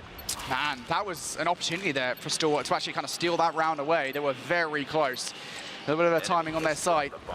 Maybe we'd be looking at a 1-1 game, but we aren't. Galorys now 2-0 up. Early heroics here from Henry Cap on 5 in a row. On 5 kills, excuse me. He's getting more aggressive here right off the start. Look at this look coming out from Galorys. Again, it's a different look, but it is going to be read by Clove, who will double up. Trade is good from Lucas in here, so Galorys will survive, but they are a man down. Scud is actually going to find a way through here. Hen is going to be aware of it, though. 3 versus 3 now, EG. If he finds the push through, he maybe finds the cut that he needs to, but maybe expecting aggression to come from Galorys. The map kind of split in a weird kind of way. See Hen starting to make the move onto towards the flank. Hen will get taken down by Shut Up. Now this is a really big gunfight. It's actually going to be PabZero. He's going to be able to find it 2 versus 2. Yeah, now you're going to be questioning yourselves, aren't you, with PabZero in that position. Where can you go off the post plant? Absolutely nowhere, says PabZero. AG, now in a 1 versus 2. He's going to get caught from the side. Lucasin to take them down. Galorys once again starting to look so hot here on Takeoff Search and Destroy. It's a good look in Search and Destroy right now for Galorys. Looking to try and continue it as well. Popping off on the main stage once more. Arsenal control feels like it's beckoning. Plenty of Search and Destroy still to be played. Defensive side working out for Galorys. FTX is going to find another first blood for Stalwart. They found one in the previous round. They found another here, but immediately answered back. The sniping presence from Galorys seems to be something that Stalwart are really struggling with. I'm not surprised when you're facing down Lucasin on the other side of it, right? Yeah. It's so difficult. Galorys, though, still only in a 4 versus 4 here. Stalwart do have options. They don't have anybody to face off against inside the lounge. Galorys instead opting for full launch center control. So A isn't really an option here for Stalwart, and so the question becomes how quickly do they actually realize that? I think they just kind of want another kill before making some kind of commitment towards B. Everyone takes a breath. These rounds haven't necessarily been fast and furious outside of the first. Lost the bomb. Both teams taking their time, but maybe too long if you're Stalwart. Now find yourselves in a 4v2 situation, and it's not in your favor. Bomb's nowhere to be seen. You're 3-0 down. Galorys are cruising here in Search and Destroy. To be honest, that wasn't necessarily the wrong play call from Stalwart. They just ended up losing the gunfights. Shut up. Only 1 kill to his name so far in this Search and Destroy. A 1 versus 4 would pentuple that, but that's not going to happen. Hen going to take him down. And yeah, I mean, as I said, mate, it wasn't the worst play call in the world for Stalwart. They did the right thing. It's just Galorys gunned them. They're not missing the beat yet. In Search and Destroy. 4-2, they're good now. They have the bomb. And they are really testing everybody on this map. Takeoff is going to be coming, I feel like it's going to be bannable every single time the Galorys are going to get themselves in the bracket. Presumably they do get there, I'd imagine they will. They're looking seriously scary in this game mode. They can tighten up on the Search and the hard point, then all of a sudden things are looking very, very good if you're a Galorys fan. They found a couple of kills here in this round. It's now a 4 versus, oh, make it a 3 versus 3 in this round as Clove will find one to answer back. An opportunity for Stalwart to maybe get themselves on the board, but Lucasin just does not miss those shots.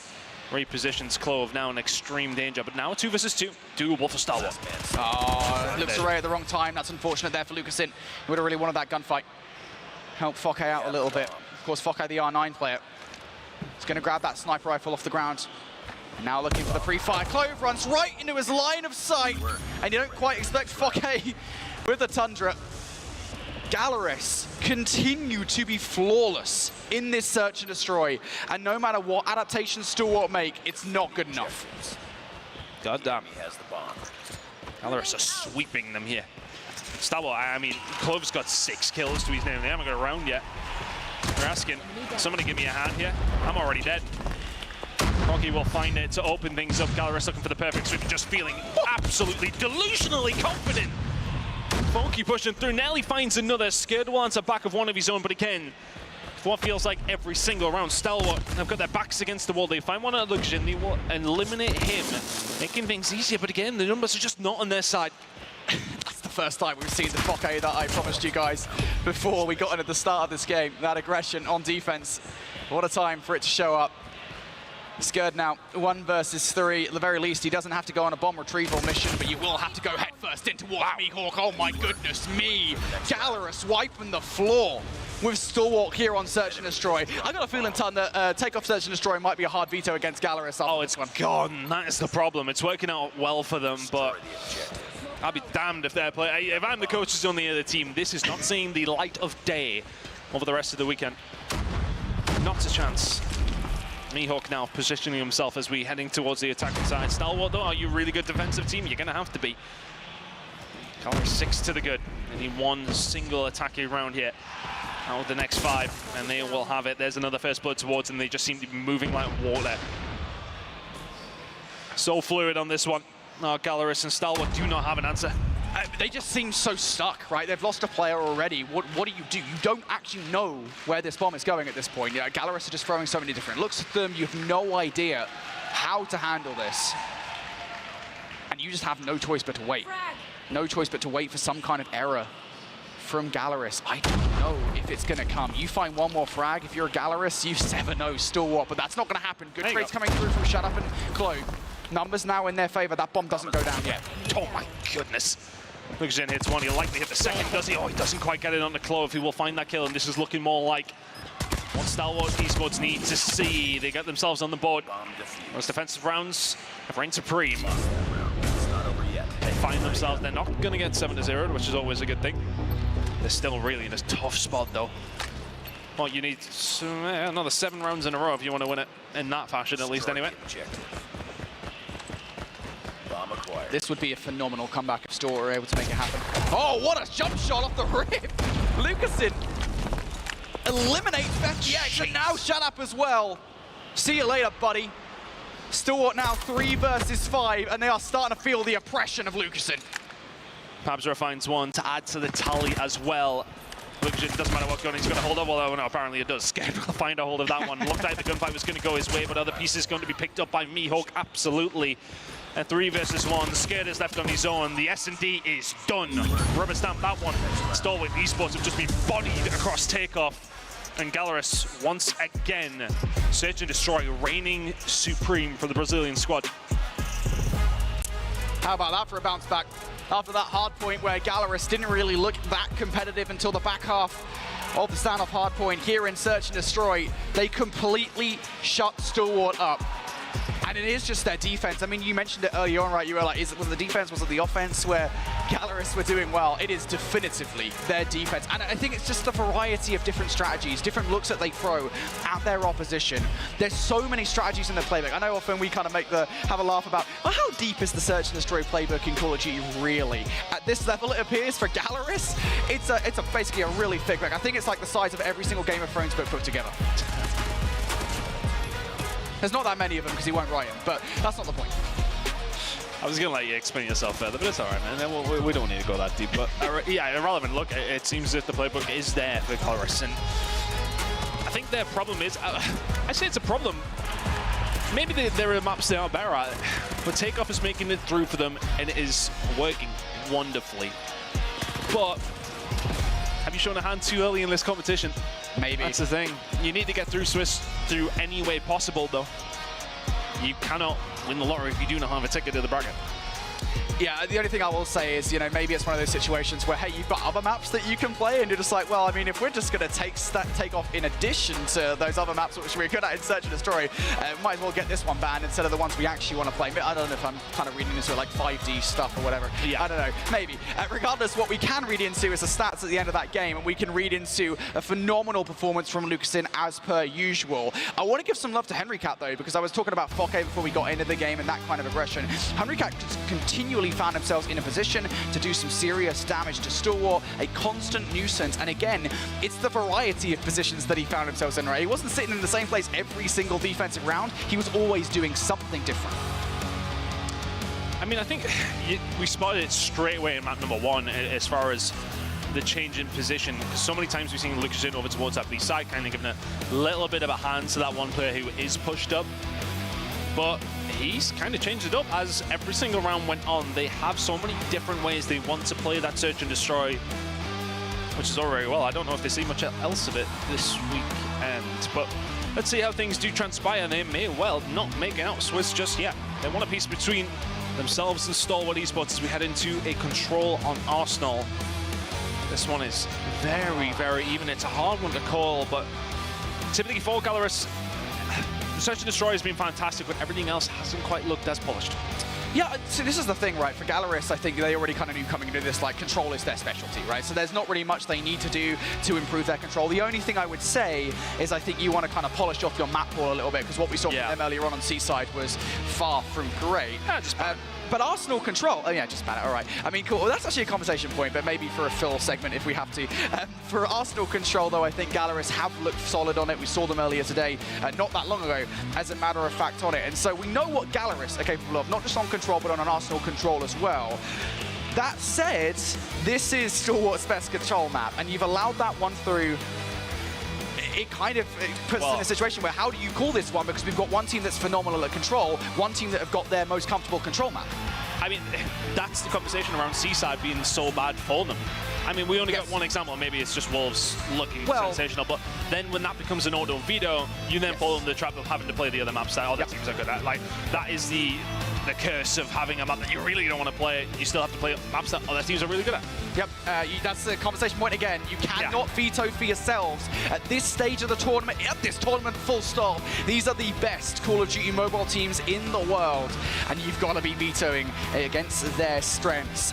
One more map to decide here between Galorys and Stalwart, who will be booking themselves a place in bracket play. A reminder that both of these two teams are 2-1 right now, so winning this map will mean a place in tomorrow's play. Well, here we go.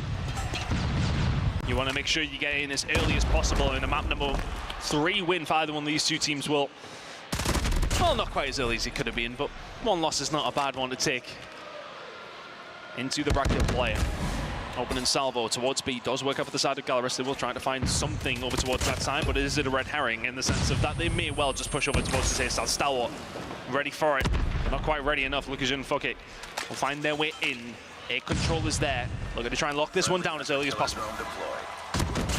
Early aggression here from Stalwart. Fuck trying to get control of A.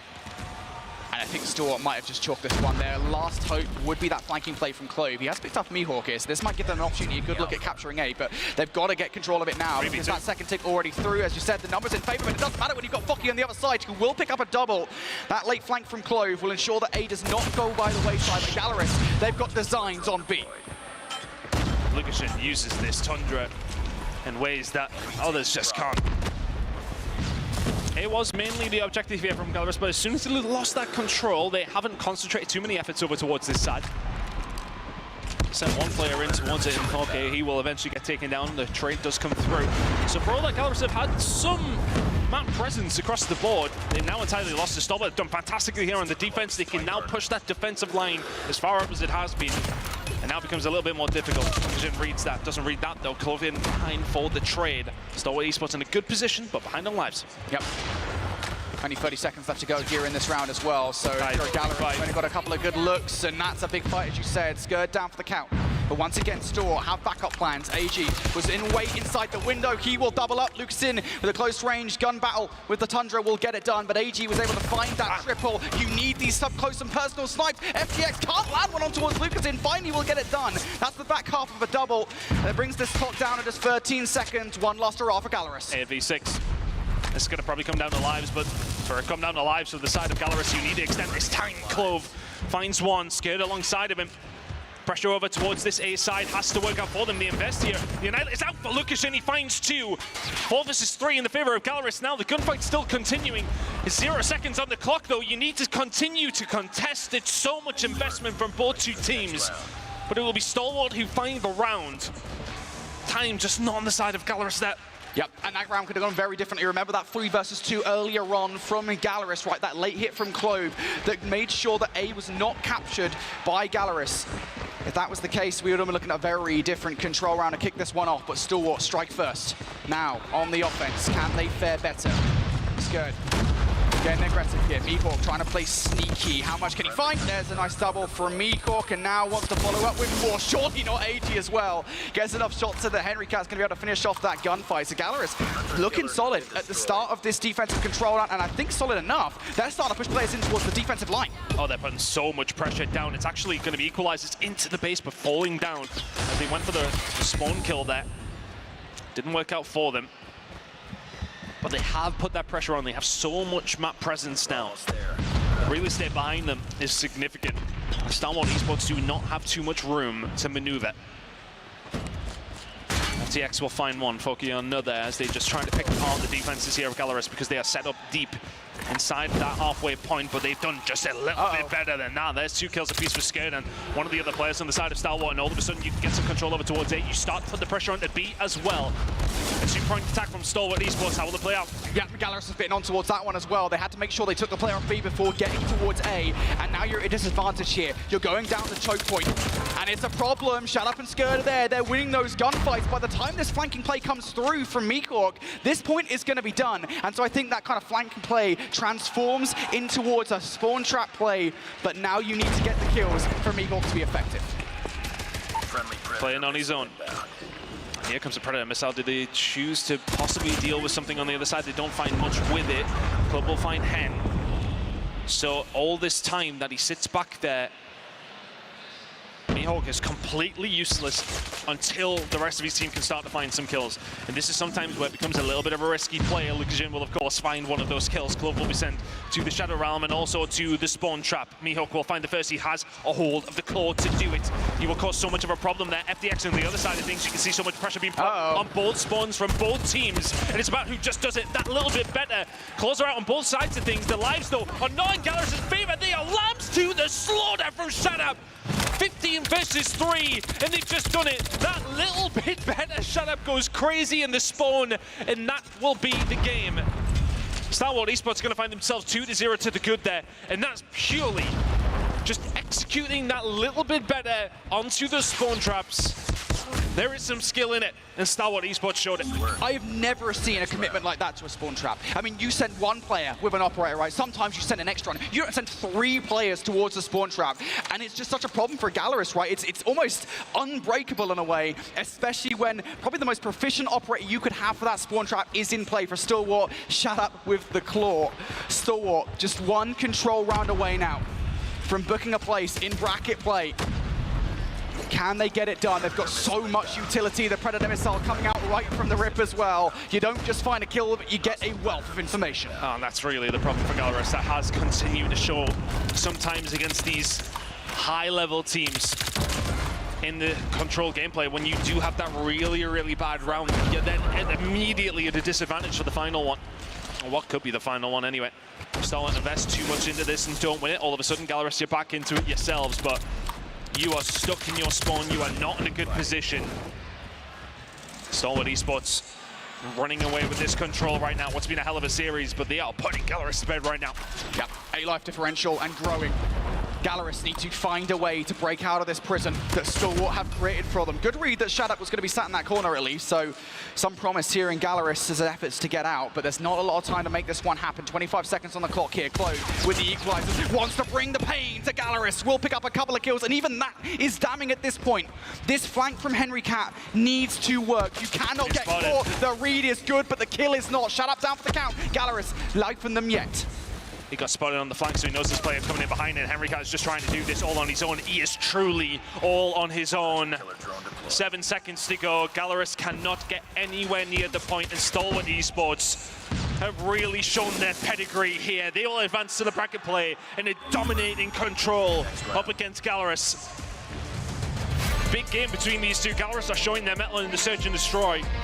But when it comes down to it against these really good teams, the respawns are not looking that clean.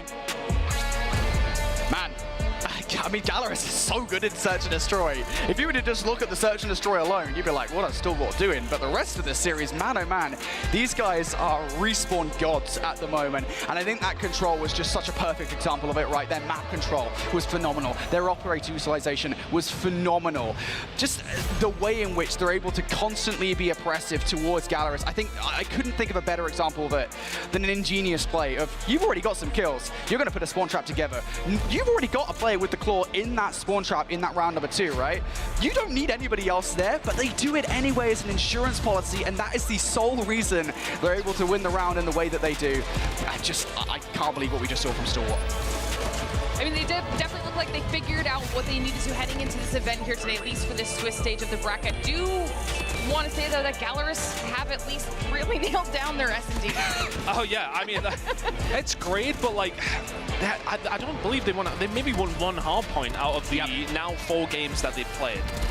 And when you are in a Swiss bracket with the best out of 3, you can't afford to... I mean, I was about to say you can't afford to have one dud mode, but at the same time, when you've been so good at Search and Destroy, you kind of can, but it's difficult. Like, you're kind of just guaranteeing yourselves then going into control, and it's not necessarily a coin flip by any stretch of the imagination, but you are just banking on being able to find something there. And it just feels as if when they are going up against these top teams, they aren't quite there in control, which is making it difficult. But when we get to a best out of 5, that does change. But I will say, well, my one concern with Galorys at the moment, right, we're saying that they've worked out their Search and Destroy, and I think that's still true, but we've literally seen them, I think 3 out of the 4 Search and Destroy today, we've seen them on takeoff, right? So how much of that is not being good at Search and Destroy, but being phenomenal at takeoff Search and Destroy? And that's not going to fly in bracket play. So as we get further and further into this tournament, they've got to try and figure out what's going on in the respawns, that's for sure. It'll boil down to see which of these teams are paying attention to those map picks and bans through that veto process. But of course, we've got another winner, which means another lovely interview with FDOT standing by on the stage. Lovely, certainly right. FDX standing here, and that was lovely gameplay. Listen, this has been a long day so far. You've played a whole bunch of squads. Talk to me a little bit about what the entire field of competition looks like and how the teams differ from region to region. Basically, I think is the most hardest, but Galorys gave us a good shot. Yeah.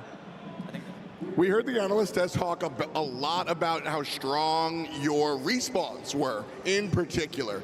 What is it? How do you guys make sure to ensure that that is really pushing up? Just scream elevate every day, and you'll be good at the respawns. So awesome. I want to talk a little bit about the inter-region camaraderie that you have with Elevate. What's that relationship like?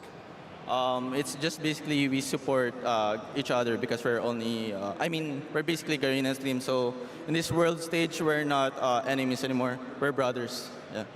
I love to hear that, man. That's what the scene's all about. Thank you so much. Appreciate you and good luck. Thank you. Thank you. Awesome. Excellent stuff from FDX. We'll talk to Beef Mommy. Hey, real quick. Well, as you can see behind me, there's some chaos in the pit because Q9 just shut down Tribe in a very convincing fashion. And aren't you guys from Vitality? Well, apparently from Q9 right now. Jayo, Jayo, Jayo, Jayo. What does that mean? What does that mean? Let's go! Let's freaking go. And that is what we're feeling right now in the entire DreamHack. And of course, you guys at home, don't forget, we still have a lot of streams up for you guys, but we've already reached that halfway point. Round number 4 already commencing. We still have a few more, and we're gonna be saying goodbye to a lot more teams. And speaking of teams that have left us already, we have Diabolos, Ancient, and Exclusive leaving the competition. Of course, there's still a lot more matches up here for today. And look at the smile on this team right now. But of course, we also have to look at Tribe as well, because that means that's gonna be a 2-2 matchup later on, and a possibility for, I don't know, a Vitality matchup. We'll see what will happen later on, but for now, let's take a quick short break. Hey guys, we are Stalwart Esports and we came here to win. Come and support us in Georgia. Woo! The Snapdragon Pro Series is brought to you by Snapdragon Elite Gaming, Monster Energy, DHL, and the United States Air Force.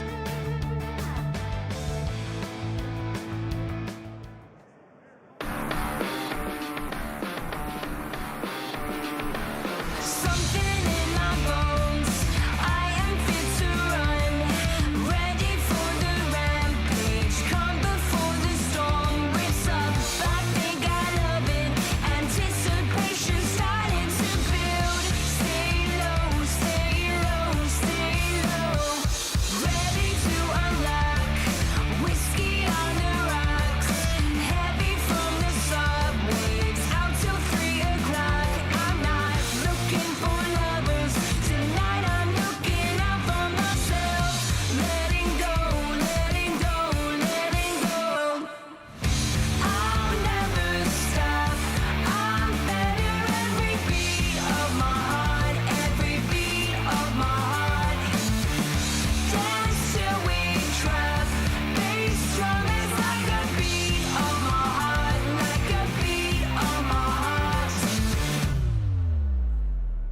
Never getting low, set for vertigo. Further as the crow flies, miles from down below. I know I found my heaven. I found the rumble under my feet. Never less, gonna bring the best. Feeling like I'm blessed, stressed. Feeling I am blessed. I guess I'm feeling lucky. I'm gonna chance this Russian roulette. Let's go, let's go, let's go. I'll never stop. I'm better every beat of my heart, every beat of my heart. Dance till we drop. Bass drum is like a beat of my heart, like a beat of my heart.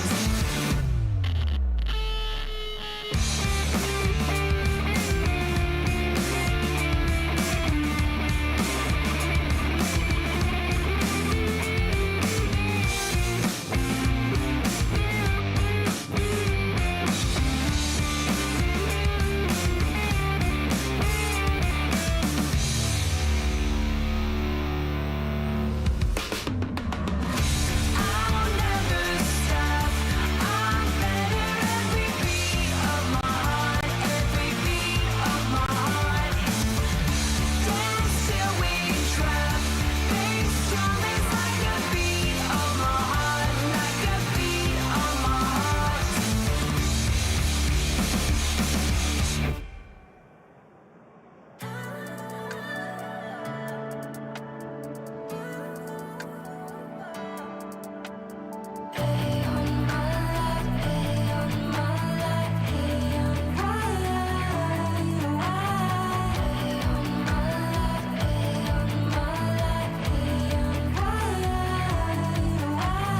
Waiting for the right time, waiting for the right time. Ooh, waiting for the right time, waiting for the right time. Ooh, waiting for my time to shine, waiting for my time to shine. For the right time.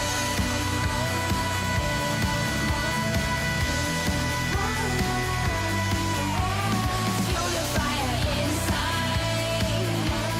Waiting for my time to shine. Waiting for the right time. Living for the moonlight. Won't you be mine?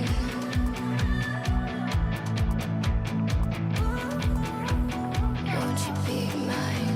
Climbing, reaching new heights. Taking all that I find. Ooh, waiting for the right time. Waiting for the right time. Waiting for the right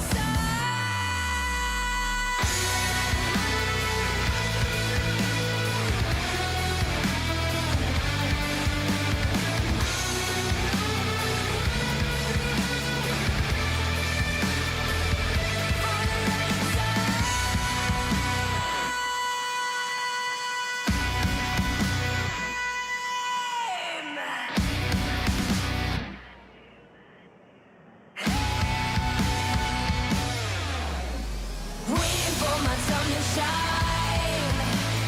Waiting for my time to shine.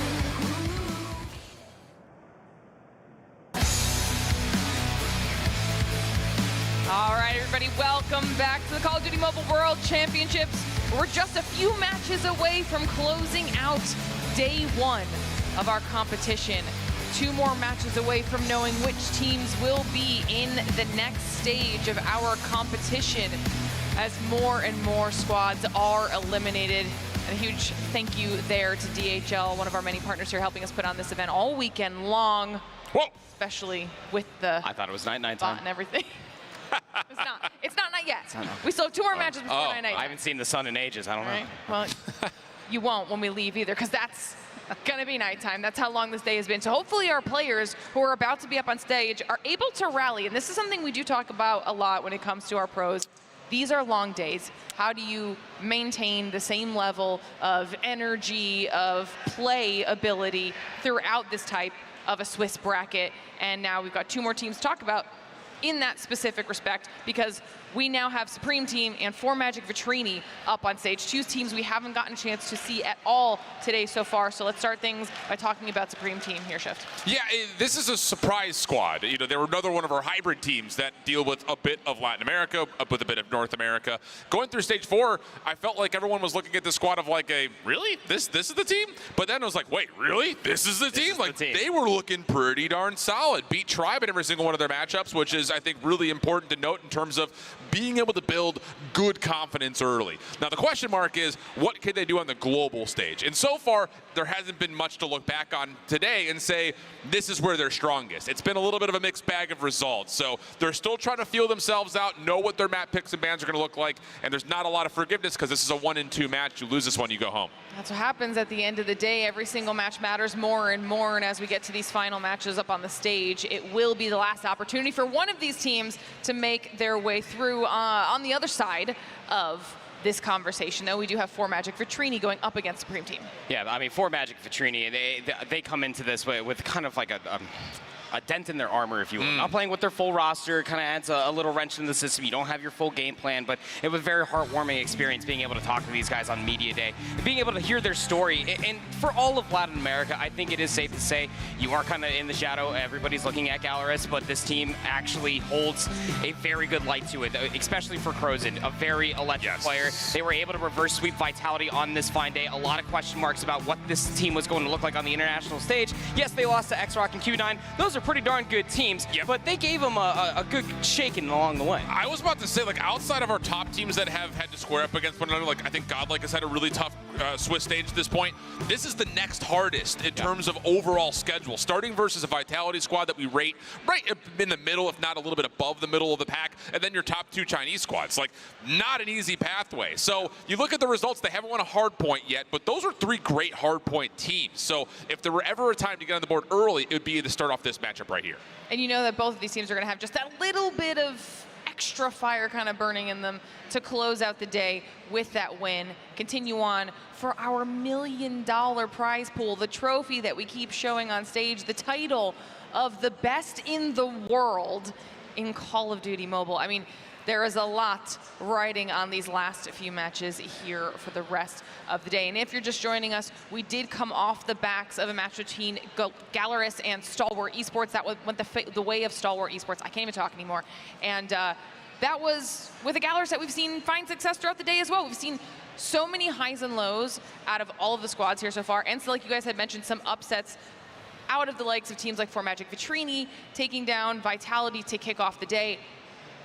It still is anybody's game right now. Nothing is set in stone yet. Yeah, I mean, like, ultimately, we will have things set in stone by the end of this. Per Shift's point, one team, unfortunately, will be going home. Here is the current road of 4Magic Vitrini and how they got here. Talked about the 2-1 win. That was the reverse sweep. Shift got some flack from Callie on Twitter about that one. And then they had to go up against xRock, which, again, is a... Yeah, you spoke it into existence with the reverse sweep talk at the beginning of the day. But xRock was a very tough matchup, I would say, stylistically, for 4Magic Vitrini. Not a very close one. They only put up 107 points in the hard point in only a single round of the search, but at least the 160 to 250 versus Q9 was more respectable within the search, as you would expect versus either Q9 or xRock from the Chinese region. They got smoked. Yeah, and again, like you said, that was kind of the expectation. Sure. And to be fair, you know, the Latin American region had been decimated by visa issues. Not as much on this squad, but still an impact. So when it comes to trying to build chemistry when you're playing up against squads that have been together for a full calendar year or more, not easy to really break that down in terms of, well, we just got a bad draw. So now you've got a chance to go up against a North American team that does not necessarily look like a top threat out of North America. LG, of course, still holding that candle, but still, there is an opportunity to come out, show your prowess immediately, and build a little bit of that momentum. I like it. I like it. We'll take a look back at this bracket just in case you've missed anything that might have happened throughout the day so far. We mentioned it when we took a look at it a little while ago, probably a few hours at this point, but it was at the top of our Swiss, 2 teams making it through very early on, 3-0, to both of these squads here proper. I mean, we saw some phenomenal performances. Oh, yeah, absolutely. I mean, look, it is the World Championship for a reason. I would think that you can make an argument for every single team just about on this list, whether they are in the 1-2 or whether they made it 3-0 along the way to be here for this tournament. And they've all had their bright spots as the season goes along, whether that's regionally or back in Mobile Masters or as recent as CDSI. We expected bangers. We've been getting everything of the sorts, including the 3-0s. We've been getting a lot of information for a lot of these teams. You guys will see there on that bracket, teams moving through in those 3rd, 4th, and 5th seed positions as well. The top 2, of course, being xRock and Elevate, having an insane performance here today. But Shift, do you have a thought? Looks like you have a thought. Yeah, I know. I just wanted to quickly look at it. So the Wolves and Luminosity are playing. Luminosity took map number 1, 250-241. So, yeah, it looks like that is going to be another one of those matchups. Again, one of those teams will qualify. The other will have to fight for one last chance. As we have our maps apparently ready to go. We got something to kick us off. Should be a good time. Again, between these two teams, you feel like that the extra pressure, the fire underneath them, backs against the wall, other buzz phrases, I suppose. But this is where you need to play your best between these two teams. Make it as clean as possible. Who's staying alive in the Swiss? And this is one of those maps that I think can get out of hand pretty darn quickly, but it can also be one of those that fuels you very quickly if you can start off hot, especially with the SMGs can get cooking early. See how things go as Blur, one of the players that has seen a grand finals before, looking to try to build this team in a little bit of a power position. And how about the opener? 3 in a row for Blur, shuts down the play from the front, and that's going to lead to some very significant time for Supreme early. First time that we're seeing Magic Vitrini play on Summit all weekend long, but I feel like it's a staple. Been for so long, you just got to come out of the gates absolutely swinging. Cruising, still sitting on the goose as well, and the Supreme team, to your point there, did a great job in that specific moment, being able to isolate players and at least play through the middle of the map so far. They're playing through their split spawns, but still some time to play for here at 1. Yeah, exactly the case. Often expect that these first 2 hard points will just be very 50-50, very battle, very tug of war, where everyone's just trying to fight for the positioning towards the first money hill, which is over on the left-hand side. And at the moment, Supreme team think that they have it, but there is one player for Magic Vitrini who has spawned behind this play. So now it's just down to how do they tally up where the spawns exactly are. It's split for both these two teams. Hard point about to open up. Sweet just playing inside the hill for now, and he's got good help as Blur and the rest of the gang have found a 4-for-1 exchange. So have really good presence around this side of the map for Supreme. How do you isolate some of these players? And the slightest bit of hesitation is allowing Rihan just to be able to hit routes like that. It was a little strange, but still kills to speak up. 4-4 Magic Vitrini, 40 seconds left to fight over. You're only trailing by about 20, but it's a double-edged spear. You have to get through this time. You know which side of the map they want. Indeed the case. Big shout out to our first female competitor on the World Championship stage, Chagaboo, having herself a really solid start and even waiting for the region to pop up for another. So how about Chagaboo? Able to get herself into the picture, has earned herself the 100-killer drone to start, plus the early Sparrow for her. And she'll be responsible for watching the rotation come through the snow pathway while the rest of her teammates fight over the old time. Gonna have at least one hitting the snow path. Easy pickings for Chagaboo. Now your eyes can all go forward. There's nobody playing all the way into the far back. Finally, we'll be picking that up for Supreme team. But as the delay hit starts to come through, the hill war is about to pop and a couple operators expended immediately. Yeah, that looked a bit odd, that first Sparrow shot. They've hit the wall. Didn't quite get to the front entryway, but Chags still able to find at least a 1-for-1 exchange. That allows, once again, Supreme team to lock things down from the front. Here comes the bump away from the hard point. And with 45 seconds still remaining, it's one of those moments you almost don't want to kill too good because then you'll automatically flip the spawns around. As Shisui is able to take a double down from the front. Sparrow on the break up here for Leojin, but only finds one. The Pred missile as things start to get hot will clear out the front side of the hill, and Supreme team will hold. Gravity Vortex gun expended there at the end for Corrosive for Magic Vitrini, just trying to at least keep them trapped all the way on the west side of the mini-map, but it does not go their way at all. Some stark differences as far as the KD ratios are going, I'm concerned, but with gunfights like that, you feel like for Magic Vitrini just need to wake up a little bit. It's a whole hard point is the difference in between these two teams. For Magic Vitrini do have the rotation over towards New. Leo Sarah's on 3 kills? Yeah, I don't know, it feels strange. Not often you hear that through 3 hard points. For Magic Vitrini, will have the rotational win over towards P4. Being threatened though, Supreme team playing over the north side of the map. And they've got numbers here. Smoke will come through first, nades behind that. War Machine out for Leo Zera, just trying to lock this down, but these are blind shots that really aren't even coming close. The equalizer is what's really finds the value here for Maggie. Zyrax will able to find the trade, but nothing more as Leo Zera will have the last shot for the War Machine Connect, and for Magic will hold on. There you go. A little War Machine confidence never hurt nobody for a slow start out of Leo Zera. Best believe we're going to be keeping a close eye on that. You feel like once he starts to get the ball rolling, big time. more Magic Vitrini will start to pick up soon afterwards. But it is still a steep scoreline that you fall to, and a lot of time still left to fight over here at 4. You still have to close spawns for 4MV. Yeah. Blair shut down from the front. This has been essentially a full 60 for 4 Magic Vitrini. Still 20 seconds to fight for. Chagaboo's having a great opening map. 15 eliminations for her. Godlike able to find at least some sort of response off the reload. Nearly turns that into a second, but the trades are good as Maggie will continue to hold on to the scrap.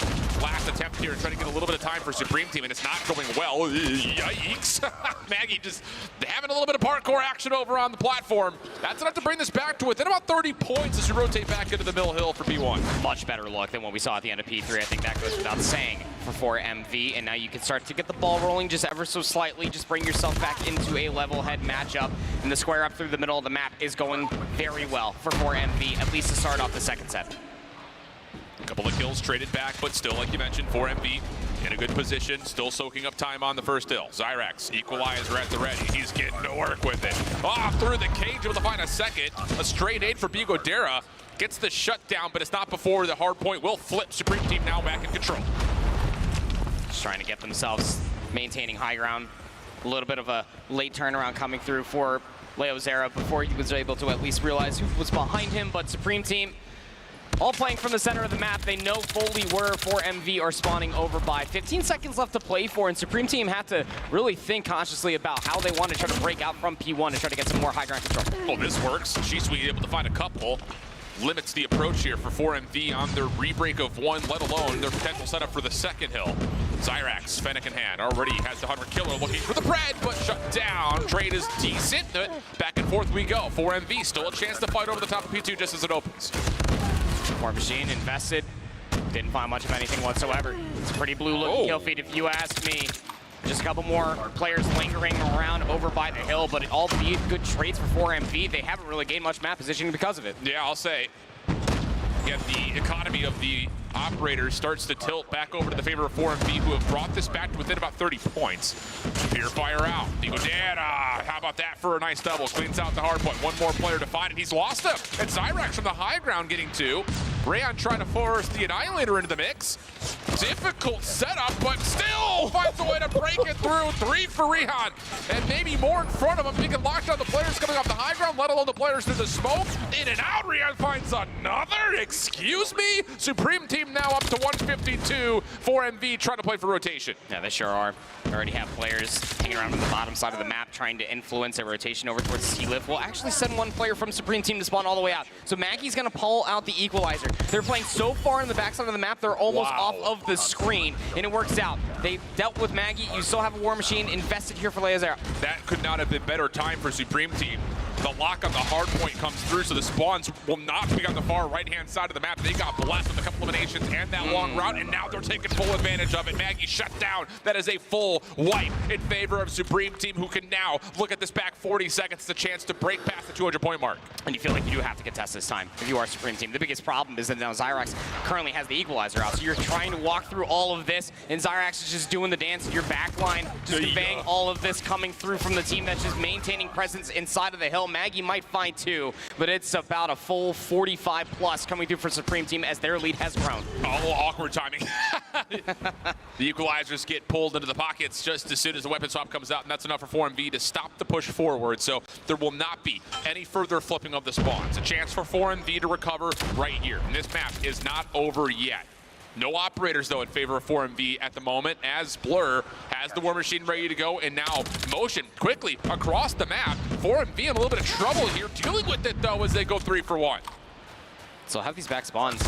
The problem is that you still have these back spawns, especially for Supreme Team's positioning, just keeping them trapped on the backside of the map. But you just need to get a favorable kill feed. Good amount of trades could come through for 4MV, and they could find themselves inside the time fully. Great finesse from G-Suite. Just trying to extend his life as long as really possible. It's enough for Chagaboo to pull out the Sparrow for a couple. Long range, trying to Katniss Everdeen in the corner. Not quite able to find the connection, but the break is still good. Supreme Team from the front. Have to use 2 operators to get the break, but it's enough to get them over the 200-point mark. Still have a couple close players for MV, just waiting for the open invitation to try to recontest the time. You need all the back 25 seconds plus the opening 40 on the upcoming set of hardpoints because you are down cataclysmically. 215 and 151. Claw invested here at the end for Supreme Team, just really trying to layer on the pressure. They know they cannot close it out here, but they are inching themselves closer to 250. Yeah, that's the biggest part about it, is every second is one that essentially makes this map just a touch easier. The gap is right around 70 points for MV. Struggling to get out of the old time as they make their move over towards P1. Supreme Team, a chance to possibly close if they can find a good setup as we jump over to a Supreme Team listening. Yo, what's up, top right now? What's up, on top? On it, top. Hey, we gotta jump here. I'm spot trapping them green. I'm putting pressure. Con. Top yellow. One more. Beat on. Fury dead. Con. Beat on Martha. One P2, bottom. Yo, spare dead down. Machine con. Yo, she got me, guys. Con. Two. One more, beat on. One more, beat on. I'm alone. It's gonna be con. Only 4 seconds. I'm my worst shit. Fucking shit. Let's go, bro. Nice. Close out for Supreme Team. Lots of energy, lots of vibes, and it's one of those things that this team, if they can catch a little momentum, you can kind of hear the comms. Everyone starts to trust each other. Everyone's got good calls, and that leads to a pretty convincing map 1 win.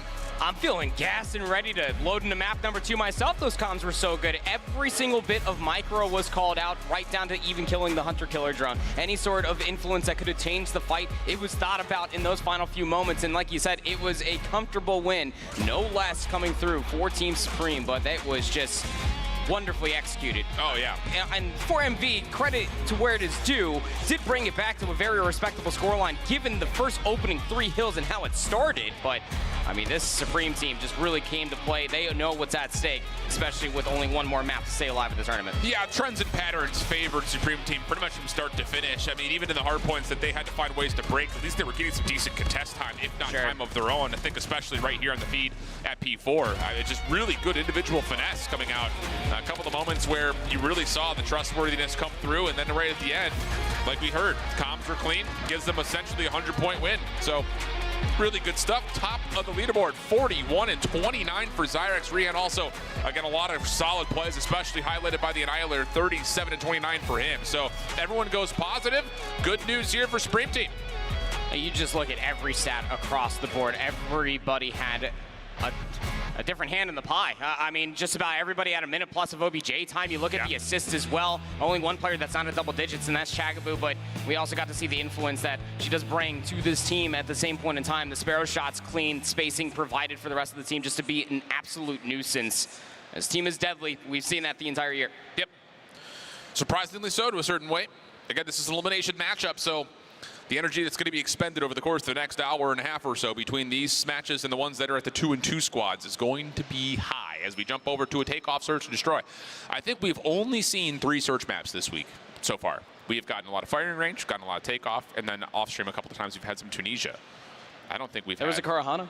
There was Kurahana. Yeah, there was Never Kurahana. mind. Yeah. We had a lovely conversation about the map design. We haven't seen a single express tallied yet. Oh, no, we have not. Weird. Which is unfortunate for me because I'm sure everybody is probably used to me wanting to count the most random things, but train kills kind of give me like a third wind into the evening, so selfishly like to see that. Yeah, you would. Speaking of kills, the train does not show up on the leaderboard, but these 5 do. And Lucas it continues to be by and far away the best player in the game. 260 kills for him already, and he still has another match to play. Solo for Godlike, also looking good. Actually, the Godlike team at Hull is getting 2 representatives up here, as well as, number 3, if that is Tectonic, who's actually there. That's not his picture, nor does he play for Galorys. But is that Hen? That's Hen. Is it Hen at 223 or is it Tech? One of the 2. Regardless, both have looked good today. Only one of them will be in the top 5. Regardless of that point, though, 2 players from Godlike in the top 5.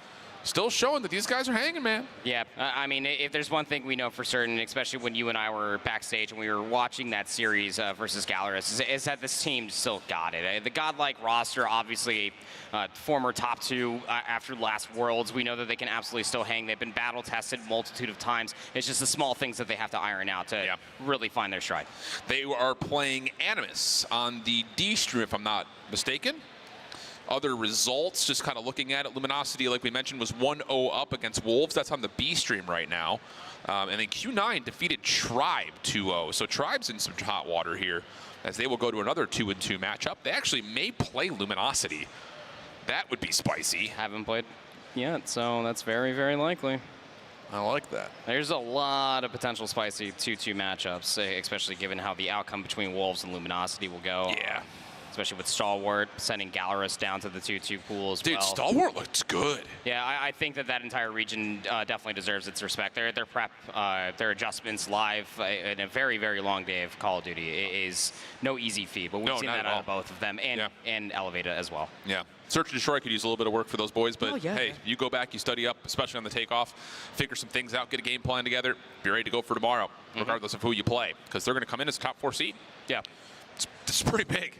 Honestly. and you generally feel like, especially with the early evening that now you do have, I mean, that is the caveat, right? If you do reach 3 wins, the evening is a whole lot quicker for you to be able to go back for VOD review, watch the broadcast, get whatever VOD you could possibly get on your opponent. So much time to prepare for tomorrow. Yeah.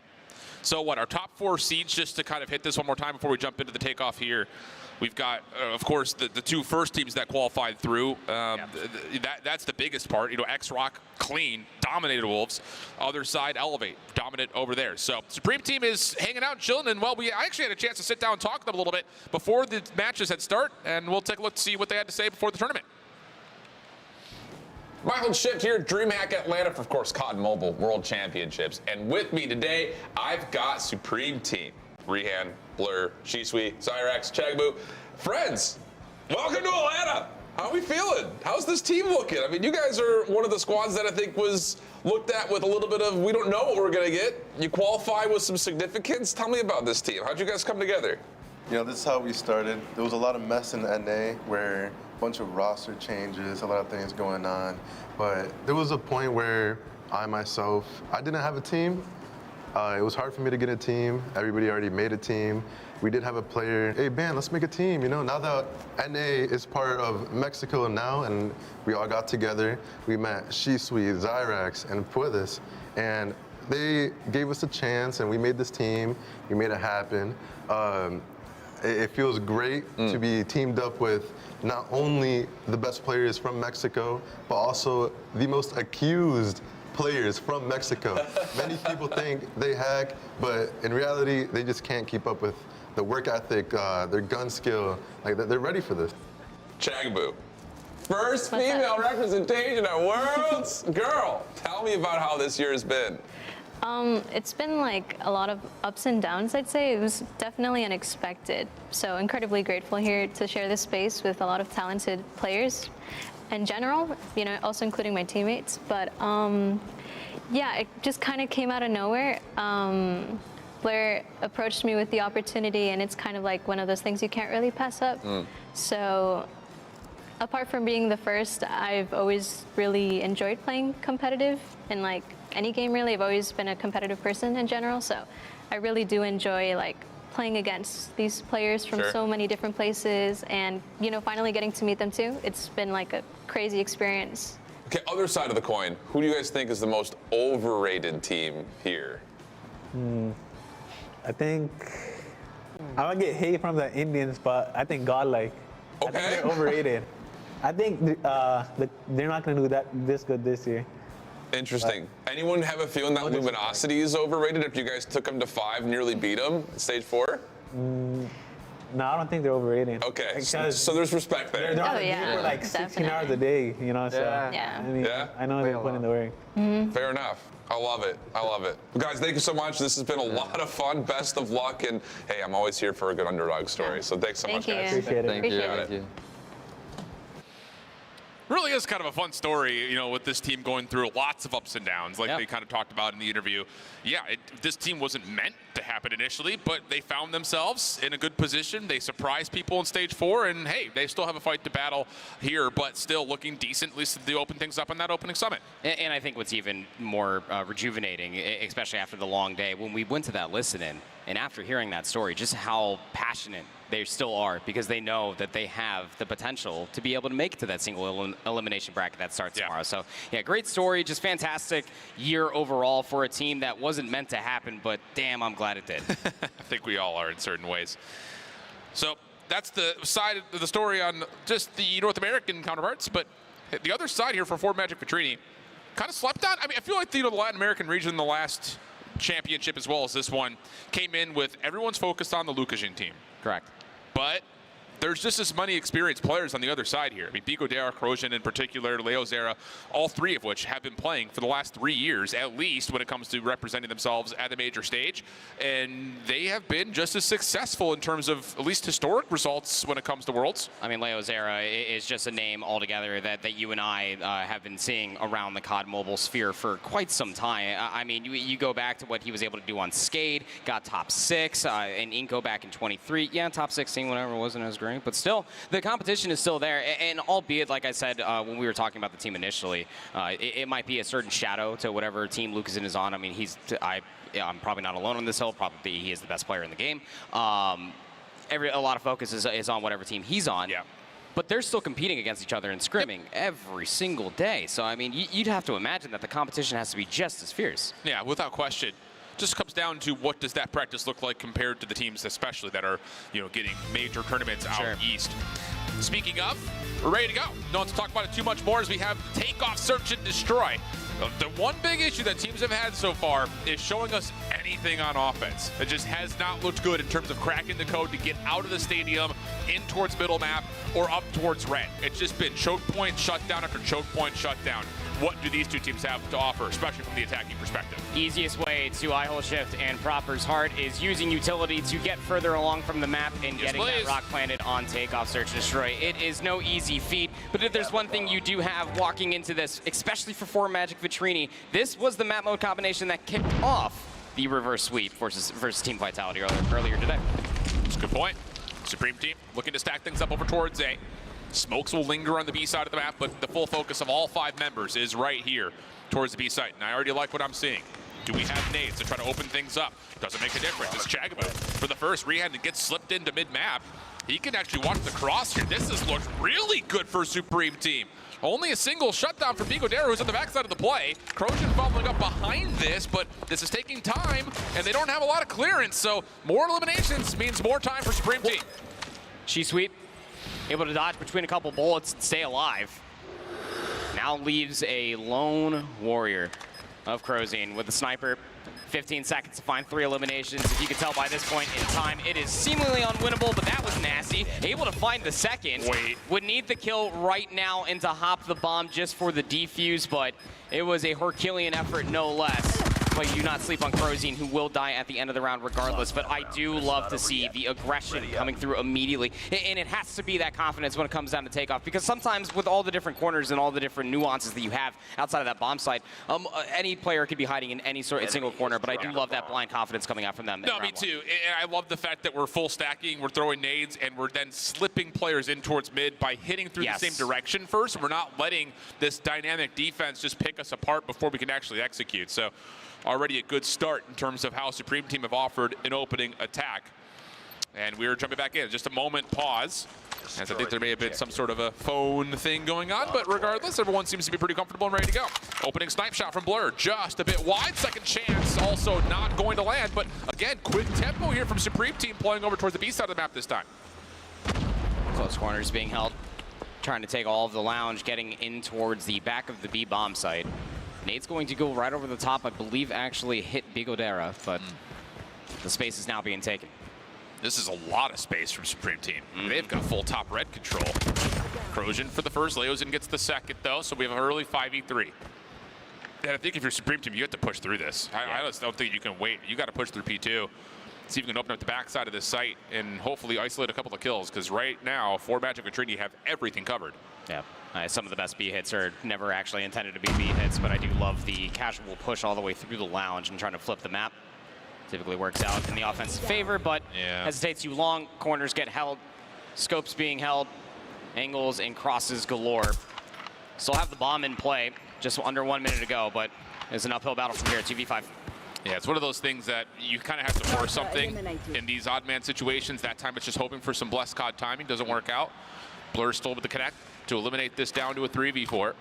Pardon me, 2v4. Definitely still doable, but difficult, I think, in terms of how do you get the clock back in your favor. There's just no comfortable way to plant this bomb.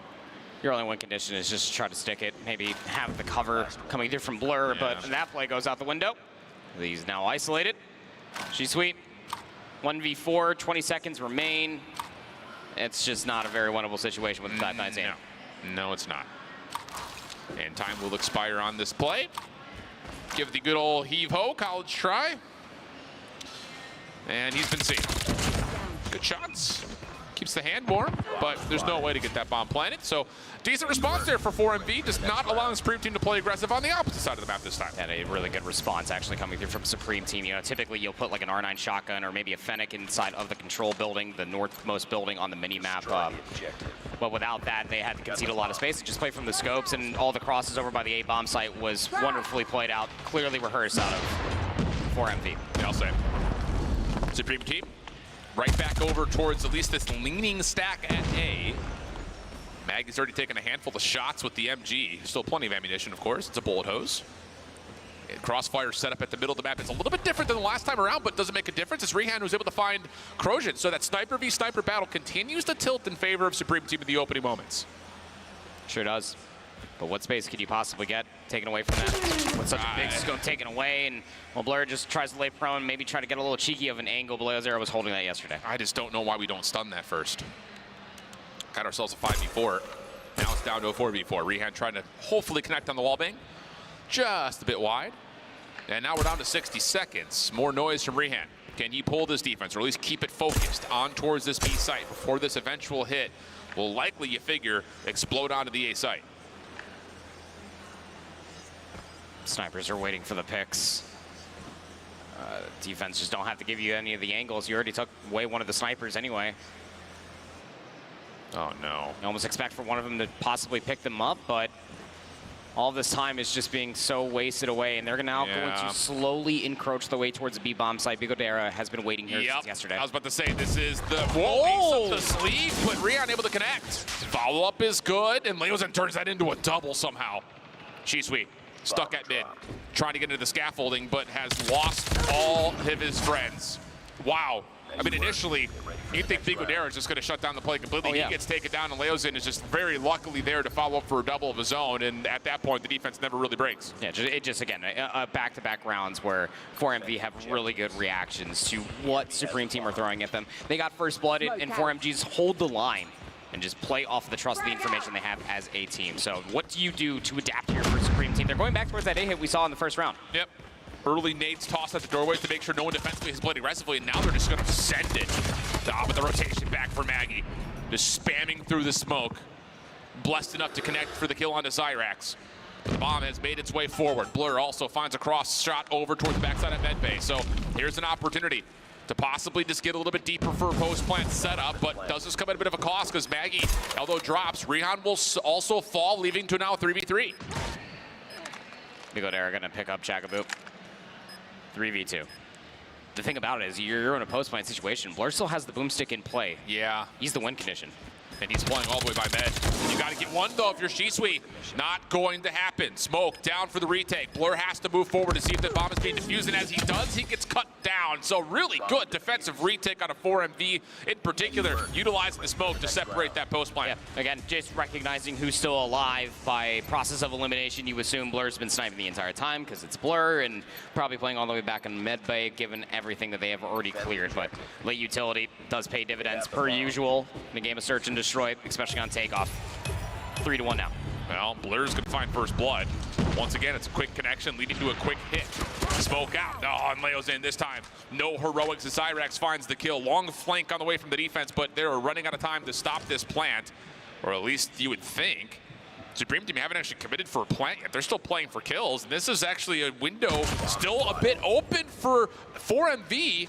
As Bigodera takes down a kill through mid, maybe had a chance for more, but gets isolated now. Supreme Team have a 3v1. Yeah, I wonder if there was like some type of audio cue, visual cue. I'm not too sure, but you still have numbers. Bomb will be committed now towards B. The bomb has been planted. All right, Leozera.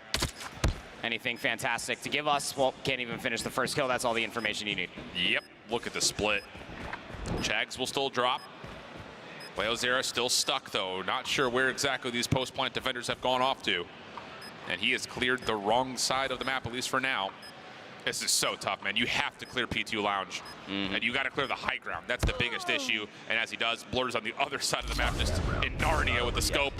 That's a nice set of offensive attempts. This time it actually fully gets past the finish line. Supreme Team get their second. Finishing things off as a 3-3 half, given what 4MV were able to do for a handful of defenses in a row, would be magnificent if you're looking at it from Supreme Team's perspective. Nate ceremoniously over the top, probably looking for an early control push. You know Bigodero is going to be lurking around here somewhere, surely. Yeah, surely.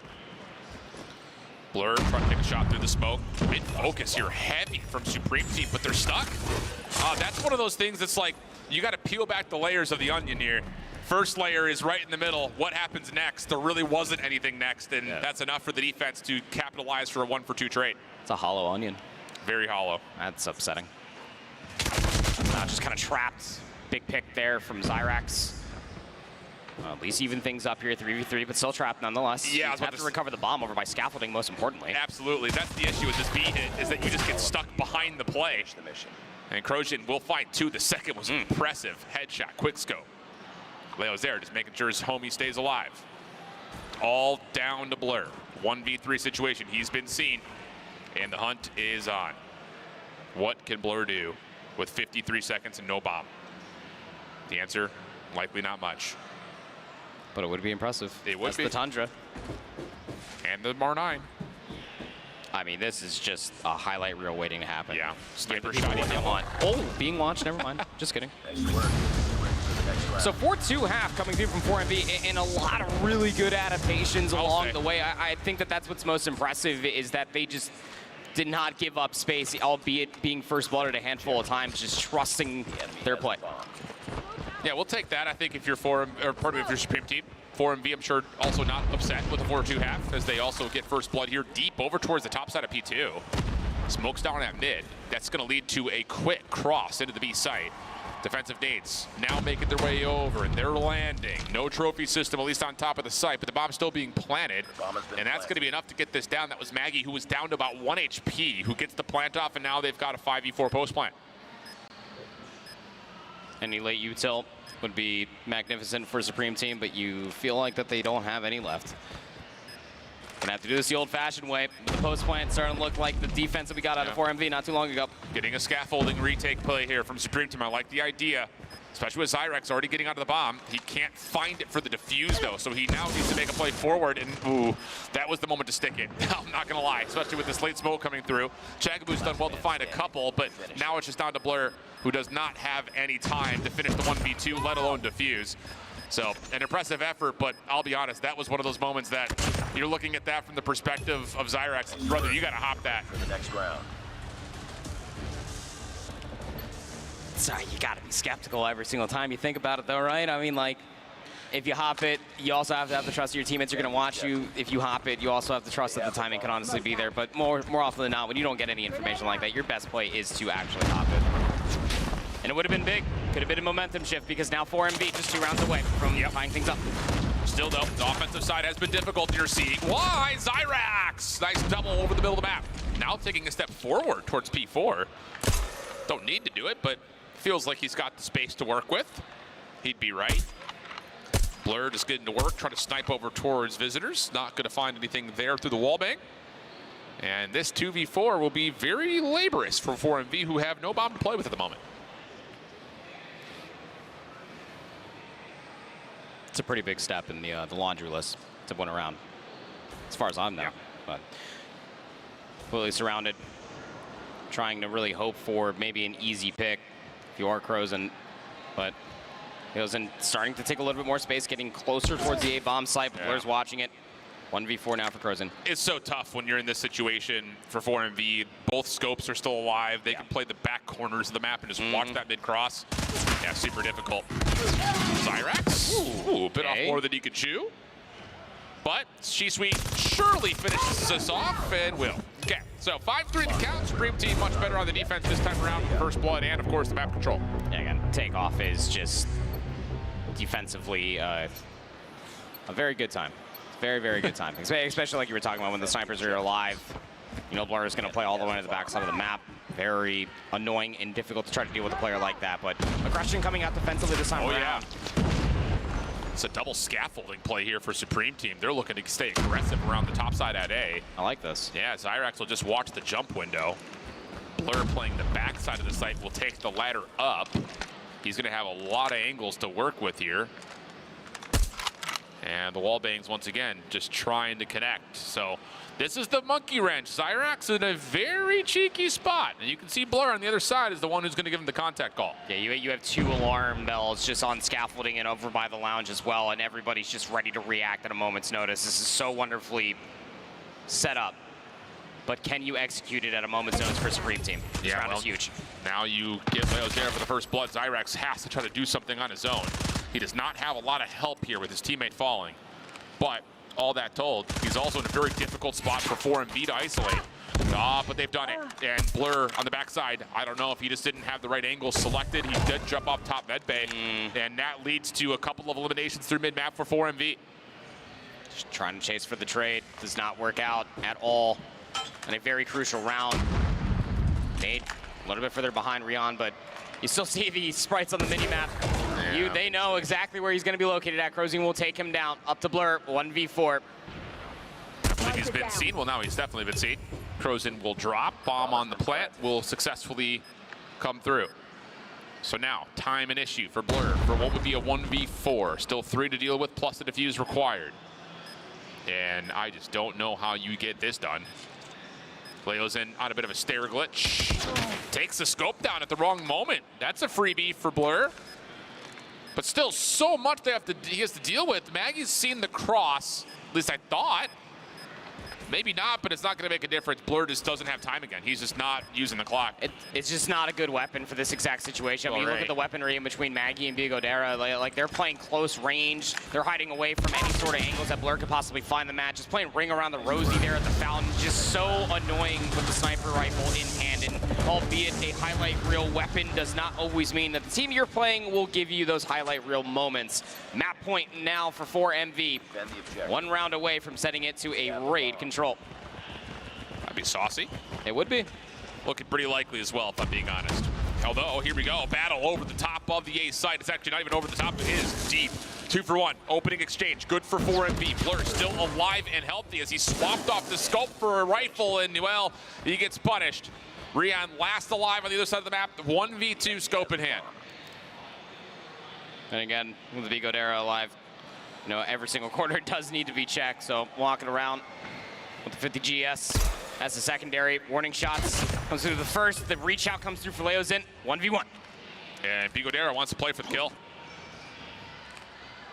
Knows that at least for a moment he had Rihan down to just a couple of shots, but the regen has come through. Reposition for both players. Bigodera looking to possibly get the plant into his name. Thinking about A. Still unsure. Now moving over to the other side of the map as they are just 2 ships on other sides of the world right now. This is so intense. Like, there's 50 seconds remaining. There's still so much time to be playing all these dang corners. For Bigodera does have the bomb. Starting to clear what he can just around the lounge. Trying to get himself over towards that B-bomb site. And Rion's not exactly looking at it, but timing can either be awful or amazing. Smoke does at least clear. He should be good enough to get this bomb planted.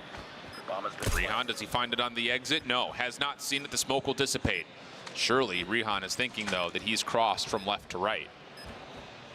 Hard to say. Bigodera still staying active. Wow. Did he plant for this? Did he plant for top scaffold? No. Makes the move around the back. Bigodera. I think he may have seen him. 20 seconds on the clock. Rihan's got to go. Has hopped it. Bigodera needs to check. Doesn't see him! Oh, no! I thought for sure he planted it at least for back fountain. With the rotation, the way he was going, yeah. I thought he was for sure going to be playing on the backside of the fountain. So I was like, scaffolding, no way, but... Oh, man. But the Fennec especially, he just only had to keep a close eye on it, but... Exactly. It's still map point for 4MV. Supreme Team, that's a great steal, but not out of the woods yet. Not at all. Chagabu for the first, instantly traded, plus an extra for 4MV, turning it to an early 4v3 situation. Focus towards B. Picadera in trouble, but off the regen. Has gotten himself back to full health. And he's just going to immediately stick. This is where I thought he planted last round. It's on the corner, but not the case. That may not make a difference. Bomb gets planted. It's just down to Rihan, and he will not be able to take advantage of the damage tallied from the hit markers. So now it's just down to Shisui, who has been at least seen and tagged down to a single point of health. Looking good for 4MV. No mistakes from here. Not a whole lot of time with the Type 19 to find this 1v3. Not a whole lot of copium, you'd imagine, still being down by 2 rounds, but gonna give it a good old Scholar's try. And essentially have to find the second kill now and then be on the bomb soon afterwards. Is able to at least pick the first on the Leozera, but information was mutual. Map complete. 4MV win the search and destroy on takeoff 7-4 versus Supreme Team. We go the distance to map number 3. Yeah, really nice stuff there. And again, it's one of those things like, I feel like there are teams out here who just do not have this map figured out, whether it be on one side of the map or the other. That time around, it's just, it felt like for Supreme Team, they're trying to keep this aggressive mentality alive. A couple of rounds where you got players into some really cheeky spots, but you go back to that aggressive hit through A, doesn't really work out. You go to that double setup over towards scaffolding, doesn't really work out.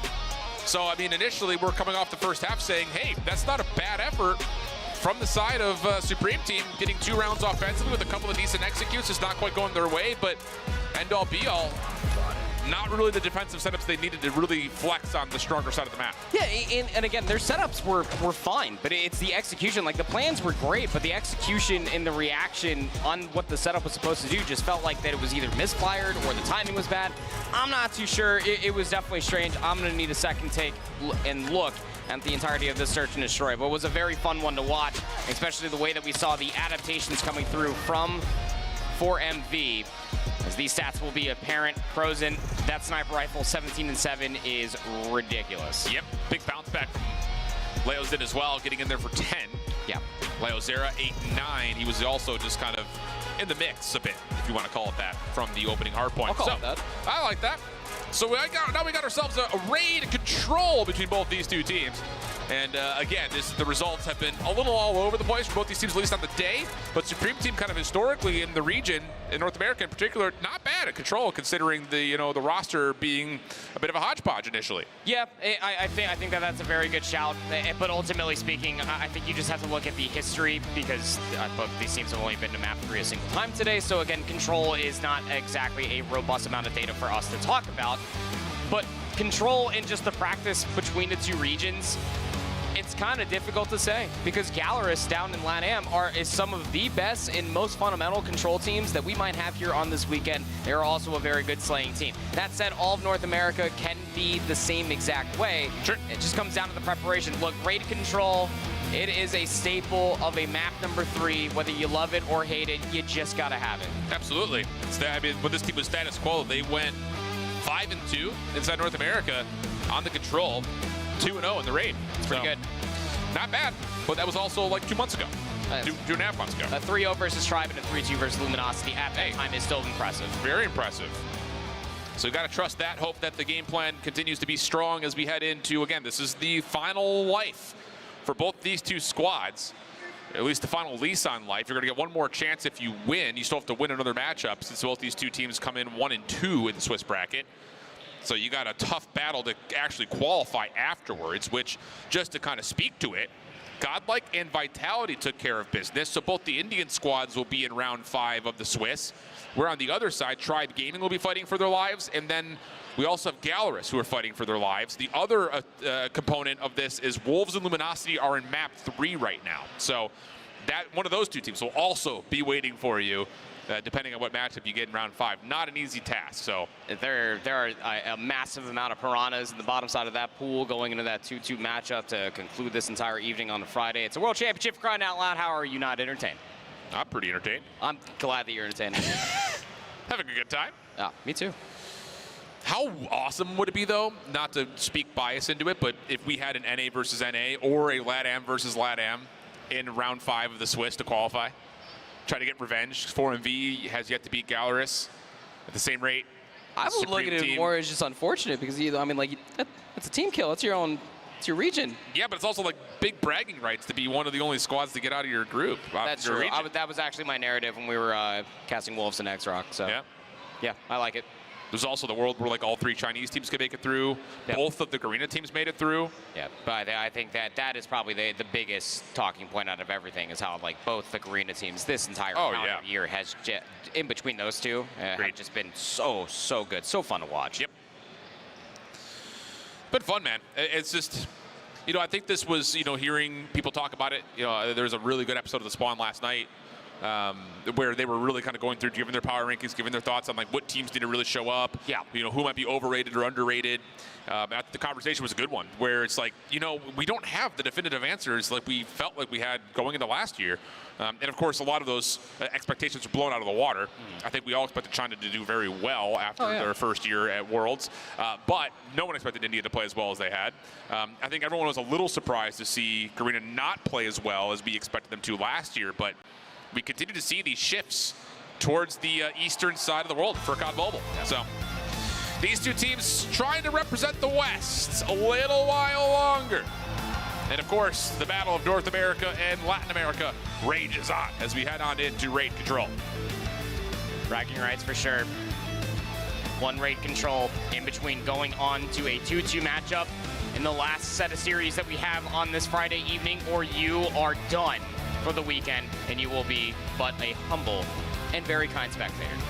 Raid control coming your way, and again, it is much more of a toss-up than I truly would like it to be. I do love my stats, but this one coming into it, you feel like that Supreme team, the way that they did play that map number 1, just with the pace that they were able to set, raid might play into their hands, but what's the hot hand feeling like off the 4MV off of a great search and destroy? Yeah, that's the question, and 4MV will give us an answer early. Quick eliminations, lots of focus through mid-map. We'll have them with early eyes towards B, and then a little bit deeper as Leo Zera takes the only real defensive contestant out. And how about this for 4MV? They even get some significant damage done to Laundry. So second tick of progress is already gone, and Supreme Team are going to chalk and rotate. That's a massive pickup from Crozing off the respawn. Oh no. Immediately expecting somebody to push all the way through inside of the garage. He'll be traded out, but that B zone going first and as quickly as it did is detrimental to say the least. It is 26-18. And Bigodero is already on A. At least he was for a moment. Shisui trying to do what he can by himself. Topside bedroom. Leo Zera falls on the other side of the map, then Hunter Killer Drone just hits Shisui in the face. Now all of a sudden 4MV coming off spawn will have a lot of forces and numbers with the support of trophy systems, plus a little bit of wall bank damage from the Odin. This thing has felt me. Oh my goodness, Blur also drops, and 4MV are off to the races with a stack on A. Stack is there. First segment is more than guaranteed. You also have Bigodera working his way up through the back of the stairs, but gets punched in the jaw. May not matter. The kill feed is just lighting up for 4MV. Just have to maintain presence on the zone. Second segment should be good. Leo's in. Shimmy, shimmy, yay, shimmy, yeah, shimmy, yeah. Almost able to finesse a little while longer to find the 1v1, but it's enough time for Leo Zera to come back in and find the kill. Maggie on the zone, good for 2. 21 plays, flipping 7. Chagabu doing what she can to try to get this defense some working ground, but this is not really feeling like enough. Not in a 19v5. Yeah. There's certain numbers when you see them side by side that just one seems bigger. The 18 versus 4 seems like a lot. Well, moments here where you get a couple of kills. 3v16 still seems like a lot. Yes. This is a hell of a break off for 4MV. Yeah. Maggie able to get a Pred missile early. That's going to be disastrous for the hopes of Supreme Team. Nice moment for xRock, putting together a couple, but for the lead. 2v14. I would like them about 25 seconds ago to maybe try to hop on this zone, try to flush out the last few elimination segments are very important when it comes down to control for a round 5 defense, depending, of course, what Supreme Team does look like on the offensive attempt. But nonetheless, this is an insurmountable lead that they currently have themselves. Leo Zen is playing with his food, and Chag is just going to say, sure, thanks very much. Now, Leo Zera will grab the elimination. That was 7 kills in the round for Leo Zera. It's pretty good. And already has the War Machine, so that's not going to be fun to play up against. A quick opening offense for 4MV with a Pred missile, 4 operators. I mean, they could snowball this map out of control right here, and that's exactly what the idea is. Timing, War Machine pop for Leozair, not going to even get a single hit marker. This hit is all just being formulated over by the A lane. You got one player that's lurking over by Ring. Hey, Cyrax is just bait. Now Leo Zin's entire Sparrow is just a non-compete, as you still have players lurking over by the basketball court. And this has been expensive for 4MV. To only find 2 eliminations, I would say that's pretty worth if you're Supreme Team. Yeah, it's pretty good. Minute 5 on the clock. Leo's able to connect in the last Sparrow Bolt. Trophy system down for Window. Smoke in their way, but the whole hit for Supreme Team is up towards Kitchen, but Zyrax trying to replicate his magic from the end of round 1. Not going to find the same success as Leozair gets 2, and 4MV will hold the 4-life edge with 50 seconds on the clock to defend. The biggest problem is the time. I mean, the lives aren't too far gone, but the amount of time that you've been occupying this zone control is just such a non-conversation.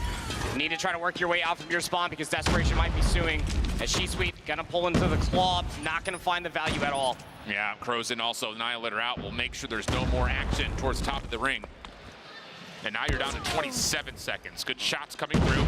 Equalizer's out for Zyrax. He's found 2, can keep his life with the regen off. More action from both sides of the map as the clock will stop at 23. Supreme Team on the B zone for now. The focus kind of split hit towards A, though not successful, but Zyrax continues to wield the equalizers. Hunter Killer Drone for his own trade right into the lap of Leozin, and now we got a 14v14 with 2 ticks gone at B. Never count them out. So players trying to shut down the flank as well. Rion's actually going to invest the Annihilator to shut down Crozin, and that could open up at least a poolside push. That's going to split the defense up as now the B zone has been fully captured. Lives are just about even as well as they're rotating across the map. And you have this Annihilator still out. You got to be running with this thing, and they will. Rihan able to find one more before it starts to fade away from the channel. Rihan also now with the Hunter Killer and a Pred Missile. Hunter Killer will go first. That's around the backside at jungle. Rihan trying to finesse, good damage. Not able to finish off the elimination. So now it's just down to can he chase? How far do you want to push the issue here? Because you also want to try to play for a little bit of spawn trapping if you can, if you're Supreme Team. 11 plays 10. And the split focus across the map really doesn't have either team feeling a ton of favor. So here comes the Pred. That's enough to take Aggie out of the point. Need to find a way to try to stall this clock out. But the investment coming through here at the later stages of this round could be damning. Just a single respawn remaining now with Maggie's death. No respawns remaining. Bigodera, though, from Tiki has stayed alive for a time, but Zyrax, a nice double. Puts this well within the grips of just doing this by kills if you're Supreme Team.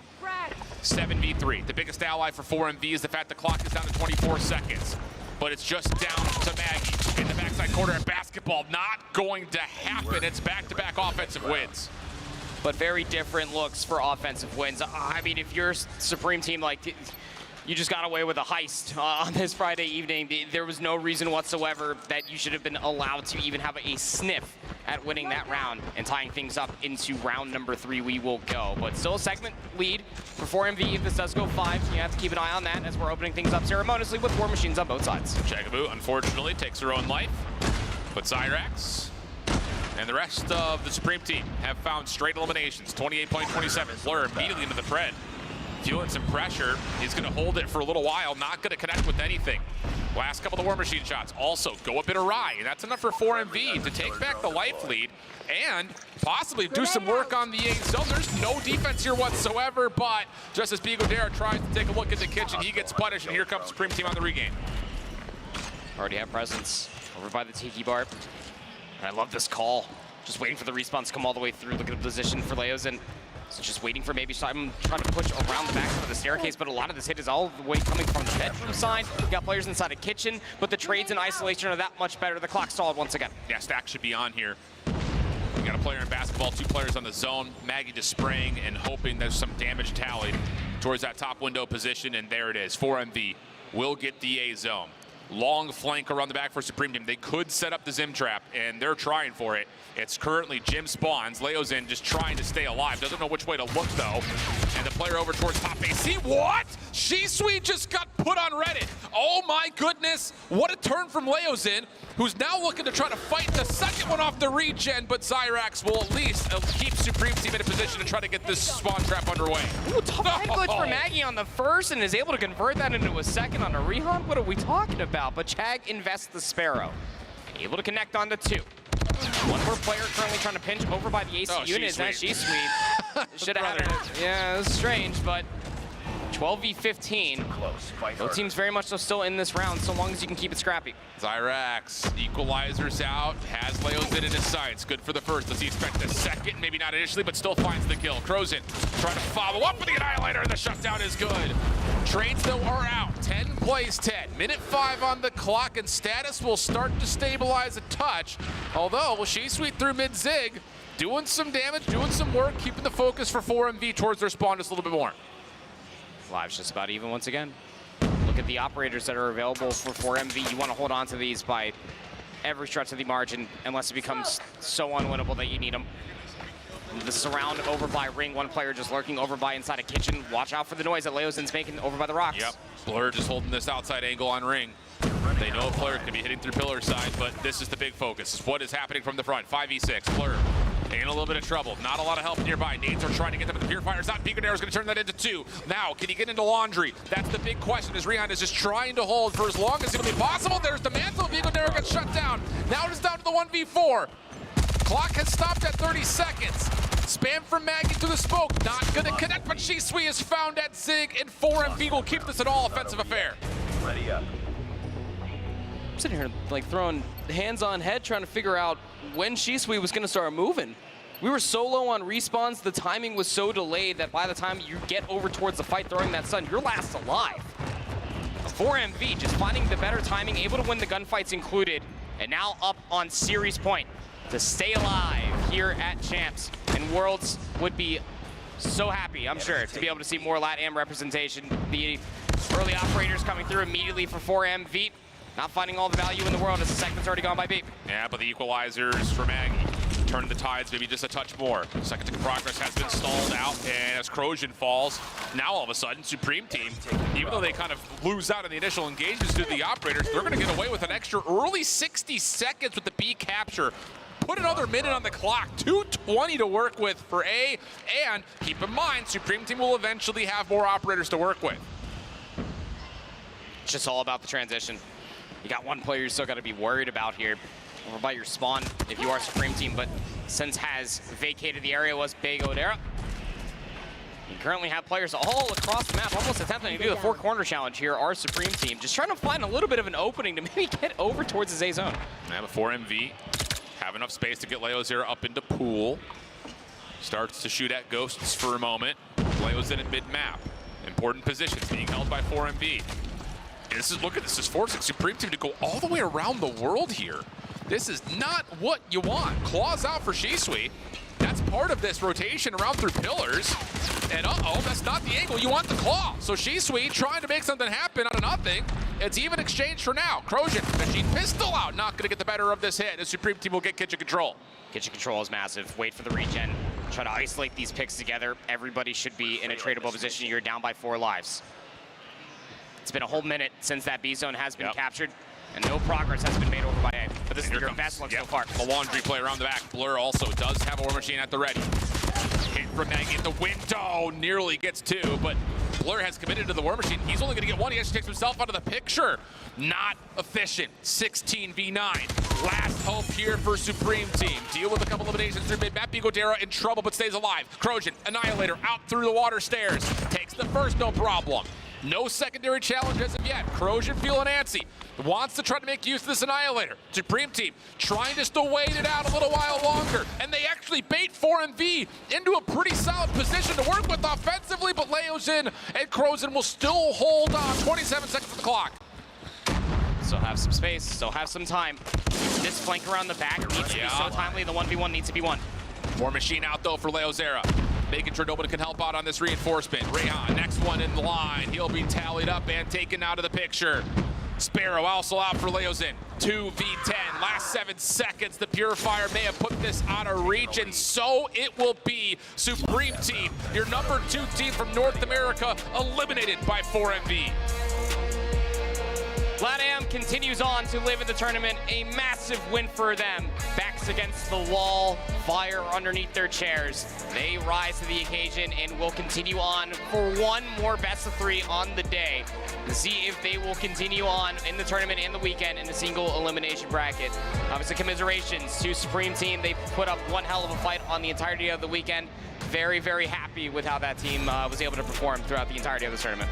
Really strong performance there on behalf of Four Magic, but we've got a little bit of something special in store right now. I know we've got matches still left.